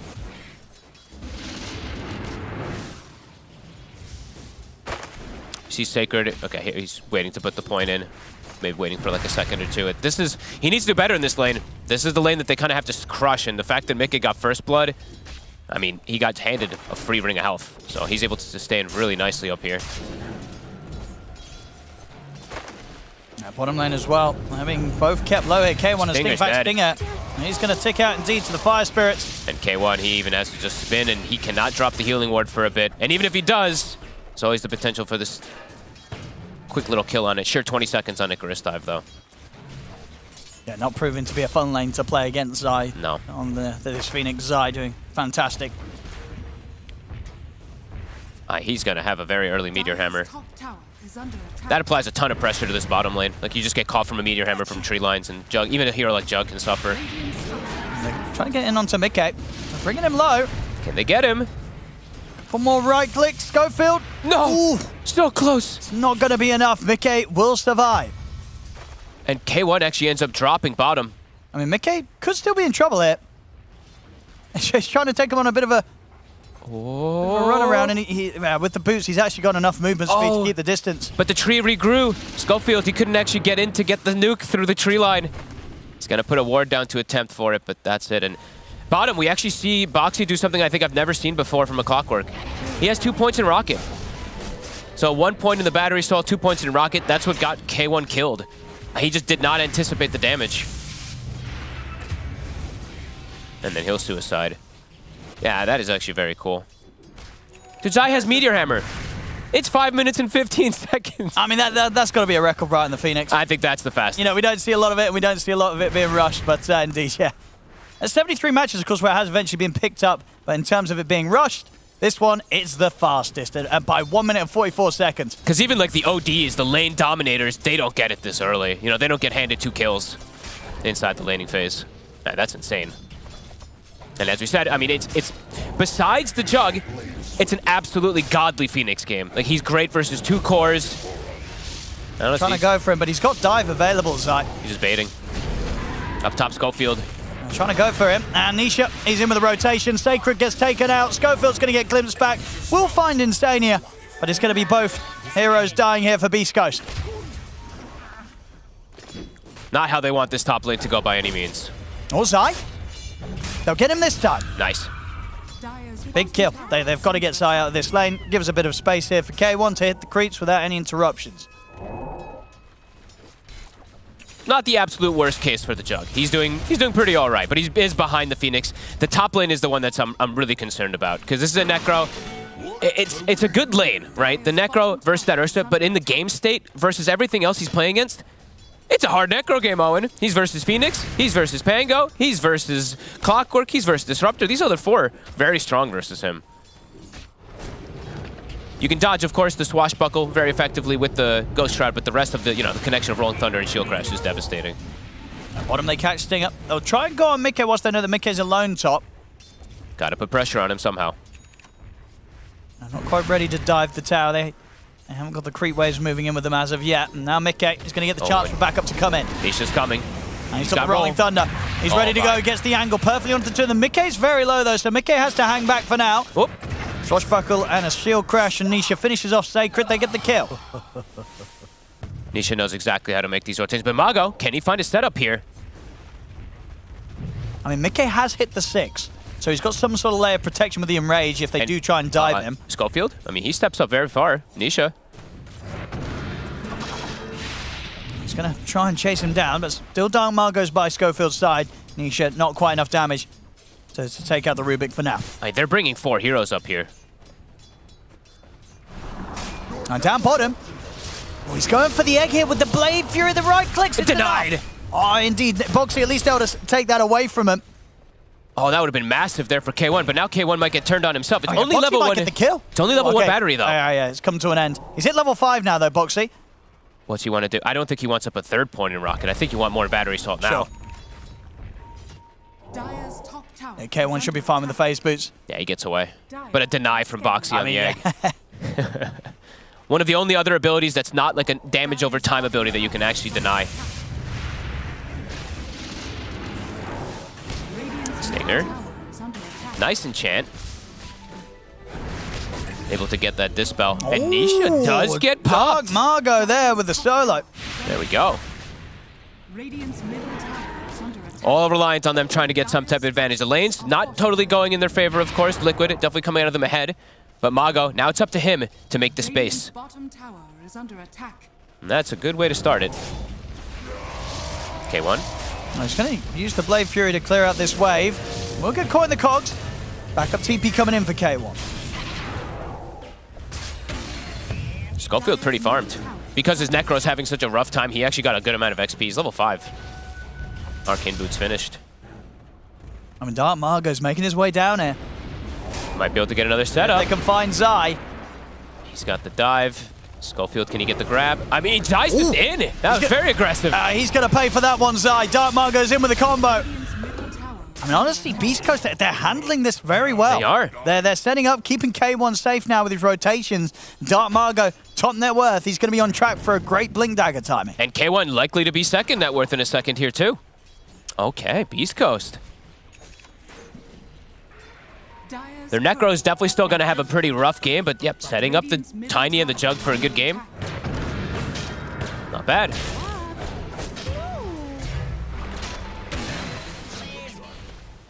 Where's the power rune going to be? Does Dark Mago get blessed? Dire's middle tower is under He does. Oh, and it's a good one. Is he going to use it to try to get Insania? He'll use it just to avoid the roll. Still going to get Glimpse back. And of course, with the haste rune persisting, I'll be able to potentially get out of these cogs and run away. Nisha, full focus on towards Schofield. We'll finish him off, but now with the ult coming to an end, got to be a bit careful himself. Dark Margo, he just runs straight back in the face of Insania and takes him out. Another kill for him on the Tiny. Stinger gets the heal off. Nisha won't be able to finish off this Enchantress. These kills are important, though. Mago, I mean, he's going to have a very early Blink Dagger. Some pretty decent potential for him to pop some of these squishier targets early on. Oh, no, not too bad. Tower bottom, though, continues to get poked. K1 forced to use the glyph. And Nisha, he's making the move with Insania. Insania has hit 6. K1 has to be careful where he stands for the Disruptor ult. I mean, he's got enough mana for Blade Fury or Omni Slash. Doesn't have a TP available. So no chance for a Blade Fury TP out of there, and he's completely on his own. Nice tree cuts. That's actually pretty cool. Like, him just quelling that tree allows him to get vision if they do try to get an angle to get that static stone. And Mago's making the move. He's too deep now for Liquid to want to dive upon. Backup's coming in. Dark Margo, he'll go for Insania. Insania's able to lay down the static storm. The Avalanche is still there. Telekinesis, but no follow-up burst to take out the Disruptor at the beginning of this fight. Nisha's in. It's on top of Dark Margo. Hook shot across as well. Stolen static storm for Schofield going to be thrown out in return. They'll use the Supernova. Dark Margo, he's still alive though, and he's able to help K1 take out the egg. The Omni Slash is there. They've taken out Boxy. Nisha and Insania, they've got to run. But the stolen glimpse, Schofield again with the steal, sets up for a Reaper's Scythe. Schofield turning around the fight. Static Storm into the glimpse. This fight, it's all Beast Coast. Schofield, I said that he did magic the other day on his Rubik versus a Lion. How does he get the 2 best spells in the game? He Let's check it out again here. Immediate stolen static there just causes issues where they have to sort of pop these ults in a bit of an awkward position. The Supernova's gone for by Zai, but they immediately take it out. And at this point, it's just full-on retreat from Liquid. Oh, baby. I mean, literally gets the 2 best spell steals and even attacks the egg twice. That heavy lifting from Schofield. What a monster. K1's going to be super happy with that. And now it's, this is still kind of like, not fully the laning phase, but still kind of consider that 12 minutes 2K lead. Pretty good. Kind of exactly what they need to be set up for this game. They're going to TP top for K1. Can he get away? Mickey, he's got another set of overpower. It's difficult to catch here, K1. They can't get him. They know that with the potential of the Blade Fury, they can't chase him down completely. I mean, over towards the mid, Boxy and Nisha, they'll go for Stinger. He's tanky, though. Gets the heals off, and the backups here from Sacred. They can't quite finish off the Enchantress. Top lane, K1's sticking around. He's got the backup of Dark Margo, who wraps around from the back lines, takes out Insania. Oh, and they're making magic happen. They got a glimpse. They got enough damage here for Mickey. Dark Margo's got to wait for his cooldowns. Toss back. It's there. Toss into telekinesis. That was a little awkward. Away out the Enrage. There's still an Avalanche ready. And there it is. As the Enrage comes to an end, the Avalanche comes in. Schofield finishes him off with a Fade Bolt. Beast Coast, they're starting to take over. They're doing it. They absolutely are. And Sacred, after his tough lane, he's recovered. He has Hood. He's got Mech. I mean, what more could you ask for from this Rubik? Yeah, I mean, and this is the thing, right? We heard from the panel, Liquid's lineup, it is rather scary if it runs at you, but at this point, Beast Coast, they've got sort of these little tools and such to be able to deal with Liquid running at them. And Liquid, they've got to kind of fall back to a different plan in their approach on this game. The initial approach, it's not going to work anymore against Beast Coast right now. I mean, Beast Coast is playing too fast. They're looking for the next target. Dark Mago, the blink is at the ready. We'll get spotted out here. Insania knows he's around. Swashbuckle's not going to connect though, so Dark Margo's still able to get the blink in. They blow up the Disruptor. Insania's gone. Nisha, he's going to get in with the ult. He's got a good angle here to control him around the steps, but there's going to be plentiful heals here for Dark Margo. So Nisha, he has to retreat back to the tier 2. Meteor. Good Pushing on with the connection. tier 1 tower here. Not going to be anything that Liquid could do to save this tower. It's going to be going down. Beastcoast take the objective. They might chase for more. I mean, Mago has Blink. We know how crazy Beastcoast is. He's going to get burnt down, but there are heals. Keeping Stinger alive a little longer. They can't quite save him, though. He will fall. Boxy in aggressively with a hook shot to Dark Margo. They get the glimpse back onto Schofield into the Static Storm. They're taking out the support. Now look for more. Boxy's going to take a Reaper Sight to the face. It's not enough damage to kill him. Boxy will get out safely. The Omni Slash committed in by K1, bouncing around, but doesn't actually end up focusing any of the targets to actually get any of the kills here. Dark Margo, he's back in with the combo onto Nisha. It's not enough damage. Nisha will get healed up by the Stone Ray, turns with the shield crest as they take out K1. Okay, maybe a little bit too aggressive this time. Diving too far forward. They couldn't finish off the targets. They're tanky. Nisha actually, they tanked this Omni Slash pretty much perfectly. And what a Sunray. I mean, Zai, he lines it up perfectly onto, what, 3-4 heroes? I think he clipped... I didn't see what stopped Dark Mago's blink. Because I think he had an option, perhaps, to be able to blink and stun and maybe get the stop there on the Phoenix Sunray, but something stopped his blink. Boxy could get outplayed here by Schofield. Setups there. They'll throw out a tree and an avalanche. Dark Margo cleans up another. Alrighty. Alright, they're still playing so well. Yeah, I mean, so Liquid aggressive. able to sort of slam down that bit of a lead that the Beast Coast were creating. Keeping the game close, 14-12. We'll see again in this fight. Okay, must have been like a Fire Spirit or something that clipped him because he was looking to blink in onto Zai and then he got stopped. And they'll lose quite a bit there from that. Liquid still hitting timings. They have the Diffusal Blade finished up on Nisha. Ursa, he also has his Battle Fury. So they're still in a very, very good position. Beast Coast doing a good job though. They definitely need to be more ahead in this type of game, but so far, not too bad. Dire's top tower is under attack. Can they get Insania? They cannot. And now this Ench. Can he get away? Sacred's watching. He's got the mech. That's him a Death Pulse heal off as well. A glimpse into the swashbuckle. Stinger's life will be taken from him. Beast Coast does not. I don't feel like they want this game to slow down by any means. When they're playing versus Battle Fury Ursa, when they're playing versus a team like Liquid, it feels like it's just got to be go, go, go. It's going to be up to Mago to make all those moves, though, it feels like. So less than 1K, or 1K lead here for Beast Coast. But playing into these farmers, playing into these heroes is still difficult. Another record being smashed here by Zai. The fastest boots of bearing that we've seen on a Phoenix. Again, by quite some time. Beautiful item to have on this hero. Dire are scanning. Getting the push going. Dire's middle tower is under attack. Running at heroes. Schofield, he's got to bail out. Radiant's He will. tower is under attack. Let's see what Beast Coast looks to make happen now, because it's starting to feel a little bit more difficult for them to punish Liquid.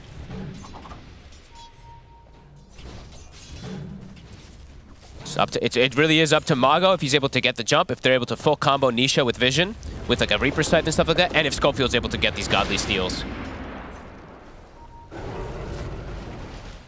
Liquid at the moment not giving them the opportunities. They're starting to play that farm game. Nisha, he had Basher queued up, but I'm glad that he switches and he's going to be going for Aghanims. It's going to tank him up a lot more versus that tiny burst. And yeah, downtime is not something that Beast Coast wants to play with. Got to keep going. Yeah, they initially run at Liquid bottom, and then they smoke up and sweep back towards Liquid's jungle, potentially. Invis Rune, if they're here for a Dark Margo that he can pop if he wants to try and get close. Close and personal here with the jump. There's quite a bit of sentry coverage, though. If he walks up high ground, they'll see him. Are they actually going to try to force this rush? This is a bold one. Okay. Not one that Liquid would expect. Might be a rocket to scout it, though. All right, now they'll know. Oh, and they're going to keep going. I mean, Beast Coast, they're all in on this. This is a risk.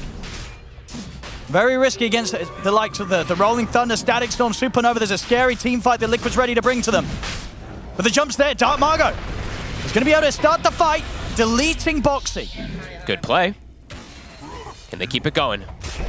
Healing Word is still up. I mean, Liquid's still going to want to say something about this, even though it's 4 versus 5. They sure will. Rolling Thunder at the ready on the side. Drop down the Kinetic Field and the Static Storm, but K1 was able to get the Blade Fury off preemptively. So the Static Storm not going to achieve anything at all, and only ends up costing Insania his life as well. Both supports dead. I mean, that ward that they have up above, not on the cliff, but north of it, it just gets 2 free catches on the supports, and they're actually looking to get away with this. Can Nisha get the steal? He's going to try for it. He's coming in with the Rolling Thunder, jumps forward, but the Blade Fury's there from K1, holds his ground. Nisha, he's able to get the snatch, though. Grabs the Aegis, TP's out with the rest of the duration of the Rolling Thunder. They may have got the Roche kill, Beastcoast, but Nisha steals the Aegis. That damn smile. High fives the tower. Honestly, it's a great move. Like this jump from Beastcoast, the boldness of them to just go for a Roche versus this much team fight. It's pretty cool stuff from them. All in the meanwhile, though, Mickey, he's gotten a ton of time to sit back and farm. He has a full BKB after his Battle Fury. And now it's Liquid playing with this Aegis. It's going to be pretty fine here. Too much HP at this stage now on the Phoenix for Dark Margo to deal with on his own. He's very tanky, and the regen kicks in almost immediately. At 31 HP per second on Zai.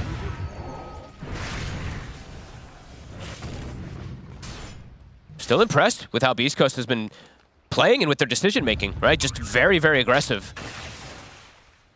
Doing a lot of things that a lot of teams would just be too scared to do, especially versus Liquid. Like so many teams, we've seen them like they poke and prod around Roche, but they're very scared to full commit. The fact that Beastcoast can do that is a good sign. Yeah, Liquid.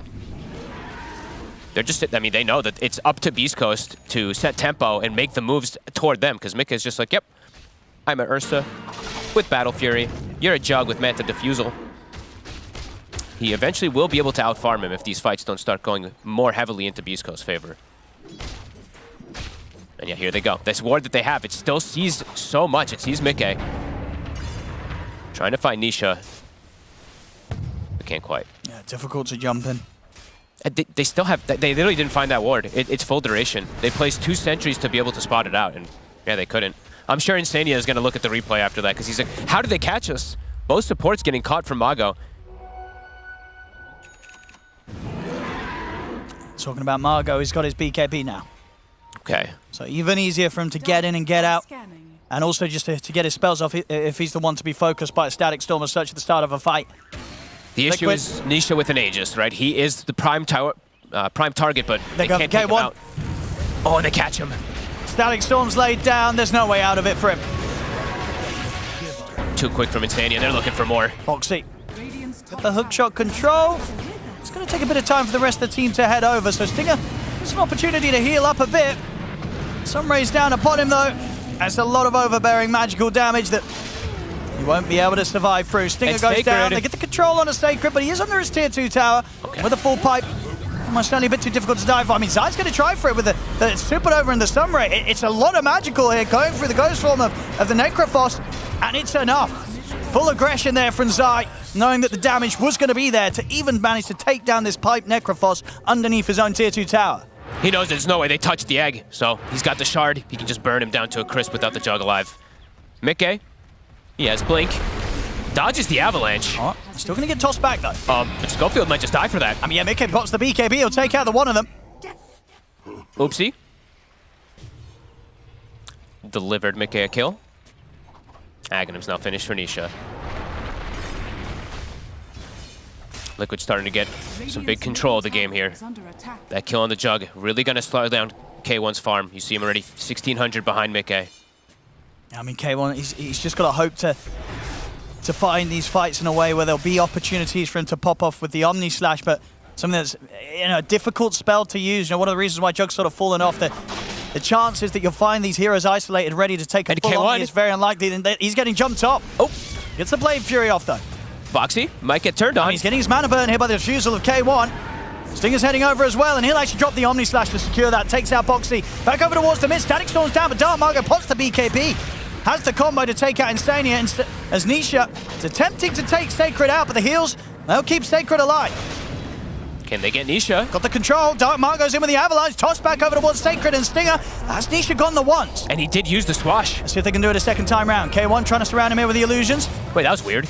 More spawn, but yeah, they've got the scythe. That's Nisha gone. 3 back-to-back big kills there for Beastcoast. Dealing with the Aegis on Nisha, getting that juicy stack onto Sacred. Finishes him off with the Reaper Scythe. They're still playing very well. Even all things considered, like K1, now he's back up to being close with this Ursa, the tiny 2 farmed.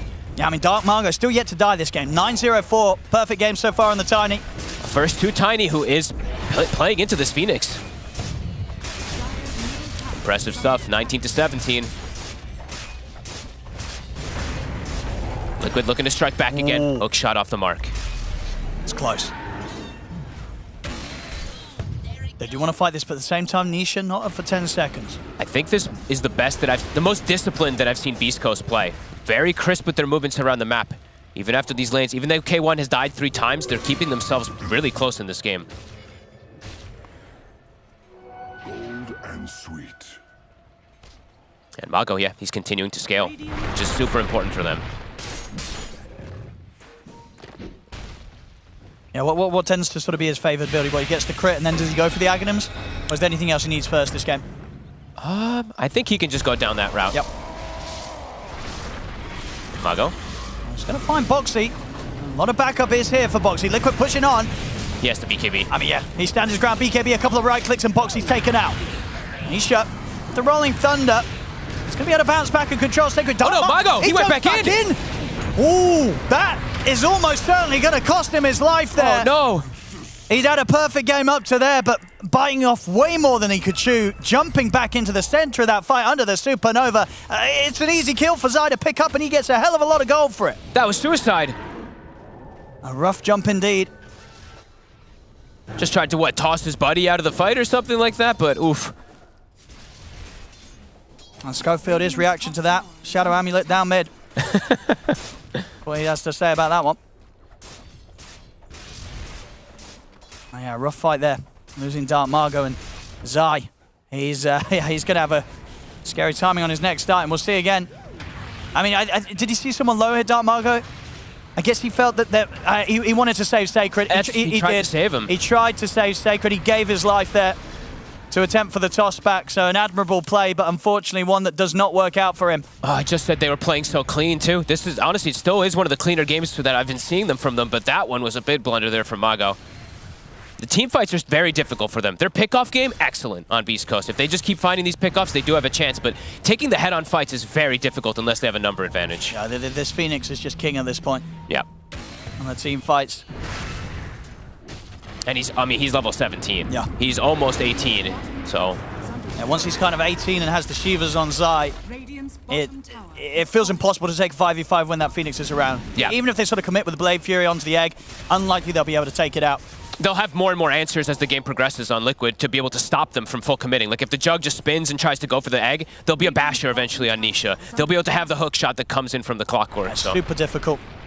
Beastcoast, they have to keep the cleanness up, they have to keep the consistency up to have a chance versus Liquid, who's starting to pull far ahead. This Ursa continues to just grow and grow and grow. Yeah, a lot of farm on Mickey now. He also has a basher too, so yeah, more elements that they have to be able to stop this Jug from hitting egg. Yeah, next thing you know, they'll have the full abyssal. Yep, yep, yep, yep. 7 seconds, it's a very fast Roche spawn, but all the ults are back up for Liquid. What can Beastcoast do here now? It's got to be the name of the game has to be like play around a ward, get a pick off so you have number advantage in a fight. Which is not the easiest thing to achieve this game. Basher coming out, Nisha, he's got it finished. Radiant's middle tower is under attack. Double bashers versus the Jug. More and more answers. Schofield, he's been chilling around this area for quite some time. Oh my goodness. Flee! He's away with the blink. Nisha? Oh, Dark Margo's going to get DD. Can they get the Omni on him? They've got it off. The Omni's there. It's not quite enough time to kill Nisha, but there's the beautiful avalanche from Dark Margo. And Mickey comes in from the side there with a 3-man avalanche, and with the damage of this DD, he just tears through them. Triple kill for Dark Margo. See if they can maybe even find more. Avalanche is going to be up in a second. Boxy not going to get clipped by it. And Roche Owen is up. I don't think they know because it was such a fast He wants spawn. more kills here, Dark Margo. He's going to get glimpsed back. Schofield trying to jump in. K1, they're ready to dive up to the base here with the Blade Fury. They're on Insania. Dark Margo's in with a combo, jumps forward, gets the toss back. They take out Boxy. They're going to be able to get Insania as well. Oh, baby. They've got a lot of time now. 60 seconds, no disruptor, take out the tower. I think they're just going to go high ground. A beautiful fight. I mean, Dark Margo, once again, no fear as he just blinks in aggressively to grab the DD rune. Ends up being in perfect position for the 3-man avalanche. And the fight, it's all theirs. The damage from this Tiny. I mean, They might be able to get a Rax. I was going to say, they've got to be a bit careful. Dark Margo might blink on them. He kills them fast. They'll at least get a range Rax. The fortification. See how much Beastcoast want to push this. 15 seconds on the Ursa. 5 seconds until Blade Fury's back up for K1. They get the range. Not going to proc that disarm down to K1 so he can keep hitting. We'll get hit by the Fire Spirits though. Nisha thinking about it. They're not able to stop this from going. Oh, maybe the bash, the hookshot. It's across the turn, then K1 he commits with the Blade Fury. They get the barracks. There's Boxy. It's gone pretty deep here with a hookshot. The Supernova's there off to the side. Boxy will fall. Mickey, K1. Hosty and Rage turns towards K1. K1 trying to get out of the range of the Supernova, but he still gets caught by the stun. He'll stand his ground, but he will fall. Let's see if the rest of them are out there. Dark Margo's going to get caught by the bash. Mickey steps up, gets the bash connection. Dark Margo and K1 will pay with their lives, but they do get a good timing on the objective there mid. 29 minutes in, they take the full set of Rax away from Liquid. It's a Rax, but now they're going to lose the Roche. It's still an excellent hit. I mean, Beastcoast, they're just running at them, and Liquid, it feels like they're not anticipating it by any means. The catches over and over again. Like Nisha jumping on the high ground, I don't think he gave respect that's deserved there versus Dark Margo's Tiny. It's a crazy game. Fantastic stuff here from both sides, 26 to 21. Here, 30 minutes in. Liquid, indeed, they'll go if there's any chance for a steal from Beastcoast. Probably not right with the heroes they have. They can't get her in time. It's too quick here from Mickey on the Ursa. Aegis is claimed. I believe that was what is Full Abyssal on its way out to him as well. Sure is. Zai, hunting in the trees. Gonna try and get the catch here with a meteor hammer. Set up for the swashbuckle bash. We'll do it. Hey, Beastcoast, I think just keep working your magic. You're now playing into an Aegis, so it's going to be a lot more difficult, but if you can catch Nisha off guard like you were able to before, definitely still elements of being able to do it in this game, which is incredibly impressive when they've gone for a Necro and a Jug. And whilst he was dead, Dark Margo was able to get the courier out, pick up that Demon Edge. If he wants to spend up, and he does. Oh, he does. He's got that full Daedalus done, so already we've been seeing some crazy damage number coming out from the Tiny. Now they're going to be even more insane. And K1, he does have a full Scotty finished up also.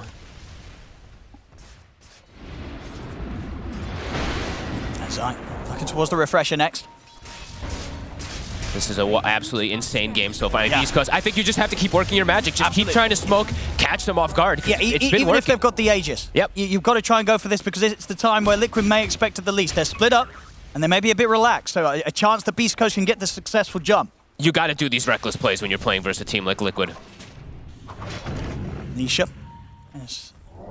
Slightly separate from the rest of them. Can they catch him? I mean, Dark Mago. No, he's heading over to the backup here, Nisha, so kind of not finding that opportunity. Full bash is now done on K1. Mickey's in. Finds Schofield. I mean, they're going to try and go for K1 as well. Big hook shot. There's a DD rune in the river. So he was able to grab it. K1, he's able to head over and he picks it up. There's a DD on K1, and he does have Omni Slash available if he wants to get back in on this. The buyback coming out here from Schofield. Buyback as well immediately from Sacred. They really want to try and force this fight, but Mickey is cleaning up.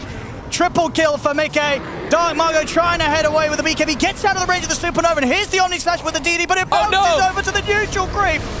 Unlucky RNG there for K1. He'll get Boxy, but not the ult that he hoped for there. As now K1 in potential trouble. Mickey's on top of him, and Avalanche from Dark Margo will hold them back. They use the toss as well. They get the scythe down on Tanisha. It's not a bad kill, and in fact, with the jump back forward from Dark Margo, that's Mickey's Aegis gone. They've used 3 buybacks for this fight, Beastcoast. They've got the ults. Let's see if it pays off. A secondary buyback coming out now from Liquid. Nisha back in action. Boxy him with the hook shot onto Sacred. Buying time with the Ghost Shroud, but Mickey jumps forward with the slow. Sacred, no further way out of this one. A die back from him, out for 75. What was it? 3 buybacks from their side, but 2 buybacks also forced from Liquid. Yep. I mean, Beastcoast, even with the Omni Slash that unfortunately bounces to neutrals and stuff, they still do pretty okay in the fight. Indeed, Dark Margo still able to make those great jumps. He's still 15-2 and 7. He'll be ready to start queuing up the Aghanims, level 20 on the Tiny. He's hitting hard. I mean, 1,380 crits. Next fight is scary, though, for Beastcoast with those 3 buybacks being used.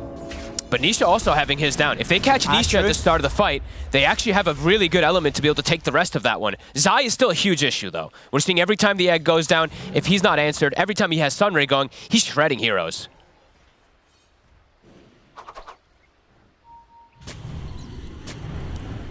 See how aggressive Liquid want to play. But the fact that they themselves are also in a bit of a tricky buyback situation. I mean, Mickey can still just delete heroes if he finds them. I mean, it was the case in that last fight, yeah. The bear, so hard to deal with. Dark Margot's go for. They get the jump on boxing. Uh-oh, they're on the tiny. Is in return. Dark Margot will manage to get the BKB off. The Ogre Steel turns his way back into the tier 2. The healing ward's out as well. Dark Margot's going to be saved. He'll get out of there. Beastcoast, any chance of getting back in on this? Dark Margot's thinking about it. Doesn't have BKB though. He has to be cautious. K1 also 10 seconds till Omni Slash. Can they get the catch? Trying to jump. They'll go for the toss forward. K1 is going to be able to get the Blade Fury off, but the Supernova's there as well as the Sunray. Dark Margot's BKB on cooldown. He'll die, but they get Nisha.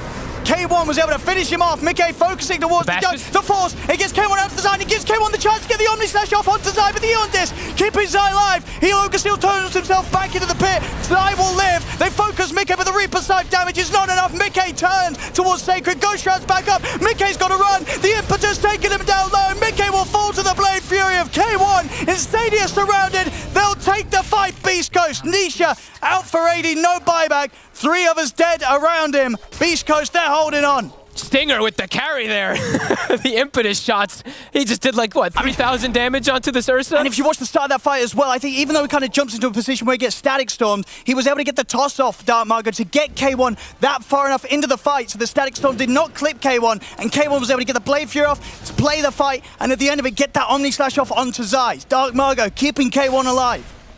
Absolutely ridiculous plays coming out from Beastcoast so far. This is so cool. I love it. Yeah, they get Nisha at the start, and then they finally get the Ursa. They kite him out long enough. Big plays coming out. I mean, Dark Margot, he is truly delivering 16-3 and 7. He's got the completed Abyssal if he wants to buy up. K1. He's got the spin. He's got the healing ward. He's actually committing onto Zai. Won't get the bash. Whoop. Whoop.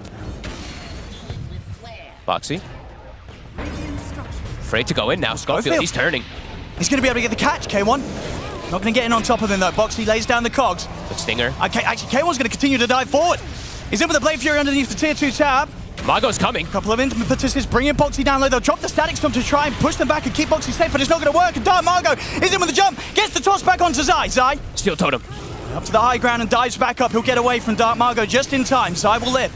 I mean, they're challenging Liquid in every single one of these fights. They're playing perfectly around the cooldowns of these, or the respawns there. The Ursa and the Pango were still dead. They're just diving forward. It was a scary and risky play from K1, but ends up getting them the kill on the clock. Tower's taken. A crazy game. 34-28. Less than 1k gold in it. That's there. K1's next time done. He's got the Visceral Blade, but still, Mickey, he's at the top. 25k net worth on the bear, level 25. Got the money as well to get that Nullifier done. And this is going to make a big difference, of course, giving them that kind of surefire chance of just taking Sacred out of the fight. As we've seen the last few times, Sacred definitely being able to survive a little longer than Liquid would hope for him to. It's the 9 hits and the Nullifier, though. Will they have the answer for it this time? So far, they've been doing it. They've been impressing incredibly. They're getting really good scaling, too. This Tiny, as you said, continues to grow. He's had to back away, though. He can't actually go down the Axe route. The Ag stream is dead, at least for now. For now. But K1, he's been given opportunities to just become absolutely massive. Also having an Elven Tunic of his own. This could be a difference maker. That slight bit of evasion versus the Ursa. Oh, Schofield. He's hanging around on this bottom lane on his own. He's getting away with it. Wants to try and find his level 18. Get the money done as well for that Yule Scepter. Oh, can he get away? I mean, yeah, Zai's having none of it, though. He wants Schofield out of it. Schofield? Ooh, he sticks around for the steal of the Sunray. He tries to go for the TP out, but they will find him. I mean, he's a risk taker, you know? Yeah, he was taking a lot of risks there, Schofield, and will cost him his life. He did proc the Aeon Disc, though, right? Honestly, that's pretty big. I'd say that's kind of worth. Yeah. 2-minute cooldown on the Aeon Disc, going to be pushed on to the next longer duration, longer cooldown. If he is able to survive there, and he keeps Sunray, it's massive. So, you know, he's a big risk taker, and maybe that'll pay off in the next 100 seconds. Morian just coming out there. Nisha, he has his finished. Yeah, he's starting to realize that he's fallen behind significantly. He just keeps getting popped inside these fights. He needs a way to protect himself as well. Yeah, I mean, even if he gets like the roll-off and he's getting in on there, still high chance that the Omni Slash is going to come bouncing his way, catch him with some bashes, and maybe even threaten his life. 34-29. Game neck and neck. All about who gets the proper jumps. Who gets the deletion of certain heroes at the start of these fights, and how are these buybacks looking across the board? Tiny 1400 away, Ursa 600 away. Mickey's in! Makes the jump onto Sacred. Sacred gets taken down immediately. Boxes in with a hook shot onto Margo. Punt the BKB. The on this proc, but Mickey will now turn his attention towards him. The Ogre Seal Tome once again, saving Dark Margo's life as he's able to get back to the distance. But the glimpse is there, and Stenia has the reach to drag him back. Dark Margo should finally fall there with Nisha finishing him off. As it's 2 dead on Beastcoast. No fight for them to take here. Beastcoast have to back off, but Mickey, he's not going to let them. Jump forward over towards Stinger. Stinger falling incredibly low. The rocket flare from Boxy finishes him off. 3 dead on Beastcoast. Oh, fancy from Zai. The dive meteor play, it actually clips Stinger. Back to business, Liquid. These are 3 huge kills. They have a massive winner to push up onto the high ground now. Hello, check out the Roche pit, but it's still going to be a minute and a half until Roshan's back up. Straight to bottom. There's no glyph. And there's no buybacks. Here for Beastcoast, 3 of them dead. Ursa now has the buyback gold. A lot of time for Liquid to play with the fortifications back up. Zai, he's gonna have refresher. It's finished on the courier after this Rax. A full pipe now, as well added to the mix here for Boxy. Getting all these items together. They're gonna keep Could going. help Liquid.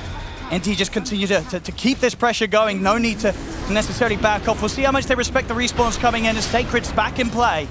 15 seconds until Dark Margo. They're gonna commit for it. And they keep scouting out that Roche. The rockets continue to fly. A DD spawns bottom too, and yeah, they'll get that second important Rax. Liquid. Now in a comfortable position, but Beastcoast, same name of the game. Keep running at him. Keep trying to find these pickoffs. Much harder now versus all these buybacks, though.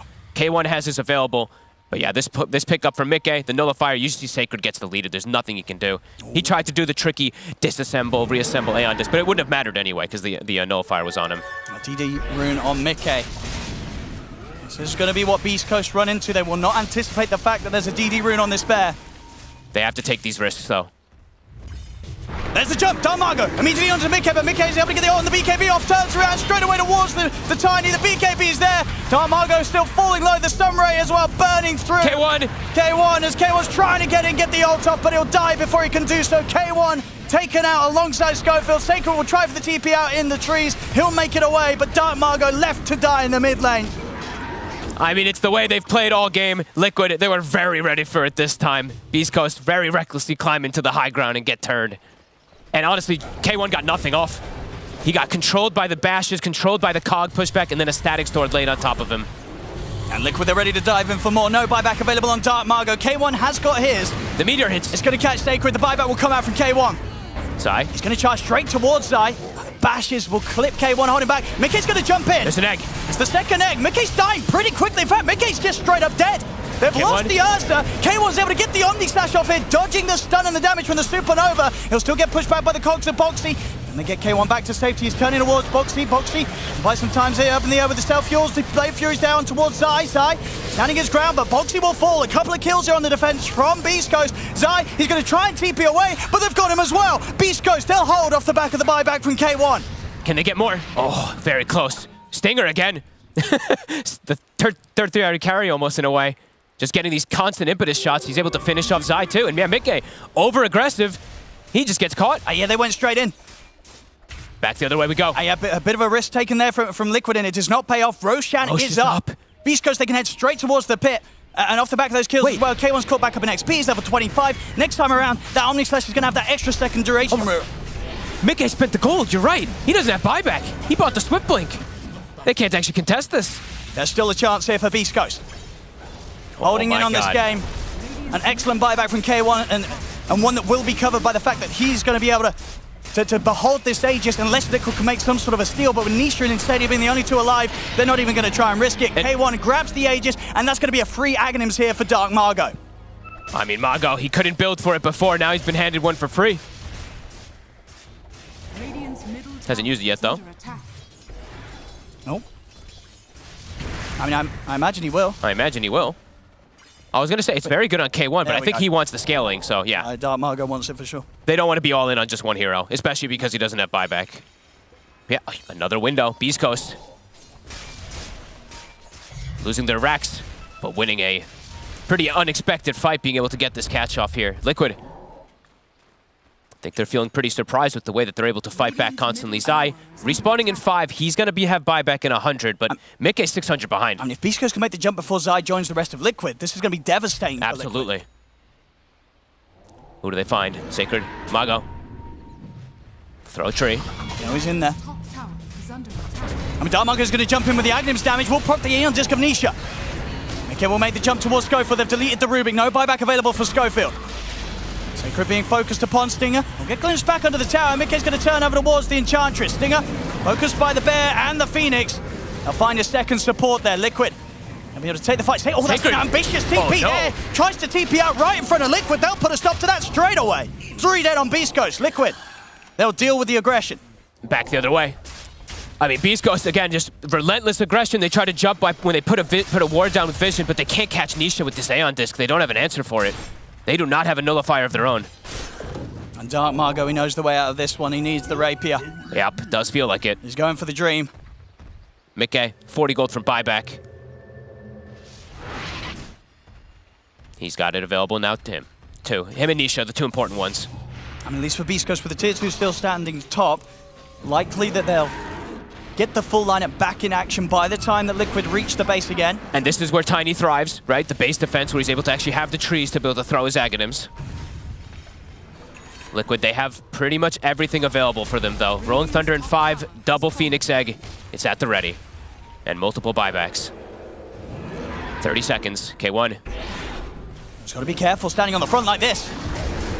Risky stuff. I mean, he's going to get caught by the hook shot. The bash is there as well as from Mickey. He gets the Blade Fury off in time, and now he's caught in the Static Storm. He's getting burned down by the Stone Ray. Somebody's got to bail him out. What a toss! He's in with the toss. He gets K1 back to safety. And then with the BKB popped, he's also able to Ogre Seal turn him away. Doesn't matter though, the BKB comes through and he gets glimpsed back, but he's still up on the high ground. He's going to have K1 head back over towards his side. The healing ward's down as now it's K1's turn to save Dark Mago. They'll attempt it with a supernova, but K1 is going to be able to focus down the egg. They kill the egg successfully. K1 getting low. He'll get the Omni Slash off. It's there just in time. Sacred's in on a box to the Fade Bottles. One of the Avalanche with Dark Mago onto the 2, and then the Reaper side slam down onto Mickey. Mickey, he's dying. He'll be up in the air momentarily, but K1 gets the Blade Fury off. 3 dead on Liquid. Beastcoast, they hold again, and they're not done yet with the cleanup. They're going to look towards Insania. Another round of the healing ward out for K1. The Avalanche onto Insania as well. It's a 4th hero dead. Beastcoast defend. He didn't even lose the Aegis, Owen. Dark Mago saving the day. Oh my god. Beastcoast, this is ridiculous. I cannot believe what we're witnessing. And they have Rolling Thunder for next fight too. Schofield, he finds a Dream Steal. I mean, this Tiny's insane. The way that Dark Mago's playing as well. You know, he's got all this farm, all the items, all the damage in the world, but he's not afraid to still throw himself in to bail out his teammates. And I think Zai committed his gold onto Akaya. Ooh. So I don't think he has buyback. Can they just, I mean, they might have a window to push an end. It's a possibility. Mick is forced to buyback. What are the timings on the ultimates as well for Beastcoast? Still a minute until Omni Slash is back up. But you're right, with the Sage still in his hands for a minute, they can play full-on aggressive around this Juggernaut. K1's strong. This is insane. Lincoln's being thrown on their buddies. Liquid, what do they got? Oh my god. They'll be back up in a second, but the damage will have been done. A second set of racks taken away from Liquid. I cannot believe he never even lost Aegis. With the position that he was standing in, he was just confidently standing on the front lines of everything. But he knew he had his bailout from his buddy, Dark Mago. Yeah, great fight. I think, was that the first fight as well, where K1 turns it with the BKB? I believe so. I think it was right. Yes. And that sort of allowed him to pop it and commit and take down that Supernova, make sure that Zai didn't get to play the full fight as he wished to. And that's that was a level 25 Supernova also. That was 13 hits that he went through. Holy shit, this is crazy. How many buybacks? I mean, all the important buybacks, of course, needing to be used at least on Liquid. Nisha has 170 gold left for his. Aegis will get reclaimed. Beastcoast. Making magic happen. K1 soon to have a butterfly also. And Dark Mago, honestly, even though he had to buy back, he might be given the opportunity to finish off a rapier. I thought he was considering selling something there for a second. I mean, he's going to have to free up the slot somewhere. That's what I mean. I thought maybe he does sell like the Echo Saber or something and just go all in. Still would be a bit short on the gold even if he sells it. Yep. Needs a bit more to get that Rapier Dream online, but As you say, he is close. This is unbelievable stuff here. Mickey, yeah, he is just... I mean, at this point now, it's like if Mickey dies, this game just abruptly ends. Beastcoast have clear avenues to be able to win this one. And Schofield, he still has Rolling Thunder for this next fight. K1. 40 more cautious seconds, and then his buyback will be back online. Do you imagine he'll play with that in mind rather than spending up for the butterfly? Stay for buyback here? I think for him, he probably wants to because Mago doesn't have buyback.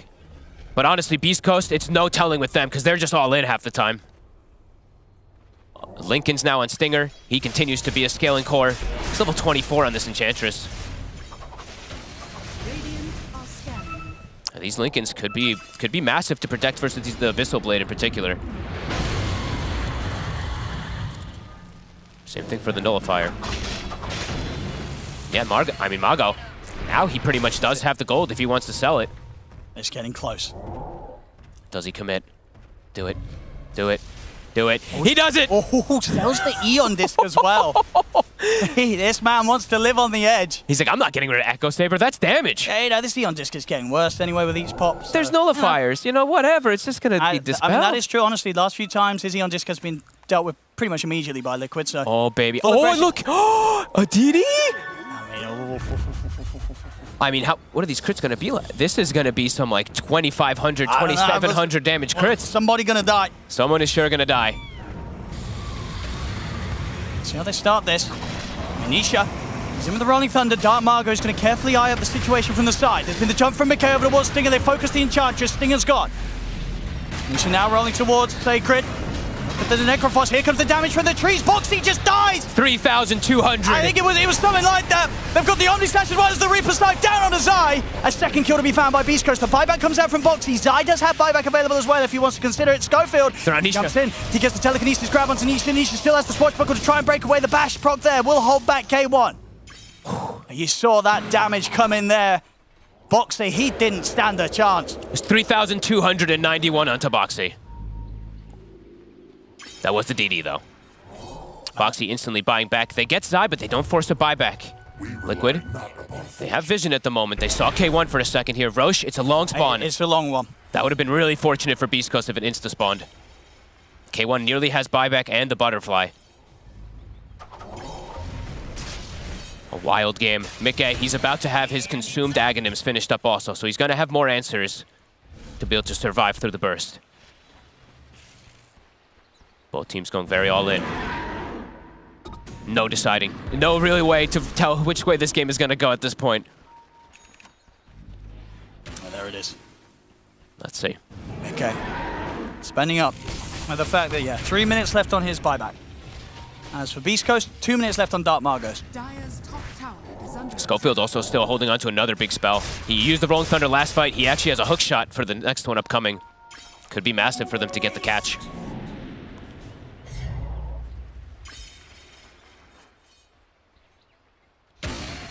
All up to execution. Schofield constantly scouting forward. Checking for any vision. Maybe seeing if he can set something up here in this bit of a window whilst his eye's still dead. Let's see if they can maybe try to find Nisha. He's thinking about it. Oh! Doesn't guess the right way. Nisha getting the blink off in time. He's out. We'll talk about blinks. K1's now got his. He switches the build. Well, wants to get Swift Blink over Butterfly. Looks like it. What does he drop out for that one? Did you get rid of your boots? I mean, Diffusal is becoming less worthwhile, but let's see. No. It might just be the boots. Yeah, it might be the boots first, then afterwards, you're right. He's probably going to want to hold on for buyback gold, though. This game's getting pretty crazy. He needs it. Yeah, not having buyback could lose you the game at this point. A lot of heroes do have it. He has it. Tiny has it in 50 seconds. Ursa does not, still for 2 minutes. So Beastcoast definitely with some clear windows if they can pop this Ursa. I mean, that's going to be the risky thing, right? Roshan's back up in 30, so pretty much very close to a point of the game where Roche is going to be up, Dark Margot will have his buyback back up, but Mickey, as you say, he will not steal for about another 40 seconds. So definitely a window where Beastcoast could push for the Roshan with these extra lives, whilst Liquid don't quite have that luxury. All about who they can jump. Liquid very scared to show themselves on the map. They're playing on high grounds.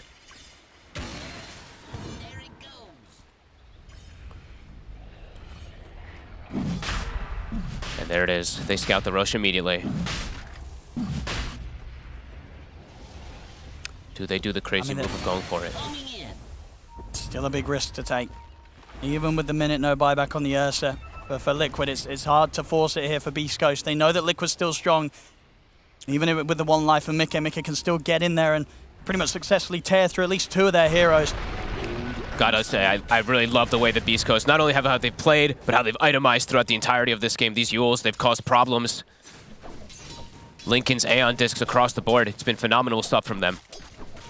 And yeah, both teams sitting on their respective high grounds, waiting for an opportunity. Yeah, I mean, you're absolutely right there. There's the triple Yules that Beastcoast is running, definitely causing issues for Mickey when he tries to commit around the BKBs. It's not something you see too often on like these Enchantresses that want to go for scaling, but you can absolutely understand why. Yeah, if there's an Ursa in the game, that's definitely what you want to do. 54 minutes. Incredibly annoying for him to play into. 18 seconds till Mickey has buyback, but he's actually short about 900 gold at the moment. Did we see the buy-up from K1? Yeah, he's got enough now. Yep. Oh, well, he's just short. He is going to be a little bit short. Well, no, if he sells an item, yeah, he sells his phase boots. Yeah, okay. So now he's got it. He's got Swift Blink and he's still got buyback. Tense moment still. 600 gold. Mickey, he's trying to finish up that farm.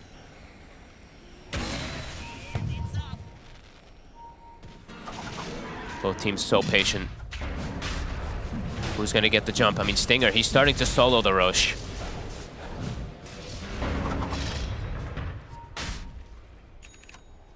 Who's ever able to have the more successful fight around this Roche? Very likely when he commits for another one. But okay, dual wielding here, Dark Margo.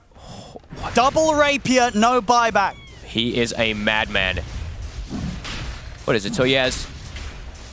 What is the damage going to be? It's like 4,000. I don't know, like 4,000 damage crit. What did he actually sell? Oh, he sold his boots. Right? He sold his boots now, yeah. And he's just using ninja gear just to hide, to get the position, the angle. And yeah, K1, he's starting the Roche. Liquid.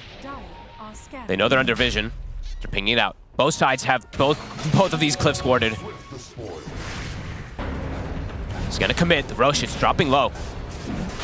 Liquid's got to go soon if they want to stop this. I mean, but they know who enters into the pit is going to take a face full of trees. Can they find Dark Mago? They're going for the wraparound. They're going for the long wraparound, but Beastcoast, they commit back into the pit to force it, perhaps. So still trying to slow them down with the Fire Spirit. Schofield, he's going to get the catch up to the side, but straight away, Boxy and Nisha there in on top of him. They'll drop the Reaper side down onto Mickey, but it won't do any damage at all. Mickey's still full HP. As the first casualty will be that of Schofield. Oh, it's a good egg. Egg from the high ground. They're trying to burn Stinger down. Caught with the bash. Sacred's out. A secondary buyback immediately coming in from Beastcoast. K1.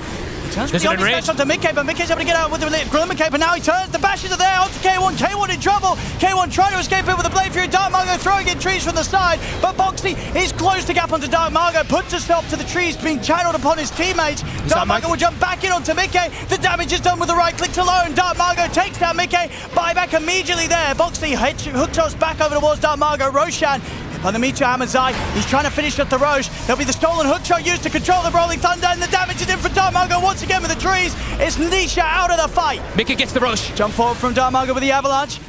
See if he can find Mickey now. Mickey trying to escape, but the damage is so much. One hit really from the Tiny takes him down to about half HP. We'll get pushed back here by the Hurricane Pike. Off Stinger, Schofield's up the high ground. They've got the Yule Scepter. It's going to be enough to control him. Setting up for the trees to come in again. Mickey, that's the age just gone. They take him down the watch. K1 now looks over towards Nisha. Nisha gets caught by the bash. Schofield. Mickey's on high ground. He's been surrounded. K1 and Sacred, they surround Nisha, but Nisha, another swashbuckle's there. He gets out. Mickey back in the BKB. Rolling Thunder from Nisha. He's controlling the Tiny. Dark Margo in trouble. He tries to throw the trios, but they've got him. Rapier's hit the deck. Liquid, they're going to be able to get the pickups. Mickey beating into this K1 Juggernaut. K1 gets disarmed. He's surrounded. Nisha jumps in. They finish him off. Triple kill for Mickey. Ultra kill for Mickey. And no buybacks in sight here for Beastcoast. What the hell is going on? But Liquid, they've done it. Egg positioning's on point there from Zai. They get the Roche, and there's the GG. Holy shit, what a game. The best game that I've seen so far this tournament. Unbelievably back and forth. Wow. Now, what a way to end it there. Holy crap. I mean, the fight they had, it just fantastic position to come in with those buybacks. You know, the fact that the fight sort of drifted into the jungle of Liquid gave them that advantage to come back in with those second rounds. I mean, they gave it their absolute best shot there from Beastcoast. A fantastic attempt. But at the end of the day, 58 minutes in, Liquid still ending up too much for them in this one, Fogged. I have the team fight recap of that entire fight. Are you ready? 15 shield crashes, 8 swashbuckles, 5 sunrays, 9 overpowers, 5 enrages. On the other side, Beastcoast, they don't have the same amount of types of spells they can spam because Liquid, they were able to get that rush, the refreshers, constant spell usage, and they will finally reign supreme. But Beastcoast, what a showing. Absolutely, they gave us a right spectacle to have the pleasure of witnessing here. What a game one, ladies and gentlemen. I hope you all enjoyed that as much as we did over here in the studio. 48-46, 58 minutes in, as close as it gets on the kills. Back and forth. Could have been anyone's game, but at the end of it all, Liquid able to outplay in that final deciding team fight, as Team Liquid will take this game one. Smiles all around, as you saw on the side of Team Liquid. What an opening game to this series. It was so incredibly back and forth, and it ended in such epic manner with an amazing team fight. And we wrote a lot of stuff down, notes about laning stage and stuff, but I don't want to go there. I want to talk about these fights and the deciding factors of these fights, because it went back and forth, Ted. It's like, you even said, next fight, it's going to be Beastcoast, it's going to lose it. Well, you used a different word, but... I did. I felt like early on, Zai was getting handled. Yeah. And it was not looking good, and we were like, well... This happens sometimes. I've seen plenty of games where Zai struggles in lane and then they turn it around. But if you look at the way Liquid execute these fights, at times it felt desperate. And we were watching like, what the hell is going on in these fights? But I don't know. They always feel like they've got an answer to things. They've got a solution. They look out for each other, and their spell usage was so good. It was so clutch also getting that Aegis. I want to talk more about that last fight, Effie. That was quite something. That was the best game of the tournament by far. Yeah. One of the best games I've seen in a long time, since the Liquid versus Thunder series at TI. I mean, that was incredibly high-skilled teamfight execution. That was just so wildly good. The kiting in and out, the Aeon discs being procced, the nullifiers, the supports dishing out damage, the sustain fights, who can get the burst first, who can get the wraparound first, who has the better vision. So much was going into these fights that you can't attribute it to one thing. But that last fight, in general, the game-deciding fight, I feel potentially that maybe Dark Mago pigeonholed himself a little bit too much with the double rapier build, hiding in the back, not being able to blink in and stun just because he was banking on getting a burst on maybe one hero. So the first tree volley on the Ursa didn't work out, and he had to still wait on the side, wait for the cooldown, because his build doesn't allow him to blink in and stun. And the second one gets cancelled by Boxy, and then he goes in later, sure, it looks kind of cool, but by that time, Mickey had taken the Aegis, and it felt like, Nisha bought back. Zai was ready with another Sunray. He gets the Meteor Hammer off. It looks potentially bad for the Ursa, but he has the Aegis. He respawns. I mean, so much. I can't recap it all, but I feel like that's probably what the deciding factor for me was, is that Tiny had to play in a certain way that didn't allow for him much wiggle room in the fight. It's funny you say that, because there was a fight just by the Dire outpost, and the Tiny was in there controlling everybody, constant tosses and stuns, and just when you thought they were going to do something, there's another toss stun, and like you said, suddenly he's at the side, and he's like turns himself into a one-trick pony who just stands there waiting for this tree volley. It's like, up to that point, he was controlling these fights, and now suddenly he's not. But it was high risk, high reward, right? Absolutely. The double rapier Daedal is so ballsy. Like, you could have won the game off of that if it worked out. Yeah, I was kind of hoping to see not a second rapier, but like an assault cuirass or something, more attack speed, so that he could take those extra bits in the fights. I'm not sure. It's hard because when you play like that with the Ags, you're basically forcing your Jug and your Necro to go in, but when you're in this late game situation, we talked about how the matchup gets way worse for Jug with all these bashes and disables, and we look at Necro, who really starts to struggle into nullifiers, and they can't be that body for you. It's like really hard, especially when the Egg is in such a good position. The game was just insane. It was a massive amount on the vision game too. Like, you would see both these teams like trying to play around their vision, but like all it takes is Liquid putting like a lane ward down in mid, and they see one person and they jump and burst, and then that fight is theirs. And it's the same for Beastcoast. They would have vision down, they'd see one guy, kill him, and like both these teams were just looking for the first jump. And for the longest time, it felt like it was the first jump who won the fight, but then it was just about who was able to sustain longer. And in the end, with buybacks and stuff. In the end, it was Liquid, but it was like that last fight felt so balanced to me, even though Dark Mago was standing on the side, because both sides had 2 wards placed. Yep. Liquid had that both cliff wards near Roche, and Beastcoast had one on the river and then one near their outpost, which they have a little bit less advantage vision-wise there, but it felt like it could have been anybody's game, really. It almost was Beastcoast's game. If that Aegis didn't come into play, it was every little bit working out perfectly for Liquid at the very end, because again, I thought it was Beastcoast that was winning that fight, especially when they were able to kite Mickey as well as they did. We have hero damage here between Mickey and K1. I always feel that this is not an incredibly fair fight, but you cannot underestimate the amount of times Mickey jumped onto Sacred's Necrofoes, did a ton of damage, and then there was no shroud, and he healed back up, and he could do it all over again. So that's a lot of extra damage out of there. Like it's those longer fights. Yep. Where you've got the Necro, and it's like, oh, this fight has actually gone on for like a minute now. And the Necro is fine, because he's just healing everybody up, he's walking around ghost shredding. But like, I think who said about the nullifiers? I think it was Sheep mentioned it, one of you, yeah. It's like, the moment those come out, all of a sudden, you're in big trouble. Because actually, yes, you can have answers to it, but as the longer the fight goes on, you're going to struggle to be that Necro that you needed to be. And don't you think that the fact that now you've got Zai as this farmed up core Phoenix, I know you were very happy to see, Mira, he's chucking out Sunrays and heals and all over the place. Yeah, but even towards the end, the Sunrays as damage were irrelevant, right? Because Necro just buys pipe, and it felt like the Sunrays were tickling the enemies. But it was nice to heal his team. But every single fight looked like it could have been anybody's fight. Right. That was what was so impressive about this game.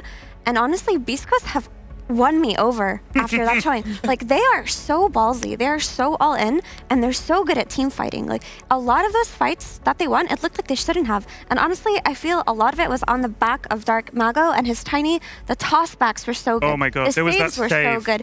And even when he blinked in and fed to the Phoenix, I believe, and he had a kill streak, he blinked in to save his teammate. I mean, for him to automatically think that way, that's just second nature to him. That was terrible, by the way. It was not let her twist this into a good Still, play. That was one of the worst plays I've ever seen by a professional player. It's not about that play. It's about how he has this like instant reaction to go in and save, go in and toss back. Like, he doesn't think. It's like a split-second decision, Restrain your brain. and he makes it. It's just, that's what makes a good tiny player from a great tiny player. Like, just the split-second decision making, and he has it. And he seriously won me over that game. Well, he won you over. He didn't win the game, unfortunately, but that's okay, because they got another shot. So we are in the middle of a best of 3, and a game like that needs us to maybe calm down a little bit, get grounded before the second game, and that's exactly what we're going to do in this break.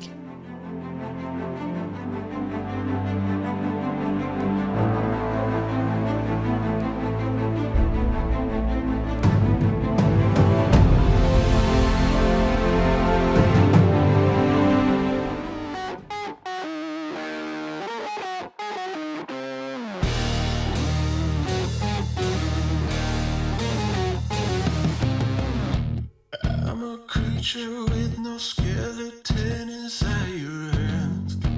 Got no home address, I come and go as you command. And it's fine with me, and it's fine. I'm a bandit that you use to keep from bleeding out. I'm the lover you don't love, but love to keep around. And it's fine with me. Promise that it's fine. Maybe I'm a fool. It's not like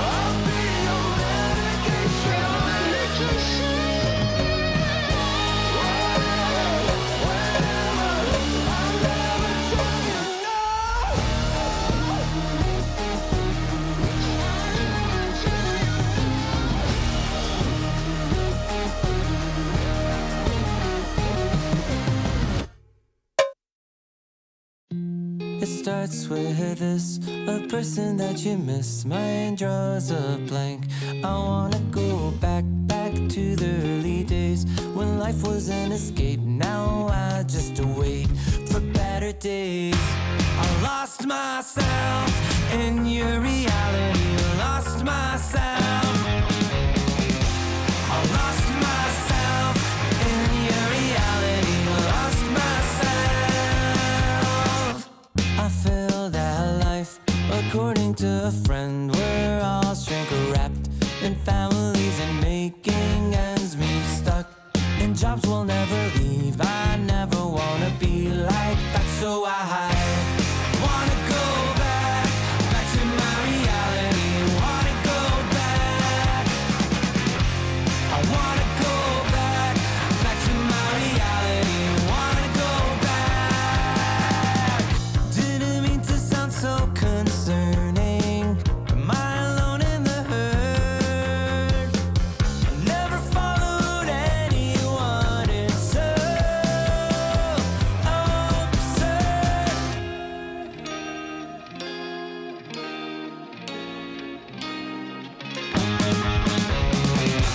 I wanna go back to my reality. Wanna go back. I wanna go back to my reality. Wanna go back. Trying to go back. Gotta go back. Gotta go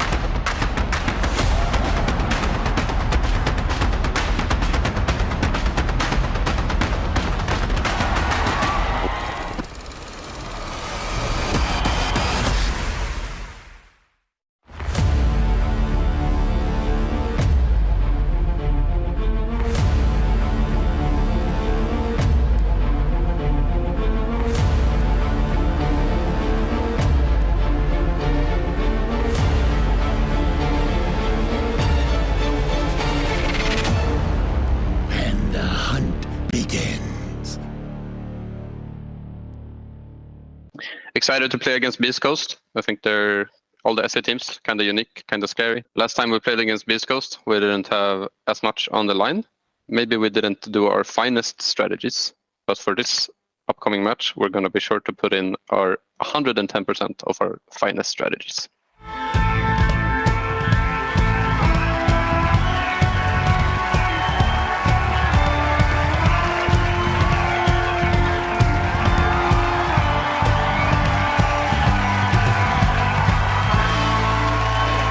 How do you follow up a game one like that?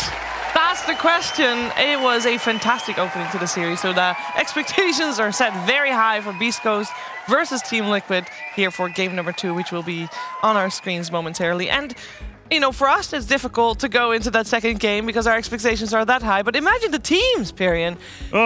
You can't just go back, oh, you know what? In the draft, we made that one mistake. Like that. No, what do you learn from a game that you just saw? You got to hold on tight with both hands and don't let go. That's it. That's it. There's no time for dwelling. You got to. There's another series coming up. Yeah, but how are you gonna adjust? You don't adjust. You just do the same thing again. Grab Run it back. You're on that roller coaster, Sheeps. Run it You back. don't get to the top of the ramp, come flying down, and as you're going through loop-to-loop, turn to each other and say, "Oh, at the top of that ramp, it was pretty fast." You're just going, "Ah!" That's how you do it. That's a very Straight into the second game. Straight into the second game, and we do have the same bans coming out for Team Liquid. We do also the priority shifted in terms of who has side and pick, but it doesn't matter because Beastcoast Beastcoast still chose second pick, and then Liquid still chose Dire. So we end up with the same scenario as we did previous, just like we are ending up with the same first 4 bans that are coming out. I mean, they alternated the snap ban on Liquid for the Ench ban. I feel like Tiny should come out again, potentially, for Beastcoast. It's one of their favorite openers.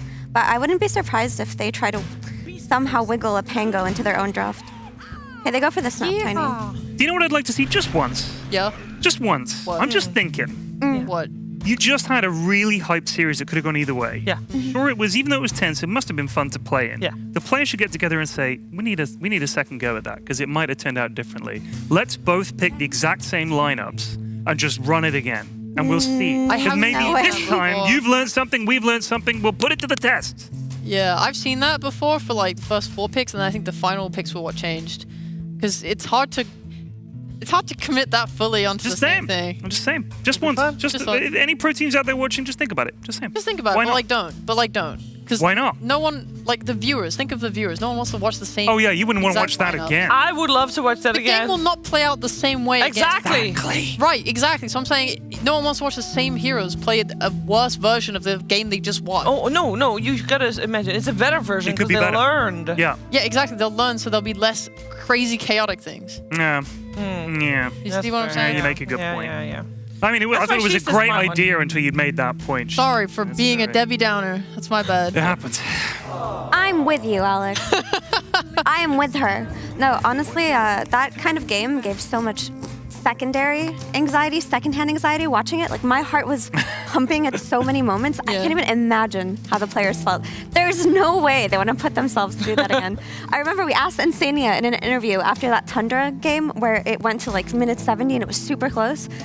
And we asked him, do you feel like you learn from games like that? And he goes, we don't want to be put in games like that generally. I think Beastcoast thrive in it, so I'm sure they're okay running it back. So for Liquid's end, they really, really hate being put in those situations. But they're in that situation so frequently. They are. Yeah, I think they need to adjust in game 2 to Beastcoast's like run at you style, because everyone knows that's what Beastcoast want to do, but it really felt like they were a bit disorganized with how they like held high grounds or held map areas. They kind of allowed themselves to get picked off a bit. There was clutch things like the Roshan Aegis steal by Nisha that maybe recovered their game a bit, where it might have gone a very horrible different way otherwise, because they won the lanes. I think Beastcoast, we talk about how their laning is a little bit weaker sometimes. They should have won, I think, their lanes harder than they did. They lost pretty badly. So I think in this game, if Liquid do that and then don't feed away kills, it could look very bad. Which, by the way, since you mentioned that Aegis steal, we didn't have time to talk about it because so many other things happened. There was a lot that happened. But that was one of the best, or cleanest rather, Aegis steals I've ever seen, because I think Clock was dead at that point. So Beastcoast did this nice 5-man wrap on Clock and killed him, and I think that's why they felt so confident. Yeah, Clock was dead at that point, so there was nothing giving Roche vision for Nisha. So that was just pure gamer instinct going in like that. That was god. You're right. There's no rocket flare or anything like that. Yeah. There wasn't a stack field or anything like that. I'm not sure. It was just pure instinct. That was a pure because Disruptor died as well. He just came and dropped his spells and died. So both of his supports were dead, and he just went for it. Like, Gamer's instinct. That was wildly good. Yeah. Oh, by the way, speaking of, that was Nisha's 12th Pango win in a row. He's played 12 Pango games since joining Liquid, and they were all wins, 100% win rate. Well, I guess we're going to see a 13th here at this point. I mean, yeah, let's not ban this hero then, yeah, exactly. At what point do you say, you know what? Maybe we ban it. But to be fair, they did play against it rather well. Yeah, no, they so did. Maybe they feel confident. I mean, it was a in their- very close game. We can't just say, oh yeah, easy for Liquid, because it was definitely not easy for either team. But so Beastcoast take the Phoenix this time around, and Stinger had a really incredible Phoenix performance yesterday. I feel like he almost won that game single-handedly in the early game for his team, and I feel like they feel comfortable playing with it. There's a lot of damage coming out from the backlines now in the Mortimer's Kisses and in the Phoenix Sunray plus Supernova that can follow up on the Tiny initiation. Yeah, I think if we look at the comfort on Beastcoast, it looks like a Stinger Phoenix, Dark Margot Tiny, and a Sacred Snapfire. I mean, they'll reveal that here, what they want to do with these heroes. I really like the IO pick from Liquid. I think that they've set themselves up to have very clear objectives on the map. Like their ability to catch heroes between like Glimpse and Reload in just means that if anyone's ever out of position on Beastcoast, they will get caught and killed. I actually think last game they did a really good job of not feeding too hard into it. Like Juggernaut, I think he went off on his own in a side lane like once and got punished and killed. And for the most part, they actually just stuck together as a team to not give away kills. Yeah, they did do that, and they actually itemized to do that as well, right? Because instead of a typical farming item, Hector just went for the Mantis into Diffusal, which is such an old school fighting build, and it could have gone very wrong for them, but it went very right for them for a very long time, because typically when that happens, you're concerned about getting out-farmed by the enemy carry, who goes for the farming item. But because they were able to cleanly take these fights, because of their strong formation, it worked out for them. I mean, up until they lost. Yeah, up until they lost. But that was a great game. It was a great game. That was a powerful game. So with the Io Marcy, I'm a big fan of this combo. You can flex the Marcy to the safe lane or the off lane, depending on what you need. But Marcy provides a lot versus Phoenix, right? She's just such a clean egg hitter, and she buys BKB anyway. Yep. So you're always going to have a hero like charging in, getting this egg, and you're going to have it either buff the Pangolier or the sidekick, or maybe potentially the carry coming up. So they show that it's Schofield on Tiny. We get the like Dog Mago Ember. A thing of legends also. I mean, I do like this Ember approach to heroes like Io and Disruptor, because this hero can consistently fight into them more than a Tiny that maybe is more dependent on having burst. But Ember can kind of kite in and out of fights. He doesn't necessarily have to put himself in a position where he is going to go in and then die after he gets the kill, right? He can disengage, re-engage. The only scary part is you're playing against Disruptor. You can get punished by Disruptor with like a well-placed Static Storm and maybe a roll. You can get chain stunned in the early game. I think later though, when this Ember has Ags and stuff, it is so impossible for Disruptor and Io to play. Yeah. And it's going to be really high. They're going to have to rely on having like bashers on Marcy and Pango to try and control these cores. Yeah. And now we know that it's the Sacred and Schofield Snap Tiny lane. Yeah. They actually, in a game that looked like they should lose this lane yesterday, they were playing against Drow and Undying. They somehow managed to win it, and that was because of like awesome positioning by Schofield, who was getting these tossbacks that he shouldn't have been getting. So I actually have a lot of faith in Beastcoast's offlane duo. Yeah. And now we go for our mid-draft segment. Period. What's the last hero? For Liquid? Anyone, I don't care.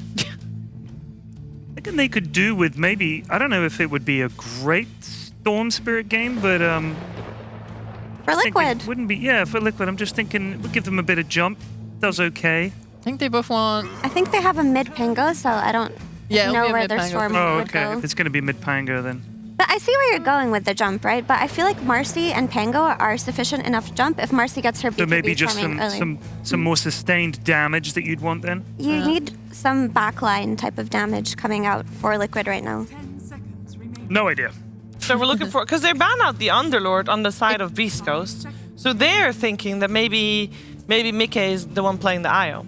You think the Mickey is playing the Marcy? It's the Marcy carry. Sorry, that's what I meant, Marcy. It could be offlane or carry Marcy. I thought that maybe they have to cover their base. Marcy. They should cover their bases right now on Beast Coast. Maybe ban one offlaner they don't want to play into and one carry that they don't want to play into. But either way, like Liquid will give it away with their last pick here. That's just the misfortune of being first pick. Well, I would like to see a Mickey morph. Thank you. Mickey morph. A Mickey morph? Ooh, that could be sexy. The I think it's kind of scary versus like Tiny, Snap, Ember, Phoenix. Do they? Why not just pick Ursa again? What's the deal? They could. I mean, it hits the egg. It does. Yeah. He's tanky. He's hard to kill. He is. Does damage. He does. There you go. There you go. Ah! A jump scare. Shadow Friend. Shadow Friend. Okay. This is a strong like safe lane hero to pick on 23 because regardless of whatever pick they may go for, you know that you're gonna have a strong lane. Like SF, one of his biggest strengths is his laning. Yes, Even if he's he a pain has in the people arse. running at him, just you get some levels, you stack a couple of raises, and running into an SF can spell death. So I understand why they go for it. You also have this nice synergy between the Marcy and the SF now. You have this carry that you're gonna hyper buff. Yeah. So if you go carry SF, do you still do the stupid blink thing where you just go pacow and blow everybody up and there's nothing they can do? Yeah, you do actually, So but a dumb. little bit later. Get that But yeah, out of the you game. do get Arcane Typically, Blink. you just go for the like Dragon Lance BKB and you just kind of click people. That's for carry SF, but you're still going to do it. Like- you just go pacow and kill you everybody get like a instantly. couple of items. Some people like Mask of Madness on SF. Yeah, like a Dragon Lance BKB, right. but then you go Arcane Blink because it's just so it's darn so good. stupidly good, right? There was one game though where Shopify went Aghanims on SF before Arcane Blink on RTZ. That did not look good. I don't like when people do weird things like that. Yeah. What does it even do? I forgot. I forgot. Like, sucks the Sucks it back in. It sucks the Yeah. Requiem back in, so it's like more damage, more fear. It's been a long time since I've seen SF build Ags. All I know is, it is mid SF and carry. Carry. Oh, so they just want to destroy the Ember lane. Oh, so they flexed the Pango to offlane. Yeah. And what's he playing? Okay, I think Pango's one of the better heroes to play into Ursa, right? Just because you can disengage from the go-ahead, but I still don't think he's going to have a great lane on Pango. They're going to be very dependent on Nisha winning mid very hard versus Ember, and Io and Marcy just playing on that level 6 Io timing. I do like the Ursa last pick, though. I think it's great. We're probably just going to see again another, like, Beastcoast running at you lineup. It's nice when K1 actually plays a run at you hero instead of just farming for 10 years. And he's in the mood suit today, right? Like with his Manta-style diffusal builds. Like He's feeling it, He's yeah. ready to fight. But I feel like if you don't go Battle Fury and Ursa, it's a big gamble. Because if you lose a couple of fights, you lose the first couple of Roches. I think he can afford to go Battle Fury still. He should. Yeah. I would say he should. It's hard to have a clear read on this because I feel like both teams kind of picked their comfort. But it's hard for me to root against Liquid just because of how composed they are. And I feel like they're out for blood right now after that last game. I would think, though, with the way Game 1 was played, I think Beastcoast is pretty out for blood as well. But I'm happy that both of you are like, you know what? Could go either way. That's the way we like it here in Dota 2. Let's see who takes the second game of the series. We're heading over to OD Pixel and Fogged. Thank you very much, GBS. Game 2 here of Team Liquid against Beastcoast. Fog, we had a fantastic game 1. We're getting a change up here in the drafts this time round, and very excited to see sort of Nisha bring the SF back to the mid to go for that advantageous matchup against the Ember Spirit. Overall, though, what do you make of this one? I got my fingers crossed right now for a third game, but I think Liquid's got a really clever approach this time with this SF. Oh. First blood potential, though, here with the Avalanche. Dive will jump in with the Shield Crash. They're going to focus towards Insania. Insania pots the Fairy Fire. They're blocking off K1 as well. They're allowing the chance for Insania to get away. Dark Margot, he's falling low. K1 turns his attention over towards Nisha instead. Nisha turns. It's another set of the razors off. Pots the Mango, and that will allow him to find first blood himself. He will die, but not before claiming first blood here. I mean, it's still going. If they can find anything more, they're trying to block off Mika's escape. The Avalanche onto the two of them. It's going to be a double kill for Stinger. And that should be everything there. So Liquid, Nisha will find first blood. Over on the side of Beastcoast, though, Stinger, he'll get a double kill. Not bad. Nice little gauge coming out there. I like the way that Liquid flexed this, setting themselves up for a very, very strong mid lane, just for Nisha to dominate. And this time it's like the flip around, and they're going to put a lot of harassment on the K1. He actually is... I mean, he's going to have to start the lane. It's going to be a bit awkward. Very low. And Stinger actually using another set of Fire Spirits. They're just going to beat on him too. And I mean, honestly, as well, I imagine for Nisha as well in that situation, he's kind of happy that he died, bro. He's super happy. You use all your well, not all your mangoes, but all your mana. I think you use like one mango in that situation. You get first blood, and now you're going to be back to lane. You're going to have full mana, full HP. This is one of the harder lanes for Ember Spirit there is. It's not on the same tier of like a Huskar, but it's pretty similar. Look at Insania just being annoying. All right, that's going to be a kill, and he even baits out a Fairy Fire. He TP'd also. He's got to walk back. No, he didn't. Yes, he did. He has to walk back. Oh, my God. I mean, it's a godly game for the SF already. It was a great game 1. I mean, that is pure pain in the mid lane. I mean, Stinger just needs to sit mid now. He can't actually go to the side lanes. No. He needs to go this because, oh, my God, he's going to miss like 2 waves on the Ember. No. Oh, my God. Can we get an F in the chat? F in the chat. And K1, oh my God. If K1 dies, we're going to call it. All right, he's okay. K1 is starting the lane at like 10% HP. Their mid lane dying. I mean, on the plus, though, I think Nisha did miss. He missed quite a few CS, though. He sure did. So even though he was able to get that kill, he's only got 2 CS so far in that mid lane. And they'll get a kill top. Nice. There we go. Okay. Phew. Thank God. Good job, Sacred. Good job, Schofield. Gonna be up to them for sure in this early game, I would say, to be able to dictate stuff. I think the Ursa lane, it's gonna be extremely difficult. I think this lane setup is actually really cool from Liquid. K1, he's dead. And they can turn towards Stinger as well a little bit. Stinger's trying to turn and stand his ground against Boxy, but Boxy's gonna be fine. And same to be said for Stinger, but still kept incredibly low on the HP. Sacred. Insania able to dodge out the Avalanche quite nicely there, Zai.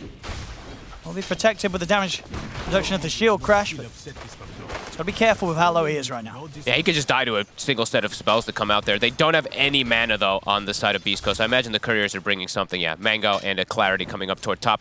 Yeah, really, as we were saying, because there's so much chaos that's going on. Mago actually has more CS somehow than Nisha, but... I was saying, yeah. So it's something. I mean, what's the XP difference looking like? Nisha, he's about 3/4 of a level ahead, Nisha. Back up top. Sacred will get taken out, and Schofield also sitting as low as he is. All right, don't even get to talk about anything. Nice, I love it. It's just constant aggression. That's what we got last game. 3 to 4 hits, just 2 minutes in. All right.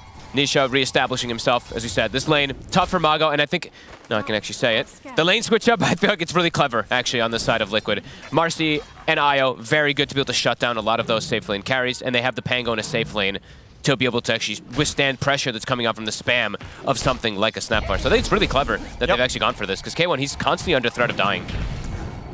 Gotta throw him back here. Nice Fire Spirits. Yeah, Boxy himself. Nice play. Stinger here. Solid stuff from the Phoenix. It's going to be up to him to land those Fire Spirits to stop the aggression that goes onto K1, and that's huge, because K1, he actually had a salve. So big stuff, and wait. I don't know why he tipped him there. No, I think it was because Insane was trying to get the catch on mid, and Schofield's like, haha, you're not going to be able to surprise my mid laner. We know you're there. And now he's going to gank him. He actually is. He tips him, and then 5 seconds later he comes and kills him. And Mago. A preemptive tip there from Schofield. He's fine. Insane, he weren't ready for it. Insane, he weren't ready. I'll tip him back. I love this team so much. He gives him a Z. Oh man, these guys are super fun. I'm in the chat at each other. Serious though, very serious on the side of Liquid. All right. All right, K1, 18 last hits too. So Stinger, I mean, he got early levels on this Phoenix, so it is making a bit of a difference down there for the pressure that they're able to apply onto K1. But they're sitting super low constantly on this Ursa and this Phoenix, so there's constant kill threat that comes out from Mickey and Boxy. Fire Spirits, can he land them? Can. One. He's got to back off again. Oh, he's going to be fine. Stinger doing a great effort here to keep K1 from dying in this bottom lane. So, and yeah, Mago, I mean, it's one of those quite impossible lanes to deal with versus SF, as we said multiple times. And Nisha, yeah, 25 and 10, 23 and 10. He's reestablishing everything here. Sacred still last hitting super good. Top lane, this is the best lane for Beast Coast. This is one that they should have the best advantage first. And Schofield, I mean, he's just being active. Toss back into the tower. He's got Fairy Fire and a few one charges, Nisha. We'll bottle up, get a few raises stacked up onto Dark Mago, still holding onto the one charge of the Fairy Fire. There it is. He actually dodges the chain. No way Nisha's going to be able to keep going. I mean, he's keeping these raises stacked up. Oh my god. What an outplay. And I think he's going to get away. He Schofield's really going to get dragged back by the glimpse. Nisha's going to live. Juke into the tree line, dodging the searing chain, keeping the raises going. Holy crap. At the same time, down bottom, Mickey and Boxy, they were able to take out Stinger, who'd obviously been quite the nuisance for them so far in this bottom lane. Wow, that was one of the craziest SF plays I've seen in a long time. That would have been huge. I mean, I like what Schofield's concept is. I love that he's playing around the mid lane, trying to get these tossbacks to try to help out Dark Mago. We don't see a lot of players do stuff like this anymore. But Schofield, he's one of the few that it will always make these relentless moves. I mean, they have to do something to make this early game a little bit easier for the Ember. Sure do. Nisha, though, comes back, and now he's got an Illusion Rune. And whoop, he even plays there for... Is Boxy going to tick out? Nope. I love this set, by the way. I haven't gotten to cast a game of IO with this set, I don't think. Did you get it? Not yet. You still can, right? I think so, yeah. I hope so. Honestly, I think it was on the market, and it's a pretty good price, actually. Okay. Yeah, at least the other day when I checked out, about $6.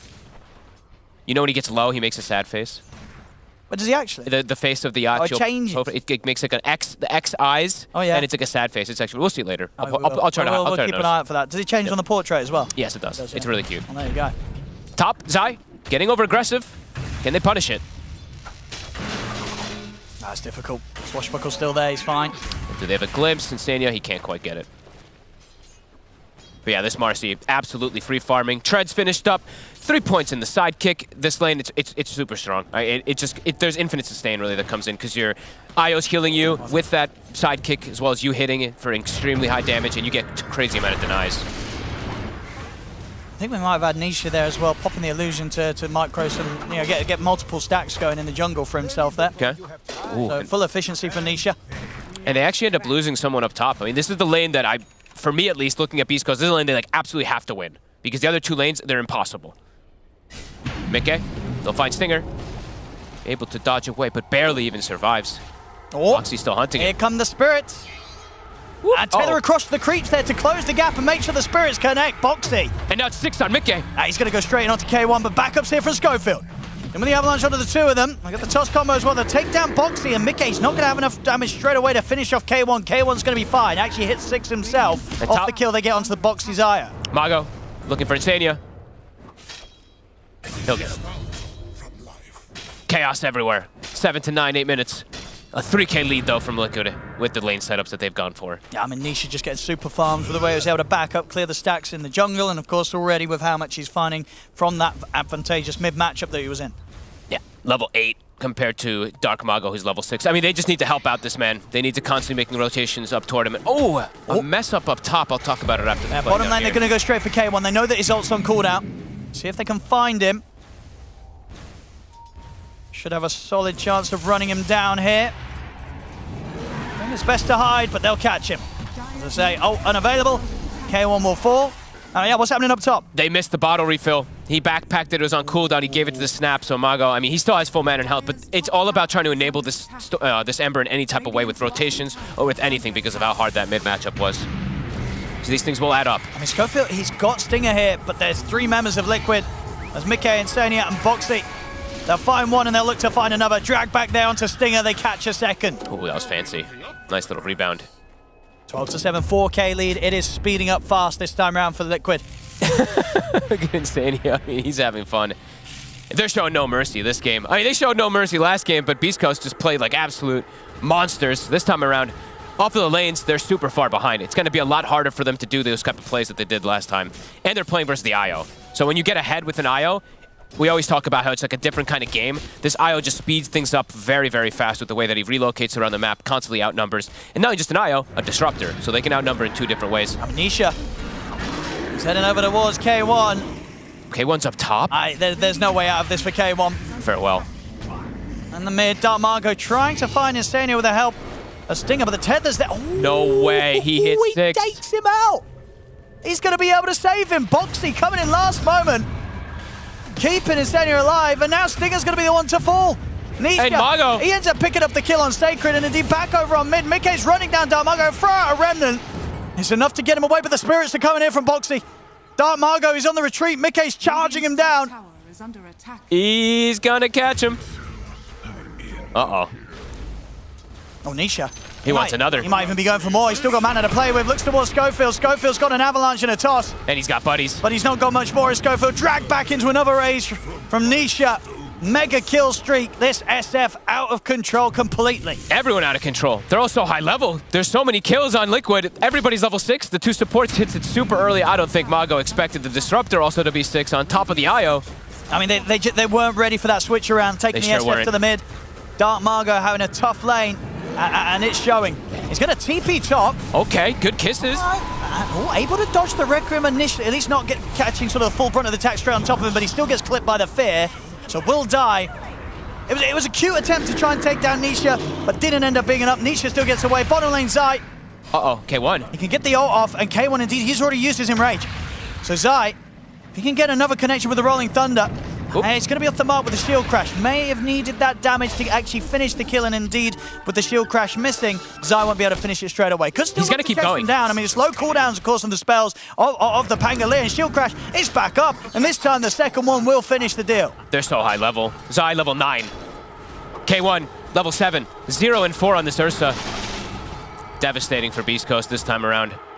The name of the game still is going to be cause panic all over the place, try to look for any type of setup, but that kind of was their big move just before. The egg and the kiss is committed, and they don't get the big kill. Nisha just too high leveled and a bit too tanky at this point to to burst, even with the use of their ultimates. This is all pre-BKB on him, and Mago, can he get out? Glimpse, Insane is trying to time it. Won't get it right. Well, actually ends up Dark Margo right on top of him. Doesn't mean he's in any sort of threat. It's Dark Margo. He'll head for the Arcane Rune instead. Tip him. Yeah, tip Insania. He gave him the Arcane.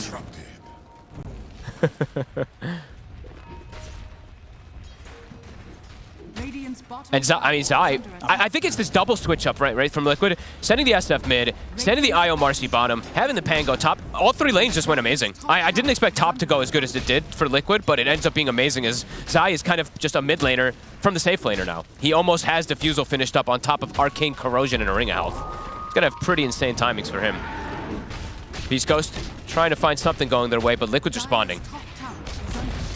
He's TP'd over Insania, but I don't think they'll want to fight. Maybe if K1 sticks around too long, we'll go for the glimpse back. They're trying to bait something. They'll get the kisses out from them, but the dive forward's in. As Mickey's in trouble. K1's able to take him out. They'll use the Supernova. Liquid's not going to be able to finish the egg, so they've got to retreat from this. And Zai, can they get him too? Gonna be difficult while he's rolling.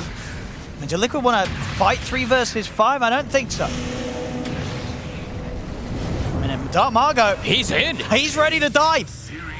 In under the tier 2. He will get glimpsed back, but the toss is there, and they'll take out Zai as well. All right, Beastcoast strike back. Can they get Nisha? And if they catch him with the Avalanche, he's falling pretty low to the Sunray, and he's low on mana himself. A toss. They sit on top of him. They get him. Another one for Beastcoast. They may start losing some heroes in return now. No, they just end up getting another. They take out Insania. Here comes Mickey. Wait, Stinger? What? Whoopsie.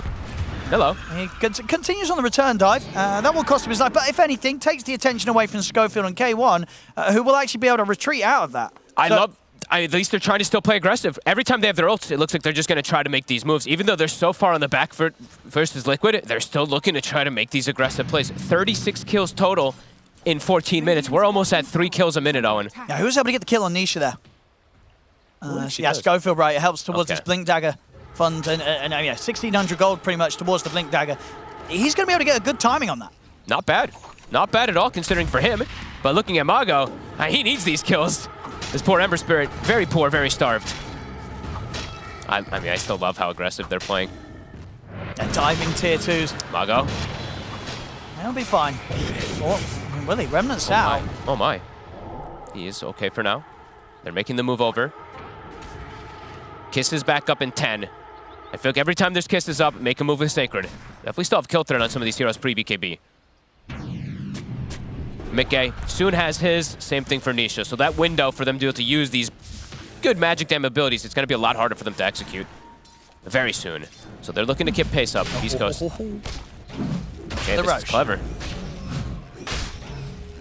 K1. He feels the need to go Diffusal this game too. He's like, I can't go Battle Fury. It's just not going to happen. It's a good shout. Now he's going to be able to play aggressive with this Aegis. Liquid, they're not sensing this at all. It's a free Aegis here for the Ursa. Nicely done. Cool moves. And Mago, he's on the hunt. He needs to get some kills though, this Ember. He's 1 in 5. And he might be able to find Insania, but Insania might turn onto him. Whoop, just kidding. Yeah, Insania won't want to drop the Static Storm hit. I guess they didn't want to bring the relocate. I thought they were going to maybe Static Storm set up for it, but guess not. I'm looking for some sort of setup mid as well. I won't get it. 60-minute power rune, it's going to be up top. Dark Margo, he'll be able to grab it. DD. It's a big one. Will definitely enable him in the next fight. Mickey going to attempt to stand his ground against K1. Backup's coming in.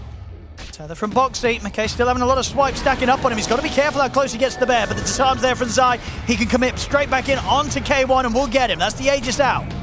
He's pushing the limits. Kisses are coming in. And Mickey, he's got the BKB, and the same to be said for Nisha. They'll stand there and take down K1, but not before K1 indeed is able to take down him. Mickey will fall. Nisha, using the Requiem, pushes back the 3 of them. Zai with the Rolling Thunder controls this Snapfire. The Sacred goes down. Dark Margo remnants away in time before the Static Storm will catch him. They'll settle for Schofield instead. Dragging back the Tiny. Liquid, they'll find a 3rd. They want Mago still. Zai, she'll crash. Won't be enough. A Stinger. He's still sticking around. We're seeing if he can maybe get the kill onto Insania, and he nearly does. There's a glimpse up in 3. They don't even need it. They're just going to hit the egg. Yeah, they'll take it down, no problem.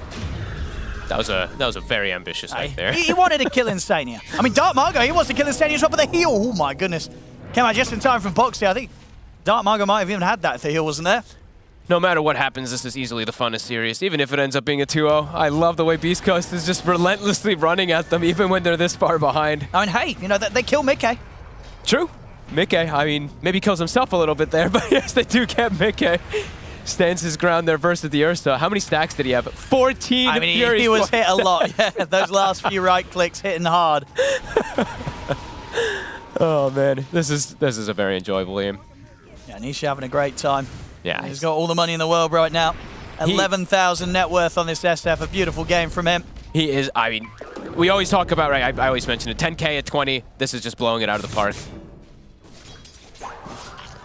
Oh, set up in the mid. Pick it. Boxy is here. Okay. Side kick and heal up. Schofield's got his blink dagger though. Okay, and did you see what Mago queued up? This is some desperation stuff. He's got the Deso queued up. Yeah, I mean, it's the way to go. Did he switch it right when I said it? Oh, I bought the Javelin. Come on, man. I always get excited. I always get excited for it.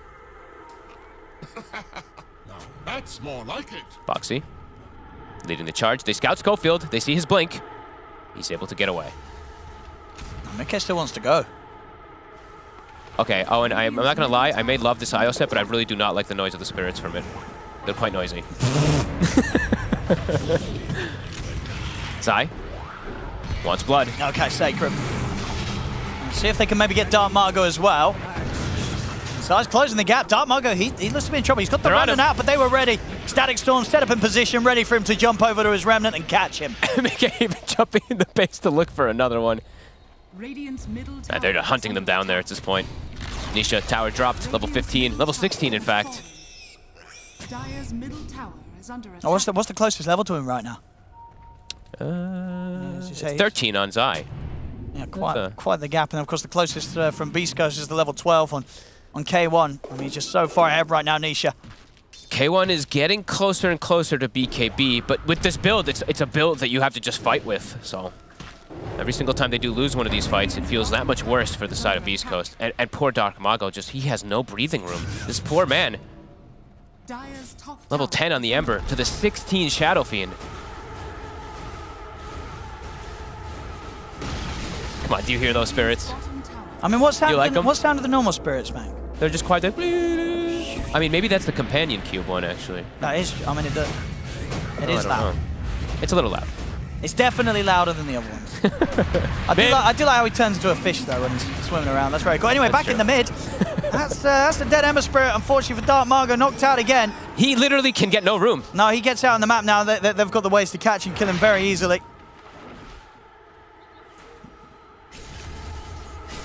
10K lead. I mean, we got an exciting game, too. Or game 1, sorry. This one's exciting, but very one-sided. Aghanims now. All right. All right. He's ready to save people, Let's see. Sacred. Or to send people to death. Send them in, yeah. Send in Dark Mago. Now, they can actually do fun plays with Schofield, but he's just going to send a creep in for now. But yeah, they can do fun plays with Schofield where he sends him in, the toss back, and Schofield blinks out. So they could get some kills here, potentially. Not easy, though. 14,000 net worth at 20 minutes and 50 seconds on Nisha. Oh, Mickey. Can they punish him? He has BKB. Gonna get the combo. He's gonna burn pretty low with the Sun Ray, and he'll keep his cool, won't put the BKB. And now Nisha's in with the BKB himself. The Supernova's there in time to dodge the Requiem, but he won't dodge death. A Stinger goes down, another kill for Nisha. Can they get a catch? They're gonna send him in. I tell you what, lands. K1, he's gonna find himself straight on top of Insania. They're going to try and get the jump forward as well with Schofield, but Zai, he's already in with the Rolling Thunder. Mickey pops the BKB, gets to dispose, focusing down Schofield as Schofield will fall. The Rolling Thunder continues to clip on the Dark Margo. He also gets hit by the disarm. They're trying to bring down at least the IO. K1 will manage to do it, takes him down, Boxy. But Mickey turns back in with a rebound. Another kill for him. Nisha's in with the raises on towards Sacred. Triple kill for Mickey. Everybody dying here on Beastcoast. As now respawning There's only the poor old Phoenix left alive to try and defend against this. Liquid, they've got the 4 of them in play still. And that, the Snapfire Axe there, it actually does both. It gets him a kill and gets him killed. So there you go. And Nisha he's too farmed. The Ursa stands on top of him for a second, just gets piked away.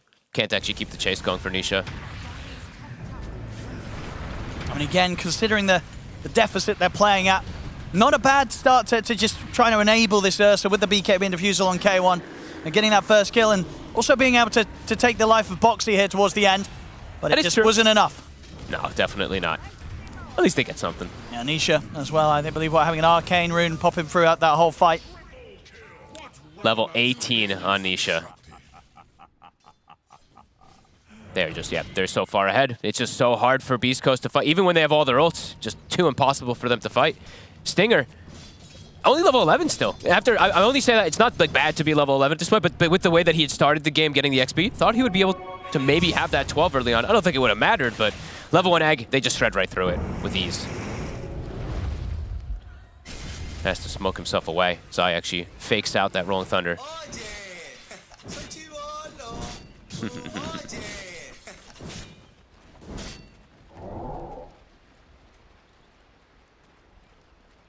Where do they go from here? Zai can't really do this on his own. Dark Margo.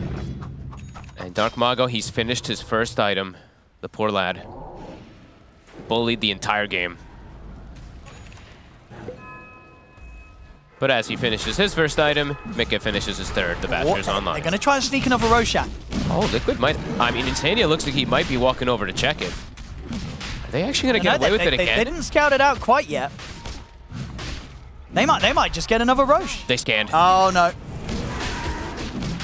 It's going to die, though. They're not checking it out, though. Okay, all right. They get the second Roshan as well. Aegis and Shard. It's all into the hands of K1. Okay. Baby steps. Oh, they're in. K1, he's in on top of Boxy, pops the BKB, focuses the IO. They get Boxy first. Now it turns towards Mickey, but Mickey jumps forward on the Stinger. Stinger not going to get the chance to put the Supernova. He'll try for the TP out, but the Bash is there. As the Aegis has gone, Nisha, he's going to set up for the Requiem timing, and it is there. Perfect. Well, at least they got the Roche. Nisha with the big smile again. He's like, oh, free setup. Oh, man. I mean, a good attempt there. Everything being used. They can't even get the egg off, though. Even if it does go off, he just dies. Insania, he wants to get the glimpse. What? And he's going to get it. He gets him. Another one here for Liquid. Disposes well on a Schofield. They may even be able to threaten the Tiny as well.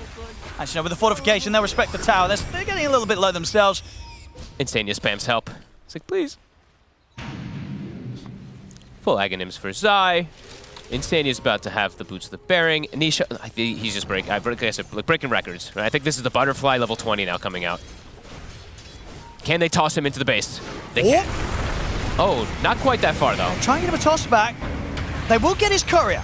So his okay. Butterfly will be delayed at least. The problem is he has pretty much every other item under the sun right now. I don't think he's going to be too worried that one of them's taken away. Zai will... well, he's dead. I mean, they could look to go. There's no Pangolier. It's going to get the toss back. The Supernova's there as well. Liquid aren't going to be able to focus down the egg. They've got to get out of the range of it. They'll turn towards Schofield. Schofield will die for this. It's K1. Takes out Boxy. Now with the BKB popped, he can look for more. He goes towards Mickey. Mickey's in trouble as well. A triple kill for K1. Beastcoast, they'll hold on. Oh, the cookie! Oh my goodness, how did that not catch him? That was so close. That was... They nearly had a shot at taking down Nisha as well. All right, they're still in on this one, Fogged. They punished the big greed there, of course, from Liquid. I mean, Zai just rolls into the base. Just rolling in. Takes tier 4s and dies to some auto attacks. A little bit of a slip up there, but a good tossbacks, though. Oh, well, yeah, I mean, great call from Schofield with the buyback. Sacred. Wait, he's alone. I guess a little too carried away there. I think he felt that he could maybe take down the tier 1 tower. He could not. He started feeling good after that last situation. What weathermancery is this? The state of the game was reminded to him. See there with the progress of Nisha this game. Pretty much kind of soaring ahead, at least about 50% greater net worth than the average you'd have on an SF at this point on this patch. Massive. Dire's top tower is under attack. Butterfly's still dead, though. But you know what's going to happen when this courier respawns? He's going to get a full Butterfly and a full data list delivered. That's true. And back in the base to get caught. Pretty much the whole game is just reliant on tossbacks, and if they can hope that Liquid overextends for now. K1 still getting some good amount of farm, but he needs... Honestly, if he gets maybe one more item, then there's a chance. The problem is that Mago he still has no game. This Ember Spirit, Kaya Maelstrom, he has 112 last hits. K1 might be farmed, but the rest of the core is just not having that type of game. Precious bounty. And yeah, there's the data list. Nisa. 30 seconds till his Butterfly comes back. Some of these new items as well. Take the Mindbreaker for now. That's quite the noise. It's noisy, I'm telling you, man. It's noisy. I was clicking on him for a while because I was like, do I actually want this? I mean, it's out. You can I disable it? Deafen the enemy. Can I disable the noise? It still looks cool enough. All right, Nisha. 5 seconds till that courier does respawn. And that's going to be a juicy one. A Blaster Egg now also. He can pass that over to his IO. Oh, did he send it back to base? Oh, I guess he did. Good item on either of the supports. Schofield looking for somebody. They're hunting for Dark Margo. Oh no, Margo! They're in with the jump. Schofield will offer up an avalanche. BK, he's already out with the BKB. The bashes are there as well. Dark Margo's gone. And Stinger. Ooh. He's gonna get away. Nicely done, at the least. But poor Mago, just let him play.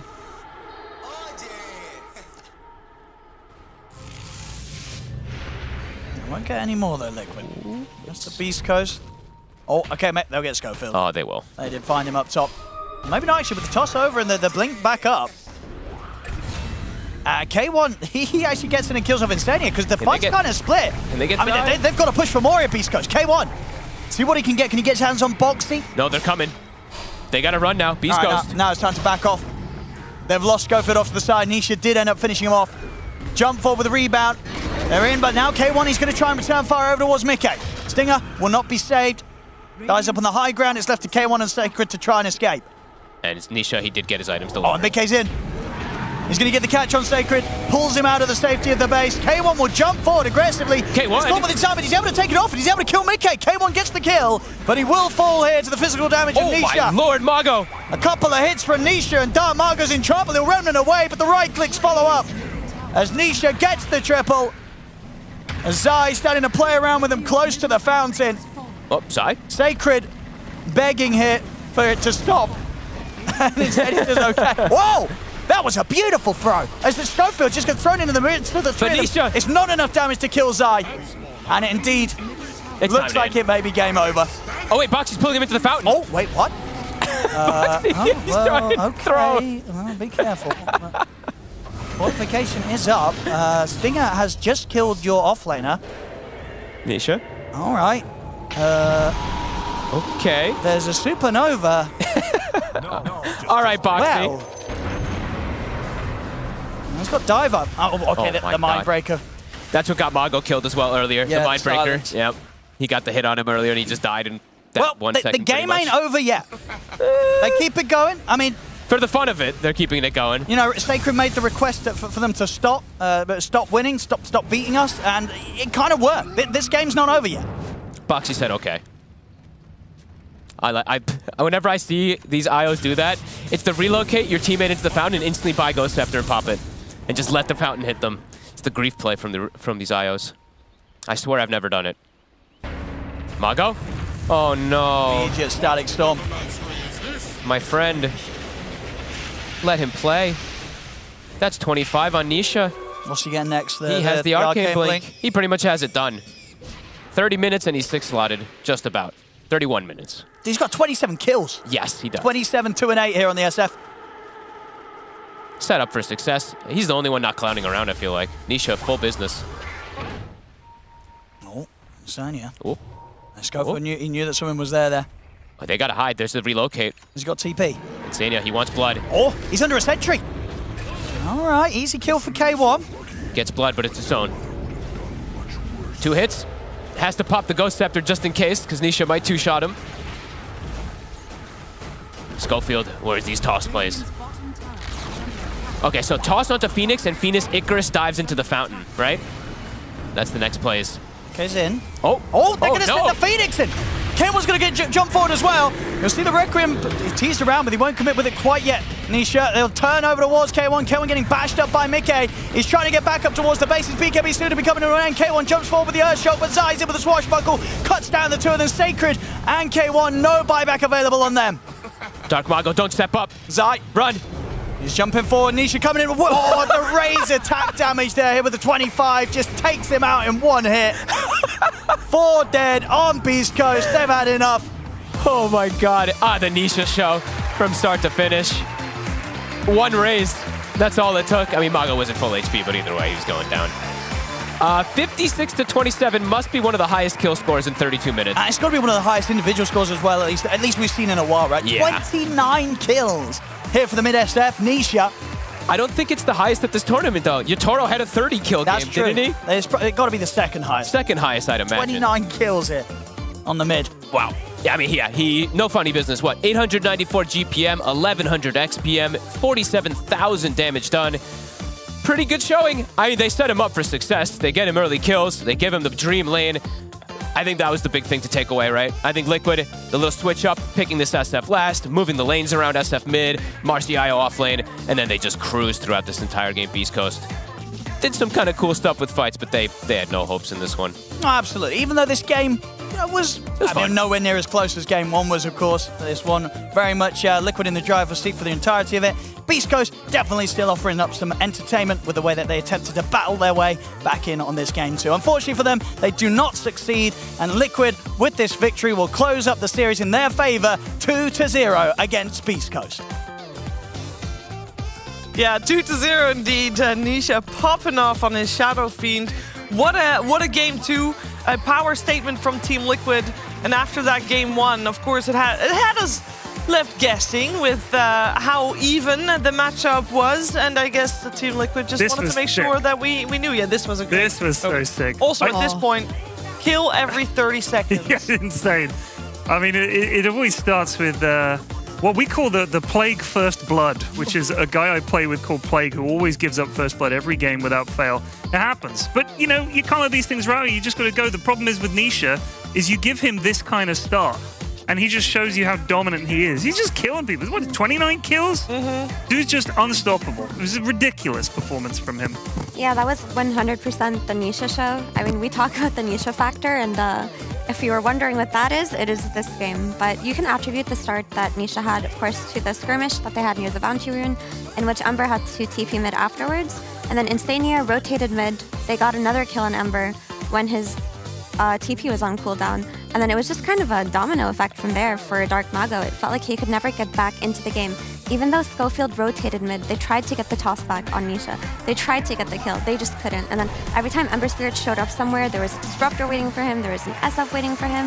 It felt like he had no hope that game. Yeah, they did a really nice lane swap too, right? They put Mickey on the Marcy bot lane against the Ursa, and they trashed that lane too. They killed him multiple times. I mean, honestly, Beastcoast always seemed to impress me with losing lanes that badly and then managing to find nice fights on the map.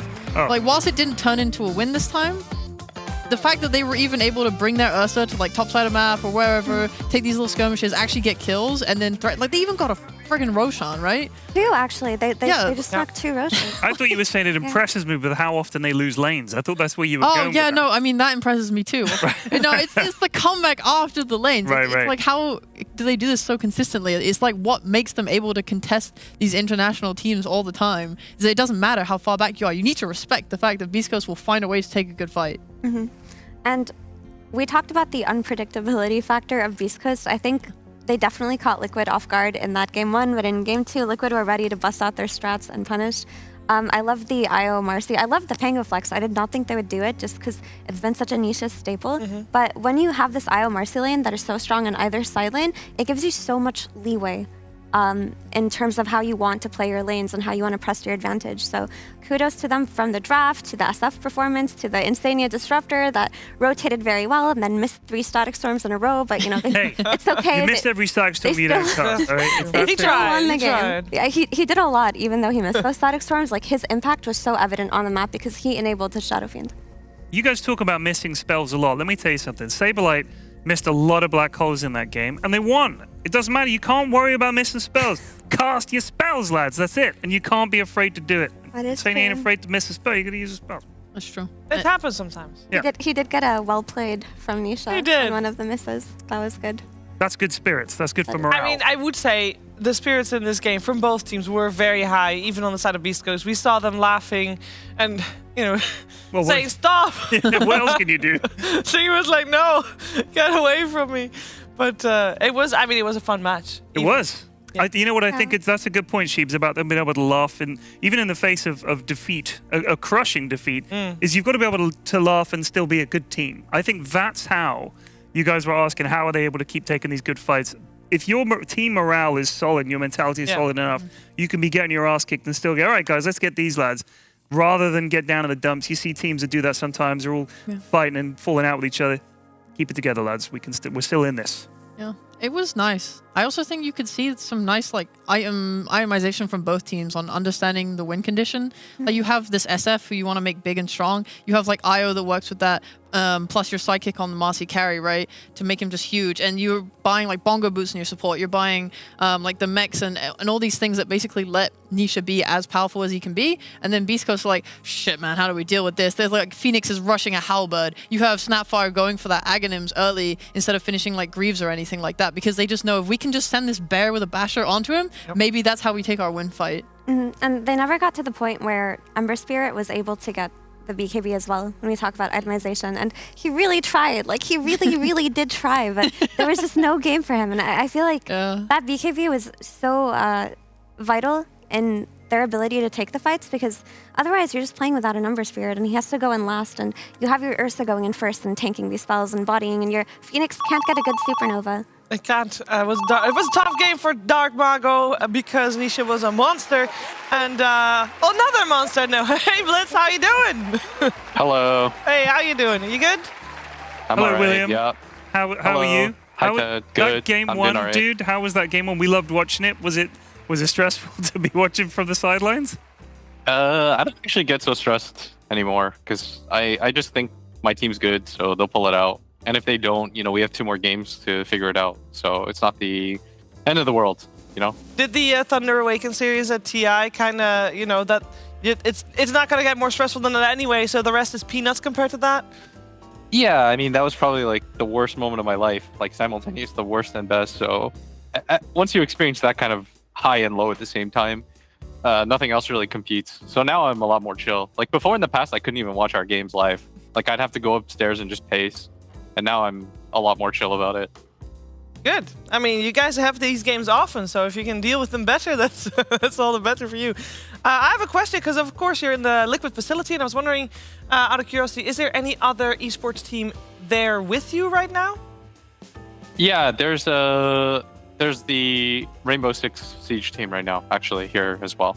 And because I would imagine that they probably also have a coach, and I was curious if you have like interactions, because of course coaching Dota is very specific, but also a lot of the coaching role can be applied to other games. So I was wondering, have you like chats with other coaches at the facility? No, but I think Liquid's trying to set that up. Like I think the Valorant coach is going to come with us to the major because they also play in Berlin.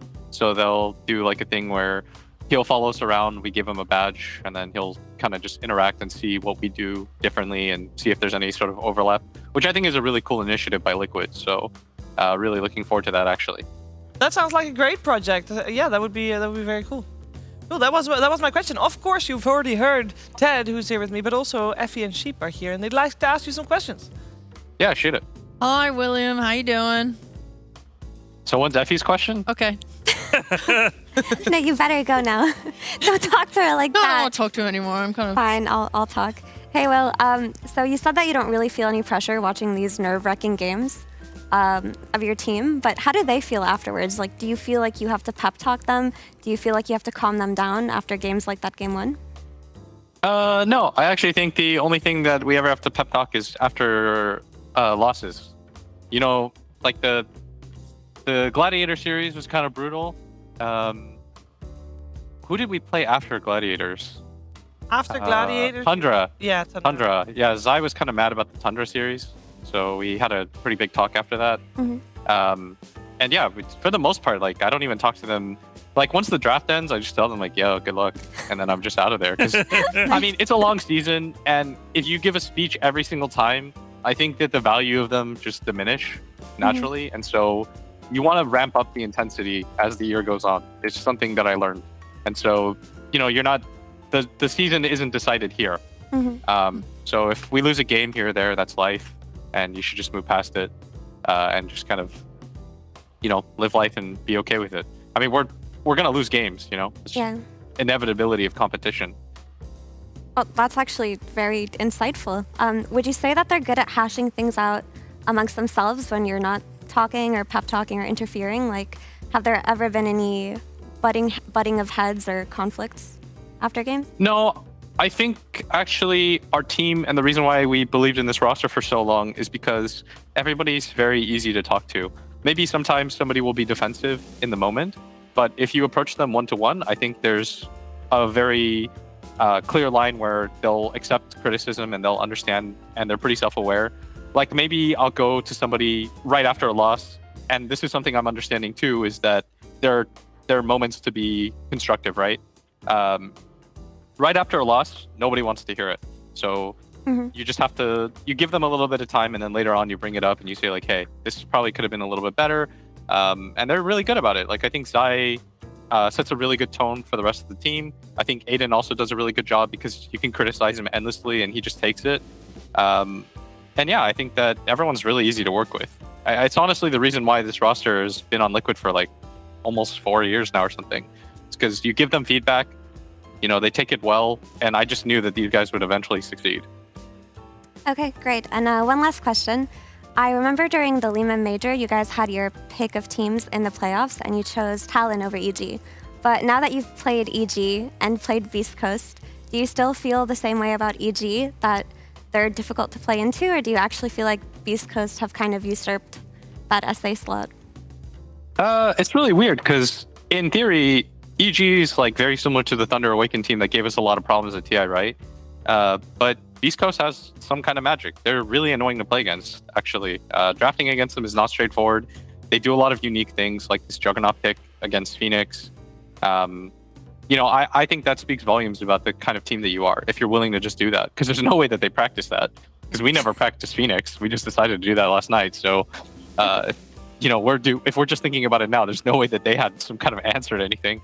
And I think it's really cool that you can bust stuff out like that. It means like you have a lot of confidence. And as far as EG goes, I think they're definitely a way scarier LAN team just because they put the pressure on you. This is a team that's willing to run at you at all times. And when you're at the comfort of like a facility like this, it's really chill. There's no stakes, or it feels like that anyways. Whereas when you're at LAN, they get one kill, it snowballs into 2 and 3, and they just keep running at you, and they hit this mid-game timing, and it's really scary. So yeah, I mean, there's no way that I was going to choose them in Peru. Let me just say that. There was zero chance I was choosing a Peruvian team in Peru. You just don't want that kind of karma. Right. That was a very elaborate answer. Thank you for that. I have one final question from me. I don't know if anybody else has got one. William, you and I have been friends for some time now, haven't we? Subtle flex. We've been friends for some time now. Okay, yeah. And I'm a Liquid fanboy. I'm always bigging you guys up. I've never been given any apparel. I'm talking to all the lads backstage. I get sent stuff by you guys all the time. Where's my loot? Okay, I'll send you something. Fuck yes. Thanks, homie. You want like a cap? Like a hat? A cap? What are you implying, Will? No. Nothing. You just... We'll talk. You want like something to keep your head warm? I don't... Oh my god. Alex, go. Shocking. All right, get rid of him. No, don't get rid of him. I haven't asked the question. William, what's your biggest flaw as a coach? I could tell you he's a rude bastard. I think I probably... I think I get emotional in the moment a bit too much. Like, I think that... For example, I had an argument with one of our players the other day, and I probably could have just dropped it and waited for a better time. But I have a hard time letting things go. Like, in my mind, something triggers and I really hate having things hanging in the air, if that makes sense. Like, I just cannot stand it. And it's a really big flaw of mine, and I wish I was better at it. And yeah, my team calls me out on it, and they're trying to improve me on it. Because I think after you talk to me, when I'm not emotional, I'm okay about it. But in the moment, I get really irrational. So kind of want to work on that. That's funny, because Boxy said he had the same flaw. Yeah, me and him butt heads a lot, just because... I mean, I love Boxy to It's death. funny Yeah, he was also very rational about it. You saying that and Boxy, what he said in his interview, I thought, oh, it was Boxy he was having an argument with. Yeah, that was the person. Yeah, because like- they were literally talking about the same And thing. then the conversation went sideways. It was funny because it was after a win. Because Matu told us that when you win, you should push. And when you're losing, you should just ignore. Everybody knows the mistakes that they made. Just be positive, be okay with things, let things slide. But when you win, you should just push for improvement, you know, because that's when people are more receptive to change. And I really thought that was super insightful, and I took that. And so when we won yesterday, it was a lot easier to talk about it. And then we had a kind of bad moment. We argued. Then after about 3 hours, we had another talk about it. It was fine. We both apologized to each other. We're like, we probably took it a little bit far. Then, you know, we were fine. We hugged each other, told each other we loved each other. It was all good. You know, sometimes that is the nature of the relationship, is that you're going to argue and fight. And you kind of have to just both simultaneously be okay with that. But it's very cool that both you, and I mean, yesterday Box was saying like literally the exact same things. Like, I just need a couple of hours and then everything's okay. It's cool that you realize that, so you can come together after the argument again. So I think that's really cool. Yeah. Indeed. Wait, but there was so much negative shit there. Like, has anything funny happened in your boot camp? Good moments? Me and Nisha have tried to get a haircut for like 2 weeks straight, and we keep either waking up too late or it's a Sunday and we don't realize it's a Sunday. That's pretty stupid. Is there anything else dumb that's happened in our boot camp? I don't think so. Our teams, honestly, they're pretty reasonable. We play a lot of CSGO lately. It's like the only thing. Play a lot of CSGO. In fact, Before it gets removed. I wasn't doing the interview, they'd be playing CSGO right now. Good. All right, well, you're an animal. Thanks for that. I appreciate it. Love you, William. Yeah, thank you for taking the interview. No Dota questions? All right. Oh, sorry. Is there anything in particular you want to share about your strategies that Hello? you play today? Hello? Hello? Hello? Can you still hear me? Hello? He's gone. Hello? What? All right, well, Hello? interview over, I guess. They cut him off. Discord. That's the perfect ending. Bye, Will.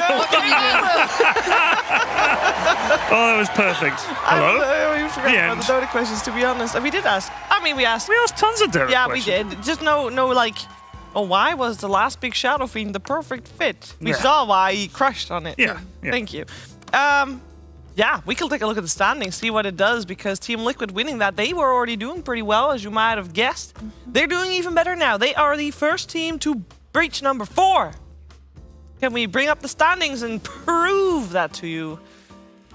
It is, yeah, there we go. 4-1. There you go. There you have it. First team to do so. Of course, later today, we will have a series between, I have this all written down, Gaming Gladiators and Tundra. So we might have Gaming Gladiators go to the number 4 as well. But based on the rock, paper, scissors, Tundra beats Gaming Gladiators. Is that how they sort this these days? I thought they still Apparently played so. Dota. Unbelievable. Yeah, no, that's how they play it. So we'll see how that goes, and then of course later someone else will breach to number 4 because TSM is going to face OG. One of them will have the 4 on the wrong side. That's rough times. To remind you guys, the bottom 4 of the group will be eliminated, with the top 2 going into the upper bracket and the 3 and 4 going into the lower bracket of our playoff this weekend. So it's a lot at stake here, and we do have another match coming up. It's coming up at about we'll start talking about it in about 20 minutes, but that leaves us with some time. We actually just made the cut of time for talking about something else because Sheep and Effie. Hello. Hello. Okay, Ted, you might not know this, but there's been a game going called Bounty Hunter. What? Okay. Oh God. Oh, okay. It's Do I have to do anything? No, it's already been played. Okay. He's British. He'll know what So it's based it's a play on Taskmaster. Okay. Taskmaster. Yeah. There's already been 2 challenges. One was that they had to blow up a balloon as big as possible without popping it. Fogged one that easily. I don't know how he got the lung strength. He I wonder. stretched the balloon. He stretched the balloon. He was very clever about it. Very good. There also was one where everybody had to eat licorice I hate licorice. And but that was not part of the challenge. Okay. You know that everybody else had to eat licorice, and you had to guess how much licorice was eaten in total. So, for example, if you knew that someone would like licorice, you can guess that they ate a lot, but they could intentionally not eat a lot to throw other people's numbers off. And Effie won that one very handedly, Well done, by Effie. the way. Very proud of you. Yes. Very proud of you. I ate a lot of licorice. So what have you got here? So what have I got here? I think we're gonna first just watch what happened. Okay, let's have a look. And then we're gonna judge. A lot of it, I'm happy. some of it is just like, oh, someone was right, someone was wrong. But there's a little bit more at play here. We're gonna find out as we see what Bounty Hunter has in store for us next.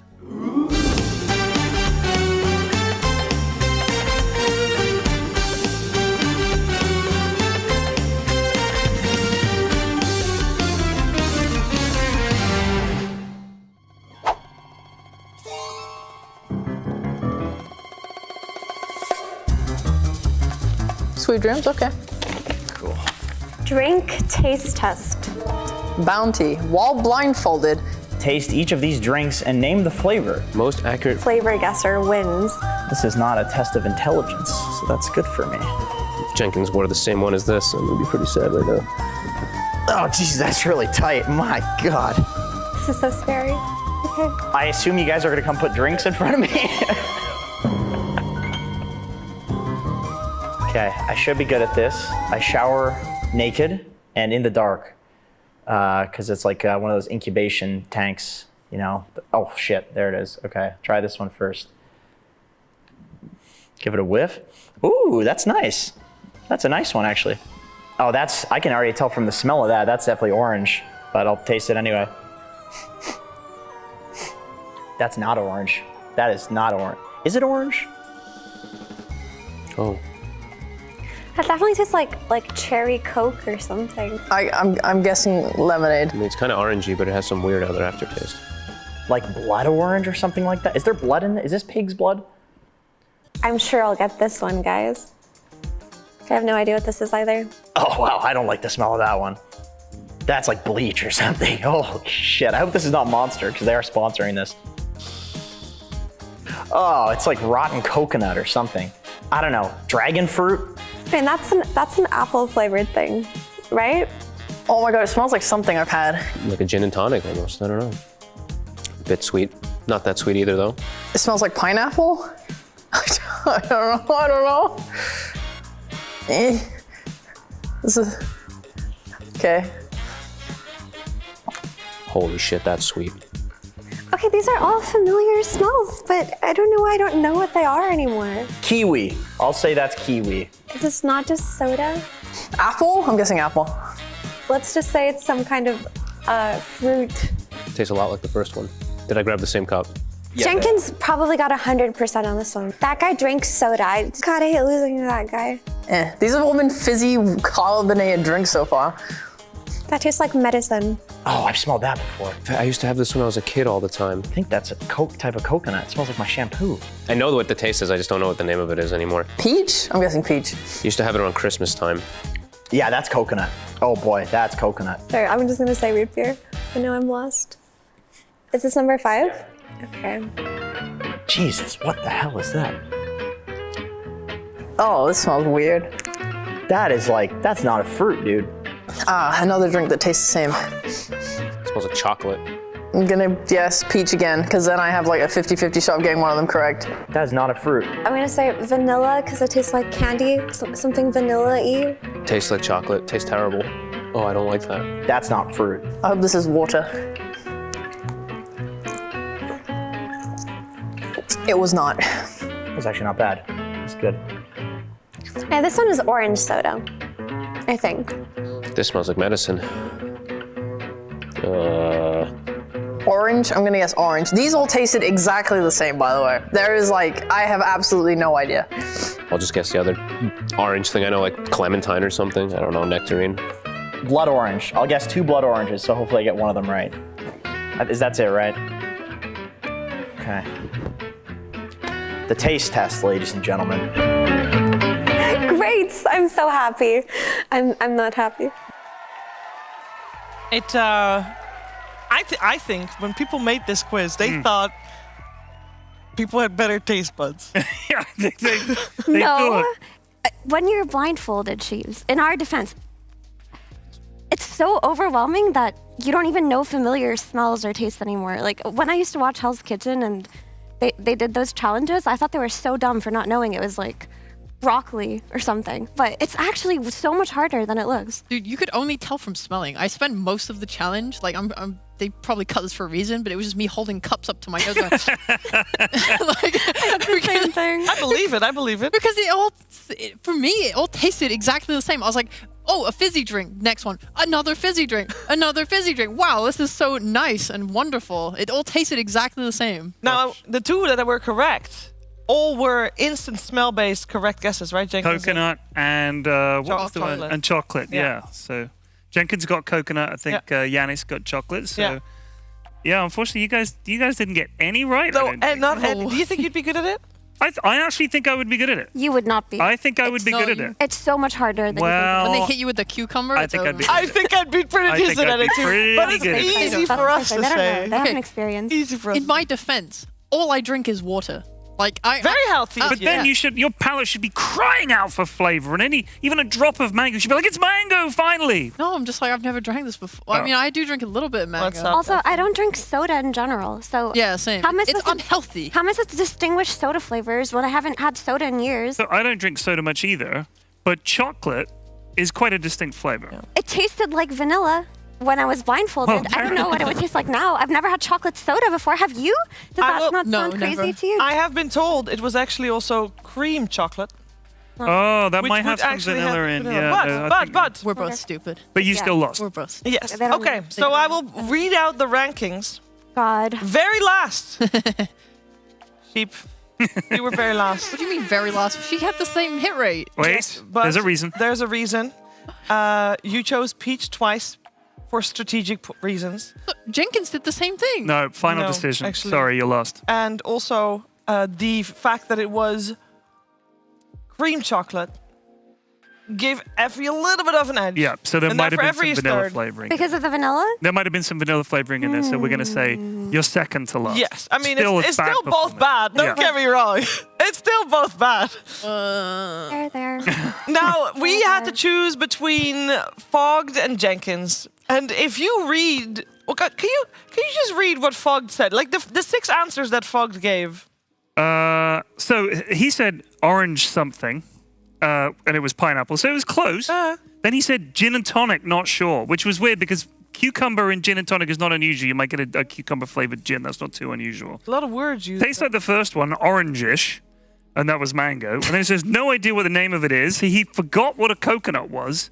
And then chocolate, and then clementine/nectarine, that was passion fruit. So he just basically guessed oranges or types of oranges for most of them. For most of them. And he's like, no idea what the name of it is. That's the quiz. Yeah, that is the point. But I think his point was it tasted like something he'd had when he was younger. Yes. He couldn't remember what it was called. He Yes. obviously hadn't, I would assume. He had did guess chocolate correct. He did which guess was good. chocolate, yeah. If you read Jenkins' list, he actually did try fruit. I mean, that's not a fruit, which, I mean, it wasn't because it was chocolate. Indeed, yeah. So we had to choose who won between Fogged and Jenkins. And I know it might come as a shock to you, but someone that actually won something is Jenkins. It's Jenkins! It's Jenkins. Congratulations to him. I mean, that's pretty impressive. Yep. Did anybody have Jenkins on their bingo card winning a competition? I knew he would win that one. In this? Really? Because he drinks every kind of soda under the planet. He's just a soda collector. He just tried them all. So he had an unfair advantage. Unfair. Do you think that was fair? I think it's fair because, like, we're the real winners because we don't drink soda. Shout out to my Hydro homies. Hydro homies, big fan. Soda's bad for your teeth. It's bad for a lot of things. Is it? I think I don't know. It's fine. Doesn't matter. Whatever. You know what this is? This is a Dota 2 competition. I know you forgot it there for a second, but that's okay. I'll remind you. I mean, there's more Dota coming your way. So, Gaming Gladiators versus Tundra, a matchup that a lot of us sure have been looking forward to seeing. It's coming right up. It will be happening very soon, so stay tuned. We'll be back, and there will be a fresh panel and some fresh Dota 2.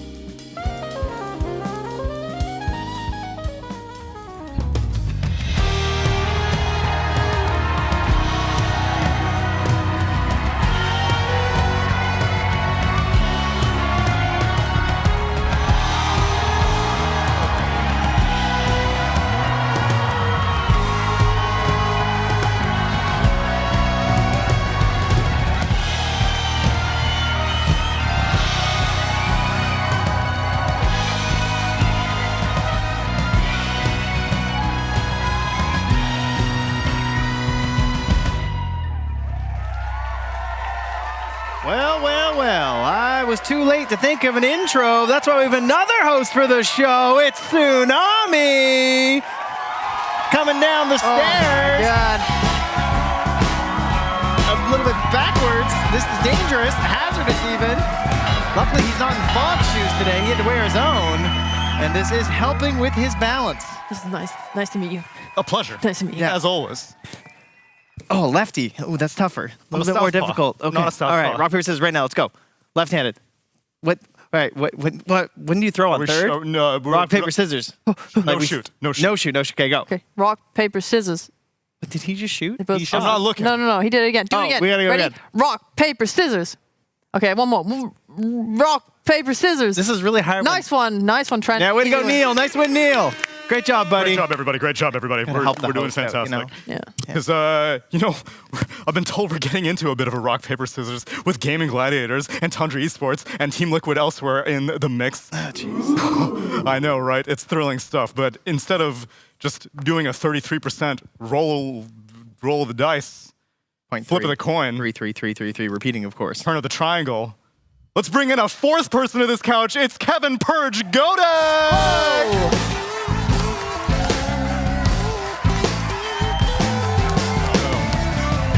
Bit of a light jog there. He's making his way. Doing a little bit of cardio. Yeah. Go backwards. I could do what you like to. No. Yeah. That was great. That was real. That was a real purge entrance. Just walk down. Just sit. Efficient. Yeah, not all of Optimal. us can strike a pose. I'm sorry. It's not even about the pose, bro. It's about What's it about? It's about the passion. I show my passion in other ways, Okay. Meow. but it's not ready. That's fair. Okay. Powering up slowly. Gaming is a The lifestyle. final day, you're gonna do the best walk-in. You have to say it different. Gaming is a lifestyle. Ooh, there was the That was passion. passion. That was passionate. I Yeah. felt it. There you go. Purge, welcome Thank you. to the night shift. Is this your first time on a PM game after the initial group stage? Neil, I believe just a couple days ago, I was there when you ate an entire pint of ice cream. Oh yes, that's right. You piece of shit. Well, I thought that was the first group stage. Oh, since playoffs? Is that what you said? I stopped listening halfway through your question. Sorry, because I was so ready to slam on you. American, ladies and I can tell gentlemen. that this is going to be a healthy dynamic moving forward. Yeah. Welcome, friends, as we get ready to talk about our upcoming series. It's Gaming Gladiators versus Tundra Esports, two teams that have a great deal of history with one another at this point, and two brands that didn't even exist like 3 years ago. So it's fun to establish new rivalries in the scene as Western Europe grows to be the behemoth of Dota. Yeah, lots of the kind of newer stars as well on these rosters, right? Not only that, players that maybe weren't so well known just a couple of years ago, and now they've got a couple accolades to their names, right? Major winners, TI winners. Kind of crazy. Where the old guard is dead in Dota. New blood. You ever think about like those those dead players that, well, they're not actually dead. The dead players. The ones that used to be like the top. Like not the most obvious ones, but like some of those like side characters that somebody brings up in conversation. Please don't name anyone. And you're like, oh after man. calling them a side character. Yeah. Remember when Purge used to be good? It's just, stuff like that, Yeah, like we had BSJ on the panel yesterday too. Yes. Well, he was never at the top though, to be fair. Aspiring. But it's like you end up on the panel eventually. It's kind of like the career arc. Yeah, where's he in the career arc? It's that little end piece. Yeah. And once that ends, then it's really over. Our host is having secret conversation. Yeah, I was waiting for my host to come back. I was knee deep in He's lurking. making things smooth, which has not happened. Trent, what would you like to talk about in terms of the teams? Which team? Well, we look at Game Gladiators. They look pretty terrifying lately. Very strong team. But Tundra have done quite well You're trying to versus throw them me for a in loop. recent days. Yes, that's correct. Yeah, not necessarily here. I believe GG did get the win here, but previously, in the tiebreaker in Western Europe, they got it. So GG are out for vengeance. I feel like this is one of those teams that maybe they still want to get. I mean, we asked Quinn if there are any teams he felt vengeful against. He did not name Tundra, so clearly they don't even register on his list of potential targets. He didn't have targets. He said he waits for people to throw the gauntlet down against him. Exactly. So he doesn't have any blood, out for anyone, but he still wants to win. This guy wants to win no matter what.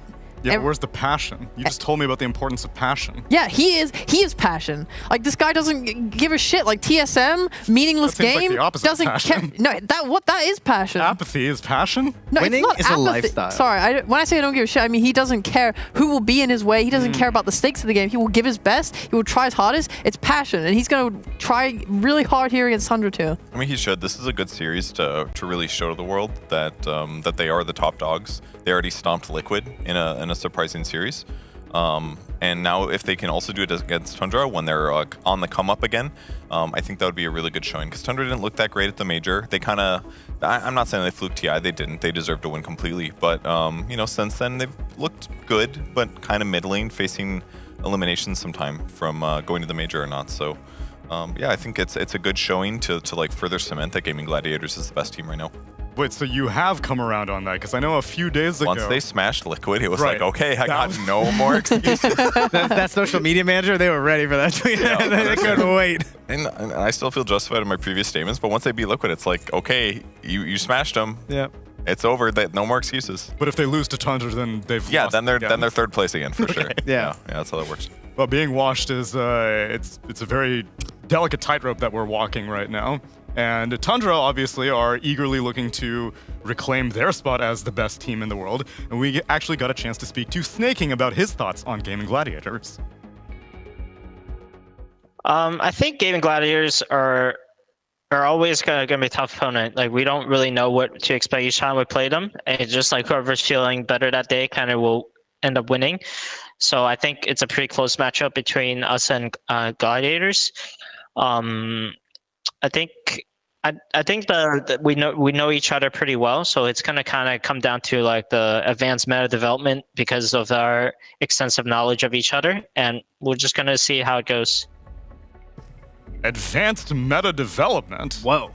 That's a lot of fancy words for getting out of the lanes in one piece. That's what I'm saying. That's my plan. On one of these two teams, you know, make sure mid doesn't get out of control, hold the side lanes, and play our game. Or, as Snakey would call, advanced meta development. I like that term better. Yeah, okay. Sounds fancier. What's your advanced meta developments? Is it the lanes? Don't let the enemy mid player smash your game wide open, for sure. Because I think Nine's been playing extremely good. Quinn's been playing extremely good also. So I think those are the key roles that are really changing a lot of these matchups. And there have been quite a few stomps in this tournament. I mean, the TSM one that we were fresh off of that Gaming Gladiators performed was truly next level stomp. But there's been a lot of stomps, and the mid Pango type heroes that go to the side lanes and just get kill after kill after kill after kill. Mikey's done it for Shopify Rebellion as well. Those are really impactful, and both Nine and Quinn are very capable of doing that right now. I had an advanced meta development. Tell me. I found out that the Wi-Fi at the grocery store is free, so I could then translate things. So I got some lat milk, which is milk. Dude, actually the milk threw me for a loop too. Dude, it was tough, wasn't it? A lot of different kinds, and you're like, okay, is this one skim milk, 1% fat, 2% fat? Does this one have lactose? Like, there's so many options, understandably. Yeah. And you just gotta gamble. Bless that Wi-Fi. One, I guess. I gambled badly. I bought them. It had 1.5%. I was like, oh, I love that. Wonderful. Buy it in the car. Take it home. Pour a glass. I'm like, why is it thick? I almost bought that exact one. There's a spoon on the box, and I was like, why is there a spoon? Yeah, I was like stirring it. Like, what the hell is this? I was like, I'm not drinking this. I put it down the drain. I was like checking the expiry date. I was like, is it already gone bad? Was it like sour, the buttermilk or something? I don't know what it was in the end. I this is the advanced meta development of getting the Wi-Fi in the grocery store. Damn. You could have had lat milk. I have no milks now. I'm very upset. I got butter, and someone was like, "Oh, your butter's really good." I was like, "Oh, okay, I totally planned that." Which salt did you get? Did you get extra salt or? Oh, I don't know. It was just like a block like this, and it's gold foil. And wait, you guys don't use the butter that comes in our breakfast bags? I throw that away every time. Why wouldn't you just save it in your fridge? Good. Because I already bought butter before I got my first breakfast bag. That would have been a great thing to use my Wi-Fi on. You know, message the group chat, "Hey, is there butter in the breakfast bag every day before I spend $4 on butter?" But you got high tier butter. That's the advanced meta development. Yeah, that's true. I use the whipped butter because I don't want to whip the butter myself. That comes in the breakfast bag. That does, yeah. Yeah. Let me tell you, Gaming Gladiators has been whipping up these kids over here in Western Europe, and we actually got a chance to speak to CY about his thoughts on Tundra Esports. In any specific way, it's hard to say. We kind of play our Dota, and that's also what we focus on. We focus on playing that better in order to beat them. They also are a team that very much plays their own style, but we're generally confident, and we also did very well historically against Tundra, like for this year. So recently they've really been on their game, I think, and they're playing super well. So they're obviously a strong team when they're feeling it. So we're going to prepare with our Dota, but I'm confident when we go into a series against them. This may be a similar situation that we have in South America, though, where it's like, oh, one team's better online and the other team's better offline, because Gaiman obviously beat Tundra at the Lima Major offline, but in the DPC, Tundra beat Gaiman twice. It was in the tiebreaker and in the round robin, and so perhaps, as we have since confirmed that this is an online event. It is? Yeah. Thus, yep. By extension, Tundra will win.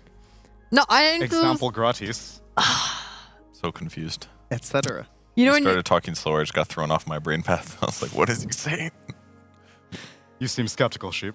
No, I think it's Gaiman played against Shopify and lost. Yeah. And then after that, they sort of figured out what they wanted to do. I mean, obviously in TSM, it's hard because TSM looked like they're up and down. But when they played that game, they crushed their side lanes so hard, it looked like god tier gameplay. Yeah. And then they're able to collapse really hard on mid. So that's kind of, you talked about like the importance of the mid matchup and not letting Nine have a good game. If they're able to do that again, get good, like get second pick maybe, get some good side lane matchups and then just destroy Nine, then you're probably just set for a win. I mean, that's kind of just Gaiman's win condition in general. If they ever get to that stage, they have very good synergy between their players. Like their offlane and Tofu and Ace, they always play together in party queue every single day. Like these guys are always just ramping up their synergy.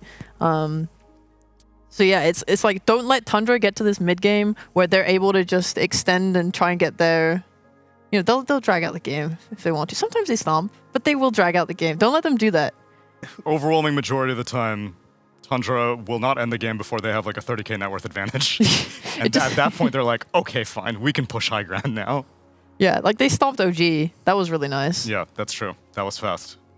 I feel like Gaming Gladiators is going to have an advantage in that sense, though, because the way they dealt with Liquid was like, it felt like they lost their lanes a little bit, but they still had net worth advantage or were equal despite losing kill advantages. And I feel like they've got the map figured out a little bit better than they have in the past. And I feel like they're going to be able to take that to Tundra personally and offset that late game 30,000. They want to let them get the 30k gold lead. That's what I'm trying to say. Well, Celery wanted to play this hero, he said. If it gets buffed enough to position 5, he'd hop on the Brewmaster. For now, no patches yet, though. But that doesn't mean we have a game. No, he needs to figure things out. Maybe he's on the ground floor of a patch coming in just maybe 48 hours. For right now, though, in 48 seconds plus 2 minutes and 12 seconds is game number 1 of Gaming Gladiators versus Tundra Esports.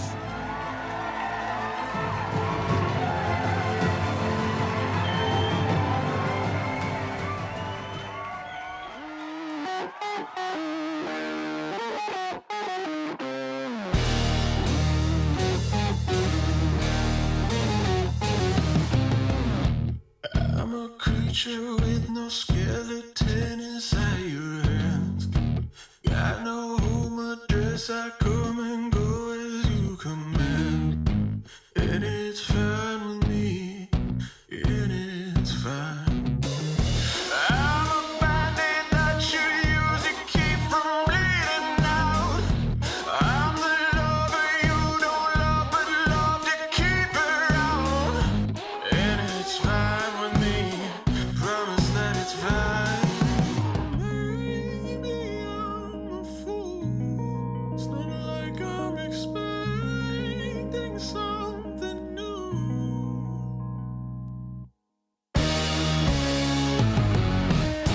You need examination. I'll be your medication.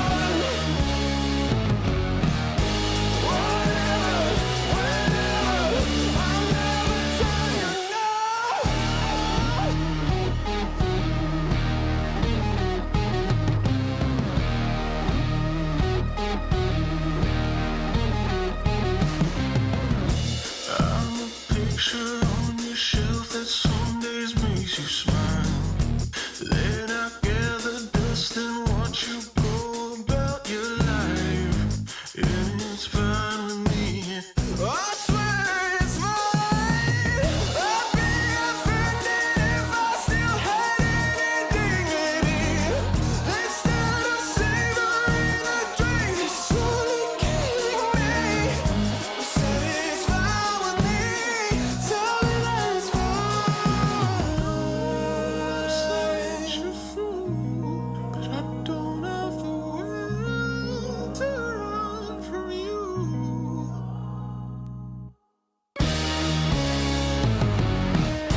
You need examination. I'll be your medication. Whatever, whenever, I'll never tell you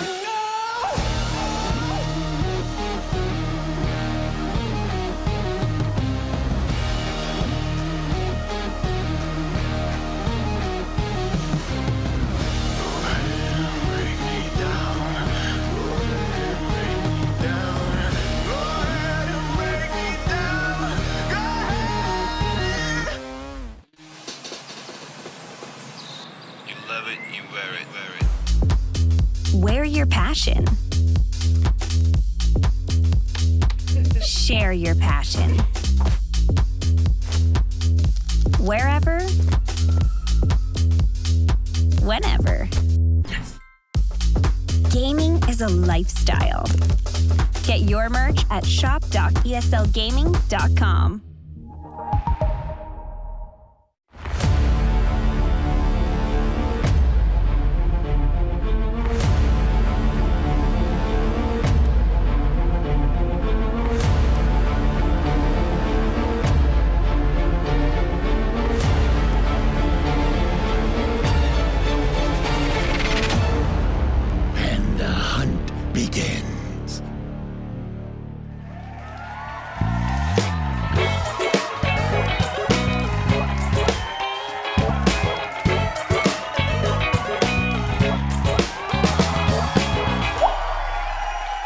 Welcome back, everyone, to Dream League Season 19, where we're getting into a classic Western European Div 1 showdown. In fact, it's so classic that these two organizations, since they've existed, currently have a 50-50 win rate against each other. Oh! Wow, how many matchups? There have been 9 total games split both ways, so 18 games. Whoa. 4 series of pop. Okay. Gotcha. Crazy. Okay. They're neck and neck. So this is for everything. This is for all the marbles. I love the marbles. It's like the big marbles. I am really curious how this series will go. Because in the DPC, I think it makes sense that Tundra won. Yeah. Because, like, obviously I spoke of how, like, Quinn always wants to win everything, but when Tofu talked about their mentality, he said, like, they weren't complacent exactly. Post-Lima. Yeah, post-Lima, but he thinks that maybe they put less effort in while others were super tryharding. And I think Tundra was a team that was super tryharding because they were having, to be honest, shit results. Like, they did bad at Lima, they didn't have the greatest start in the DPC, or I think they had an okay start, but then it kind of took a dip again, where they were kind of just getting owned and trying to figure out how to, like, bring in new heroes or just adjust the strategies or figure out what they wanted to do in the mid-game, because they were like, yeah, we just don't really know what to do to advance the game, and that's why they drag it out. So it makes sense that Tundra were trying super hard and improving, and then were able to beat Gaimin. Yeah, and they want to come back to their true form, right? They look so good at TI. They had been doing pretty well at tournaments consistently. So, but I think it's a really good place to be. And if you're like the top dog for too long, everybody just like laser focuses at you. And I'm not saying they're like intentionally having off periods or like practicing less or anything, but it's a good place to be in for Tundra, where they are always ready to take series off the best teams. Yeah, and there's this like weird middle ground where like everyone considers Liquid the best team in the world, but they haven't won anything. You know what I mean? Yeah. It's like we talk way more about Liquid than we talk about Tundra, despite them being the TI winners. They win their DPC leagues. Yeah. But yeah, when it comes to big events. Yeah, IDC, DPC. What about the points, though? The points matter. The points. ICTI. ICTI. Yeah, IDC, DPC. I care TI. A lot of letters. And if Liquid can manage to win this, then they get a straight ticket to the Riyadh Masters as well. Champions of this event, auto invite to Riyadh. So perhaps that's what's on their forefront of their mind. Or maybe they're looking for Berlin. Who knows?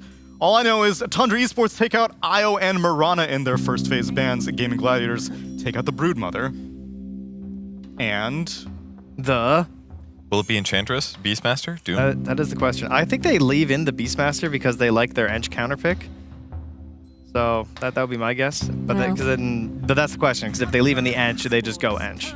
Yeah. You know what's funny about Brood? What's funny about Brood? Is that at the end of Tour 2, Zai was like, you know, I actually don't think Brood is that good, and we'll see more teams letting it through, like, soon. Yeah. And towards the major. And it's still just banned every single game. It might have been when the info about the patch came out, though. That, like, the patch is coming late April. It might have just been like, all right, I was like, whatever, let's not bother. Yeah, I don't want to deal with this, just in case.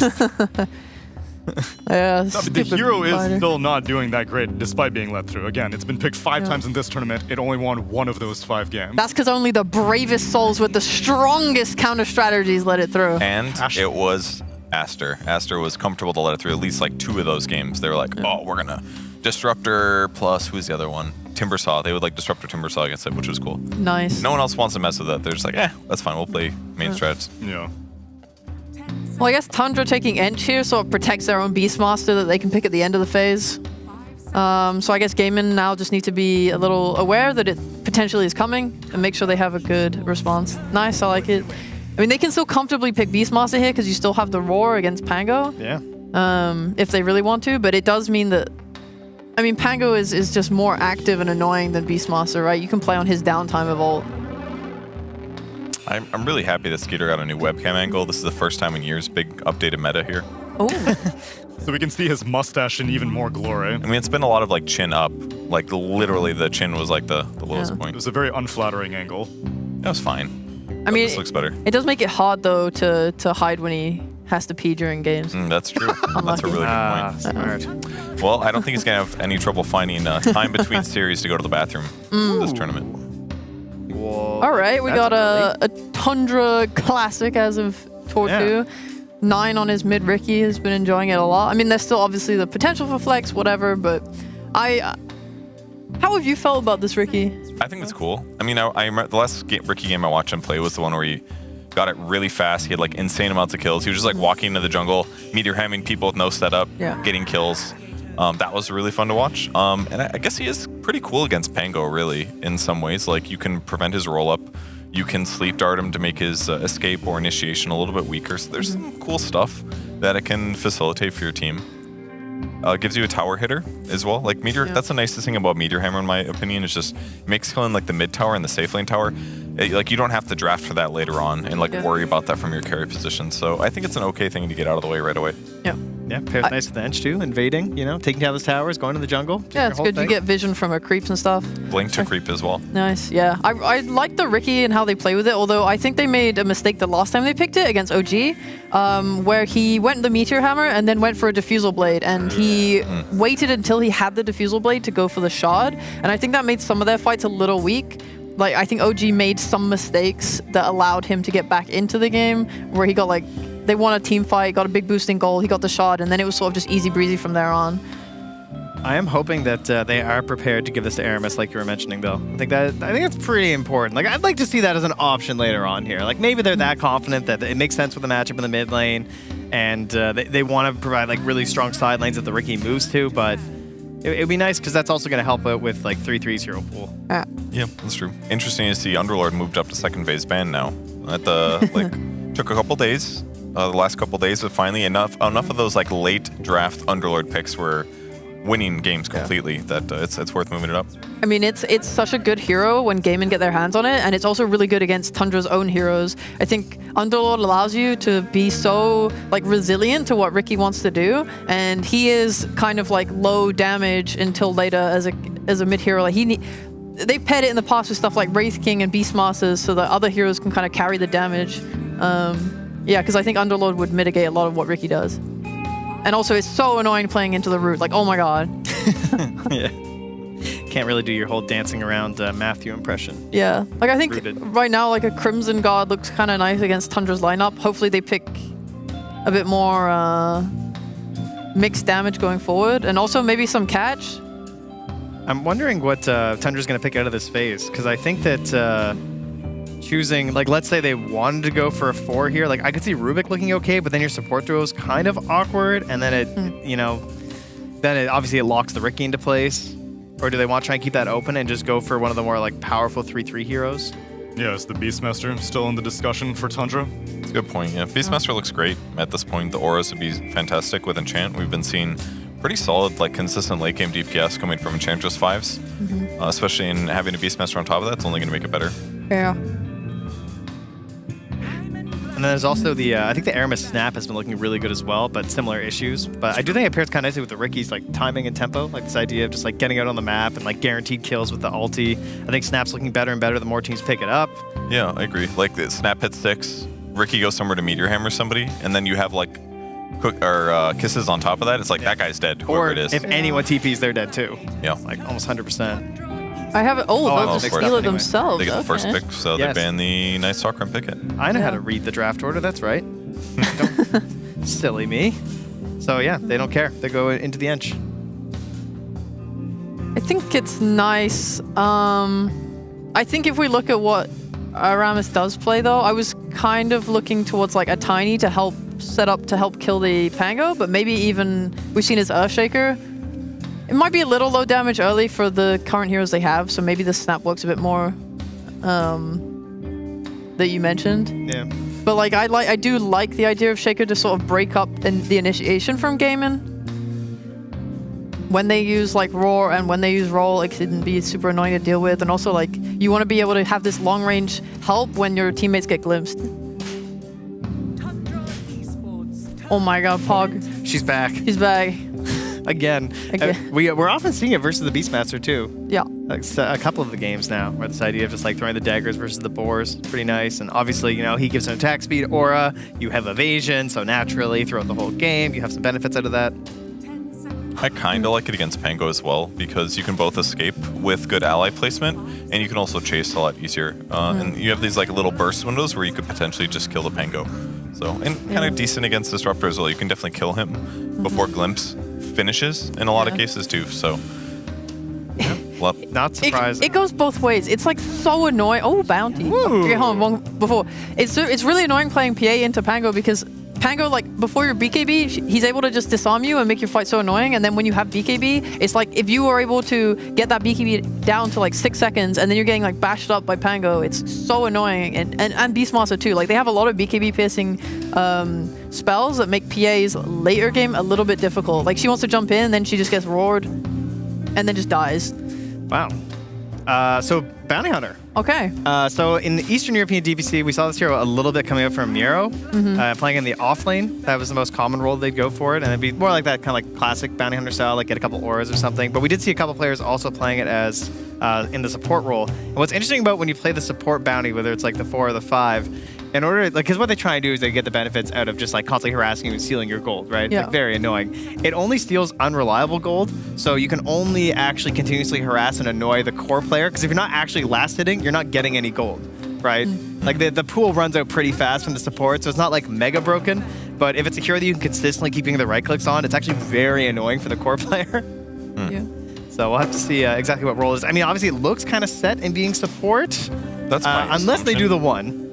But that's fallen off pretty hard in recent times. Yeah, I think bounty carry would be shit, to be blunt, into PA, because you're not buying an MKB on the hero. Yeah. I mean, unless you're going some weird ags, but I don't want to see it. No, please don't. Yeah, I mean, it was played as a 5 a little bit by Geek Slate at Lima Major as well. They were the only team picking it at the time, so yeah, it's been trending a little bit here and there, and giving track potential against Ricky's kind of nice for team fights, even if he like blink strikes back. Similar to PA, get vision of them, then you always know where they are, no matter when the fight gets a little complicated. So there's no upsides to it. It feels like that must be what this whole plan is, right? Like they had this idea of like, oh, if they go for their Ricky, what if we tried the bounty? Or someone just suggested it right now. I mean, they have Giga Vision right now for Disruptor. If they pick a carry... TA. Yeah. More vision. No, I mean, even without the vision, like TA fits into the lineup idea.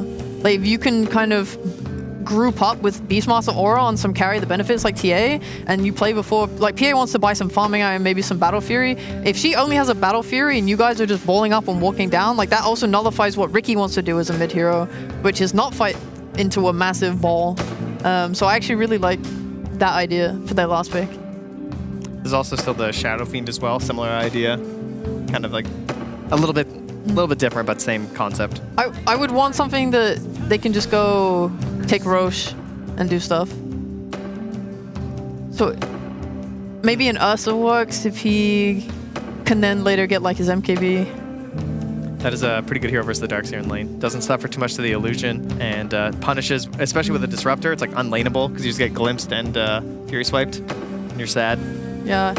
Shout out to Lyrical. It can be a little rough into the Ench Dispel and the Ricky Cloud, but he'll get BKB. Not really sure what they're going to pick. That's both going to match up okay against PA's evasion. Like, who's comfortable building MKB? I mean, maybe some teams don't care that much, but I mean, like they don't have the best magic nuke on the rest of their heroes. It's a problem. So I feel like it has to be some like carry that matches up well. It's true. You were advocating for mixed damage earlier, Sheep, but is it no longer as much of a priority now that you have Beastmaster attack speed? And you want... I was advocating for that for Tundra. Oh, that's true. Yes. They're good. They're good. They got Yeah. I like the Darkseer though. I think it enables the PA earlier. Like I talked about them potentially getting run over. I think Darkseer helps them to fight. Yeah, downside is that if the lane is a little bit rough, unless they go 9 Rubik mid and then the Okay, relax. Yeah, well, I'm just in case it happens. You have to throw it out there in case it happens. All right, that's why. But I'll go for the morph. It's fine. I mean, it has burst damage. It's not like E-Blade thing, but you know, throwing adaptive strikes against the PA can really help in that mid-game team fight, like that pre-BKB team fight that PA has been joining lately, and pretty survivable. Tundra's burst damage is not that incredible, so Morph should be able to survive in most cases, and then kill heroes that aren't PA, and then they finish off PA last, I guess. Another Morph versus PA game. Second one of the day. Oh really? There was one earlier? Yeah. Who won? The Morphling did. Okay. Yeah. That's what I would think. Because the PA got roared during BKB and died. Kind of wilded out in that game. And there's another Beastmaster. Another Beastmaster. Yeah, I don't know. They're kind of going all in with PA being their damage dealer. Yeah, like Darkseer's okay, but I'm not super confident. They're going to do a 4 bounty hunter as well. Tofu's playing it. So more items on him. Maybe he just goes Greaves, I guess, since Beastmaster does not buy Greaves. That would give them like a big aura advantage. Maybe help them. Or if you got Vlad's and Greaves, that's like 6 armor to everybody on your team. The PA is going to feel a lot less strong in those moments. Or maybe he something just like that. punches Morphling, and there's your damage. The Morphling true. against himself. Or punching Beastmaster, that'd be cool. It's a good illusion. Yeah. But Morph can kind of kill it easy, right? You just adaptive strike it. And a couple right clicks, it dies, probably. So I feel like they'll have solutions against it, and Morph going Ags against PA will be really detrimental to Tundra's damage. Because at some point, 9 will probably fall off a little bit. Like, this is it, right? You have the option to get the Ags, you have a bunch of BKB piercing spells, like especially like as it scales later and later and later, I don't think you're even worried on gaming because you have like the possibility of Disruptor Ags as well. Yeah. So I just don't think I think gaming just scale much nicer, and I don't think Tundra have the damage to run over them early. So I don't feel good about their lineup. Maybe there's something I'm missing. They're a little all in for sure. Like this is exactly what happened earlier to EG. Is they were basically all in on the PA, and everything was looking okay until PA got roared once and died, and then the game was kind of over. Yeah. It's a similar concept here. It feels very much like the same playstyle. I think a Beastmaster denial pick may have thrown Tundra for a loop, but for right now, I want to hear the sweet, sweet loops of the PogChamp Pandas.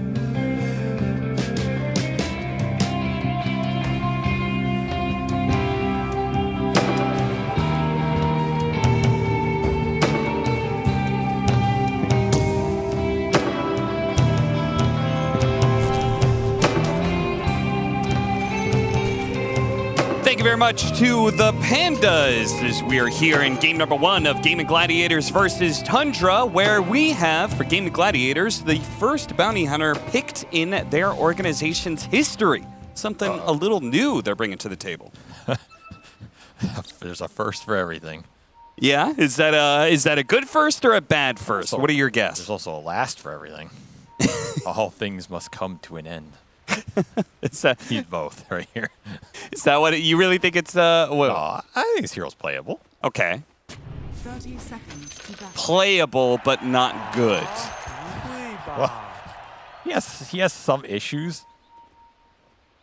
What are the issues? But he's playable. You're really stretched here. It makes it sound like they're playing 4 versus 5, which I think is still fine for Gaming Gladiators because they have a Quinn Pango. Right, the biggest thing about Bounty is you have to get some lane abuse going. I think Dirachi is fine here. I don't have the follow-up to get through the morph. You have to get slain on the lane going so you don't fall behind in levels, and you're useless. If you fall behind on levels going to the mid-game, you're absolutely useless. And then you just have to stoke up XP on a lane until you get track and hope your team can carry you through the fights. Because that just lets port, you're pretty low damage. You don't have good disable, you don't have good lockdown, and your damage is mediocre. But you can be really tanky, you can frontline, you can buy auras, you can get a lot of gold through the fight, which can accelerate those auras and just give overwhelming teamfight presence. As well as track, pretty nice versus Ricky, pretty nice versus PA, decent in the fights. If Tofu can have a good start, just steal some gold off the lane, make Snake King's life as hard as possible by blocking camps, being really annoying for the Enchantress getting summons. I think he has a route to be pretty obnoxious in this game.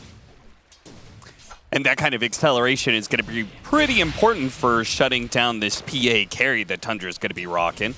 Especially when you have Darkseer and Ricky, which I am unsure about how good their teamfight impact is going to be. Obviously, together, it's amplified, but still leaves me a little bit wondering.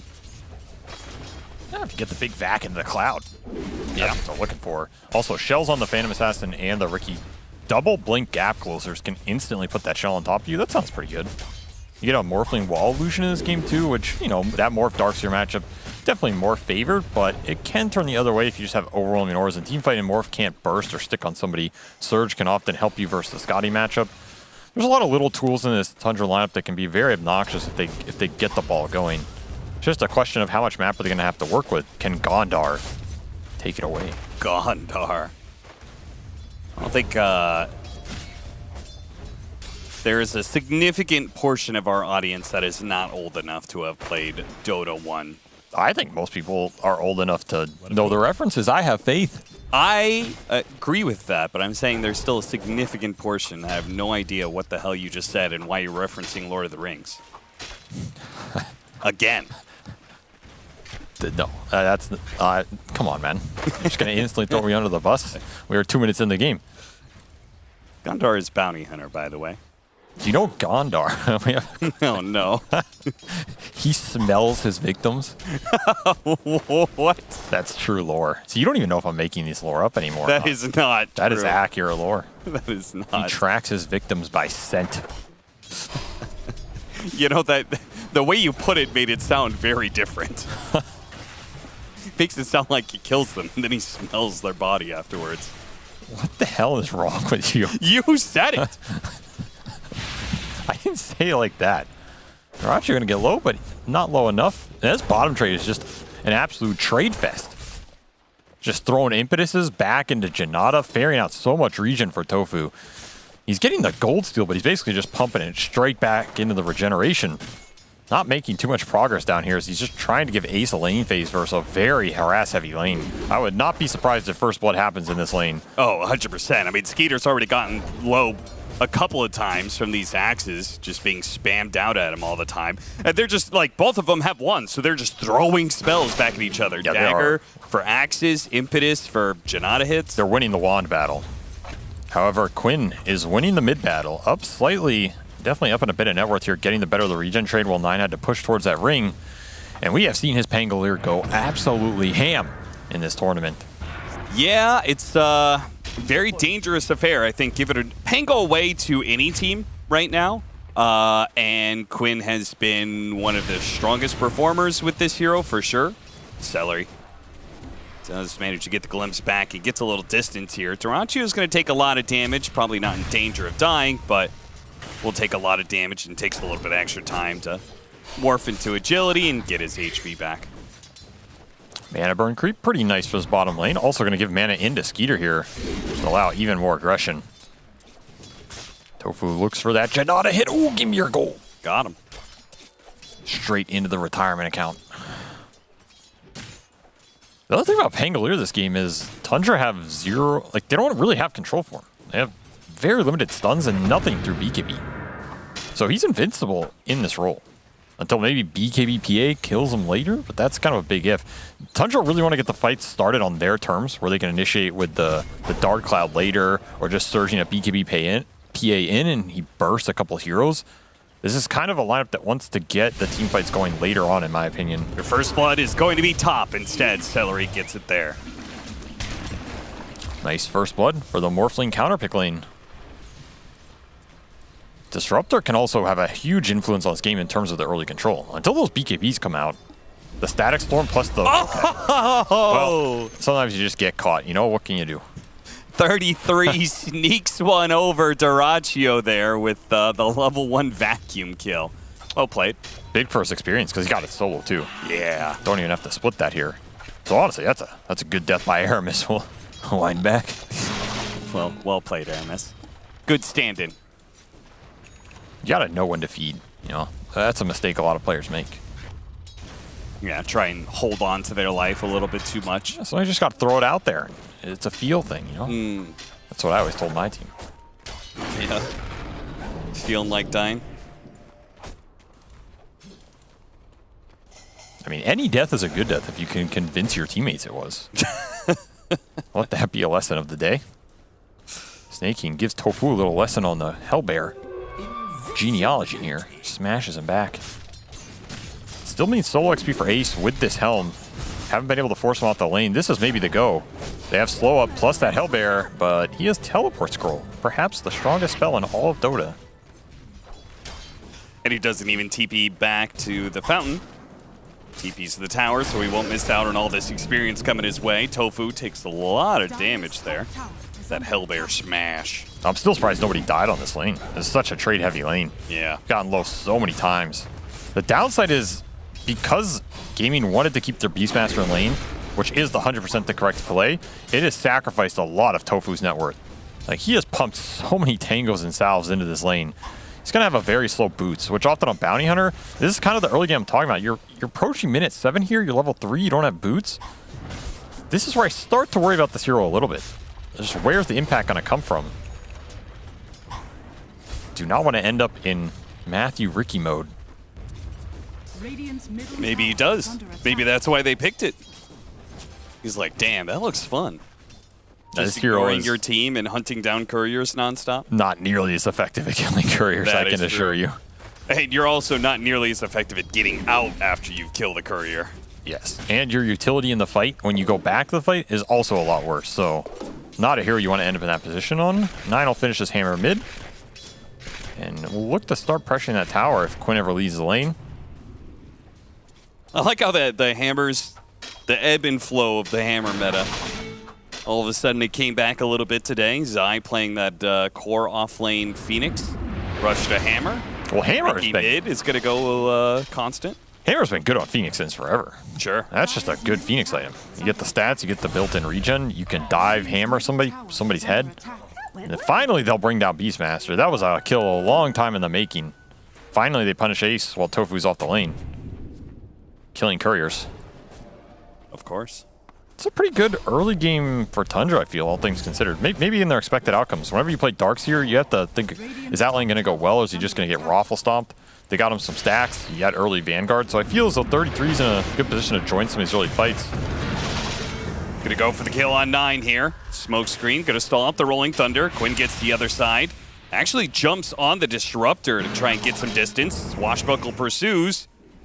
But he's outside of the vision now. Will lose his courier though, so Quinn gets the next best thing. Takes away the boots of 9 for 3 minutes. 2 minutes. Couple big courier kills. Gonna slow down some of the item progression. They brought Ace back to this jungle. He did not go back bottom. I'm just feeling he can't enter the lane. That's a good sign for Tundra. Whenever you can limit the beast early XP, force him into the jungle, then it gives you an opportunity to go there, gank him, steal stacks. 9 is going to say, hello, Mr. Dyrachyo. Would you like a hammer? Dire's top tower is under attack. We'll find snaking on the other side. Quick little Pangolier kill. Both mids rotating around, trying to find kills. Even if they don't kill a Morphling, they get some decent pressure on this tower. Some good damage. Oh. Can't forget about those neutral items. Roar goes out as he was trying to take some of this hard cam stack away, and I think he got most of it thanks to the Ion Shell. Good use of the early shell. If you can't find the fight, find the neutrals and steal them. Back to the hammer mid. And why was that the camp that was stacked up? Do we not have any Ancients stacked up for our Beastmaster? The issue, it's a bounty hunter, right? You don't want to be stacking with bounty, you want to be smacking people. Sure. He's trying to smack 9 right now. Couldn't quite get it, stunned up. Instead, they'll have to contend. Oh, never mind. Quinn does manage to find the kill on 9, and Aramis will die as well. Gaming Gladiators, they were a little behind on the laning phase, but that little move just brought them right back to even or even ahead. Do not want to end up in these situations where you're getting run down on Tundra's side. The Glimpse and the Bounty are going to punish you really hard in these outnumbered scenarios. When you bring all 5, I think you're stronger versus these supports, but in these random skirmishes, they are not your friend, especially when you're trying to accelerate 33 off of all the Ancient stacks that he just clears through. He's the most farmed hero in the game. They've given him a lot of priority, as they often do. I would look for him to pay it back, though. Like, now you want this Darkseer to join the fights off the early Vanguard, plus all the levels he's been given. Is he making a decision here, or what's going on? He's holding on to 3 different neutral items. Finally passes them off. Meteor Hammer lands on Ace's head. Still, though, these tanky heroes are not brought down easily as 9 struggles to be able to do enough damage here. Now he's been dusted. Quinn gets in front of him. Hops down to the low ground thanks to Snaking. There's Glimpse waiting. Oh, got him. Pulls him back in. 9 dies again. The Quinn Pango is really picking up pace now. Yeah, Ricky is having a very slow game here. I don't know if this is the hero you want to be having a slow game on. You can pump him up with Shell, but he's going to be a walk-in shard at some point. I don't know if this Diffusal is that good of an option anymore. Where's he going to find the farm for it? What's your other choice, though? Trying to get the Sleeping Dart at 15?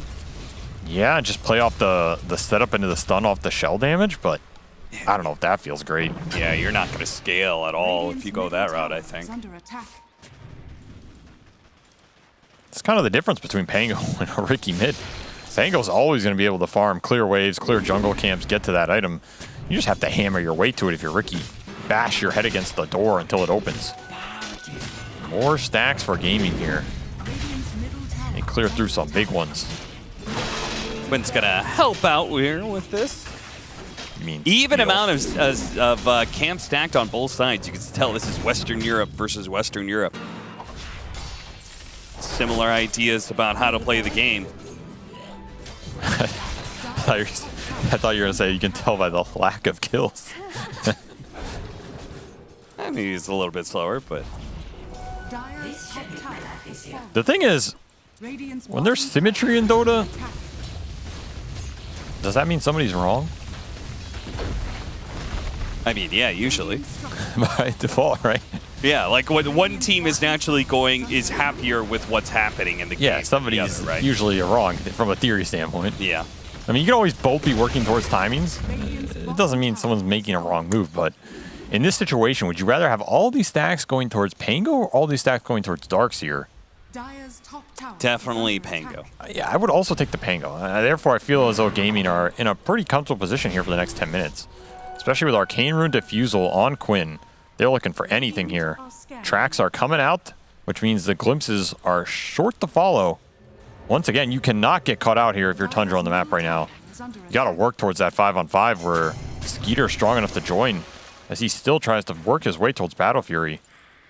And the big question is, when does 33 want to force a fight with all his net worth? Because this is when Darkseer's strong. You have Vanguard Mech. You can join the engagements. Level 4 Surge too. Can play with your other cores, but maybe they just don't feel like they have the damage. Like is Hammer, Brown Boots, Ricky the hero you want to go join and fight with? And if it's not, then you're just taking more Ancient stacks? This is a ridiculous amount of net worth for Darkseer. Yeah. I mean, Crimson Guard is going to negate a lot of damage that Pango does in a fight, but oh no. Vacuum back in. They need to get a good fight out of this. They just lost so much net worth. Pulled back in. Static Storm not going to be able to latch there. I don't know if he wanted to cliff him. Aramis does actually manage to get Rolling Thunder, so even though he's stuck here on this position, he is kind of hard to touch. He also stole Morph, so he has 1600 HP. Oh, wow. He is a walking tower, quite literally. This is a good Rubik game. If he can get track, if he can get glimpse, rolling in, the cube, it's coming. With the Meteor Hammer on top of it, chain stunned, Ace does manage to get off the Primal Roar before he dies. That'll help Quinn escape. A lot of tracks up right now. Yeah, if they could get a successful fight out of it, it'd be great, but they don't really have too much to work with. No Rolling Thunder, no Static Storm. Got to think about Glimpse here if you're disengaging. 33 is going to be pulled back in. This time the Kinetic Field will certainly catch that hero. And they are just not cleanly getting out either. Losing one hero to the Glimpse, but now they lose a second, which is also tracked. He found 9. Does he know he found 9? And he finds Aramis as well. Tundra, I feel like they just weren't really thinking forward on that play. They just kind of like barreled over the river and then got stalled out. That was the fight to use all the Darkseer's farm to get an objective. They did get a tier 1 mid, but once you're in those engagements, you're just getting tracked up. You know the glimpses are guaranteed. And it's a max glimpse with low cooldown. Brutal turnaround. I feel like they should have just kept forcing it. Again, there was no Rolling Thunder, no Static Storm. I would rather take that fight than run away and get glimpse back. You'd rather lose everybody than 3? Basically. Yeah. I'd rather take the bolder man than I am. I would rather take the 50-50 that we're going to win that fight than the guarantee 100% that we're going to get picked off and feed track gold. I mean, what if everybody just instantly TP'd out? Then one person is getting glimpse? Yeah, you gotta choose. 2 more. Exact opposite of Sophie's choice. Which one of these delectable morsels am I going to pick off? You're just getting run down now on the map. Yeah. Should mention that the other upside of Bounty Hunter in this game for gaming is this hero benefits when he's really tanky and he can play into supports that have limited catch. Because all of a sudden he can track you, and even if you dust him, it's not a guaranteed turnaround kill. And I feel as though Rubik Ench are pretty bad at controlling Bounty in the early portion of the game and on the map. You can just skirt around them. You don't have the lockdown. You don't want to commit a lift to the Bounty Hunter. If you steal track, that's great. often that's easier said than done, just based on how much poke gaming have here. You're getting hit by a Swashbuckle, you're getting hit by a Morphling Adaptive Strike, then someone else is getting glimpsed. So once these tracks start going out, the fight becomes a lot harder for Tundra, and at the same time, do they have ways to get on Tofu to prevent that happening?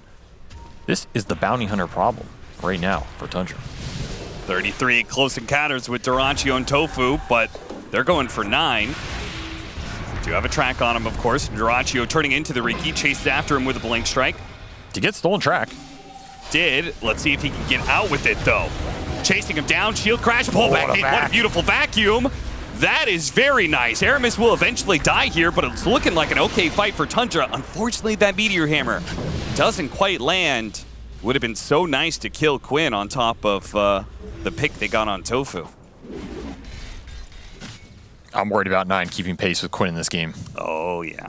There's another very fast Ag Scepter coming out for Pangolier right now. I mean, we saw what this did in that other game. Yeah. Keep pace. I'm concerned 9's going to have half the net worth that this Pango's going to have. The way this is. I mean, let's be real. He's already outpaced. This game's going to come down to Skeeter. It's going to come down to how much value do you get out of Phantom Assassin when he joins the fight with that BKB timer. Do you get the big 2 or 3 kill burst when he leaps in? If that doesn't happen, I think Gaming are going to run away with this. But if you get that one fight, that's all it takes.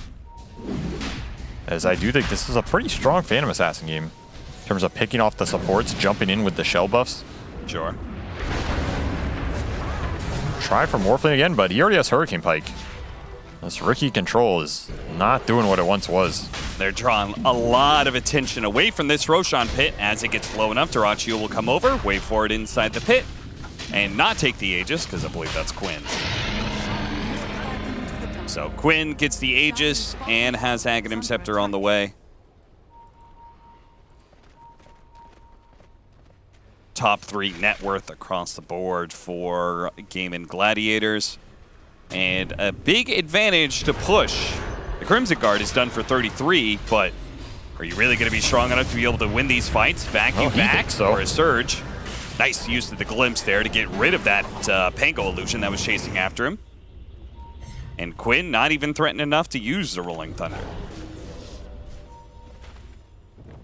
Until PA joins these engagements, you do not have the chase potential. No. It's just not there. Riki doesn't have the damage, and the rest of you don't have the control. So you just have to keep farming up Skeeter here. With the limited camps you have, maintain some sort of formation on the map so you don't get run at by Bounty Hunter and this Aegis Pangolier. Going for the Power Rune. Oh, this would be beautiful. Take away the Aegis for free. Use the runes against him. Yeah, you always know Quinn's going to be there for them. I mean, he's still going to get it. What can you do? But it's a big Aegis kill to get. Now you have an option of getting a fight with this PA BKB where you don't have to fight through the 2 lives. And we see how fast that burst is. Cannot underestimate the comeback potential for Tundra here. If you get a big vac, suddenly PA starts critting through you off a cleave. That could be pretty nasty. If I've learned anything about Bounty Hunter over the years, it is that he can win you games just as fast as he can lose them for you. Snaking. Picked off. As Tundra are just not ready for a fight yet. A BKB that we keep on talking about. That's the only thing that matters for Tundra right now. Try and slow down these pushes if they can. We definitely use 33 in his Crimson Guard right now because this tier 2 is taking a lot of damage. That is BKB done for Skeeter. Whew.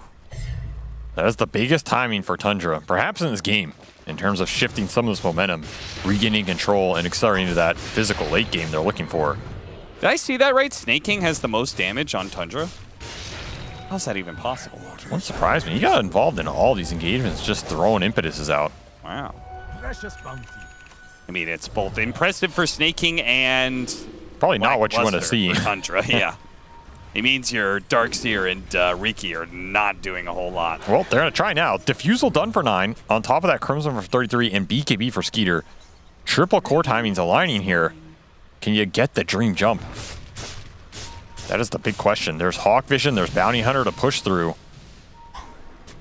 Ags on Dyrachyo as well. Oh, yeah. If he gets that cast on Phantom Assassin, you're looking at a very different engagement. Or Staff always getting him out of the smoke screen. Try and pull back into the in, cloud. especially with the wall. They're doing a lot of damage, and they burst through. And now it's a question of how much more can you get. Dyrachyo was really daring Tundra to go on him, and they oblige. Didn't even have to use the BKB here. Just got a freebie. Underestimating the control, and that was a super nice vacuum. Gaming not ready to take that hill fight. Where was the Pangolier control? Where was the Beast Roar? Yeah, seriously. Ace wasn't even here. They saw him top. Maybe just a little too greedy from Gaming, not respecting the single target burst and control didn't come out right now.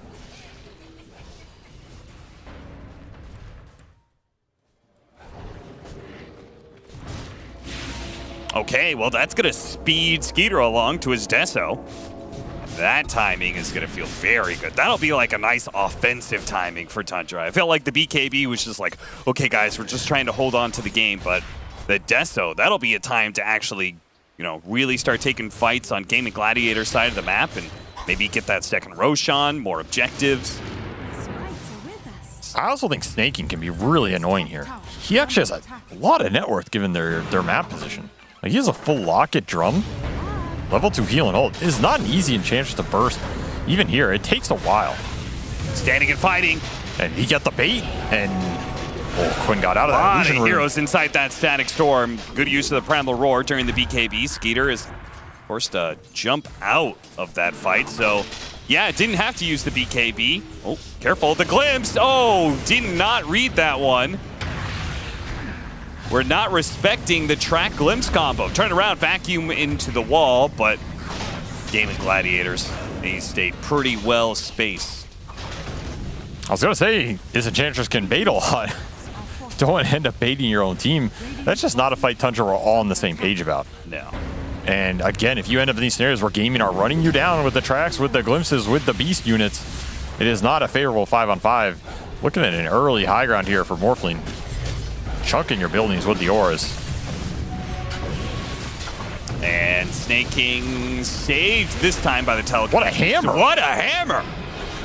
Pick off on Celery? Nope.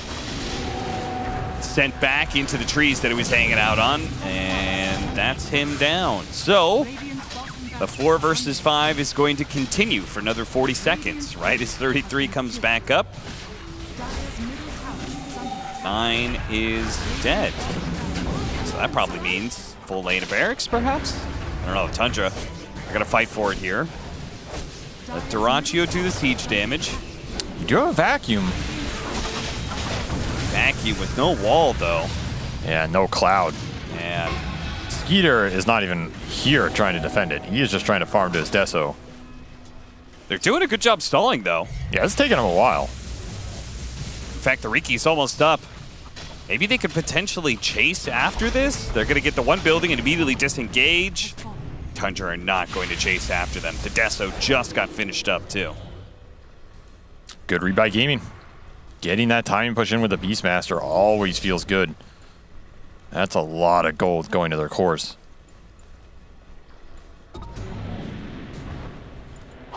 Hit this bash or Pango timing as well. Ooh. It's going to be obnoxious for Skeeter. If he gets bashed in the fight, that might just be the fight. Yeah, seriously. They need every second of that BKB to go to work. Which Looking around mid. I think it's ideal if Tundra somehow finds Quinn first. Well, they lifted a creep. Do manage to get the vacuum pull back, but immediate force staff gets him out of there. Now the bounty hunter dies, but it looks like similarly 9 is going to be too caught up inside the static storm to stay alive. Snaking will join him in the grave. Chasing after a little bit more. Okay. Skeeter goes in for the fight, but immediately gets Primal Roared. Ace is just always holding on to this. He has to fight his way out of this. He does, and he'll get 1 kill, but he's just going to run out of steam at some point in time and gets annihilated by that shield crash axe. Another fast game by the Quinn Pangolier here as he dices his way through Tundra. Just feels like it happens every game, man. You can't shut him down on the lane. He gets his defusal. You can't win that fight. He gets his Ags. That fight's even harder. And then Basher just prevents your carry from taking the BKB comeback. I don't feel like people have good answers for this hero. Just take it out, man. Why do it to yourselves? It's also one of the best mid heroes right now to use power runes.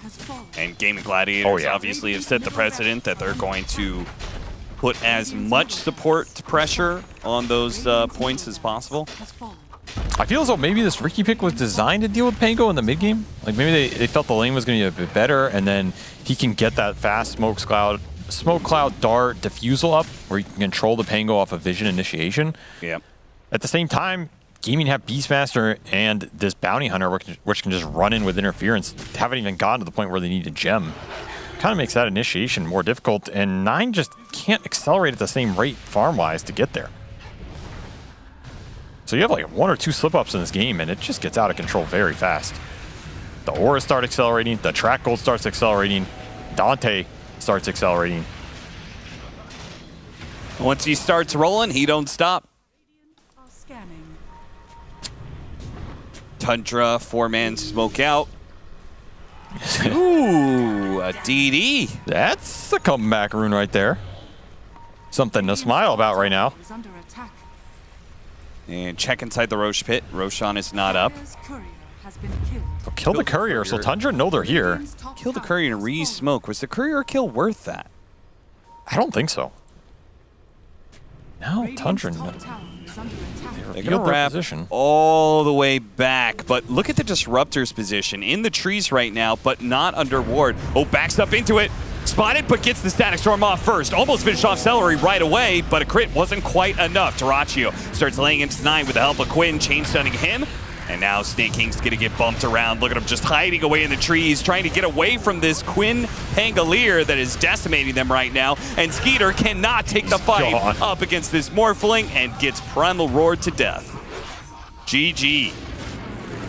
I mean, this was a very straightforward game for Gaming Gladiators at some point. And Tundra were just kind of holding on by their fingernails for the last 10. Bounty hit pick was pretty annoying this game. It's a frontliner they don't want to commit a lot of spells on. Of course, this ended up being the Pangolier show. I would love to see the combined stats from like Quinn's last 4 or 5 Pango games. Because he had a 15-16-0-1. This is another 8-0-1. What were you saying, Cap? They see me rolling. They hating. I don't have any follow-up. Fair enough. All right, well, Tundra, as much as they hate, they just can't stop the Pango roll.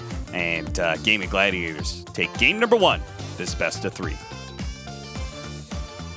Quinn out here patrolling the streets, making sure no funny business happens in his lane as yet another Gaming Gladiators victory with this first phase Pango. I think you might need to start reevaluating your first phase bans if you're going up against this team, because it doesn't matter if you have all the counter matchups in the world. Aside from maybe first phasing Bloodseeker, because Bloodseeker consistently gets banned out by Gammon whenever they pick it. But other than that, it does not seem like Quinn is afraid of anything else, and continues to do work on this hero, and do it with some other weird heroes, because last time we were like, oh, it's because the side lanes from Gammon have nothing better to do, they can just roam on mid. This time they pick Bounty Hunter. I don't even know what the hell this hero does. This Bounty Hunter has a fun time versus Riki. I think that definitely came into play, no doubt about that, in terms of that, like that mid game where Riki's trying to get things rolling, use the Meteor Hammer, put some threat on the map, and Tofu was just there. Had a really interesting lane down bottom. I think that was one to go back and watch, especially in the replay, if you want to just see like the entire story of that lane. We luckily got to see quite a bit of it, but just like spells being spammed back and forth, sticks and wands being used, all this pressure, like all collapsing on this lane, and it felt like a lot of the game sort of played out based on what happened there. Yeah, it did. The PA was just a little bit underfarmed and overpressured. They bought extra regen basically to offset all the harass. Like carries usually don't get pressured that much from the 4, but Bounty can do it pretty easy. And the reverse isn't really there because Bounty has naturally high armor at the start of the game. So PA throwing daggers back or trying to trade hits, it's never going to go well because Bounty just needs to come in and hit you the one time. So you're never going to do as much damage back unless you have like a stun or a magic nuke or you're like a ranged hero. So it basically gave them lane solutions there, and then it synergized so good with the rest of their draft. The like glimpse plays with everyone being tracked is amazing. It helps spot ganks. It's good against Riki. It was just one of those games where I was like, oh, that's just a really smart pick to match up against what you've got. I can read into it really hard as well. What I really liked about it is that Janata, it doesn't give one charges, so it meant that when Beastmaster is like spamming axes and Beastmaster and Bounty's there as well, they're not giving PA just like an instant max wand to sustain in her lane. Like I really liked how they traded early in the lane. It was just like, yeah, we're just gonna Janata you, we're gonna throw axes, we're gonna keep you low health. It meant that Beastmaster was ahead in CS for like quite some time, and then PA obviously then comes back. Like there was some nice gank kill. Tundra came out, I think, okay in the lane, but not as ideal as they probably hoped. You know, and I hate to go back to it again because it feels like every time, but like that game was kind of even, and then Quinn definitely popped off a little bit. And those like mid fights, like I know we talk a lot about Quinn, but like some of those Pango plays were just like it was above my expectation for Pango, despite Pango also owning so much lately. Like when he's just like chasing down, someone was screaming in the green room. I don't remember who it was. Sniff him out, find him. Oh, that was Sheep. Yep. Oh, sorry. Yeah. That was yet another cool thing about the bounty, actually, is that anytime they find a support, they're like, oh, we'll just Pango roll for this, and they get the kill, and it's actually worth it in that case because you're getting more than normal gold than you would because you've got track gold. It's also easy, and it's low worry because it's a BKB rolling guy that's just killing a support. So it's like they just get this like, they get like 500 gold from a single kill instead of just like 250, 300 or something like that, if not more than 500. So that was just cool. Everything went together really well. And on the opposite side, the Riki he got his meteor hammer at a good time and he did some damage, but the cores are all kind of hard to kill. I think that was one of the difference makers, that he wasn't able to kill Morphling easy. Yeah. It's like any other carry that can't suddenly have 2,000 HP when they feel like it. Maybe the Riki feels a lot better there. But it didn't go that great, and then he slowed down, then his net worth was atrocious, and things cascaded. I think the difference there between like Skitter and Duracho was the build. Like if that's a Skitter game, he's probably going like BKB and they're all hanging back, they're chilling and farming. And we look at Duracho's items and he had like Hurricane Pike Eggs or something. He's like dying in the smoke cloud. It's like, all right, there we go. But he's in there, you know? He's getting involved in these fights. It's kind of good though, because like, sure, he died in the smoke cloud that one time after Hurricane, whatever. But getting the Ags up that fast, it's just like the agility hero hard counter. Like you can't beat it. And PA being all of their damage, you're taking close to probably like 100 attack speed away from her. So that means that when she uses Blink's Phantom Strike, she's like going back to normal attack speed. And when that ends, you're not doing shit. So except for throwing a dagger. So you beat the hero and you have insanely high armor. So PA's not good against you pretty much at any point in the game. So it looks so hard all the time. Like we saw them just get rolled as well. Like you're putting everything into this one guy. Like PA, you have to carry us. And it worked when they managed to get these nice jumps. Like if I have to give, some credit to Tundra, they did things like on the 20-minute power rune spawn, they were like, what happens at the power runes? Quinn wants the rune. So they like smoke to it. They find him there. They get the kill. Obviously he had Aegis, so it wasn't as good, but it's still nice. Like getting that quick snipe, it showed that they can burst before there's the ability to react. It's just unfortunate that it's kind of hard to set that up over and over again because you don't have like unlimited smokes.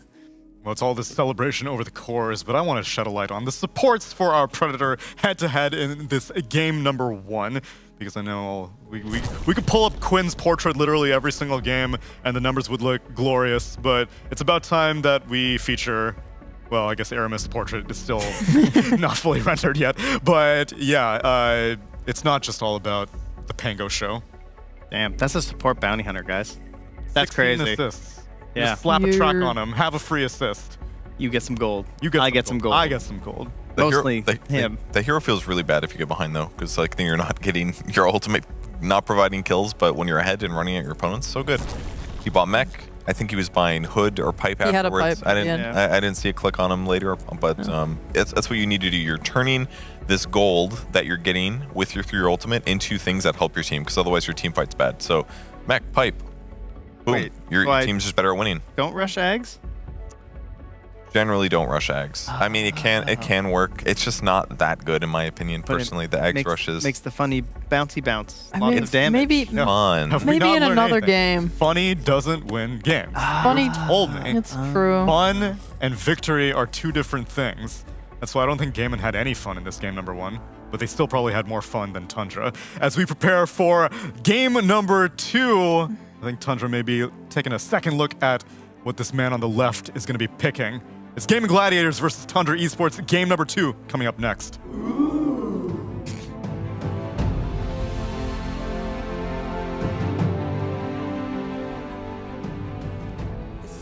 with this, a person that you miss. My mind draws a blank. I wanna go back to the early days when life was an escape. Now I just wait for better days. I lost myself in your reality. Lost myself. I lost myself in your reality. Lost myself. I feel that life, according to a friend, we're all shrink wrapped in families and making ends meet, stuck in jobs we'll never leave. I never wanna be like that, so I wanna go back to my reality. Wanna go back. I wanna go back to my reality. Wanna go back. Didn't mean to sound so concerning. Am I alone in the hurt? I never followed anyone. It's so absurd.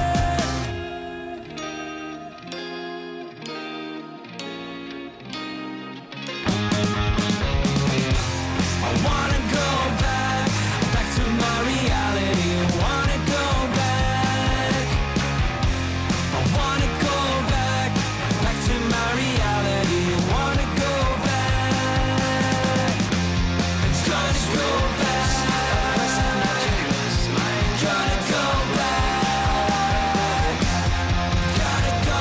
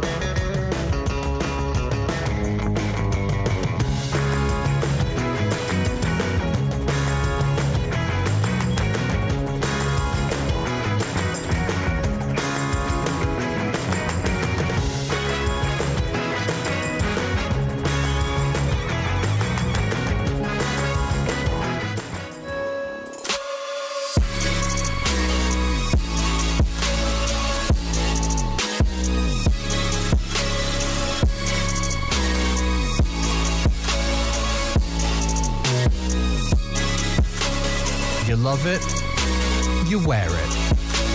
What's your style? Get your merch at shop.eslgaming.com.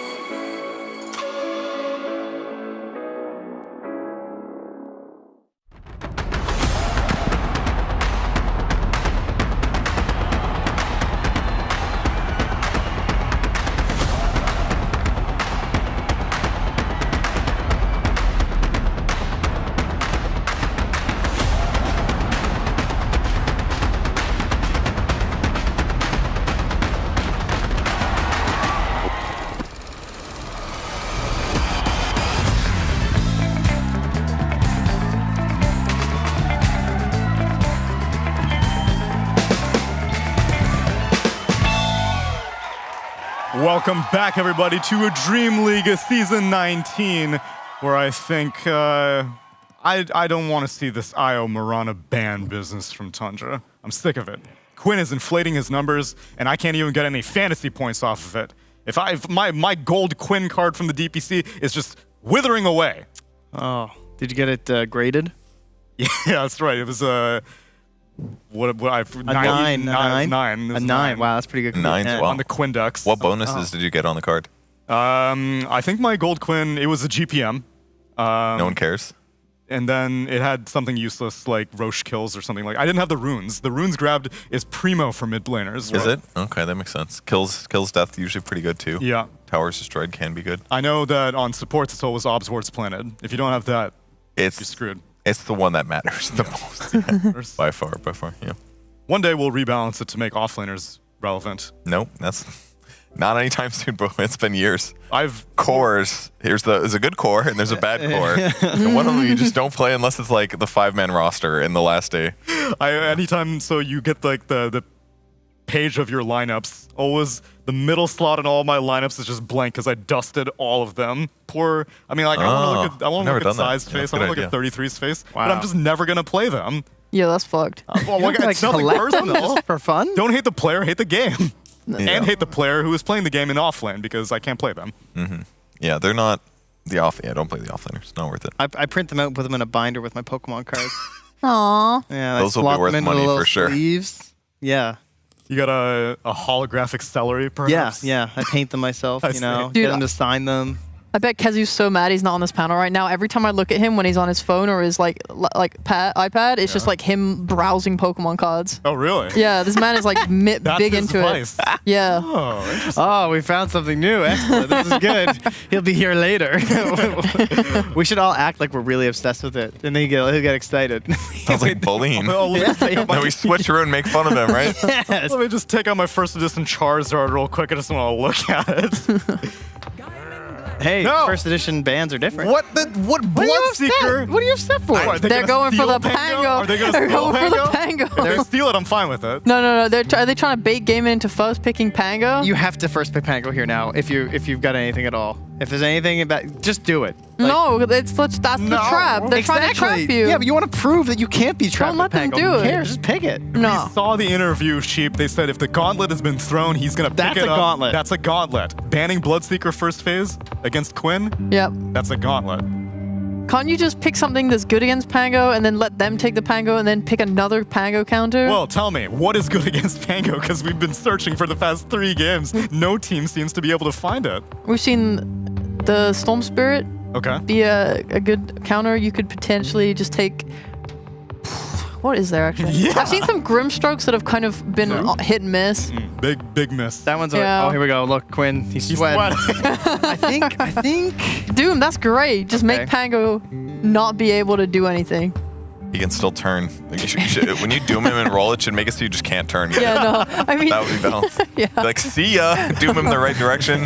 It's like you're bowling or something. Yeah. Well, they take it. Yeah. They take it for themselves. The mastermind, and they get Mirana. I'm wondering what was in their head about why they thought it wasn't worth it. 'Cause I'm very curious. It's because you get 2 instant responses to it, right? What Like, if are pick they, Sheep? I don't know. The pros are better than us. They would have idea. Maybe it's like, This is my favorite draft ever if this works. I don't know. If they win guys. with this Pango, this is just great. Yeah. Pretty cool. Game and get a first phase of Disruptor and Doom. I wouldn't consider Disruptive to be that great against Pango. Homie can just roll up and not have to worry about Glimpse. Okay, but what if he's in Static Storm? What if you get a Blink Dagger and you appear out of nowhere? Surprise! Yeah. And this is only relevant if he's not already in Rolling Thunder, and he's usually starting the team fights as Pango. Yeah, I mean, that's kind of the whole issue here with like Doom and Disruptor is that they require you to find Pango before the fight starts. So what I would like to see is something maybe that gives vision going on. Bounty Hunter. Like a Bounty Hunter, like a TA, like a Zeus, like anything that just gives vision so that you can use your spells and start the fight on your terms. That's how Gaimin will win this game, because otherwise Tundra will be able to just like... Tundra are going to be hunting. They have Moonlight Shadow. They're going to use like Smoke plus Moonlight, go look for kills, start fight, roll's going to be going off, Pango's going to own. Stupid Pango. I want some wild Dyrachyo hero this game. I want to see him get involved. I mean, he got involved on the Morphling, which was great, but you know, my favorite Dyrachyo games are like the Pudge. Not saying that was very good here, but Slark, you know, some leashes would be kind of nice this game. I mean, both of the gaming heroes are, yeah, it's all about jump, but both of them can be very effective against Pango, so maybe they just feel more comfortable going this route instead. Yeah. Plus auras, Night Stalker. it just gives them so much more draft flexibility rather than being like, okay, we have to do another Pango draft. Yeah. Dyrachyo's still waking up here, you know. It's still early. It's only 7 o'clock right now, so. Gamer time. Yeah. Sun's still very bright for 7 o'clock. Yeah, Aces. We're truly entering summer here, guys. See those blackout curtains. Almost there. 2 more months till the apex. The equinox, as it were. I don't know. It's The solstice? June 26th or something. Isn't that a big deal here in Sweden? Midsummer, yes. Yeah. Wear those flower hats. That's right. Yeah. Although Not they told me exactly that they do not ritualistically kill people. It's kind of annoying though because the observers miss all the kills because the flowers get in their eyes. They ritualistically kill flowers though. Ritualistically kill the flowers, that is correct. Kill a lot of flowers that day. Alright. Gamin are banning out vision heroes of their own, sheep. They get rid of Lycan and they get rid of Beastmaster. Those are called Zoo Heroes, actually. Zoo! They double up as Vision Heroes, Bearded which is heroes? nice. Yeah. Deeply offended. If they ban out Kunkka, I'm gonna rage. Yeah, well. Ban the beards. They are A targeting lot of bad 33 beards. right now, and Tundra's targeting Quinn. I think the puck is nice, because I think it's hard for Gaimin to pick it at the end of first phase, just because the hero has so many counters. That it gives like Tundra... You can't protect it with enough bans nowadays, I feel like. Yeah, Pango's got a bit of a beard.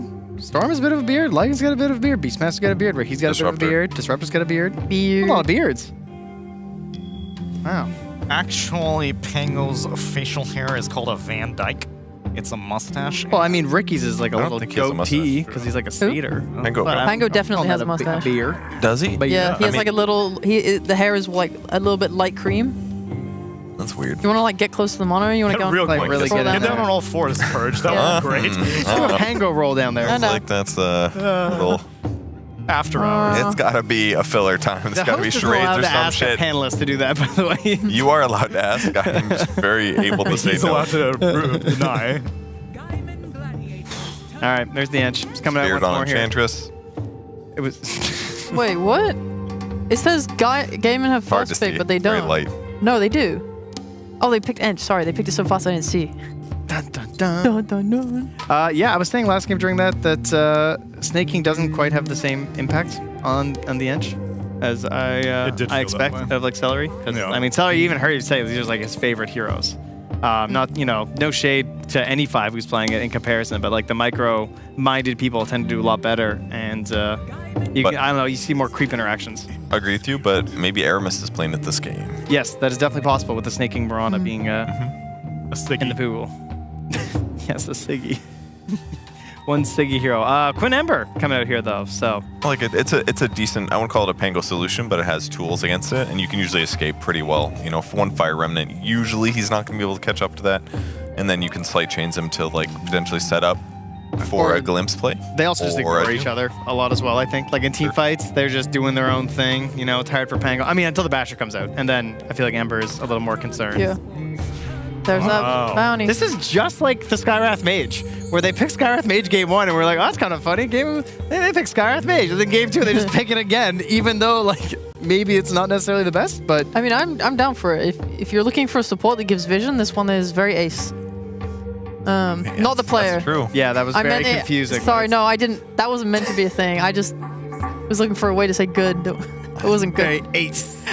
You know, that's how she casually talks off camera all the time. She's like, man, this popcorn is aces. I mean, it's sometimes I do. She does say that word a lot, yeah. It's much so like effortlessly cool. Much like last game, though, this is actually a support who's, again, very physically survivable, and that's the danger coming from Pango in the early mid-game. It's either Blightstone or Orb of Corrosion, and then you get a Diffusal Blade, and there's just a lot of overwhelming physical damage that, like, bursts those squishy supports with, like, 4 armor. You die to, like, 2 swashbuckles, practically, so there's a benefit there. The vision stuff, you retract the rolling boulders, so you always know when it's coming. Maybe they just like it against Enchantress. I thought they were picking it last game as an anti-Riki hero. But we saw how well the lane went for this bounty hunter. I liked your theory about the not handing out wand charges and still being able to harass. And Enchantress, before you get a creep up, is very much a right-click hero. You just throw the attacks. Yeah, there's some impetus here and there, but it's still, there's a lot of attacks in between that are being partially negated by your high armor. And you can dish it back out to her at like a high rate. Enchantress's armor is pretty low, so like slapping a little Janata hit on there, here and there, it's really going to add up. Yeah, I mean, you are now playing 2 melee heroes in that lane. Is that punishable, like with some Chaos Knight? Ooh, that'd be good. Nice sustain. Yeah, I feel like it's hard for because they don't have long range poke on Gaimin now. Like before, they were utilizing the axes, right? Yeah. And it was really hard to deal with. In this, they both have to walk up to use their spells. And this is the problem they had last time, where like you can't just walk up and walk away now as the bounty hunter in this situation versus the Wraith King. Doom gets the chain lightning creep though. I mean, that would be really nice, yeah. You know what's interesting is that before that Wraith King pick, I saw Aramis was actually talking. That was kind of interesting because like presumably his hero's already picked. He's allowed to talk. They are allowed to, have opinions. Well, it's just nice that they're taking the stand in consideration. Like he's still communicating. Don't about ever the talk in heroes. these games. Maybe he was speaking self-affirmation. He was like, Aramis, you've got this. Today is your day. He's actually not even on the call. He's just possible.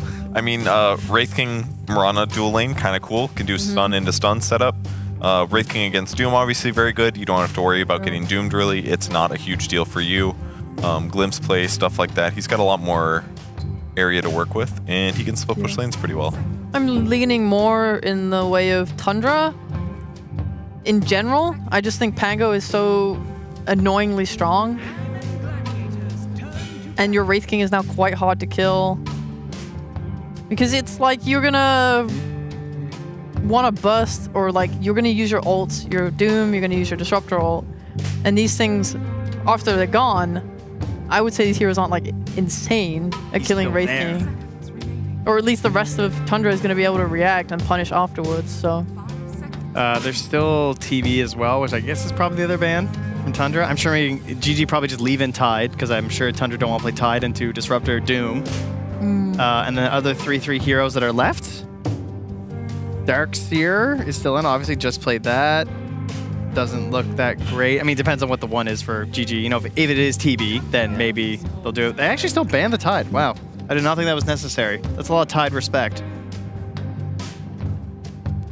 I would imagine. I guess you crack in the track. It's just really nice. It's like gonna give you all your aura needs. It's gonna be able to set, like we talk about the damage on Gaimin. It's a little bit lacking. I think it's hard for them to kill a Tide and a Wraith King. On top of the fact you want to be using your Doom on like Pango potentially, but then a Tide would provide you with a second target you have to go for. So I think it's a nice ban. And some really nice disable setup to like really make the rest of his draft cohesive, like setting up Rolling Thunder, follow-ups, or arrows, and while being that frontline guy. Yeah. It would have been cool. So last ban gonna be another carry for Gaming Gladiators. Prevent that from coming out. I assume it's just they go Slark instead of TB. Yeah, the leash would have been nice. Whatever carry they get is gonna need BKB probably, because I feel like the burst from Tundra is pretty good for teamfight. Did we talk about Wraith King versus Lifestealer before? We did, but I agree with you. It could work. You're thinking Lifestealer for gaming? Yeah. I kind of like it. Yeah. You infest stuff with Ember and Bounty. I think it's slightly riskier than TB because their lane push is bad. Well, the thing I like about TV at least is it gives them ways to take towers and stuff a bit better. I mean, Lifestealer is okay at doing it too. It's just right now I want them to have ways to take the Roshan and stuff. So like if this guy goes Armored Deso, I like it. Yeah. I think TB is like the cover all solution in a sense because he just does everything in like different ways. but Lifestealer is way more pointed at like what I'm actually seeing from Tundra. Yeah. You know, so it's really nice. Obviously, it has a lot of benefits versus the Pangolier as well. So. Yeah, I just think it provides much better solutions against the Wraith King, basically. Yeah. Like, Yeah. you're also individually tanky. You don't have to worry about chain stuns as much because you can always rage or infest allies. You can keep your allies that get chain stunned alive better with a little infest health boost. You know how it always helps you stay alive when it jumps inside your body and pops out instantly. It's like, oh, I feel more healthy. Rejuvenated. Yeah. Oh, I have 800 more HP somehow. Whoa. Death Prophet has 4 melee heroes that she can suck now. Tasty. Ooh.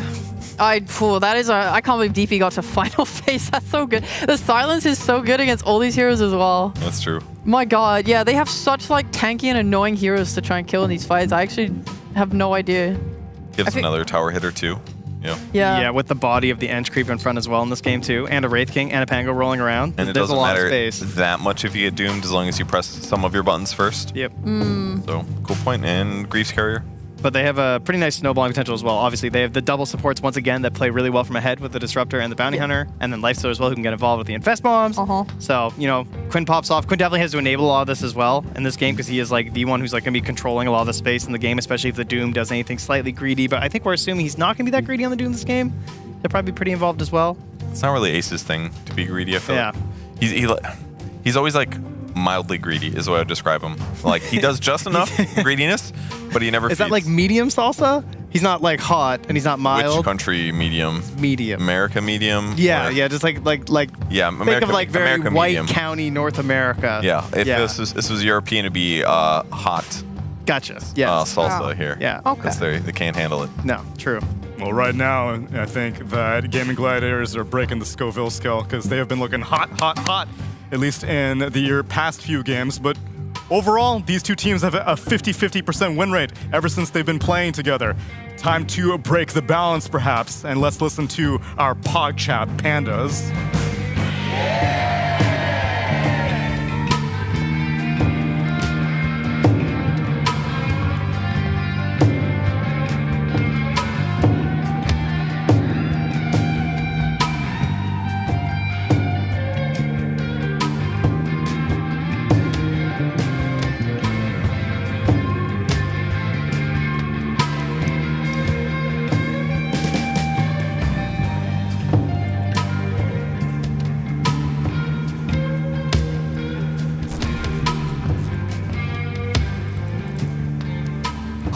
Hot have Gaming Gladiators been, but are they too hot to handle? Tundra's going to try and do it, this time with a Death Prophet against a bunch of melee heroes, Avery. Looks like a pretty strong pick to me. I agree. Thank you very much, Avery.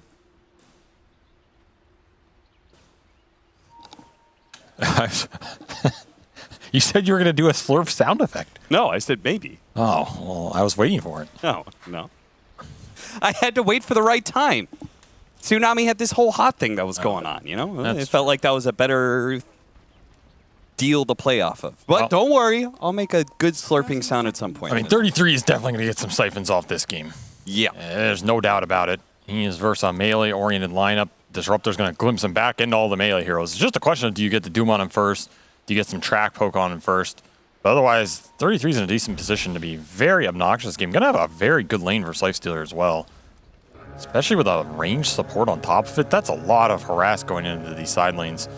A much better draft for Tundra this time around. And I mean, I say that just because they also got Pangolier. So, you know, I'll throw my hat in with them. 33 going to be blocked in and ends up giving away first blood to Dyrachyo. Quinn's going to take a lot of damage here, and he will die, but they'll get 9 for it as well. Honestly, pretty damn worth it for the side of Gaming Gladiators.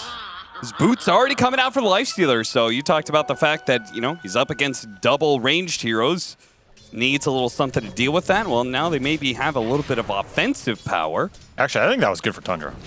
They got 3 runes out of that. Okay. And the Pango comes back full.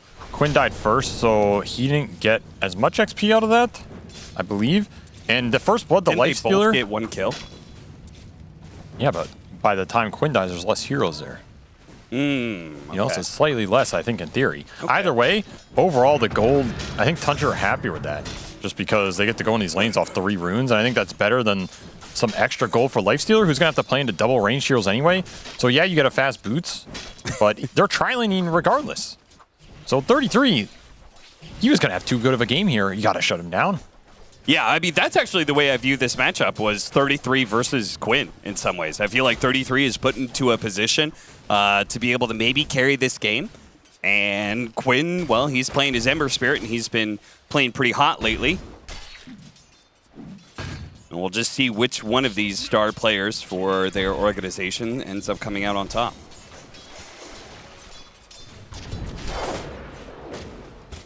Also see if this Bounty Hunter has as good impact this time around. You have some track utility versus Mirana, but I don't think it's like the Riki matchup, and I also feel like Tundra don't care as much about the frontliners from gaming this game as they did last time. Because they're just going to start hitting you. They're going to start hitting you with Exo and Drains, Impetus, arrows are going to be throwing, the Pango's going to long range poke you, you're going to lose your mana, Wraith King has 2 lives. I think their ability to engage with the frontline Bounty or the Doom Lifesteal, for example, is not as committal. So they're happier to just take those skirmishes, especially with their supports. These supports do a lot better in the early skirmishes. The stun and kill potential on the Bounty is still not there. You don't have like an Earth Spear or Tusk or something. You can't get it all, as you can get all the couriers. 33 dies again. The boots come into play. Yeah, he's getting punished. He is getting punished off that tri-lane with the early first blood on the Lifestealer.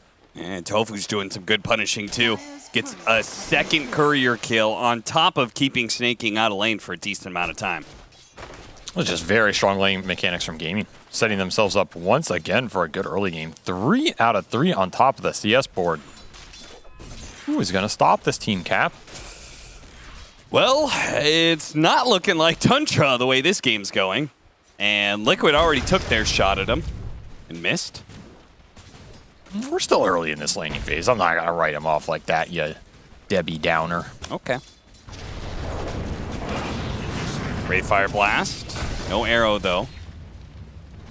What if he's going to get arrow at level 3 just because he has a setup stun? As long as you can, but the damage is not necessarily that much better. Sure. The short-range arrows are whatever.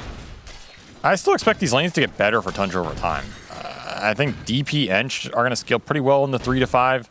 Wraith King only gets better when you get the higher Vampiric Spirit levels. I think they're still in a fine position. But obviously, a lot of that early momentum does go gaming's way. And you're also going to be looking for these 6 and 8 minute power runes. Can't stress it enough. You have basically Pango versus Ember mid, double Spirit type hero action. You really want these early DDs, haste, and you want to take them away from Quinn. You do not want Ember getting power runes and then running down your supports on the map. Hurricane back. Celery trying to take away the water rune, does manage to do so. 9 will get some revenge for that, but the damage is kind of done. He needs a refill on his bottle, and he needs it stat. Yeah, tell Snaking to die right now. Yeah, seriously. Level 2 Starfall. He is not going to oblige. He is winning his lane too hard, it seems. Early CS going gaming's way, but these are not easy lanes. Like Bounty Hunter Doom off lane sounds kind of bad. I don't know what that lane does. Unless you get a crazy good early creep on Doom like Mana Burn, Harpy, which Ace has just not gotten here. He's still looking for it, and it's a Cobalt camp. Meanwhile, Edge is going to continue to accelerate into Disruptor. You don't have counterplay versus the creep down here if you're gaming. Another reason why I feel like this side lane is also just going to get stronger over time. Sure, you committed tri-lane, you did some cheeky stuff, you shut down 33 a little bit. But the Death Prophet is inevitable. Try and just poke at him with Thunderstrike, but it's not really going to do anything. At least I don't think. Double Wraith Band for 33. This is kind of the build that a lot of these Death Prophets have been going. I'm just really copying likes it the whenever armor. I play Death Prophet. It feels pretty nice, this armor buff. Well, you just copy anything, you know what you're doing. That is true. But I can still feel good about it. But the armor buff is really nice. I hate you. Also, the attack speed combined with the better animation that Death Prophet had. Remember, she had this terrible animation where a projectile would move so slow. That was awful. I think it's still kind of bad, but... definitely. It's not great. All right, what about triple Wraith Band? That sounds like a lot, though. That might be a bit much. Let's see if it pays off. I've seen 33 have some crazy stat builds in my time. This is up there with one of them. Yeah, he definitely likes to double or triple down on the basic stat item. It's kind of been his go-to for a long time. Tofu gonna steal some gold. Oh, Skeeter wants him here. Arrow. Oh, from downtown. No. Drove right on past the bank. Crashed into a wash. You know, I feel like 33 has bought so many stats, he already doesn't have slots. Yeah, he does. Is this good? Is this too much? Has science gone too far? This is an abomination. Yeah, now he's got to buy an upgraded wand just to create a... I don't think he wants to, though. Now he's flying out boosts. I think science has gone a little too far. I mean, he's definitely going to be buying a wand eventually, though, right? I don't know. Isn't a wand better than a Wraith Band? Sure, I don't think so. You don't think so? Not if you're buying 3 of them. You can't buy 3 wands. I mean, yeah, that's why I said isn't wand better than a Wraith Band, not the Wraith Bands. It's a very interesting build. I genuinely don't know. I feel like the wand is better here, but I don't think he's going to get it now, right? That he's committed. Yeah. And I mean, the right clicks are doing some work for Doracho. He has to run away. Credit to him, like, it is mostly physical damage, right? Lifestealer, Bounty Hunter, Ember Spirit. It's all like physical. So it's also better when you get doomed. You still get the armor. Can't activate wand if you're doomed. Sure. And he Got him. probably is going to be, well, either him or Nine's Pango are going to be the target for the dooms, right? For sure it's him. If 33 gives the easy target for Doom at the start of the fights, I think they're taking him over Pango. I think his game is that good. I'll make a quick rotation with the roll. Secure an ace kill. Did eventually find that mana burn creep, but I feel like he found it a little bit too late in this lane to have the impact he wanted. And he's getting a little punished here. Skeeter's going to have a nice game on this Wraith King. And the skeletons are going to be annoying in this game. They don't have that good of wave clear. It's the downside of Bounty Hunter as a support. He does not give you wave clear along with Disruptor. It's just chase and skirmish. If Tundra can get to a point where the summons, the Pango, the skeletons are all shoving in waves, that's a way to deal with this run-at-you dual support setup, where they just have to always respond to the map, and they don't get the fights. We didn't get to see that game 1, but it is a punish that's in the wheelhouse here for this Tundra lineup. Sure. I mean, at least they have Ember Spear, right? Sure, but do you want Ember cleaning up the map, or do you want Ember running in the bulwark of your skirmish? Also, it's Quinn. Quinn doesn't want to clean up skeletons. He wants to clean up heroes and Reddit threads. Gotta clean up those Redditors. I mean, maybe if he had a Boots of Travel build, then you would be able to send your Ember to deal with that and still have him join in fights. But yeah, I see the predicament. Early bounty runes, that's a significant advantage here for gaming. Probably a benefit of Bounty Hunter just running around, being obnoxious on these runes. Yeah, it's in the name. He's a bounty hunter. That is true. Away! Not far enough, though. I think Quinn's got him with the slight. Indeed, he does. Should be fine here. Full wand plus that ult. Just holding on to it. Mid tower took a lot of damage during that, though. This is a 1/3 HP tower mid for Tundra, just off that skirmishing. It's a large punish. And meanwhile, you have Exo up. You have that triple Wraith Band build for 33. You kind of want to get DP active here. Nice little skirmish around mid, looking for the 10-minute rune. You can deny it from Quinn, you'll feel good about yourself tonight. And you do. Takes a regen, but will not survive with it. So, does he really feel that good? Honestly, I'd take that trade. Anything despite Quinn? That's when you just scream in your mic, I got his rune, boys. And then the whole team is uplifted, you know? They're like, eh. Early Exo. Buddy. Ooh, that arrow from the trees. That could have caught something out. Stellary's going to drop the Static Storm with the Kinetic Field. No Kinetic Field, actually. Just going to sacrifice his body to the Death Prophet Goddess here.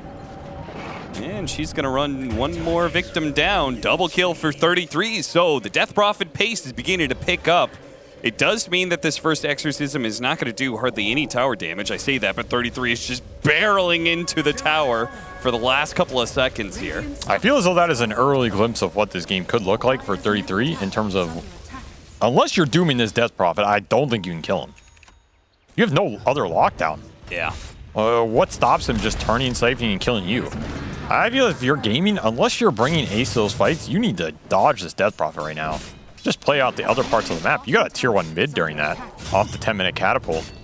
Very nice gameplay around mid from Quinn as usual, and that'll give him some space and a hero to play around. You can combine your supports around Ember, get some track going, get some glimpses going into the slights.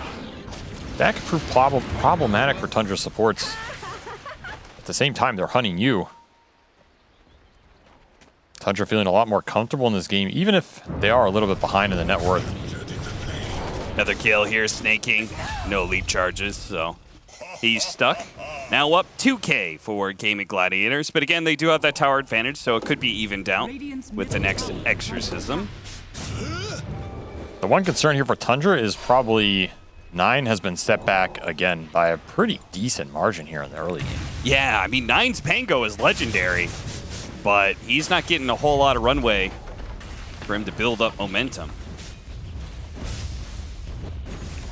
Just had rough early games. I guess you can say that about a lot of people who've gone up against this gaming trialing mid. Yeah, true. Does have an invis, could set up something top here. If they can get another Doom kill, it's a lot of extra golden XP going his way.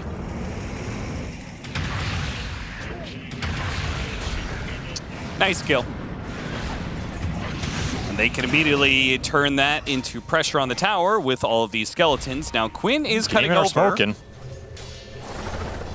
Start off with snaking here. Snaking, I believe, is going to accept his lot in life. 9 does not want to be dying here. Beautiful shield crash. Hit on 4, but it's just going to stall things out. He actually goes and cleans up the creep wave because he knows he's not getting away. Lost his TP on that as well. Good response by Gaming just to read this move and not lose that tower for free. They also get track kills on top of it. That Mono not helping you out in that engagement. I like the fact that Skeeter is already rotated down to bottom. This is a good move. This is, yeah, really cool. They have enough gap. Ooh, the Tumbler Toy got him in range with the Spirit Siphon, but it seems like that slow is not enough. This is a crazy committal. Oh, boy, 33. That was a bold move, my friend. Got him cooked. Duraccio apparently unfazed by whatever is going down there. That was a very bold move. I put the emphasis on very bold move. No, I thought you were going to put the emphasis on move. Very bold move? I'm Ron Burgundy? He will pay the price. I feel like Tundra just feel pressured in this matchup. Like they got to make more. They got to get more done than they are right now. Probably because they feel a bit behind. But I seriously do not feel like this gap is that concerning. Right? They hit their mid game with the Exo Ball with the Wraith King. That's when their lineup strikes. If you can catch up on the Pango, that's what you're looking for. I don't think 33 has to force these crazy moves or make some drastic action happen on the map right now. You just keep getting like a couple core kills here or there, you'll catch back up. Yeah, these are great. Yeah, these are the types of moves you want. Because Gaming can't just go Roche right now. They can't aggressively initiate the fights without Bounty just running in and glimpsing people. So if you play the map properly, you play under your towers, you're ready to react. That fight go is not that straightforward for Gaming. In that sense, you can just trade farm. Like this type of mat setup is amazing for Tundra right now. This 33 is just a brick wall top. 9's getting some farm off mid. You're controlling all of the enemy jungle right now. This is where Gaming need to make a smoke or play off Bounty Hunter to take away Tundra's space right now. They have the heroes to do it. They got to find some picks of their own. Keep playing around Quinn, who is having a great game again, 4-1-5 on this Ember Spirit. He does not have Rolling Thunder. He gets off the shield crash, but again, he is caught. Pretty tanky. Washbuckle does manage to get away. The shield crash kept him alive. Quinn is not able to chase after him either. Okay, never mind. That's because Ace was coming in from the other side, sandwiches him, and 9 does end up falling. Another glimpse back. They'll get Aramis as well. More track gold going Gaming's way. Skeeter says, this is my jungle. What are you doing here? Do you think they feel a little pressure? I know it's a great Death Prophet game, but Lifestealer versus Wraith King, that's not a great matchup for Tundra's favor, right? I think that matchup goes both. I mean, it is a Lifestealer favorite matchup in terms of just man fighting him, but I also feel like in some of these games, if you spend your rage killing Wraith King's first life and he comes back and then he just kills you, it doesn't feel great either. Well, I'll tell you, I was never in a game and I looked at Lifestealer and felt pressure. That's just my interpretation of this hero. That is true. That is a very slow hero. No, it doesn't mean he isn't going to destroy you and win the game. You certainly get destroyed by this hero every now and then, but it's not a hero that puts this mental pressure on you. I don't know. That's just how Lifestealer works. Except Matumba, man. That guy's Lifestealer was something else. I don't know what that was. Time and time again, 9 is being hunted down. Doesn't die this time around, but used the Rolling Thunder and to no effect. Oh, maybe the Wraith King coming in from the other side can find something here. Wanted to go for Celery, not able to find that team fight support. Gets a Bounty Hunter instead. Oh, ooh, that was a lot of damage. Another slight. No. I don't know. I like Skeeter getting involved in these early fights, and his position on the map has been really good. Just infesting this Radiant jungle, taking away a lot of farm, putting his skeletons in a position where they're aggressively farming out this jungle and pushing bottom lane. It's creating a lot of innate map pressure that's drawing gaming back. And when they get drawn into him, he can join the fight with early Deso. Lend a skeleton hand. Of course, early damage dealt. Quinn is once again on top of that board. He's going to have a fast BKB on Ember. And if we're looking at the control on Tundra's side, there is nothing that goes through BKB. So he's going to have a free golden interval in those fights to just wreak havoc. And the same goes for this Lifestealer. If he gets off the rage before Silence hits him, he has the Deso. So that is kind of scary because I think you can actually threaten 33's life. That kind of firepower, that kind of machinery he's working with. Well, can you? What is Deso to 3 Wraith Bands? That is true. You have no power here. The minus armor is completely combated by the +6 armor he's getting out of these Wraith. Just wait till minute 25, son. Oh my god. You haven't seen it, nothing. He is fast BKB too as a product. Maybe these little items helping him just rush that and feel better about it. Yeah, sure. Magic immunity plus all that armor. You really got to start thinking about initiations here for both teams. Do you want your Wraith King starting? It appears they do, so Skeeter is going to go third item Blink here and just start the fights for Tundra, which means you can chain it up with an arrow. It'll allow 33 to go in the fight without being the first one to get doomed, because you do not want to doom Wraith King here. So to me, it's all about Skeeter jumping in, setting up the fight for Tundra, and if you're gaming, are you happy with just running people down in glimpses, or do you need a Blink on Ace of your own to start that fight? Or you can just infest the Ember and try and jump and burst somebody. But the problem with the Infest Ember jumping and bursting is you're not doing them. So to me, that does give a window where 33 can BKB and turn around with the Siphons. You're going to jump on a Wraith King with 1 life, or if you don't burst Pango and he lives, he rolls and round back on you. That initiation is not as favorable. They're going to infest the Bounty Hunter, maybe less committal. Don't really want to go for Aramis. Like something else to be able to infest on. Celery buys back for this engagement. That arrow? Like Thunder. Oh, the arrow was not quite there. They do have a Static Storm out, and they're going to pop out to kill the Wraith King. That's life number 1. This is giving 33 a good fight, though. Oh, it is giving him a great opportunity. Activates the BKB, uses the Exorcism, and runs down more and more heroes. Gets the Lifestealer, chooses not to chase past the tier 2. Instead, they're going to opt to take Roshan here. They want the bigger prize right now. 40 seconds, though. Lifestealer, can you contest this if you're gaming? You're going to have the track vision. Maybe go in and start sliding it, and you still have Doom on Ace. He did not get to use it that fight. They're going to catch the heroes as they get close. Yes, they lose the Mirana, so a 1-for-1 trade-off, but it also slows down this Roshan attempt. Exo's out. Exo expires. There goes most of their damage. Still have Deso Wraith King here with the Pango poke. And I think you commit. Oh, this is getting really awkward. This is weird. You have to commit, though. You just have to man up here. Quinn actually runs it all the way back to mid. He's really far, so easy cleanup for Skeeter. That's just a good fight into the objective that Tundra won. And of course, dieback for Celery means there's no glimpses off any of these tracks. So you can poke them, but they're running away. I think you need a blink on Ace in this game. You're going to need it soon, because you need to be able to land this Doom on the DP to take the fight, or the Pango if you can find him. When Skeeter gets to determine who's initiating on who here, this is just an easy fight for Tundra, because 33 has a free time. Sure. Doom is owned, and the Death Prophet's killing your carry. That's a recipe for success, regardless of how many slights and tracks you're getting up. I really thought 33 was going to go for the kill on Ace, but better decision for them to back off and take the Roshan. As you said, much better prize for them. And as a result of that team fight, the Deso charges start coming up for Skeeter, where they are a bit lacking for Dyrachyo. I think he learned from diving that tier 2 earlier. Yeah, probably. Imagine if he hadn't done that, they'd be in flat great position. Woo! All right. Up to 10 bonus damage now. Wraith King's putting in work, even from a deficit. Dyrachyo went back for this Midas, right? He did. So maybe feeling this game has got to go long for them to win it, because they're not able to take the 5-on-5s right now. Just going to play off the double Midas here between him and Doom, farm into that late game, try and take it off raw net worth.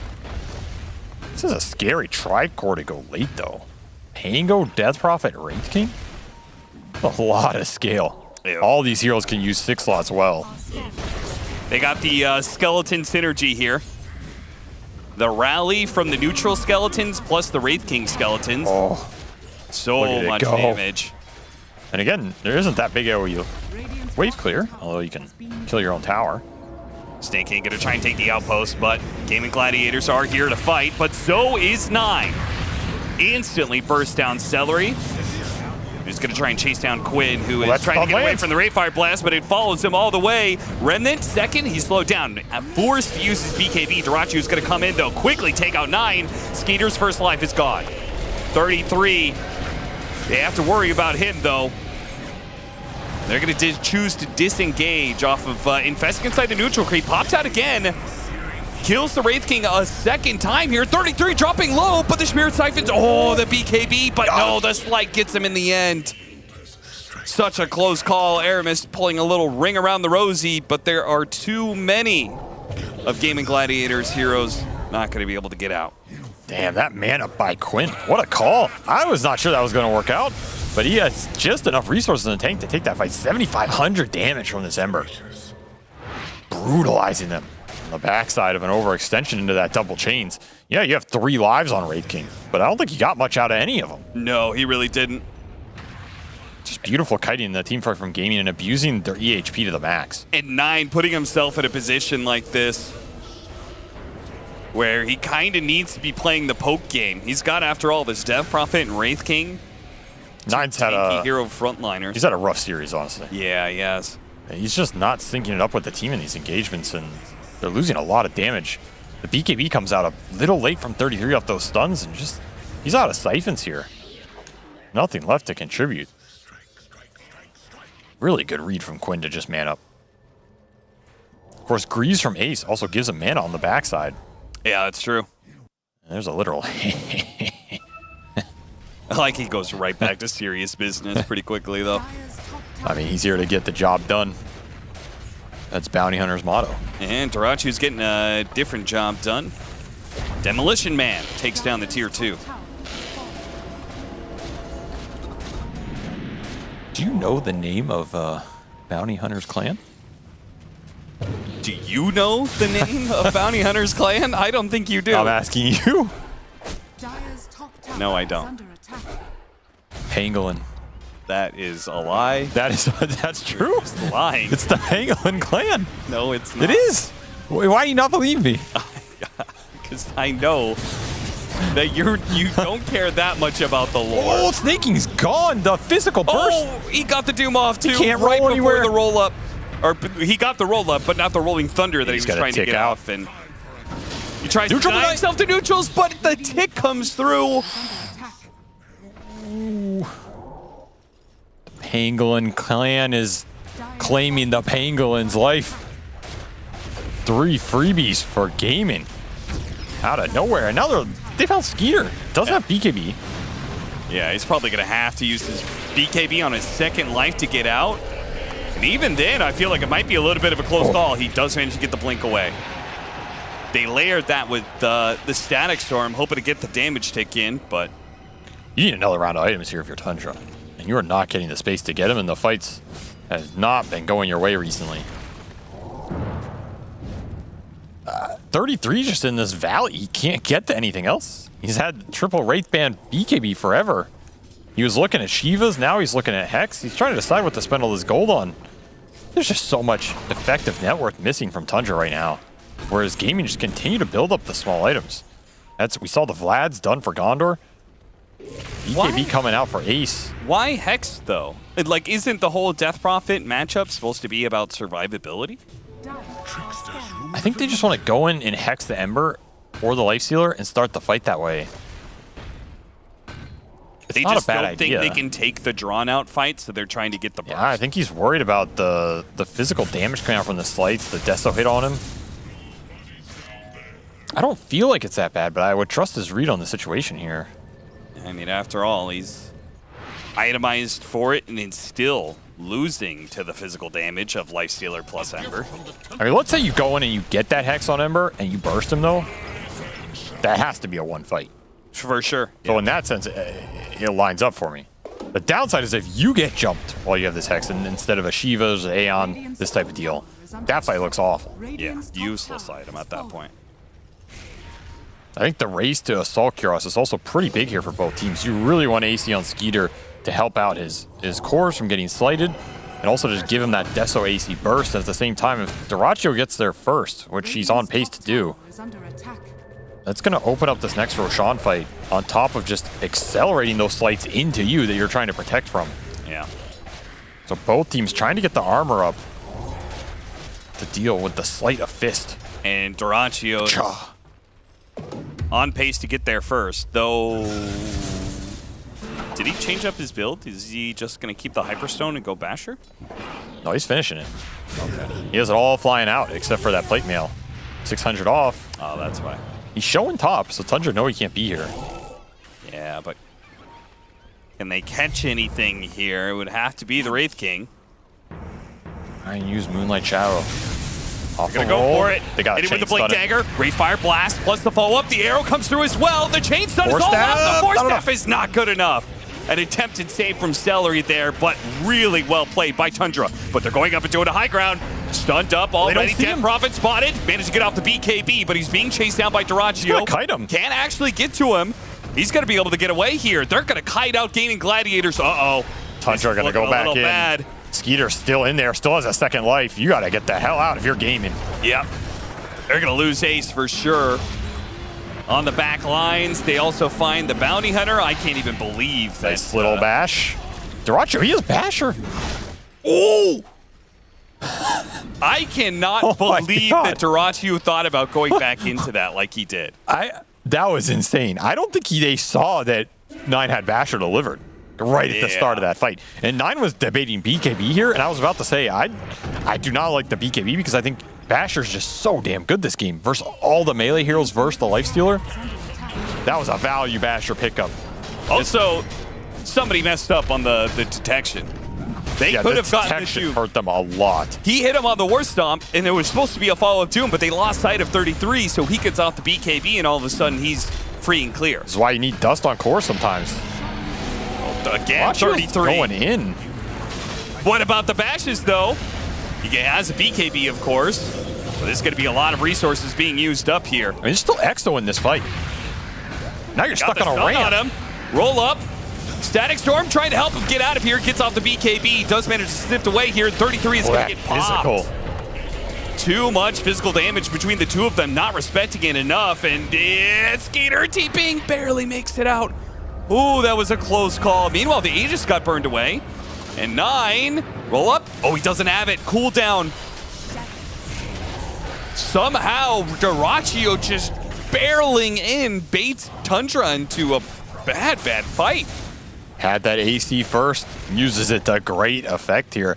That did not look like that good an engagement for him. But again, the Infest bulking up the Ember's HP, allowing him to live through that burst, and then just turning it around. There's no armor on this Death Prophet outside of those Wraith Bands.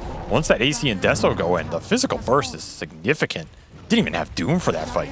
I will say one thing is that the two supports on Tundra don't have a force staff. Granted, I know there's kinetic fields, but you still need to get these heroes away from lifestealers somehow. And normally they always build them. Yeah. It's just a product of how poor snaking's been this game, and Aramis going for the more aggressive items here and Boots of bearing Dragonlance. This will be a Rax. Will it be two?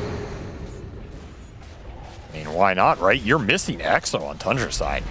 Meanwhile, you still have Doom up if you're Ace. Aramis trying to make himself a target here. The Scythe of Ice is picked up. It's got to fly in. Needs some time to be able to pick it up, to jump in, blow up with the Infest. The two supports burst it down at the start of the fight. Cedar jumps in. The Infest has been used up as well as the BKB. Oh no! The nightmare scenario that we were talking about picks up the Scythe of Ice, but gets initiated on first and fails to put it to use. This game has just crumbled. Absolutely crumbled in the last 5 to 6 minutes here off what they had Roshan position. They did. Dyrachyo is just beastie. They literally went from getting Roshan successfully to losing 2 fights and the game is over. Wow. Okay, I mean, that is one way to accelerate a game. This Dyrachyo has a hot date tonight. He wanted to get out of there fast. Yes, Boys, I got to finish this up by 35. Can we push base? Oh, okay. See you at the bar. I mean, it's just it came out of nowhere, it felt like. I didn't think that game was that bad of a position for Tundra. I really didn't. But somehow, that AC got delivered for Lifestealer, and it was just all stars. Knockout punch. I feel like that was a good game for 33 in terms of death profit, but his items did feel a bit weird, like where they lined up with what Tundra wanted to do. I'm not going to put that on him, though. I'm not saying his itemization was incorrect, but again, like game 1, this game felt a bit desync in terms of the overall itemization. What do you want to do with it, right? Does DP just want to tank up and go in with the early BKB, and Skeeter's going to match that with Blink, but then 9's a bit behind because his early game was rough. Then, like you said, you don't have the 4 staffs on supports to bail that Death Prophet out of a burst situation when he didn't have the early Shivas on top of the Wraith Bands. Like, maybe the Wraith Bands are good in the early game, but at some point they start to fall off. It just felt disconnected, whereas usually I feel like Tundra are all on the same page about the itemization and very good about it. I mean, isn't that the thing that you just praise them all the time in their TI runs? Yeah. Itemization. They were the best team at TI to utilize it. I mean, they are playing with a stand. That hurts as well. Sure. But that's not going to take away anything from gaming right now. This team is looking absolutely unstoppable if you give Quinn an early game like this. Those silings were not amazing for gaming. They did the little trialing at the start. That helped a lot. Just good lane mechanics overall. Like, this team is a scary laning team. And if you give them an advantage, they know how to snowball it. And like we see here, they can end these games pretty damn fast out of nowhere. Because Ace is always going to have the auras, and Quinn is almost always going to have a good start. All right. Well, that is series. Gaming Gladiators take a 2-0 over Tundra. And with that, it looks like Gaiman are the kings of this Western European rock, paper, scissors between them, Tundra Esports, and Team Liquid. But it wasn't that guaranteed in game number 2. Show me. Thank you. I was out there. I was drafting up an angry tweet to Dyrachyo and Gaming Gladiators, writing it on the Reddits, being like, "What a dumbass! He's walking into the Roche pit as his team's dead. What is he doing?" And then I realized I know fuck all about Dota compared to Dyrachyo, and he was able to turn around the entire Roche fight. It was after the Aegis was claimed. I was like, "That's fine. 9, he's got the Aegis," and then 33 dies, and I'm like, "Well, that's also probably fine because you know they have damage elsewhere." And then they all just start dropping like flies. And then I'm like, it's fine, they're just gonna take 1 Rax. And then they win the game. Kaput. Just kaput. Oh, what a reference.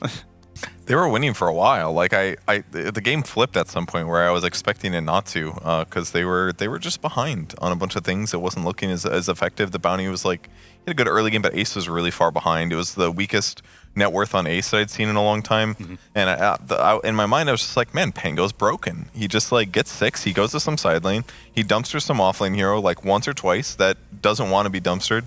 And then it like messes up the normal tempo. And that was really successfully done. But then they just started winning fights and getting track gold. And Dyrachyo was very farmed. The Midas inclusion in the Armlet plus Deso build really helped out as DPS was higher, his net worth was higher, and he had track. So I was ready to flame pretty hard. I was ready to flame Tofu for this grief pick of the Bounty Hunter game too, being like, this looks kind of arrogant. I don't know, like it's not that great. Like doesn't have as good of a hard counter this time. Just like he went for the Skywrath Mage, but they still own TSM anyway in the next game. But he was not my biggest grievance. My other grievance was Celery because he was feeding relentlessly on Disruptor this game. A couple of like pretty bad out of position plays, very like non-typical of him for sure. You know, not what I expect. So we got to be harsh when he actually makes mistakes. And you know what? They still won. So they're not going to learn anything. No, they will definitely. No, they will definitely learn. This team doesn't get to the top by being like, "Oh, we won the game." Nothing to look at. Like for when DP's pushing that bot tower and they just feed like TP in and feed. Like, what the hell are you doing? This guy is so hot. Like, he's so difficult to kill. Playing with that triple wraith band. Like, I think I can't remember if the casters were flaming it or what. But they were curious about it. They were curious. I was also same. But like, it did make her pretty hard to kill when going for those plays, right? And feeding heroes into is a bit tier 2. Big question mark. Yeah, no, that was. Why did he do that? I don't know why. Why did he dive under tier 2 tower? Just keep going? He had a lot of armor, so it seemed like, why not? Okay, I was going to give a little refresher course the next day and be like, this is a tier 2 tower damage. This is tier 1 tower damage. Do you a lot more. It's so painful. It's like twice as much. Yeah, I don't know what it is, but it feels like twice as much. I believe it is it's twice. just a tier 2. It's not a big deal. It's the same for tier 2 as tier 3 and tier 4. It wasn't even for carry. It was for ace. Like, there was no way in hell that was worth it. Well, he wanted ace in the dumpster, and he knew that if he killed it one more time, that the game was won or something. He chat wheeled a haha after, so it's okay. Yeah. All Makes it water all right. under the bridge. Yeah. And Gaiman also do have some lessons to learn from that, like maybe perhaps carrying more detection against a Mirana, because when they weren't able to get that Doom off, and 33 was able to activate BKB because he turned invis for like a half second, that was a turnaround point where Tundra all of a sudden were back into the game. That was kind of a cool item build choice by 33 actually, to just skip Greaves that game. Yeah. He had triple Wraith Bands, so you could argue he already had enough armor, and it gave him armor in an important part, which is in the laning stage when Lifesteal would be able to run him down endlessly. But by skipping Greaves, it meant that if he gets doomed during the fight, his BKB may or may not be active. If it's active, he's not taking magic damage during, which is it's a decent thing. And if he gets doomed anyways, like he's not going to be able to pop Greaves at the right time, so the aura doesn't feel nearly as good, I feel like. So it was kind of a cool pivot. It was like a way to make him like still effective as a hero in that match when he was, in a lot of cases, the likely doom target. I like the potential of the build. I love me a good BKB into Sheepstick. Yeah. My favorite build. So maybe it works in another game. Didn't really. I mean, he did not have that much impact in that game. I think he nearly had the lowest damage on his team. He was kind of doing his job, though, I feel like. You know, he was getting in there. Things were being cast. The fight was starting to form a little bit. I feel like, if anything, they kind of struggled to get this Wraith King, despite the blink, to actually get, involved. Felt like they couldn't actually continue the damage at a skitter. It felt like they just didn't have enough damage in general. Yeah. Like when they went on Quinn mid and they killed him, it was like, okay, we're committing our roll, we're committing a Wraith King stun, we're committing the arrow, like, and with all of this CC together, we're able to actually kill him. But then you see the fight at the Roche Pit area where Lifesteal is infesting Quinn and he now has a bunch of extra health. It's impossible. They just simply cannot do it, and you have to use way too much. I think it was just a Wraith King. It was like a net worth problem. Kind of like it takes time. It's not easy for a Wraith King to get ahead in terms of net worth. And maybe if they were more ahead and there was more like pick off type stuff, maybe Wraith King would have felt better, because then he's like blink stunning into arrow, some guy dies. But I mean, out of the enemy heroes, again, Bounty Hunter having high armor, legitimately, it matters a lot, because Wraith King is one of those carries that like wants to jump on a support, throw the stun, hit them with the crit, they go down to 20% HP, and then he kills them with like the second or third hit. That's like a normal Wraith King against support performance. So if you can't do that against a Bounty Hunter, that's one less hero that you get free kills on. The other one's Lifestealer, you are not killing that guy. And the other one was like, Ember Spirit, who can basically slight, BKB, dodge, Searing Chains you. They have so many tools. And the other one's Doom. Like, he didn't have good targets to murder. That's how I thought Pango's job was for. Have we suddenly found out the answer to Pango? Because 9 is no slouch on that hero. And I would have thought that picking Pango and having 4 melee heroes to shield crash off of is a great game for Pango. For 6 seconds, yeah. And then? Well, then it goes away, and then they... Well, I thought he should be doing damage, because you're saying the physical damage mitigation is high for Wraith King. He's rolling, he's bumping, he's shield crashing, that's magic damage. But not enough to finish off this team. I'm just saying that I wish that Wraith King was better positioned to get solo kills or to be higher on net worth. And he's not the fastest farming carry right now. He's just picked generally from my perspective because he allows you to push out side lanes that you're not in because of skeletons. So it's a common thing against Tundra when people ban against him second phase. They ban CK and it's kind of the same principle. It's like the illusion creator that can push side lanes. And skeletons kind of do a similar thing. So that's one reason that Tundra really likes those type of heroes because it fits their how we play the map strategy. They just don't care as much if it's not as good at getting kills necessarily. It's still like fine, but like Wraith King and CK are kind of similar in how they pick and play him. Perfect timing. We have an interview lined up with Dyrachyo. Dyrachyo, thank you so much for joining us and congratulations on this win. Thank you, thank you. Pleasure to have you. I've been enjoying your team's out-of-the-box picks recently. We had the Skywrath Mage come out, we're having the Bounty Hunter come out. How much are you involved in these discussions? Because I would have thought, as a carry player, you're like, don't pick these grief supports. Be useful, please. I don't really care. I trust my boys. Usually I'm just saying about my hero and like, I'm rarely saying about the other roles. Usually it's only about the post tree, what we should ban, or carries what we should ban to pick my hero. And that's all probably. Okay, so then for game number 1, you're calling out for Morphling because I'm assuming you just love how the Ags goes up against that Phantom Assassin?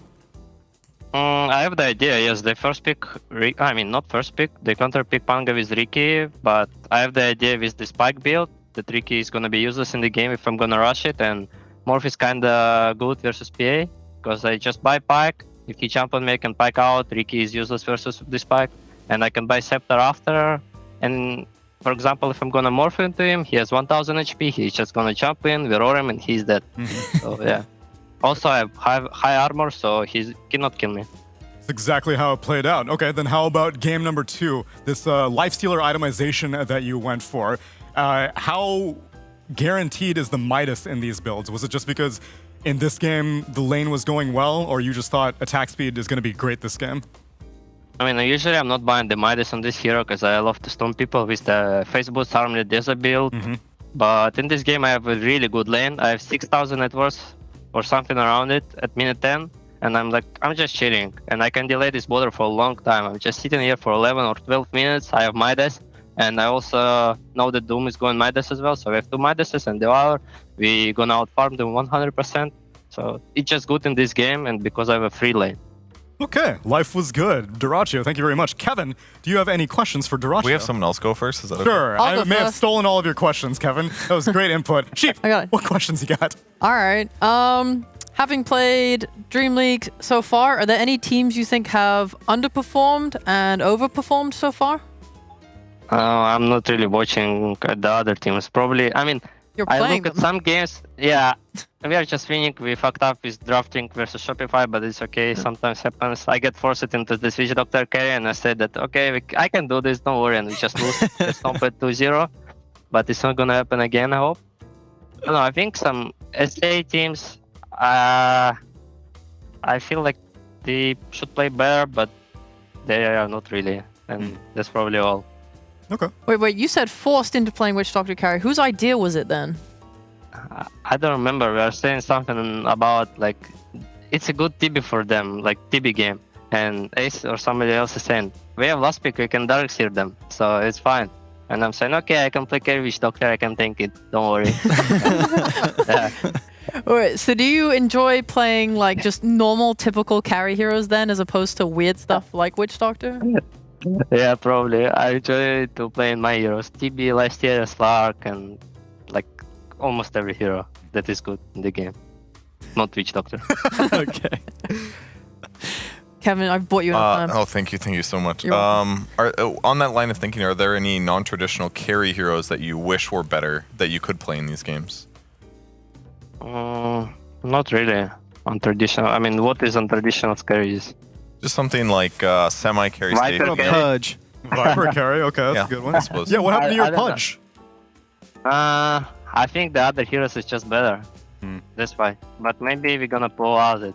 I don't know. If they're gonna make 8 carry bans, I'm gonna still have something. Patch, for example. I have one more question. Sometimes people, not me, talk about your deaths that happen that look a little weird. Do you have any defense of these deaths on the map? For example, the first game, when like I'm playing Morphing and I die randomly from this vacuum. Yes.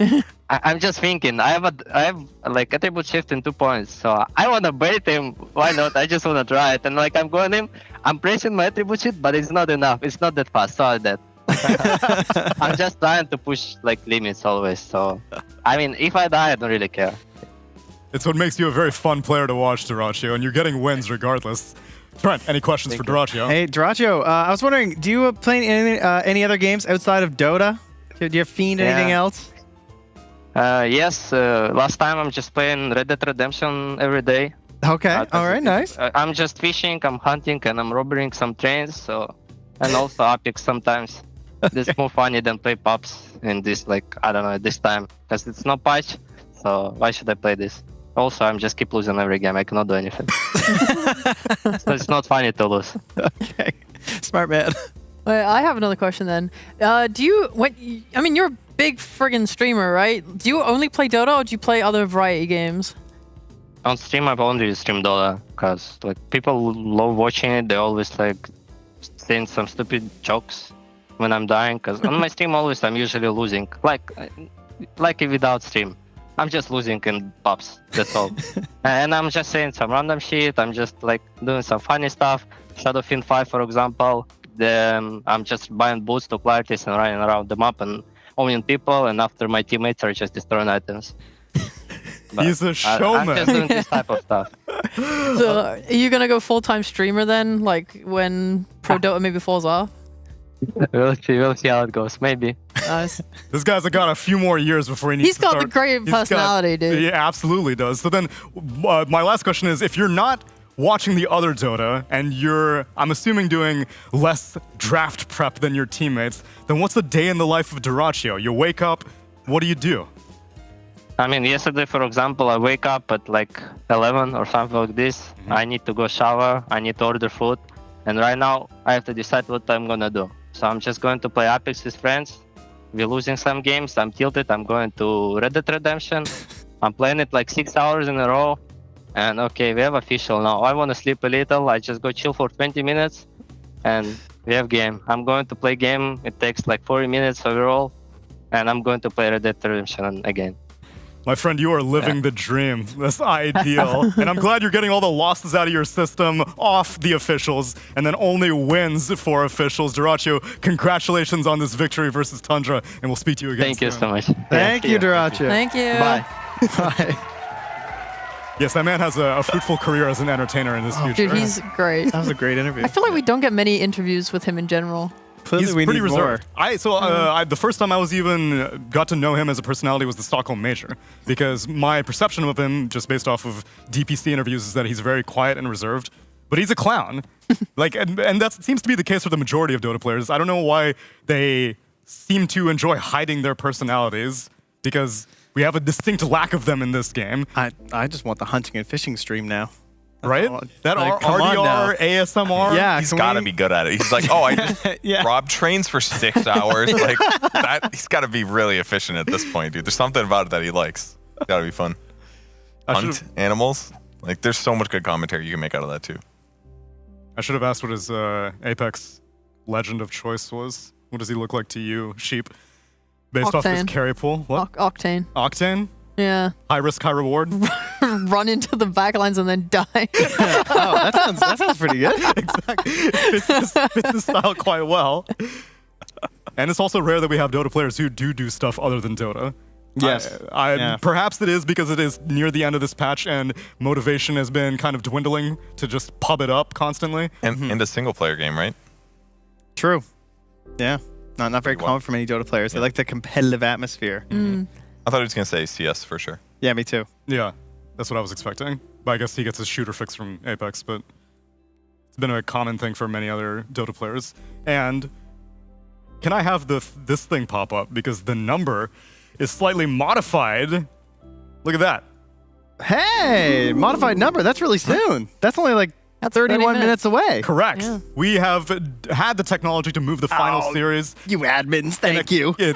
Bless up to the admins, and we will be treated with TSM versus OG a little bit sooner than expected. But don't worry, we won't leave you empty-handed. We have something else planned.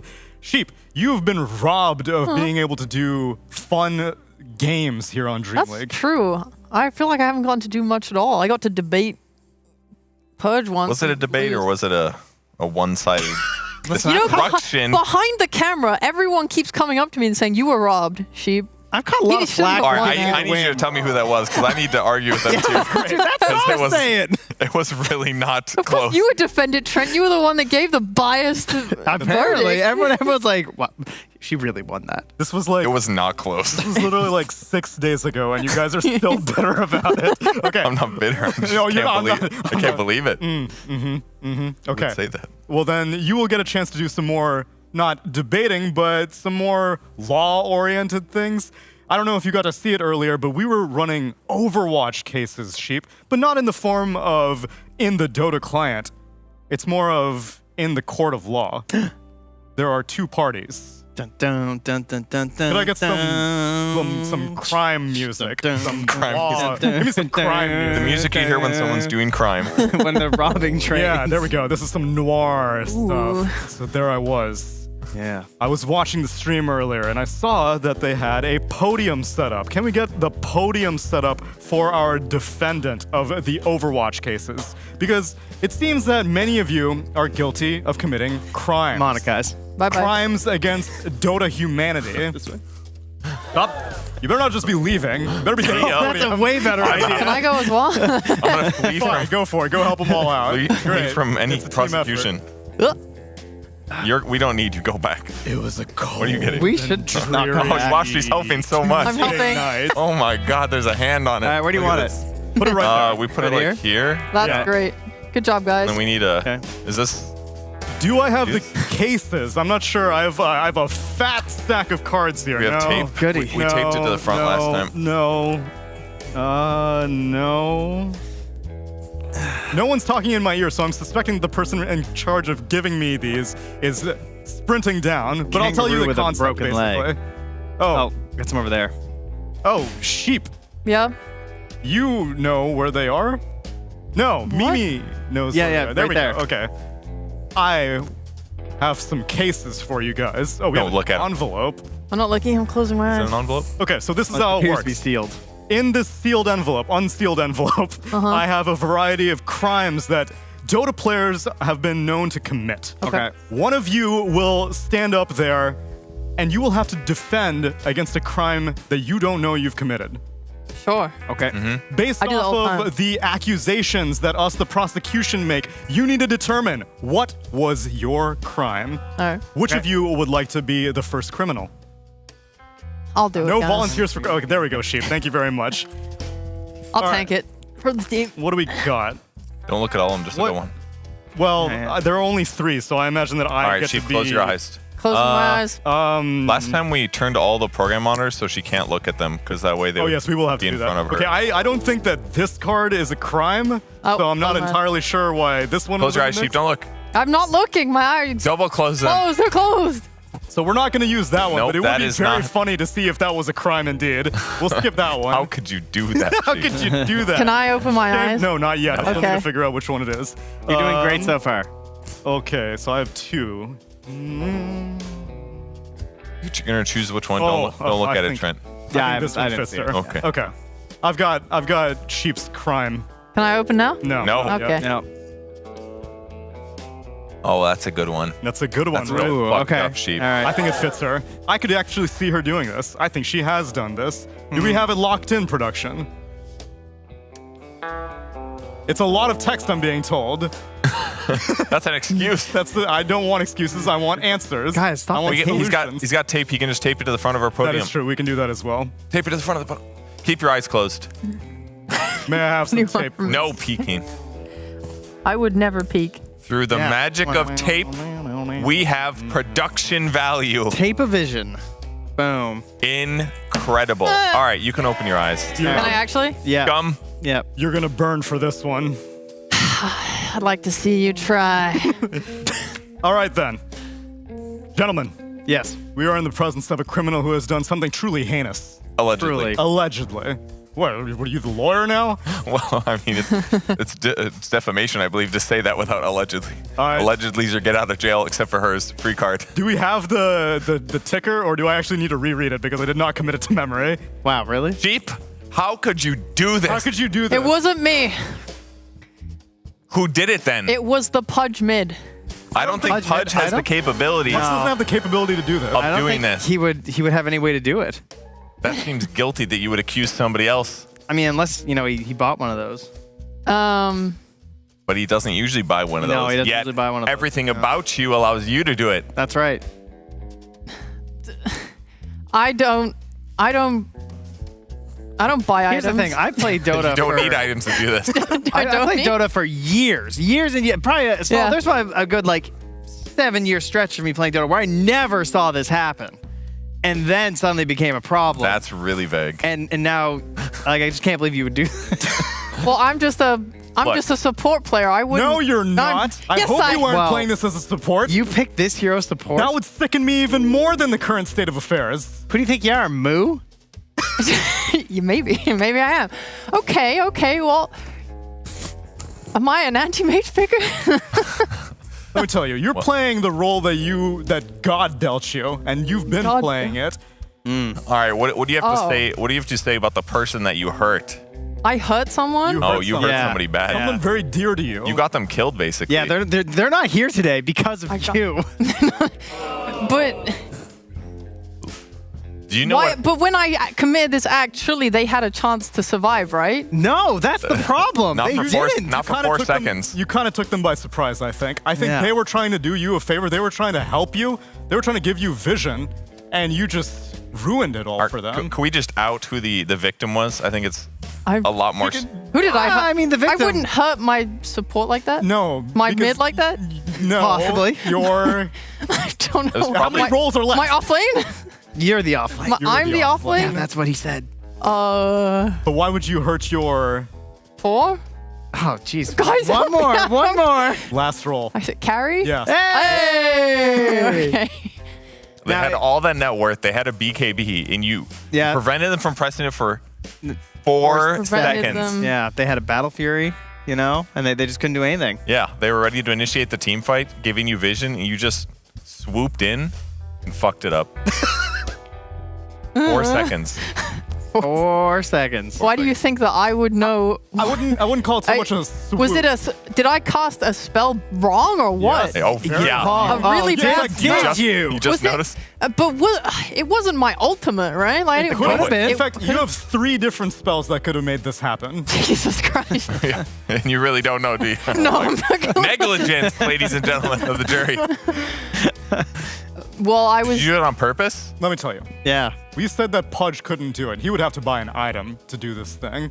It was a carry player. They were trying to provide you with vision. And you stunned them for 4 seconds. Before they could BKB. Yeah. They trusted you. What offlaner can stun people? What offlaner can stun their own allies? Or perhaps it's not so much about you. You know what? Yeah, It's that's about the worst part, carry. is that you What can't usually kind of stun. Carry can get themselves stunned for 4 We have the victim is here. We have a reenactment that's coming in here. Oh, hi. Just to prove how negligent you were. Actually, you wanna... I'm light cap. You wanna... What? No, he can handle it. Okay. Don't worry. What do you mean? I do love how Cap watches the program monitors upstairs and he just goes to himself, they need me.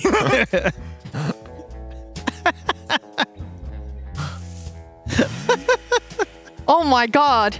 Did I quelling blade my carry monkey's tree? Close. If you did that, then any hero could have done that. Did I? Did I Underlord teleport ult? No, it That's was. just one spell. I want God, an there's one offlaner. really obvious. Well, there's 2 really obvious ones. Did I? I'll give you a hint Did that I- Cap also provided. Oh my God. You scared him. What's that? Oh my God, who breaks the trees? Oh, did I Mazarina? The trees? Okay. No. Did I? Keep going. Look, you have Did 3 skills. Oh, I'm Timbersaw and I walling tested my poor monkey's tree. All right, we'll count that. Okay, congrats. You're going to jail. That's you piece really of shit. hard. I'm sorry. You're gonna burn. Directly to jail. Flamethrower. They were here for set dressing. She's like, I need to do 24 more pure damage. Would you like to speed run one more case? Not you. Not me. Please take me off this one. You're free Yeah, sure. now. Yeah. Okay. Thank you, Cap. Thank you, Cap. Well done. For the reenactment. Can we get a claps for Cap? Claps for Round Cap. of applause. Thank you. Thank you. Just one. That's really difficult. I'm really stupid. It's probably not easy. Yeah.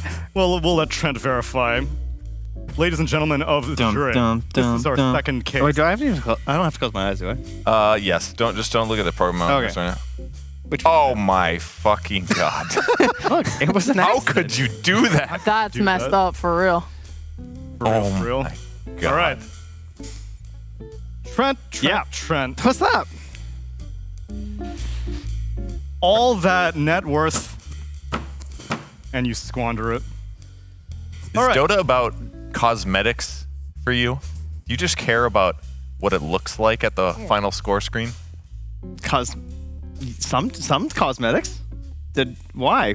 Am I not supposed to play Alpine Ursa even if I'm bad at Ursa? This guy just cares about what his inventory looks like. Oh, I thought you were saying what the Crystal Maiden cosmetic might have had. Way too small. Just trying to add a little flavor to this piece of shit. My goodness, what an accusation! So you have a lot of gold, and this is it's a very popular item to build. Right, yeah, so I got my Radiance. What's wrong with my Radiance? No. What's wrong with my Midas God, Radiance? I wish you bought Radiance. That would do something with a fucking useless player like you. Oh. You don't have to press any buttons. For a selfish works. personality that you have, Very Radiance selfish. would fit that. It doesn't even have good passive stats. Like, if you're not going to use it, why would you buy it? Am I lifesteal and I jumped into creep? I mean, I wouldn't do that. I would do a lot more. Because I wouldn't. Like, it's not my fault. My support players weren't helping me. Oh, so you're looking for help? Is that what it is? Yeah. You were looking for help from your allies? Yeah. Oh, Weird. geez, wouldn't that be nice? Yeah, wouldn't that be nice? Wouldn't that be nice? If one of your teammates actually helps you? Oh. Now he knows how it feels. But it's not my fault because my carry didn't know how to play carry, so I had to do it. I wish you did it. My carry was bad. Did you just think about it all game? You're out there just causing blame. How about you try helping other people for once, huh? I did try to. Did you? Well, I made sure that... Would you click it with your mouse first and then it was too late? I made sure that I didn't get an AFK abandoned. I mean, you That felt is pretty true. AFK in that moment, to be honest. Many moments. Multiple occasions you had opportunities. Oh, to pick up the Aegis? That would have been worse for sure. You'd go to jail for that. Oh, okay. Again, you had all of this net worth. Yeah, I have all this net worth. Yeah, right. You purchased something with it. My Moon Shard, and I gave it to the enemy team. See, these are, I bought a Rapier. Did I buy a Rapier? These are all inherently selfish items that you're talking about. What makes it more selfish is that you didn't need to use this just for yourself. This could have been a team item, and yet here you are, just exclusively. Yeah. I'm hogging the neutrals? No, you're trying to. You want people who look at your inventory to think that you're a good guy, but the reality was you weren't one time. Oh. I mean, I get it. Oh. There was a Slark in the game. Yeah, so I bought all the wards, and I'm holding them all from everyone. You probably did that too. And I'm not placing them. I wouldn't be and the surprised. sentries. And the gem. These things aren't expensive. See, No, they're not. I am envisioning that you specifically got this because you were trying to counter one of the enemy heroes, which is fine. Yeah, I gem. understand that. Yeah, I bought the gem. I bought 10,000 sentries. Look, These Trent, are all very cheap items. You're really pushing me towards my limit here. Can you just bought fess up already? My nullifier?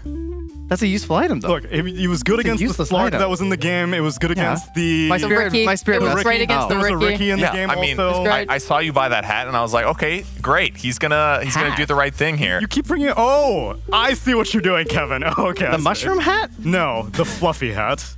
The fluffy hat? Mm-hmm. A Slark and a Ricky. Yeah, on the enemy team. You were Yeah. trying to counter them with this. At least that's what I'm assuming. I think he was thinking about himself. He's always The whole thinking about time. himself. Or maybe he was force trying. staff. I have a force staff. Okay, Did I okay. force staff my ally into the enemy well? I wish you did. It I would have been a lot better than what you did. At do. least you would have done it once. But instead, again, just so selfish. I think he was I trying to build only it ever into a force staff hurricane. myself? What's wrong with that? Oh. Are we good? We're good. That's good. That was Pretty close Boo. enough. You didn't use your force staff to save an ally once all game. So what? Oh my god! All right, actually put him in jail. Call the cops. What? You guys didn't deserve it. This is a crime now? He was just out of cast range because he was on the other side of the map every team fight. It's not his fault, dude. Look, that thing's hard to use these days, guys. It's been nerfed a lot, okay? Well, it's probably going to get nerfed even more. And listen, all I hear these casters and analysts complain about is 4 staff saving people all fight. So, I decide to make the game interesting and not make it boring for once by not 4 staffing everyone out of every single initiation the whole time. And what do I get? Put on trial. Literally. Wow. Typical. Deep state conspiracy. They set me up and try and take me down. We watched the replay, okay? Your mouse didn't go over that item one time. You didn't press it. It was just double tap all day long. But Trent, I'll forgive you though, because I value your Dota knowledge as we wrap up another series of Overwatch cases, and we get into our final series of the day. Ladies and gentlemen, I hope you're ready. We're about to bring you TSM versus OG for DreamLeague Season 19. Stick around. We'll be right back.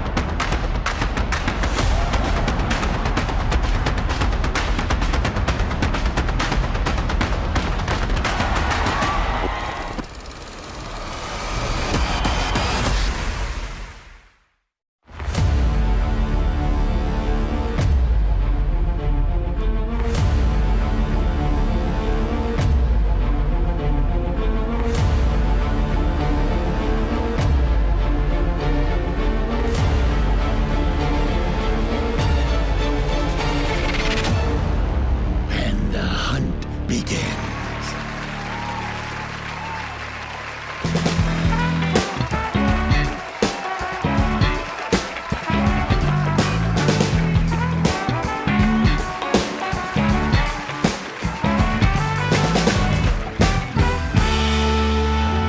Greetings, everyone, and thank you so much for joining us for our final series of the day here at DreamLeague Season 19. It's TSM versus OG, and these teams are having a roughy, Trent.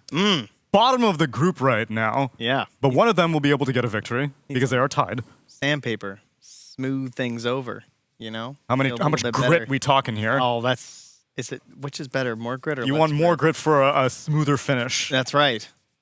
So there's such jagged and rough edges, we could use a lower grit. They probably only need like 100 right now. Okay. And if it's jagged, don't you want a We lower gotta grit start right with now? the lower. Yeah, we're gonna start with lower, and then I we're just gonna work learned our how way. to sand 2 weeks ago, so I'm just really involved in this conversation. You learned how to sand? What were you sanding? There's this railing outside my house that I bought, but it wasn't very well sealed, so it just kind of got moldy, and we electric sanded it all off, and then we haven't done the painting part. The only downside was the output of the sand was like directly onto my shirt, so now it smelled like plastic or something weird. But I did do the sanding. It was pretty cool. It's fun. Wow, Thank nice. Well done. Sheep, have you ever sanded something? Yeah. She beat me by like 14 years or something. Quite a long time, actually, because we had... Oh, because you were a cosplayer, and you have to sand things then, right? Yes. Okay. That's actually what I was going to bring up. Back when I was in like secondary school, which is like younger, like what, 13 years old maybe, I did a medic cosplay. I had to make the medic gun from TF2. So I... You did a medic cosplay? You did a Yes, I thought it was I gonna be something did. really lame like anime, but it was my favorite character in TF2. That's so much cooler. What the hell? I thought for sure you were about to say Naruto, and I'm so pleased He was right checked now. out. He was like, oh my fucking god, we're going to talk about anime for 2 minutes. Archimedes, like the bird. I did. I had the bird. I made the so much better. I made the saw as well. You had a saw. Wait, which The one? bone saw. Which yeah. one would you walk around and wield? Because the metagun was a two-handed thing. Yeah, well, I had it in my pocket. Oh. I made the backpack okay. too. But yeah, no, the gun required a lot of sanding. So we So had impressed. yeah, we made it out of like foam, like a foam block, and then I had a teacher from school what helped me. It was great. Hope you make a gun. Yeah. Yeah. Oh, red or blue? What? Red or blue? Red. Oh, unfortunately, I was blue. You're But it was the time of my more life. of an excavator than a builder. Yeah. Well, let me build up some tension. Because it's time for OG versus TSM. Oh. Game number 1. Guys, I think he was choking. Neil, I gotta say, I'm pretty into this like IO ban first phase because what it does is it forces your opponent to ban Doom because Doom is strong if there's no IO. Kind of cool. Doom is... Why? What happens if there's a Doom is Doom strong. purge? Well, he gets doomed and you just heal him or you send him somewhere else temporarily before you bring him back. You could argue that the IO is the medic in this equation. That's right. That is very good. He's gonna Uber charge him. Gonna link you together through a whiskey, energy, whatever. Some juice is flowing. I don't know. That's actually the only reason I ever pick Venomancers. It makes me feel like I'm playing mini NG. But Venomancer's really bad. Oh, with the so- gunslinger? Yeah. The That's wards what are I'm your saying. gunslinger Little wards? mini sentries Oh, everywhere. yeah, I That was got always you. fun. Yeah. Been playing TF2 for years. I didn't realize. Guys, you guys want to queue up later? Yeah. Anybody chat? Want to? No. Heavy weapons guy, you know? Dude, that was my most played game. I got like 500 hours in TF2. I felt really good, and then I played 24,000 hours of Dota afterwards. Where You it all slacks and began. I, same origin story. Oh my god, Pango, OG won. Okay, this Wait, is No, finally that's a blood not what secret. happened in game 2, Sheep. The TSM Pango- won. Bloodseeker gets picked. OG thought they were clever picking this Pango, but we saw a consistent ban. Protection. Do we still have the 9 WoW queued up? Because I saw the morning panel get it, and they were not prepared. They had no idea why it was there, and they kind of just went back. They thought it was a bug. I think they was like, that was weird. No, I saw it in this draft. But anyway. Wait, what was the context that they played it in? They just Someone literally- said "wow" on the panel, and Oh. they brought up the 9 "wow," and they looked really confused, and they didn't comment on it. And I laughed. 'Cause, hey, that's our cut. Yeah, we'll save that as an Easter egg for other night shift segments. Anyway, Bloodseeker gets selected. Does that completely invalidate the probability of this being a mid Pango? Because you're like, I gotta give this dude lower farm priority if I'm gonna get ruptured every time. No, you need more farm priority I to see. make up for the fact you're going to get ruptured every time. So you can play off your swashbuckle instead. And then you're not in the same lane as Bloodseeker, so the moment he hits 6, he's like, well, it's time to rupture. True. You just go gank the other lane instead repeatedly. Or you run at the Bloodseeker, that could work too. 10 seconds remaining. Exactly. It's so smart. But I've seen a lot of Pango picks into Bloodseeker bans this tournament. Yes. I haven't watched every game, but for myself so far, this is like the first time I've actually seen them against each other. Yeah, I've never seen it make it through. So the OG being pretty bold on this one. And I was noticing that Ari's been playing a bit of Pango in his pubs. I know Ari definitely spam. We even asked in his interview. He likes to spam the heroes that he thinks might be necessary, of course, like most pro players do. They have the ping pong paddles. Playing the paddles. He has the ping pong balls also. I'm curious how he's gonna utilize those. You know the red side sounds different than the black side? Yeah, because they have different textures on both sides. They do? Yeah. No, I just made Is that that up. intentional for competition? So I'm not sure if these paddles have it, but I know You're really good. I've watched you play with DSJ, and you're much better than I am. the high tier paddles do intentionally have like one side has like dots kind of. Oh my like God. a dot texture, and the other side How much is smooth. grit Like a would tongue? those dots be? Like a tongue or something? It's rough, yeah, but Like a not cat's tongue? not that rough. Yeah, what kind of tongue? Kind Like of a rhino tongue? Oh, speaking of which, but while I bring Speaking us of rhino tongue? briefly on topic, yes. we got to look at the webcams, and Whitemon is playing today, so he has still not gotten on his plane here yet. So Can we confirm he's not currently sitting in a commercial airline? that's true. I would love to. I mean, he's good at playing on ping. We've Yeah. already verified that. I mean, I've gotten the Wi-Fi before. It's not that bad.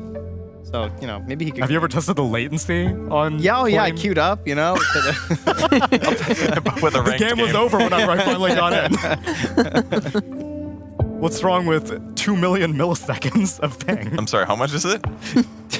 What's the actual ping from an airplane? I have no idea, but I would not be surprised if it was like 2 million milliseconds. I mean, it's going to some satellite, and then back satellite to beams Earth. it down. And Yeah, but you're closer to the satellite. Shouldn't the ping be lower, guys? Come on. But the internet compared to your typical satellite gaming, yeah, maybe. But it's a inferior. series of tubes internet. Yeah. And we can't send those tubes to the sky. Oh, amazing! Those tubes can hang in the sky so without getting damaged. Man, science is incredible. It is. Someone's got to pay to upkeep those tubes. That's why it's expensive. Actually, the Okay. reason is because it takes a lot of gas. No, we're still. I actually hate being here. Can I just leave? Yes. Yeah. I can? Yeah, get out. Okay, bye, guys. All right, bye. See ya. Great job. Nice one, guys. Oh, great. Nice. Great work. Great work. Awesome. No, get away. No. Thanks. Nice sound. Bye, guys. We've Bye. been invaded. Not a German joke. Kazu, welcome to the panel. You were not expecting this to be an earlier series, were you? No, I wasn't really told, but Yeah. I did get my makeup, and now I'm here. And yeah, I guess we're halfway through the draft, huh? Better vomit your thoughts out now. We have, they picked Pango and they picked Bloodseeker, which you probably don't know this, but a lot of people consider Bloodseeker to be a pretty good counter to Pangolier. Really? Yeah. Can you tell me why? They often ban it because if he tries to ulti, he uses the Rupture and he's upset. Right. Yeah, and there's silences and a lot of other stuff. But now we're actually going to see the matchup happen. So it's actually, yeah, it's a pick that we all know is very strong against the Pango. We've Well, all now seen you know. Pango. Oh yeah, true. Now I know. Beforehand, I didn't know. Yeah. So I guess that's why all the other teams banned it in the first phase, right? I guess I appreciate the clarification. Did you know as well? Yeah, we figured it out last game, but only because they banned Pango in the first phase, and I think Trent was like, "Whoa, I think that means they're gonna pick up Pango, right?" And they did. Wow. So yeah, if you didn't watch the series today, I mean, We've been on a bit of a Pango kick here. I understand. Well, I was doing some prep beforehand. Okay. Mini sentries. And yeah, apparently prep is kind of useless when you come in like 50 minutes late into the game. Don't worry about it. But did you guys know how many unique heroes these two teams picked in their last 4 drafts? I would assume that these two are amongst the lower versatility. Any guesses on numbers? 22 and 24. In the last can't be 2 true. In the last 4 games. 4 games So that they've 20 played. heroes maximum, Trent. Oh, I thought you meant. I understand your question now. I'm gonna say That would be very impressive. 9. No, I'm going lower than that. Oh, you guys are way off. I'm saying 7. No. We're going too 20 and 18. OG have played 20 heroes in the last 4 games. that is so wild. It's like they're trying to do different shit I every think game. it happens to teams that are lower in the group. Now that we're in the draft, I'm sorry to not only speak about the draft, but it happens to teams that kind of lose their identity throughout the tournament because you're like, well, this doesn't work, and this doesn't work, and this doesn't work. So every day you try and do something new. Yeah. I've been there, and it really hurts when it just keeps failing. Until eventually you have this one series, you have this one game where it works, and you're back on track. But how do you know which part of it worked? I thought usually whenever teams are struggling, you have like this one anchor idea. Yeah. This player we're going to build around, this hero we're going to build around, this strategy we're going to build around. 20 different heroes means there's no consistency. So if it finally does work, then are they like, oh, this game, the Veno was really the good thing here? Sometimes you need magic to happen or the talk that you had the day before to have sparked something good within the players. Okay. So hopefully, without me having looked at this draft, one of these teams can replicate it because they need it because they're both in a very dire situation in this tournament. Yes. OG more than TSM here? Like in terms of their... You're on the dire side. It's not Yeah. He's good. He's good. I'm just warming up. He's just catching up, you know. Right now, though, we have a Pangolier versus a Bloodseeker and a Storm Spirit, which is another hero we've heard discussed constantly when it comes to the Pango. And we have DM's Venomancer coming out here, so certainly a well-known Siggy hero for him, as my host would say. It's usually picked to beat a carry that it can abuse in lane, and this one's kind of cool because normally Bloodseeker is like offsetting that harassment with healing, but you get hit with one poison sting and you take like 200 damage or something like that with later levels. So that might be a way for them actually to win that lane. I also like the Veno. I mean, first of all, you have Pango into Bloodseeker, so you need to help him in a way, maybe slow down the Bloodseeker in the game. Something else that should be very good in this game are auras. If your Venomancer can get to Greaves and potentially pipe, Bloodseeker wants to run into a fight when people start trickling down and get low on HP. So mech and auras is very good against it because you keep your team healthy, which makes it harder for Bloodseeker to enter the fight. Something else that TSM should be a little careful about is picking a melee offlaner, because OG could still flex the monkey to carry as well. I'm not sure how often they have done this, but this is definitely something you need to be aware of now, because you pick first on TSM, they can still flex. They could pick even like another 4 that's even stronger with the Veno in the lane to then really shit on your Bloodseeker. So far in this tournament, Taiga's been the only Monkey King player on their team. Have not given it to Yoragi quite yet. But It does make sense, but you should keep it like in the back of your mind a little bit. What kind of heroes do you like with Veno? I believe you have experience playing Veno. I mean, Monkey King does kind of fit. It's a lot of these heroes. You want someone to body for you and like soak some of the early aggression, because your level 1 and 2, it's atrocious. It's really bad. So you need heroes who like kind of carry you out of this level 1 and 2, either because they're really strong or because they're gonna take the aggression for you. I mean, this has to be a Kasane hero. I feel like he's generally the Zoo type player. Your Lycan Enigma. Oh, no. But that's where Ench is already very good. So I don't know if they are gonna try to tailor away from it a little bit. Yeah. I think they're being heavily dissuaded. Wait, you know, you said TSM was 18? Different heroes picked? It should be, yes. And OG was 20? Yeah. It's probably because Kasane Lycan came out and that was the only consistent hero in their matches. Because that has been one of their mainstays. It was Lycan, I think, and Clockwork that they had picked twice. And everything else was different hero every game. And this is also looking very different than what they usually do, aside from maybe the Rubik. But Braille hasn't been doing too much Storm of the Spirits. I think Ember has been his favorite. It's a tough pick here. There's no world where we're doing offlane Bloodseeker, right? Probably not. I mean, you can, but it's... Yeah, not really ideal. No. I could still see some... I mean, most of the heroes they want don't feel amazing, but something like Lycan or Underlord is something I can see.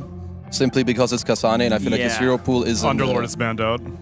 Yeah, so it's not that one. It really feels like they're just going to spend a minute and a half and just pick Lycan. But what else? Because the push would be nice.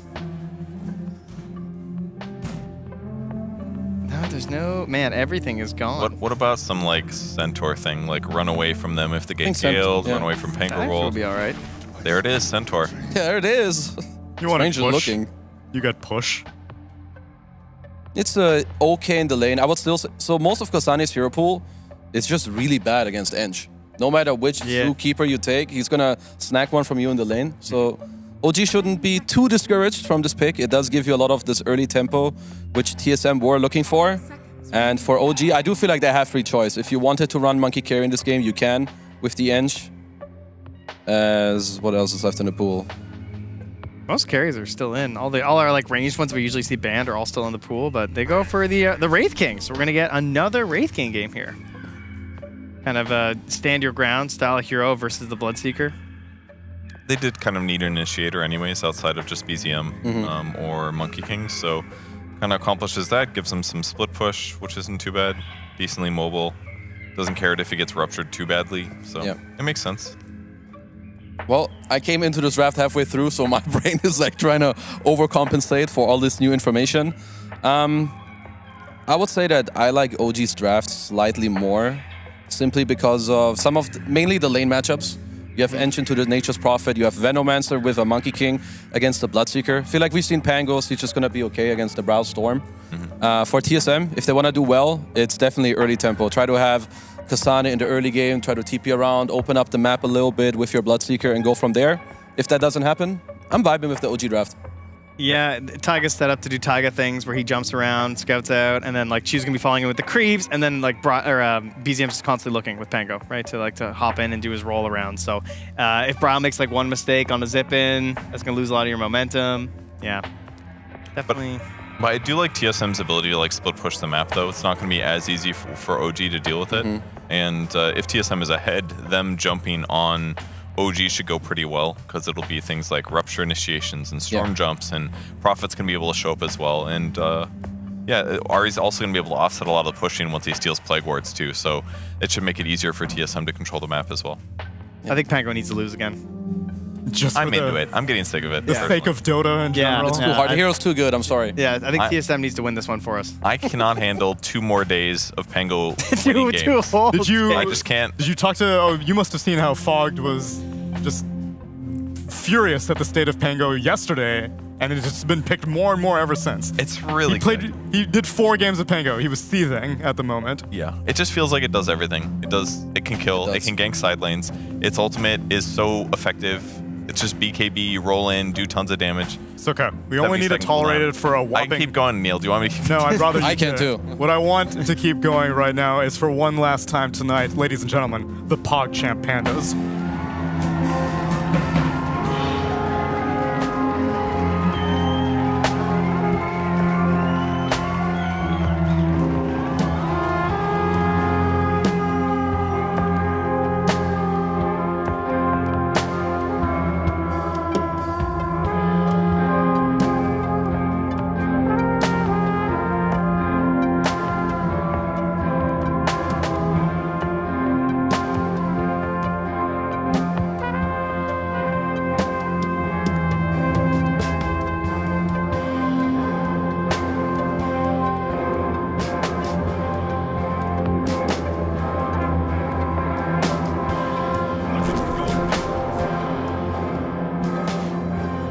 Well, it seems as we are pretty deep into this group stage 2 that the state of the teams really hasn't changed that much from group stage 1 to group stage 2. That was my Venno impression. You like that? Hey, yes, I did. Caught you off guard, caught you slipping. Yeah, what kind of intro was that? Completely destroyed my introduction. Welcome to group stage 2. No, there was a story here. TSM Every game has a story. Respect the goddamn story. And the story is... You sound like Game of Thrones. The teams that were at the top of their groups in group stage 1 remain so. And unfortunately for TSM and OG, the same applies to them. They got 4th in their respective groups, and they are bottom of the group stage 2. And whoever loses this is going to be the bottom of the bottom. Are you done with your story? I'm done with my story now. Proceed.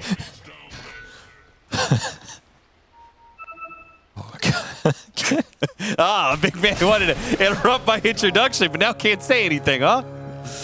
No, it's just... that last season of Game of Thrones was so bad. It was so really bad. Anyway, Whitemon's going to get Gale, then that is going to be first blood. Can you get the deny, Bryle? Bryle? Got to smack the dog. I know you don't want to. I know you don't want to. Oh, they stunned him. That was smart. Yeah, that was the next level play. Well played, Taiga. You do not want to be giving gold to Venno before the lane even starts. Cyril just buys region with it, and then he just mans up. And even if you kill him and trade, he's just happy to come back. Yeah. Nice start for DM here. Going back to that Venomancer. I'm going to do it again. Doesn't look like the greatest Veno game, though. If I were to put it on paper. No. Rubik's pretty good versus you. Storm doesn't care about any of your slows. Bloodseeker oftentimes can just bypass your wards with the haste that other heroes set up for him. Furion just TPs on you and is a summon hero that can oftentimes deal with the wards. But it's been an OG very comfort pick. Very strong lane dominator for them as well that can enable Taiga on some of these heroes that he has overperformed on, and Monkey King is one of those. I believe he's 4-1 with Monkey. Okay, so the Bloodseeker was picked up to counter the Pango. Maybe the idea is they just dumpster the Bloodseeker enough in lane. BCM will have a bit more of a game. Also that the Veno front lines in the fight. There isn't going to be just this easy, clear rupture target, perhaps. Sure. But yeah, I think the name of the game is dominate the lane right here. Level 1 and 2 are pretty strong, but Veno is all about level 2 Poison Sting. What do you get done with that level 3 timing? You start outputting those big right clicks, wearing him down, and then you have a TP cancel on Taiga. So once you're locked in the arena, you got to fight for your life. BZM already struggling here in this lane against the Storm Spirit, it seems. 9-4 compared to the 5-0. That's a rough one. Oh, caught him with another Gale. This is going to be troublesome for Taiga. He's going to take a lot of damage here. Failed to dodge the Blood Right and is trying to out-heal the damage being done and will be able to be a part of the kill for Whitemon. Though I do almost wonder, with First Blood already being taken, if TM would have preferred if Taiga died first. That's true. Sacrifice yourself. Yeah, give me the solo experience. Because now Bloodseeker has level 2 Thirst. DM does not have level 2 Poison Sting. Still going to be a lot of harass here going in. As Whitemon TP'd mid for the bottle refill. Really? That is pretty greedy, man. I know you want to accelerate Browns game off Storm, but leaving Tomato in the 1-on-2 versus Veno. That is brutal. He's going to get full zoned off these waves, so he's missing a decent amount of CS bottom. If I do that in a pub, I'm at 1,000% being pinged over and over again. Yeah, and if you're doing that in a pub with Arteezy, you're getting reported. True. Watch yourselves out there, kids. Well, Arteezy would be the one reported because he would kill his items, but... What if Quinn and Eternal Envy are in the game, then who's reporting who? Oh, Jesus. That has happened far too often. Fool, you've unlocked my trap card. I don't have enough reports for all the players in this one game. Man, had to bring out another round of tangos. Rough life out here. And the rough life is going to boost up Tomato. So maybe that's what can help this bottom lane. You destroy mid hard enough, you win it off the amp up for the Bloodseeker. Alright, was looking for that rune, looking for the kill, but won't get there in time. Yeah, if he got there 5 seconds earlier, he takes away the rune and zaps BZM, maybe even gets a kill. I think mid and bottom are the two very volatile lanes in this matchup. I haven't talked about top too much just because I think Wraith King versus Furion up here. Yuragi probably should just free farm. There's not going to be much pressure going into him. It's just a matter of who gets more CS and levels off the lane. Sure. And then Kasane is going to be able to rotate, whereas Yuragi just has to kind of farm, get into that mid game in as strong a position he can. I would expect Armlet, Deso, AEC type build here. Go for the early objective taking with Veno with the zone control and Pango around the pit. That sounds pretty nice to me. And if you're Kasane, I wouldn't be surprised to see him get active on some of these other lanes. Even maybe just TP on BZM here is getting run down the river. Being totally zoned out of lane. Once you go for the boundary rune, we'll be able to get it. Kasane returns back to top. You got to be careful how far you step up here in this lane if you're Whitemon. You're a 280 MS wolf with no boots. You get slapped once and hit with that poison. This is like 90% of your HP. Ooh, nice little pause. What's the minimum movement speed you can beat? 100? I think it's 100. So it means when he's hit by just Gale, he slows down to 140. Look, why do you ask me all these mechanics questions? Do I look like Fog to you? No. That guy knows all the mechanics. I'm not here for the mechanics. I'm here... What are you here for? Actually, I don't really know. The lore? The lore? Did somebody say lore? Nice gank if they can get it. Bryle Oh, they can't actually commit. That is rough. Taiga may actually die for this. Whitemon not able to get the final hits in and didn't have the mana for Frostbite. That was the reason why. A lot of early HP being bled off in these lanes. It's got to feel good if you're Tomato running around down here 450, 500 MS. Always nice for Bloodseeker. Taiga comes back again. This time does successfully get the kill. This is going to be a rough Crystal Maiden game. Yeah. He is already 0-3. He's not going to get the boots. He's just going to get destroyed in these engagements. Food for the war machine that OG are constructing right now.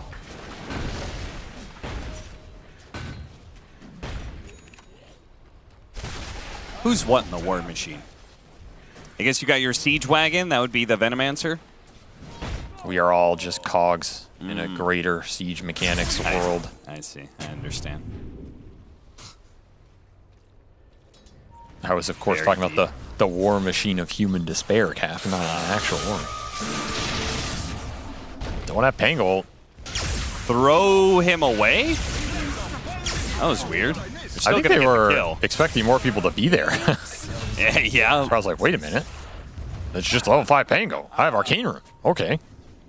Easy cleanup. And all of a sudden, Bridal is snowballing this game. Prioritizing him was correct because not only did you shut down Pango, who has been very pesky in a lot of the matches, you're accelerating a Storm versatile lineup with not a lot of insta-lockdown. You have a Wraith Fire Blast, which is not reliable for Storm, and your best stun is probably Boundless Strike. So you got to be able to catch him in these engagements if you're Taiga. I also think Storm Spirit's really annoying for Venomancer. Oh yeah, it's terrible for that hero. Gap closed, just instantly, jumps on you, disables you. You could potentially get 100 to 0'd. Even if you get him with poison, can't really do that much to him. There's not much you can do in that matchup outside of just tank up, buy some fluffy hats, buy a pipe, spam some voice lines, and hope you force an overcommittal. At least DM has some quality voice lines to be able to spam. Is BZM trying to get off the Rolling Thunder, going to be tossed back into the Frostbite and dead. Kasane shows up, and hey, look at that. About a minute and a half to 2 minutes later than I would have expected, but of course TSM showing up with 4 heroes in the mid lane, as is their MO. The old quad lane mid. You know when they lost first game and got slapped in that 12 minutes, they had a big team talk, and Moon was like, hey, why don't we just do this to other people? Now they're doing it to OG. See if OG have a team talk about it at some point. We'll find Tomato on the return with the chase down. That's a pretty nice kill to get, but you lost your tier 1 mid. BZM has been killed twice, and he has been denied all the power runes here, as well as opportunities to use early Rolling Thunders. He hasn't gotten to interact at all in this game. Very rough start for BZM, who I feel like has been carrying OG in a lot of these games. Yeah. NA mid laners, they're just built different. And by that I mean they have supports that heavily rotate and secure power runes for them. Yes, the classic tri-lane mid built different. It's funny because I feel like the NA mid laners are usually the one to complain the most about wanting the 1v1 element of it is true. mid lane. All I've heard for years is every NA mid, bring back 1v1 mid. What's all this nonsense with water runes and refills? And then the second they take 20 damage mid, they're like, GP mid refill bottle, GP mid refill bottle. Pick one. You can't have it both ways. It's 5 minutes and 10 seconds. They're just spamming the clock. Guys, power rune's coming up. Guys. These guys be out here telling you to refill their bottle before they even have it. Free TP mid, it's coming. It's coming. Grab a bounty rune at 4.5 minutes in. They're like, bro, I was going to get that. They actually, that's literally happened to me. Yes, I know. It happened to me too. Tomato's just going to smack Taiga here. Oh, Kasane. Oh, no. That's actually really bad. Kasane takes the last hit. I think maybe Tomato might have died anyway. That was a little bit too much for him overall. Yeah, after the move speed wears out. Yeah. He's just getting galed in. DM's rushing Atos here. Let's talk about the limited stuns for Storm. This is something that can help you versus Storm in those early engagements. Still tank you up at the same time through the crowns. And give a little more lockdown for an OG lineup that kind of wants the help in gap closing. It's an old school Veno build. The damage is a lot lower, but you can always build it into Gleipnir later. And Gleipnir's going to be really good this game. Do you think he's actually going to build into Gleipnir? I mean, I'm saying like way in the late game. You know, I don't think he's going to go it early here. Sure. But it's not that. Atos is no longer an item you have to build early and then just throw it in the trash after you're done with it. Yeah. You can actually scale it. So I kind of like this. If he gets it really fast, he's the most farmed hero in the game. So it's already flying out. This has got to be like the fastest Atos in all time. Certainly for the patch, because no one else has ever built it this patch. Yeah.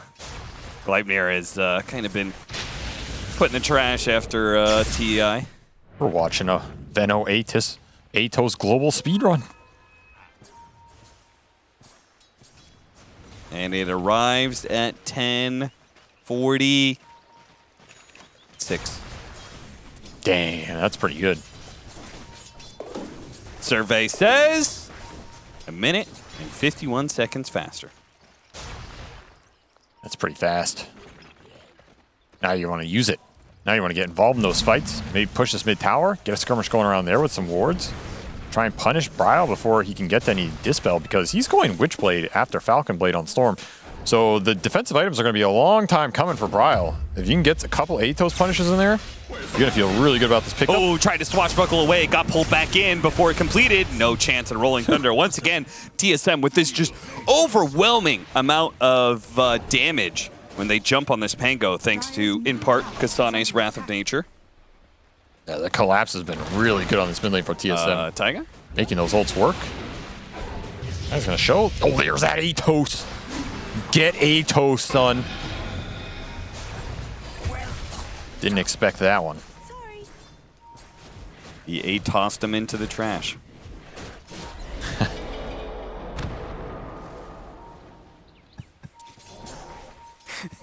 the half-hearted chuckle. I mean, I was gonna make a joke about who he saw down there in the trash, but I have enough enemies right now. I'm not gonna name anybody.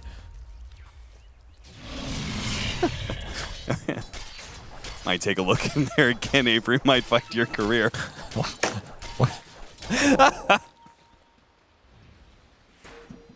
That wasn't even that funny, man.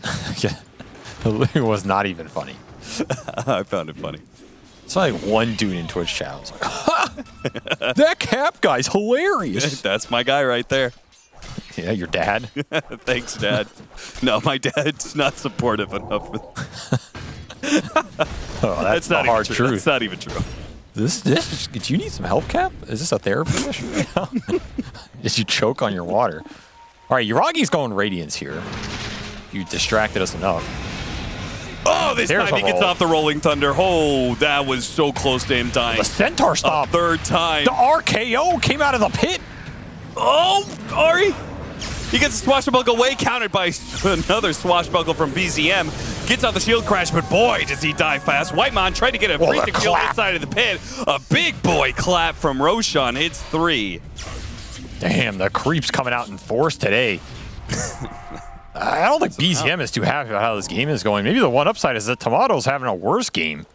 So the Pango's been shut down, but it has not been the Bloodseeker doing it. It's just been the mid clamps from TSM. And if we're looking at that network chart, it's still DM way out ahead with that Wraith King close behind. That's a pretty good setup for OG, because this Radiance on Yuragi is going to be fast, and that farm acceleration is going to come out of nowhere compared to where Tomato's sitting at right now, struggling to get to Maelstrom. Maybe the one saving grace is early Ags on Kasane is going to clean up a lot of those lanes, so you can buy some time. Another early engagement with that Atos. Great Nova. You're going to be able to kill at least one here. Taiga dodge. Oh, the Fate Bolt pounced in and finished him off. Actually, stole Gale too, on 2. OG DM's will be able to reset.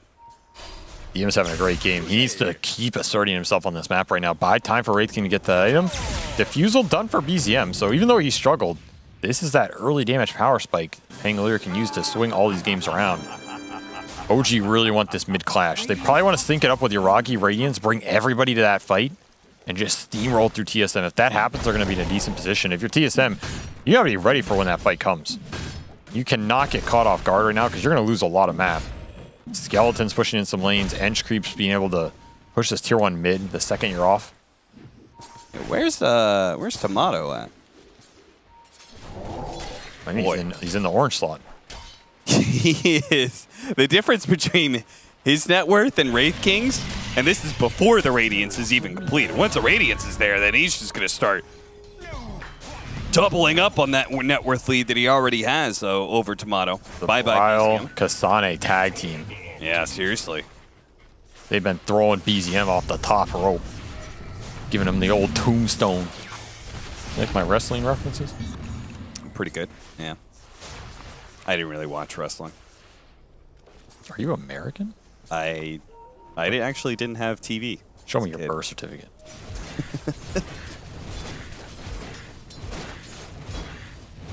9-9, 2,000 net worth lead for OG. So while BZM's having a hard time, Tomato's also having a hard time. So it's pretty much Bryle versus Yuragi. Here's the mid clash. Looking for Taiga in the trees. They saw him jump. But they couldn't actually pull him down. They got the Atos. Follow-up stun. The Rolling Thunder is not going to be there in time. A telekinesis throwback that stuns a lot of heroes there. And they've got the Rupture onto BZM. He's certainly dead. Ari jumping out of the trees to commit. Covering Whitemon, who gets a really good freezing field out once again. Does die to the poison damage over time. No one took the time to deny him. Yuragi is going to show up to this fight. But he can't really do much with it. Gets a courier. I mean, imagine that fight was synced though, right? You have this Wraith King Radiance coming out. If that fight happens 20 seconds later, you kill that Storm off the chain stun for sure, and that fight looks very different. I don't think Yuragi's too happy about that one. His team just put on the just put on the brakes for a couple seconds, and I'll come and clean him up. Well, next time it'll be easier for him to join in that fight because he'll have Blink Dagger for it. So. Yeah, but the thing is, you just don't want to be losing these engagements with the Venomancer's itemization here. Like, this is an early game-oriented itemization that you want to pay off so you can snowball through that net worth chart.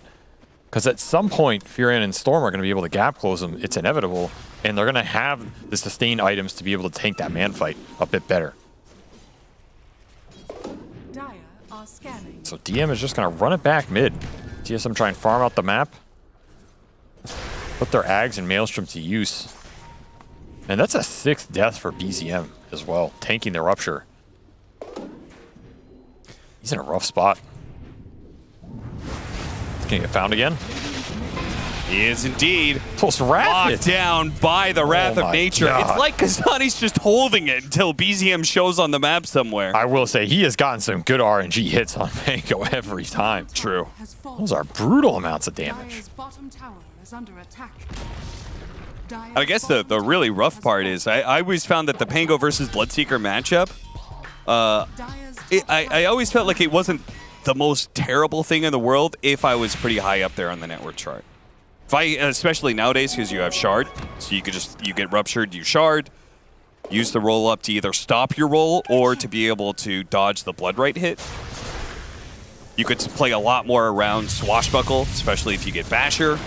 Just fight the Bloodseeker. Kasane is going to be caught. This is a big kill. And they will be able to finish him off. Jumping away into the trees is Ari. Oh, he actually didn't make it into the trees. Oh, he swashbuckled. Never mind. Now he gets it, but he's not going to be able to use it. Yuragi shows up with that blink in hand and immediately nails 2 to the board. Now, this is the time to get the Wraith King involved. He can take over the game right now. You don't have much to man fight him here, let alone take away 2 lives. It's not easy poke from TSM. There's no mana burn. You're going to have to deal with it the hard way. Probably push towards BKB on Tomato and maybe even BKB on your Furion in order to take those longer engagements. This is the window where OG want to strike and get BZM back in the game too. Your Pango's been struggling, but if you win a couple team fights here, we've seen this hero come back at rapid speed. Especially if he gets a Brigand's Blade. Oh no. Oh, I thought they were going to smoke up. Oh, they are going to smoke up. Oh, no. Nice ward from Taiga. Very deep one. The smoke's going to break. He's going to try and get away, but is going to be caught. So at least they get something for a broken smoke.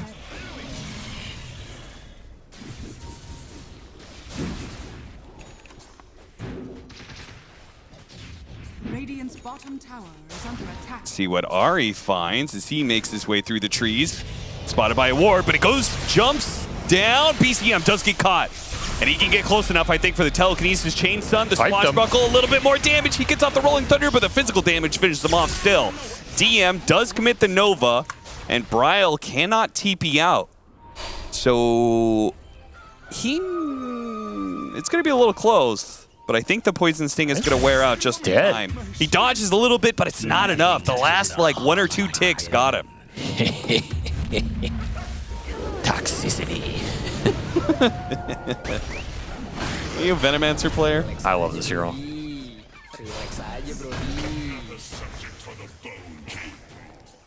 Rocky claims another scalp. I love all the bad heroes in Dota, because then when you play them and your game is rough, you can just be like, so what, guys, I'm playing Veno. Yeah, I noticed like that not even watching meta. your stream. You just intentionally I mean, pick the most non-meta heroes. Imagine you go in a pub and you play Pango or Lesh for like the 1,000th time, like a certain mid players I'm not going to name. If you have a bad game, it's all on you. You just suck. So you want to be able to have an excuse to guard your ego. If I play, I'm not washed up. This hero's bad. Exactly. If I play Shadow Shaman or Veno or Lion or something and I have a rough game, it's like, what? It was the hero, wasn't me. Nobody can make this work. Taiga spots 2 of them. They are underneath a tier 2 tower, though. This is not the easiest go. They're just going to get the first Raid King life for free. Do they have any lockdown to stop from blinking away? They got him. This was not the move. There was no way that OG is strong enough just to be diving past tier 2s like that.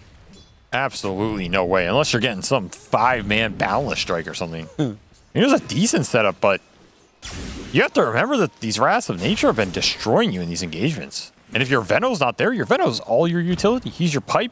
He's your Lotus Orb right now. DM's really strong, but you have to take the fights in a way where Veno can help you, which is static, stationary fights around objectives or vision. Now it's just neither. So all of that Veno network does nothing for you there behind a tier 2. And that's a big fight to throw. He's building a lot of auras for his team. Lotus Orb, Pipe.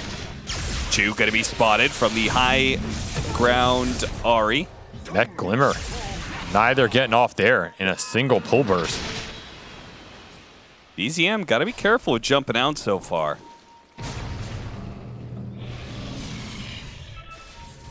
Don't want to be ruptured and overextended at the same time. He's going to be working towards that Linken's. Lotus pull. Lotus pull back there. The Boundless Strike afterwards, but they don't really have anything to follow that up. The Bloodseeker left the lane. I don't know if TSM saw him at top, but they were definitely going to go there regardless. Yeah. But BZM leaving doesn't do OG any favors. And Bryle almost took out. Oh, he almost died. Okay, he does get one. The thing is, Bryle had regenerate. So Tomato's going to heal off creeps. Bryle's going to regen up on mid. Doesn't cost TSM anything here, even off that good Veno ulti. The EKB finish for Yuragi. This has to be go time. You got to get some good fight around the Roshan area for Yuragi right now so you can transfer it into the earlier ages. Bryle's just having a field day. 9-1 on Storm. Great performance. What a great bounce back for him, too, after a really rough loss to Gaming Gladiators. I mean, he gave BZM the treatment that Quinn gave him. Yeah. Passing along the message. Now you know how it feels. Yeah. Shit rolls downhill.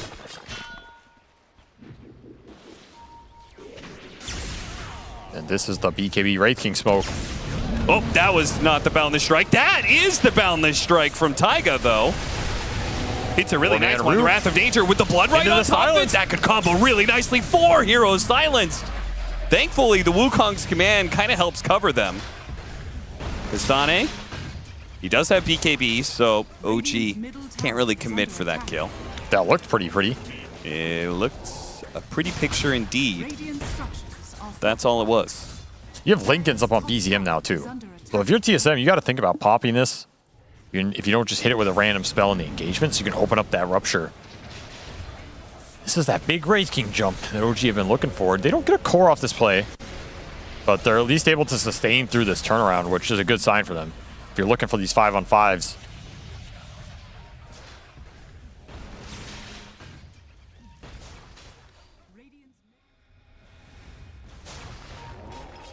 A little bit of a reset. These teams are going to keep smashing into each other. Whichever team breaks is going to lose out on the first Aegis of the game. Just looking for that opening. This BKB on Yuragi you talked about. TSM have 2 of their 3. I don't even know if Braille's going to go for one this game. He just wants Sage and Kaya to try and tank up the other way. Taiga scouting from the tree line. It's deep. Doesn't have any immediate follow-up, though. I love his warding placement. It's always in areas that are just not going to be sentried. Granted, it doesn't give the greatest vision. Oh, look at this. Sitting on top of Braille. The Rod of Atos and the Wraithfire Blast. Man, he is tanky, though. Nether Shawl. 2,200 HP plus a Nether Shawl, you're right. The little things make the... I mean, this is a good Nether Shawl game. Just got a lot of extra armor, too. Yeah, that Storm Spirit has naturally very high armor, so I guess it's a hero that takes really good advantage of Nether Shawl. We'll find the Wolf.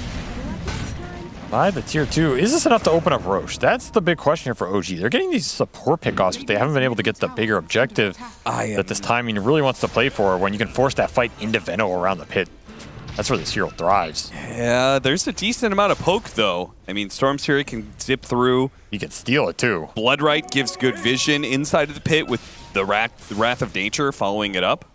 You gotta force it soon, though. When you have Wukong, Venomancer, Pangolier, it's just so good for you to fight around these choke points.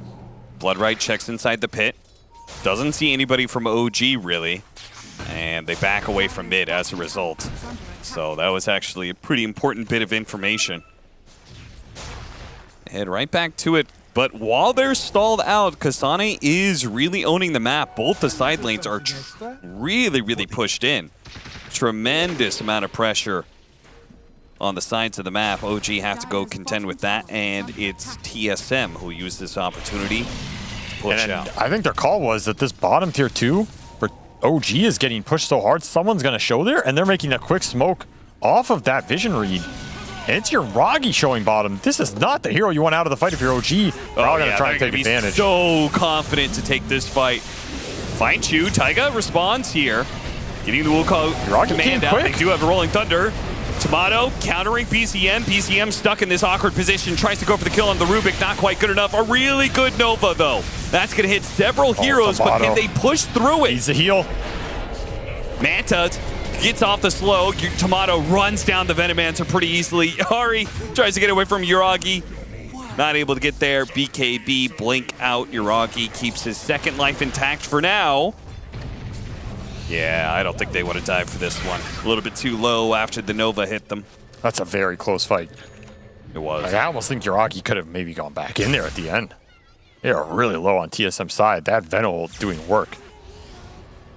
And Chu is probably the best target that OG have for TSM to go on. Because he's not going to die fast. He's just going to bait out a huge amount of Stormer's mana.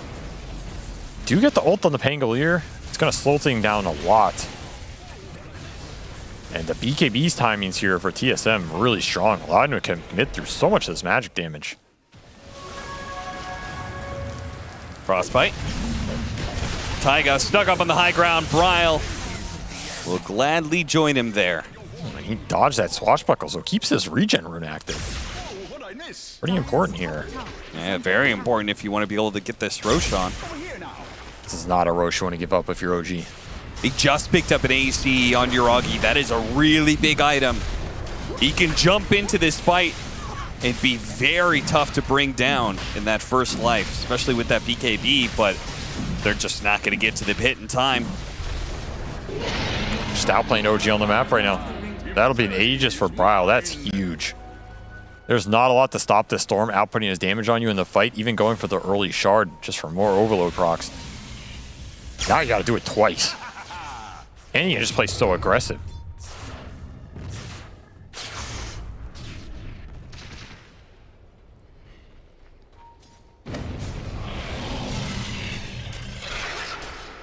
Gleipnir done for Kasane as well. There's a lot of roots going through. You only have that one BKB. What the hell? Is that real? That can't be real. That is why they are actually still up in net worth. I was about to say, I was like, how is this net worth still so even? Well, when you get... That is an insane amount of difference Yeah. for a game that's felt pretty even. I guess OG just controlling both jungles for most of the game. Yeah, and Taiga's probably a big factor in that. He's able to play inside the enemy jungle constantly, getting vision. Probably has taken a number of bounty runes for himself. Radiant's bottom tower is under attack. The bounty gods. It's crazy how much those bounty runes add up. I mean, it's only 30 minutes in. Oh, gee, wishes they had a few more of them right now. So we'll finish up Basher for Taiga. He's been trying to get there for a long time. Could be a pretty pivotal item if he can land a clutch bash on one of these cores in the fight. Unconventional first item on Monkey, which is why even at 30 minutes, it's still faster than the average. I like the idea. It's just the buildup is a bit slow, which feels bad. And then you have to land it right. If you just don't land the bash, it's a non-impact item. So maybe sacrifice some of those bounty runes to the RNG gods, and they'll show you some favor.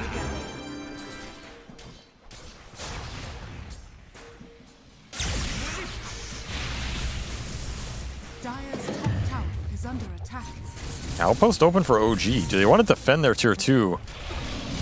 2.5 minutes on this Aegis. They're smoking up here. Yeah, they don't want to give up the parity in the outpost control. Gotta jump somebody outside of Storm.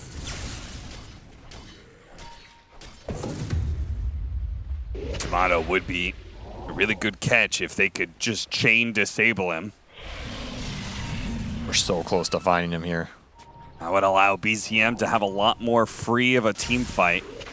Oh, obs placed by Taiga. They see Tomato coming back top. They left the area. Now they have to re-smoke to get here a second time. Yeah, the cores are trying to scramble to get back in position. I think he stayed too long. Tomato spotted. Manta, BKB. Oh, he dodges the initiation. It immediately TP's He can get bashed. out. He can get bashed. He could, bash, but he didn't. They do get Ari. Dire's middle tower is under attack. That was like heads up play by DM though, to Lotus Taiga off the root so you can maybe get that bash. That was very fast. Oh yeah. Nice little gimmick to try and get that big core kill. Tomato will escape. Radiant's top tower is under attack. This is still Aegis timer running down for TSM. They did not get a fight out of Storm Aegis here. And I think OG are very happy with that, as BZM just continues to catch up in this game. I mean, he's 4-9 to Bryle's 10-1, and he's the same network. In fact, he's ahead of him. That shows you the power of bounty runes, I guess. Yeah, there's nothing else. What? He has less CS too. Make sure you pick up those bounty runes, kids. Ah, got him. Bryle on point. Zips right through the tree Taiga was resting on. Okay, 4 versus 5. Let's see if they can get that tier 2 and take the outpost. Or if OG are gonna fight. I mean, you only have 30 seconds of Aegis left here. Bryle's also approaching a Lincoln's of his own to make locking him down even harder.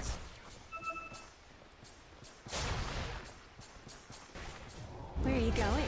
I'm really surprised that with the Monkey King, like, it's a 6 versus 4, but they don't feel confident enough to take this tier 2 or take a team fight around it. It's hard to dive this team deep. Sure, the Storm can jump and he can go in and you can throw Wrath of Nature, maybe Kasane commits, but the rest of the team doesn't have the ability to commit in there and not get punished by Veno wards, by Wraith King coming back a second time. Suddenly you're stuck in a Wukong and Pango can roll in. It's a lot of counter initiation on this OG lineup. I'm gonna try and keep Kasane in here. Oh, he almost chain bashed him into the Rolling Thunder. Looks like the bashes may still get the kill though. Kasane just can't get out of this. That's where the basher feels great. And these pickoffs and the silings, of course, can't BKB TP out. Doing wonders. DM trying to bait, maybe bit off more than he can chew. Speaking of bash, Oversteel Totem, DM only gets so far away, but now he's just pulled the Bloodseeker into a fight. They may not be able to survive through. Manta goes off, pull back in, tries to get the quick kill onto Taiga and get out. And Bryle is showing up this game, level 21. Even when his team is in shambles, getting run on the map, still finding the kills. Please, somebody go get that Radiant Bounty. Please. Radiant's middle tower is under attack. That production element that shows like OG, like there was one time where TSM got the bounty rune. Every other time it was OG getting both of them. Yeah, what was it? So 5, 10, 15, 20 minutes. Oh wait, what? 20? What is that? 27? Confused. Oh, Don't worry about it there. Sorry. I went 5-minute bounty runes. I went back in time 3 years or something. Don't worry about it there, old man. We're all here for you. Make sure to take your medication. It's over there on the table. Back in my day.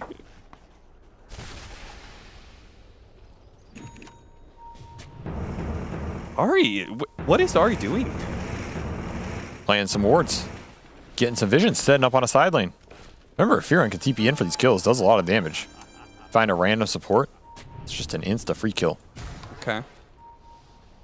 And if you don't want a 5v5, you got to make something happen on the map, or at least set up opportunities. Exactly what he's looking for is TSM are also looking for a top on this cliff ward. They got 2 bounty runes in the Radiant jungle. That's 1,000 gold. Adding to the lead as Yuragi just walks in here, says, "What's up? You want some of this?" No. Neil. Nobody wants that smoke. Wukong in the back. Tomato's just going to walk out, though. Uh-oh.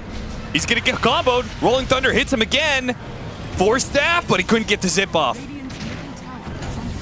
Awkward dear. engagement for TSM. Fighting near that cliffside. Just giving BZM that guaranteed chain stun. Remember, this is Lincoln Storm, not BKB. Fighting in these choke points for Pango is not your friend. You want to do it in the open where you have a clean storm jump. Somehow that Yuragi walk-in worked. He walked in the store, said anybody home, and they said, Storm Spirit, half off. Actually, I think it was free.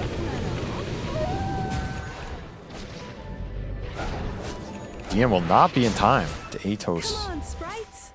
Wait one as he gets out. Cut a TSM wave. Splitting the map. Wraith Pact. I can see it. It'll help win the man fight. Yeah. With the Wraith King, with the Monkey. It's a lot of life steal and extra armor going into these heroes. Seems okay. He'll try and protect his wards here by planting his other wards. Atos and the poke going out. This poke is a lot stronger than it used to be. Trying to hide in the invisibility of the Shadow Amulet. Oh, it cliffed himself. Did cliff himself. He brings himself back down, though. Pango's got a lot of that mobility. He's just full-slotted now. I feel like BZM has had an awful game, and somehow he's still so farmed and in a position to just destroy these fights. Lincoln's, Hags, BK, Basher, Blink. It's all those bounty runes. It really is. Mindbreaker. Ugh. Even extra on top. You need good ruptures now. It's not enough to just casually throw this out on a support. I think you need the Pango, or can't get the Pango. Maybe Veno's enough if you can burst him in the fight. But Bryle cannot carry you like he was in this early game. Running out of damage. Yeah, he's just not going to be able to keep up with the Pango farm. Also, Shu has quietly just farmed a full Greaves on top of that Glimmer mech that we saw earlier. Wow. It's a lot of sustain in this lineup now. And TSM do not like sustain. Number one, you're draining Storm's mana on the jump-ins, but number two, you're depowering the Bloodseeker. Yeah. So TSM need to get OG low. They need to keep him there to get this extended fight in their favor. The more sustain that comes out for OG, the better these fights are going to look. And they can just group up and play the ball game. Thank you. Thank you. I was actually thinking about the bounty result. They got the initiation. Oh, and they hit him after the 4 staff anyway. Got out. Zip, zip, zip, though. Okay. You're going to be able to reset a little bit here. Got to be careful of that latent toxicity. Might be able to catch somebody when they pop their BKB. That might be enough for you to just burst them. Yeah. No Abyssal on your Rocky. You opted for Bloodthorn. That single target burst is severe. Just got to be able to land the stuns. They are going to zip on Taiga. They don't quite get him right away. And now Bryle doesn't have the most mana for this Roshan fight, which Whitemon almost actually got the last hit with that Frost Nova. This is going to be a chase from OG. Oh, 100%. You can rupture the Pango, but he's got Aegis. Papa to BKB going for BZM and will be able to get that first life. But the BKB is going to wear thin, and they got to just get out of here. Toxicity. The bash is hard timed. The latent toxicity prevents Kasane from doing anything for the first couple of seconds of that BKB. And now, well, he's got a Manta. Oh, hit by the Boundless Strike immediately afterwards. They're going to keep chasing after him with this Rolling Thunder. And that is going to be the first time Tomato's died in quite some time. And they get Kasane. All of a sudden, this game is just kind of looking over. Daylight OG farm. And OG out-farmed him for sure. Or should I say out-ruined him. It's a 6k gold difference is going to the runes. Too much EHP on OG side. Bryle can't get the job done. Your Bloodseeker kills Pango once, but A just lets him come back. And Yuragi's, they're not even close to touching Wraith King. It's got Swift Blink, Flicker online. E1's thrown. Yuragi says, team, what are you doing right now? Okay, I'll go to you. I'll go to you. The disciplined call here. Might as well get the second lane of barracks before going back for the tier 4s. And hey, I got a Storm Sphere for it too. Okay. 3 versus 5 with a buyback that has to come out from the Storm Spirit. He's going to zip back and forth, do what damage he can. Not very much because of the pipe. And OG, they are going to back away and go for... Nope. Ragi's back into it. But now Kasane's up. Oh, it's just melting. Thrown half health. Some way to be able to stop this. Whitemon gets his freezing field canceled, and they just cannot put out the damage to get this team away from their Ancient. It's going to fall, and there's nothing TSM can do to stop it. Maybe a sigh of relief that finally gains some momentum back in this tournament. As OG have been struggling, but they strike back here with a Veno win for DM. Slurping it up. Chu talking about how much heal he did that game as Yuragi says, yeah, sure, bro. I mean, I slapped him. What do you want? Very decently clean game from OG. Yeah. I think they had a little early mid-game struggle, but outside of that, they were playing towards this Wraith King. And then once they got behind him, it felt like those team fights were just pretty straightforward. Bryle had a great game on the Storm, 12-3-9. It just didn't feel like he was able to pull anybody else into that game. And Furion's not winning any of these man fights. Once again, you're going into these mid-late games versus Pangolier versus Wraith King. 2 heroes are going to out-man fight you with disarms and bashes and just blink stunning you. I did not feel this Furion's net worth impact in these engagements outside of the early fights where Wrath of Nature was destroying them. Those early Wraths did a lot of work, but they couldn't snowball off it. No, they could not. TSM couldn't really get the ball rolling, and OG will take the first game in this series. We're going to come back with game 2 after the panel. I believe the problem is because the ball was rolling on OG. As for the sake of Dota humanity, Trent, I have bad news. Yeah. Pango continues to win. We'll just start the clock for the patch. 48 hours and counting, theoretically. Only place our hopes can lie now, because even Bloodseeker couldn't do it. Even a mid lane versus Storm couldn't do it. He's too powerful. He had like 9 deaths at some point in the game because, I mean, TSM played very well early on. I liked how they laned mid, how they rotated mid with Kasane, with the ults, getting those kills on BZM, but his team played really well. I like what DM did with his itemization. He had this Atos into the pipe. You had Chu who went for the max, so everyone just kind of helping each other, and I thought that at some point it looked like he didn't really have 9 deaths. Like, it was just a random number, but his impact is still... It's up there. I wonder if it'd be very different if it wasn't like Veno versus Bloodseeker. If Bloodseeker had like normal lane and then was more available to pressure the Bloodseeker or the Pango, if it would have felt different. Because there was a couple Rupture Rolling Thunders, but not like a huge amount. So if he just has maybe a better early game, he's in a better spot. But that's more just OG knowing what they were going to do. Bloodseeker was going to be responded with right away. They planned for its second phase. Like you talked in the green room, you said DM's very good at the hero. He was like ranked 25 or higher. Yeah. He knew when to hit the voice lines. He knew what item to build. He bought the treads for the fast latent health. toxicity. Yeah. That was good. That was cool. Yeah. He knows the name of the spell. That is the name of the spell. Unlike many others, I would guess. Venomous Gale, Poison Sting, Plague Wards, Latent Toxicity. What's the passive called of on the Plague Wards? Is it not called Poison Sting? It is called Poison Sting. Damn. Poison Sting. You never Trick said question. that. Trick question me. Yeah, you didn't say the old actually. Yeah. What is it? Oh, he tried to get away with this one. Oh, Poison Nova. Oh. Good job. He's good. He's good. You have to pause for 4 seconds before you say it. Though. It's for suspense. Yeah. That was latent toxicity. Everyone's on the edge It's of the seat. cosplaying like he got Poison Nova'd. Ooh, costly. That was the voice line that he was dropping. Pretty good. Pretty good. That's what you get for being master tier. Needed more lizard noise, but it's fine. You want to unveil your lizard I have been presence a lizard underneath? man this whole time. That wasn't a true lizard. Yeah, I can tell you are not lizard.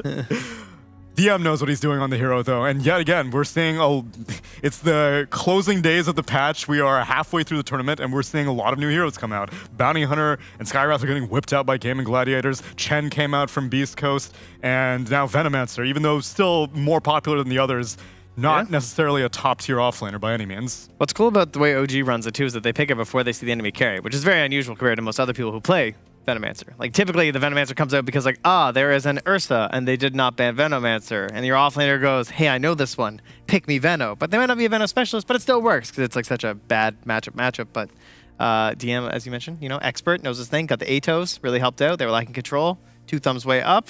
Got kills, because that's usually like the big defining thing for Venom in lanes. Like, if you die a couple times, you're like, oh, my entire game is ruined, because you lose that balance of like they can kill you before you can like harass, kill them.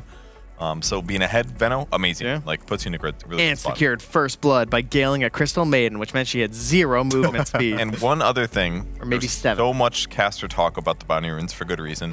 Veno secures you that shit in some ways. It's all area control. That shit spots Monkey King jumping in trees. If you have that on the enemy team, for example. So it's like you just get so much control that you're not even near.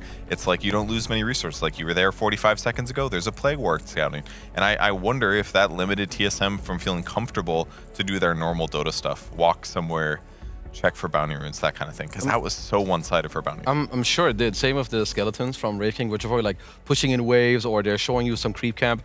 I would assume that TSM were also a little bit lazy. When it's this big of a disparity between the runes, it's been a while since I've seen that. That was like 6k gold at 30 minutes. Especially with Nature's Prophet, who is also supposed to be moving around in surprising positions, although Kasane did not really seem to have that much of a game in this game number 1. He needs to fuel up before next game. Unleash that the beast. Yeah. Likely. He did get that one good route into the Bloodseeker Silence, and I was like, oh, okay, perhaps TSM are coming back into this game, but even that level of teamfight execution, OG just kind of shrugged it off. I mean, his early and mid game, I would say, was very good, but they didn't really get to, I feel like, snowball it into too much else. You had OG who are just kind of scaling very nicely with the Radiance Wraith King, and eventually it was kind of hard for these TSM heroes to fight into OG, and OG even made like 1 or 2 very big mistakes in the mid game. You had Uragi, they were like diving the tier 2 when he was 1k gold off BKB, he died there. And I also would say that TSM were not allowed to get the first Aegis, but they did, and even with these things, we could all see that it was still very hard for them to play this game, even with like a very good early mid game that they did have. Is TSM just shooketh after their 12-minute GG? Because both these teams are in rough spots, but getting blown out in 12 minutes, that has to do something to you. There have been a lot of pro Dota games. And that one was the 9th fastest of all time, or 8th fastest according to Knoxville. Yeah. 8th fastest of all time. That's kind of insane. Yes. Because like, how many pro games are there in the books? Many thousand. Like 10, 12,000 probably. Yeah.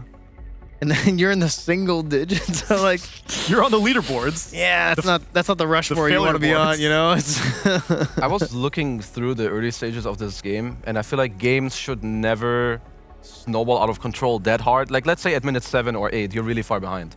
Like 5k gold, 6k gold. They had heroes that if they just wait for minute 10 with like Tome and you get a snap ult, or if you let's say you have some Warlock, you wait for Warlock Golem.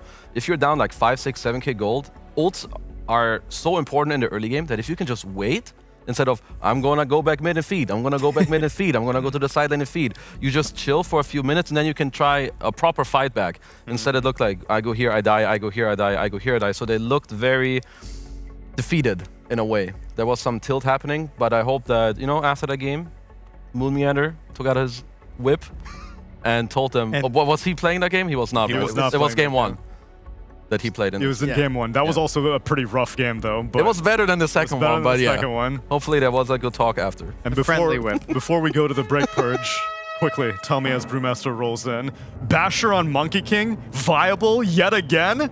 You know, I doubted at first, but it was very exciting to look at. It was very fun to see if he could do it. Is he gonna bash at the perfect time? Like, the fact that it was an option was cool. I like that. A lot of theory crafting was being done, and OG execute very well in game number 1. Now it's up to TSM to figure out the solution for game number 2.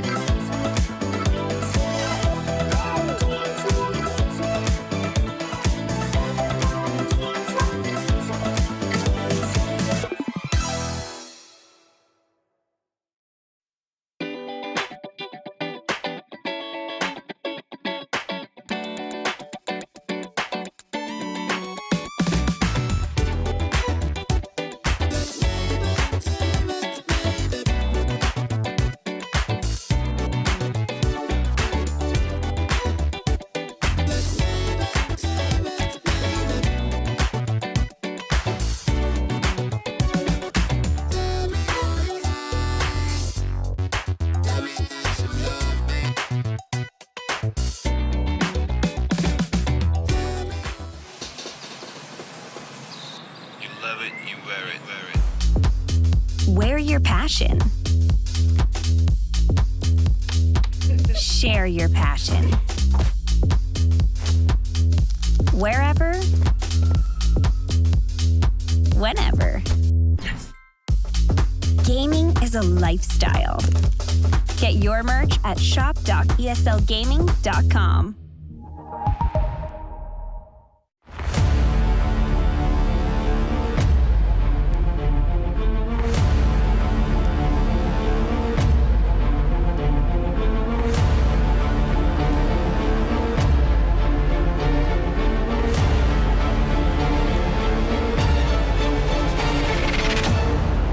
And the hunt begins. Welcome back, everybody, to DreamLeague Season 19, where TSM need all the support that they can get. Me, myself, I've got my emotional support below high here. We all need a little bit of support. In fact, even Dota's very own Slacks, he needs some support of his own. Let's hear what he has to say. DHL only hires the best, and luckily for you, you're a Dota player, which means that you're better than everybody. So why not look for a career where you can grow, interconnect with people around the world, and find your true passion? Apply now and see what interests you. Wait, hold on. Hold on. Yeah. DHL not only is providing us with dope memes, they're giving jobs? But where do you go for such jobs? If you think that you're the kind of person that DHL is looking for, you should go to esl.gg/DHL career and apply. What? I know. You know, And they pay you. Damn. they pay What? you? It's believe not it? an unpaid internship? That's right.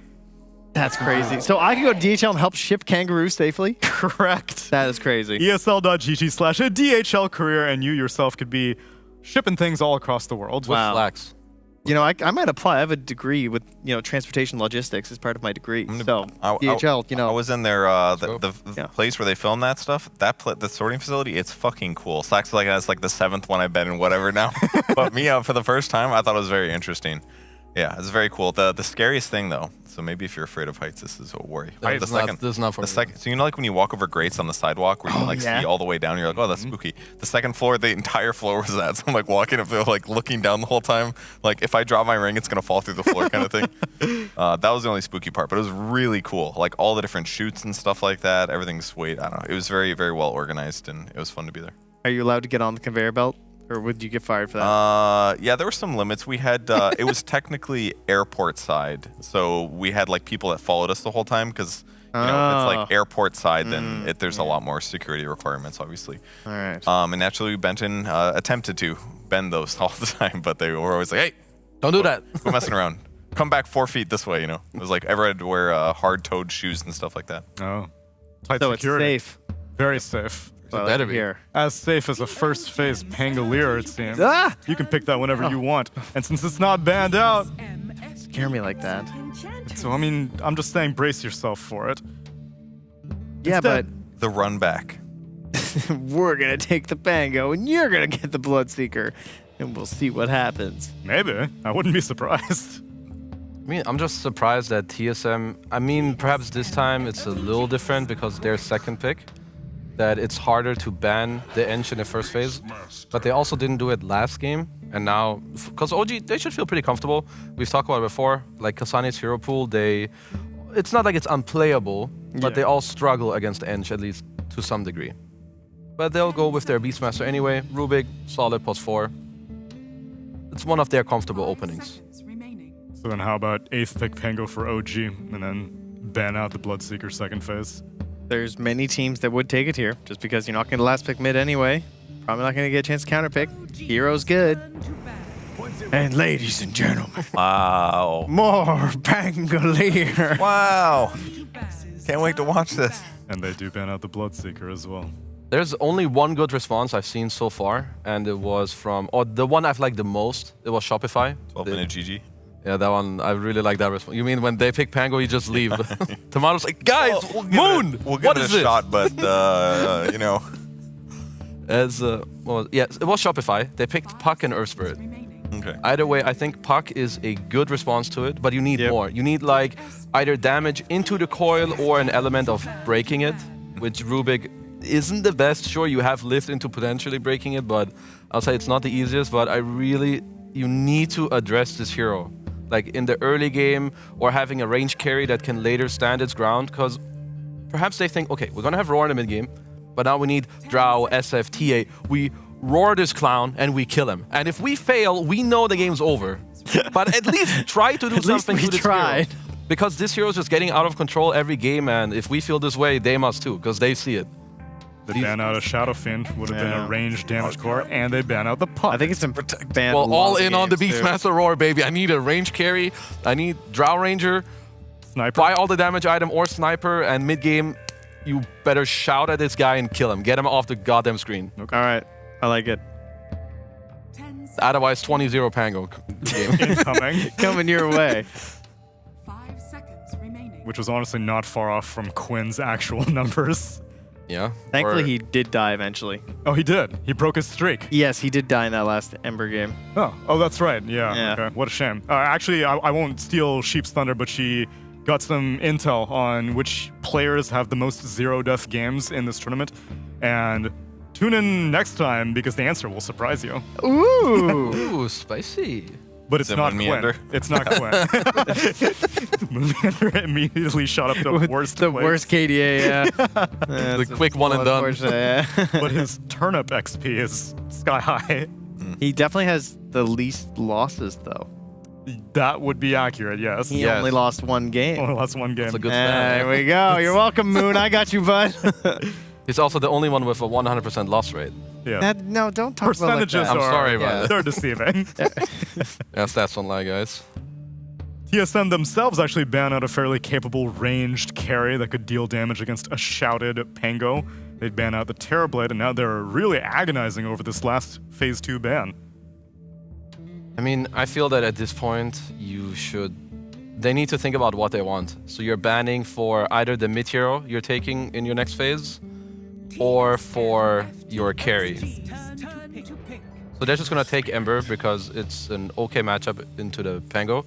I'm not too surprised about that. They ban out the Slark, which could potentially have a little to do that they do want a range carry, or simply to just, I mean, I feel like it doesn't really protect Beast. So this to me indicates a bit more that they just want to make sure that OG don't have too many heroes that would make it awkward for them to pick a range carry later down the line. Someone else getting that backline situation here. I feel like Ember's pretty good against Enchantress as well. You can just do so much harassment with Sleight of Fist. Yeah. It's like way easier to pick her off without fully committing. Yeah. I'm feeling a White Mon Interesting clock. draft. Does this look familiar to anybody? Huh.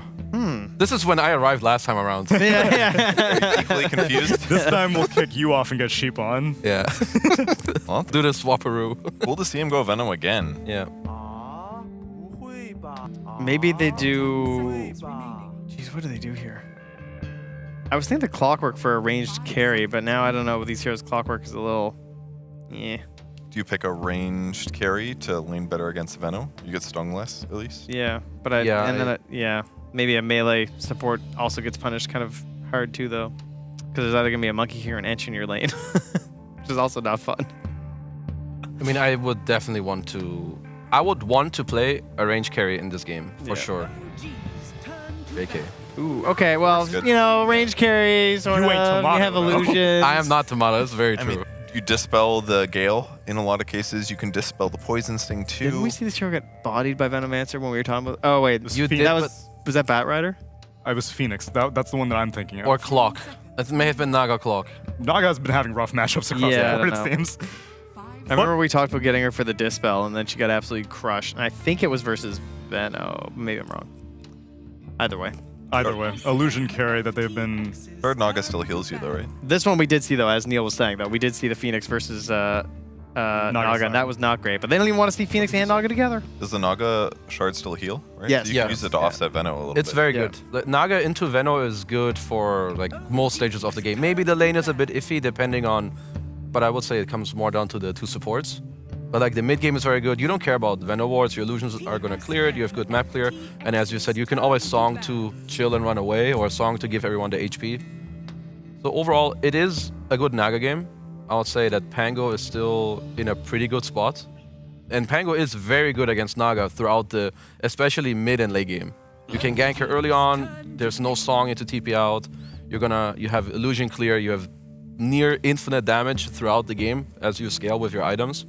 What if you get Ags and you reel them in? You reel them in. Reel them in. Possibly then the you can second best ensnare spell in through Dota. BKB then, right? Yes. Yeah, that's right. With the eggs, yeah, and reel them in. And if he presses that fucking roll-up shard, it doesn't counter it anymore, right? That just got nerfed? Yes, Am I that's wrong? correct. No longer dispels on cast, I believe. Or is that what you mean? That is supposed to happen, but did you know that it still dispels coil? Oh, yes, that's right. Because you turn magic immune. Reel them in. Yeah. Reel them in, baby. Spell immune. I can't do that.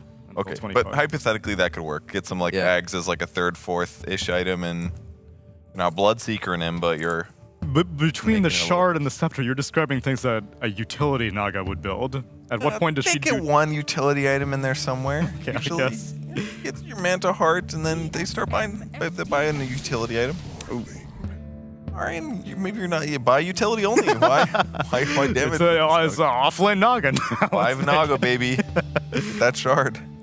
Get that eggs. I know that you've had a lot of. What's the most courteous way to put it? You've been antagonized with some Naga Siren builds in this tournament, Kazu. You found that many of them have been too defensive oriented. Yeah, I don't want to see the pentagon of defensive items where you go, what, Mage Slayer, Manta, Hard, Skadi. Don't do that. No Orchid. Yeah. Aghanims, and then you reel them in for reals. Yeah. This time, you know, it might be good, maybe, but yeah, I'm kind of done seeing that. For now, it's on TSM, I would say, to turn this game in more of a map play. You have Beast, you have Naga, try to emulate what Tundra do. Maybe take another support here that can either help Naga get out of the lane or help you like get pickoffs on the map. I feel like they're gonna panic like Bane or something, like some like magic, it's like BKB piercing. I hope they don't. This is Mirana for versus the Veno in lane, which is pretty solid. Reel him into the arrow, baby. Mirana 5. Combo. I mean, you have the classic net arrow in the lane. Yep. Mirana is good, again, to furthermore help you play the map with Moonlight Shadow, more movement speed, maybe, the evasion talent later. This is my go-to support versus Veno. Whenever I see Veno, I just want to play Mirana 5 or 4. Because there's Moonlight Shadow versus the Plague Wards is really nice. You outrange the Veno wards, so you can just click them down, which is great. You bring burst damage too. And you leap out of all this other annoying stuff too. You leap out of the bog, because Venomancer likes to make a bog. And they're going to bog it up again here with poison and Wukongs and a bashing Monkey King. I hope he buys it again. It was really fun trying to watch him roll the dice. The way I feel about this draft is that I don't see Yuragi getting kicked out of the safe lane by a lot unless they lose the lane. And eventually BZM will have a good time on his Pango. So unless TSM surprise me with very good play in both lanes and they're early into the mid-game transition, then I would say that they just get outscaled the longer the game goes on. And I don't see them ending the game either.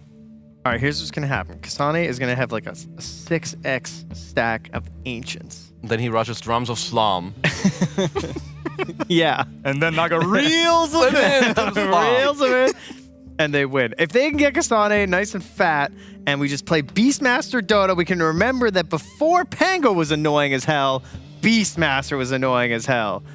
And they can win the game. Did I sell anyone? Purge? Not even a little bit. If they can, they're going to be able to be aggressive with vision and stuff. Brock can set things up. Be aggressive. Chains. Be aggressive. Be aggressive. Fans gone. Be aggressive. Be aggressive. You're doing a great job. Aggressive. Be aggressive. Keep it going, casters, as we go into game number 2. It's TSM versus OG with Cap and SVG. Be aggressive. Be aggressive. Avery, your turn. Yeah. Keep it going. All right. I have been forced here against my will. Please help.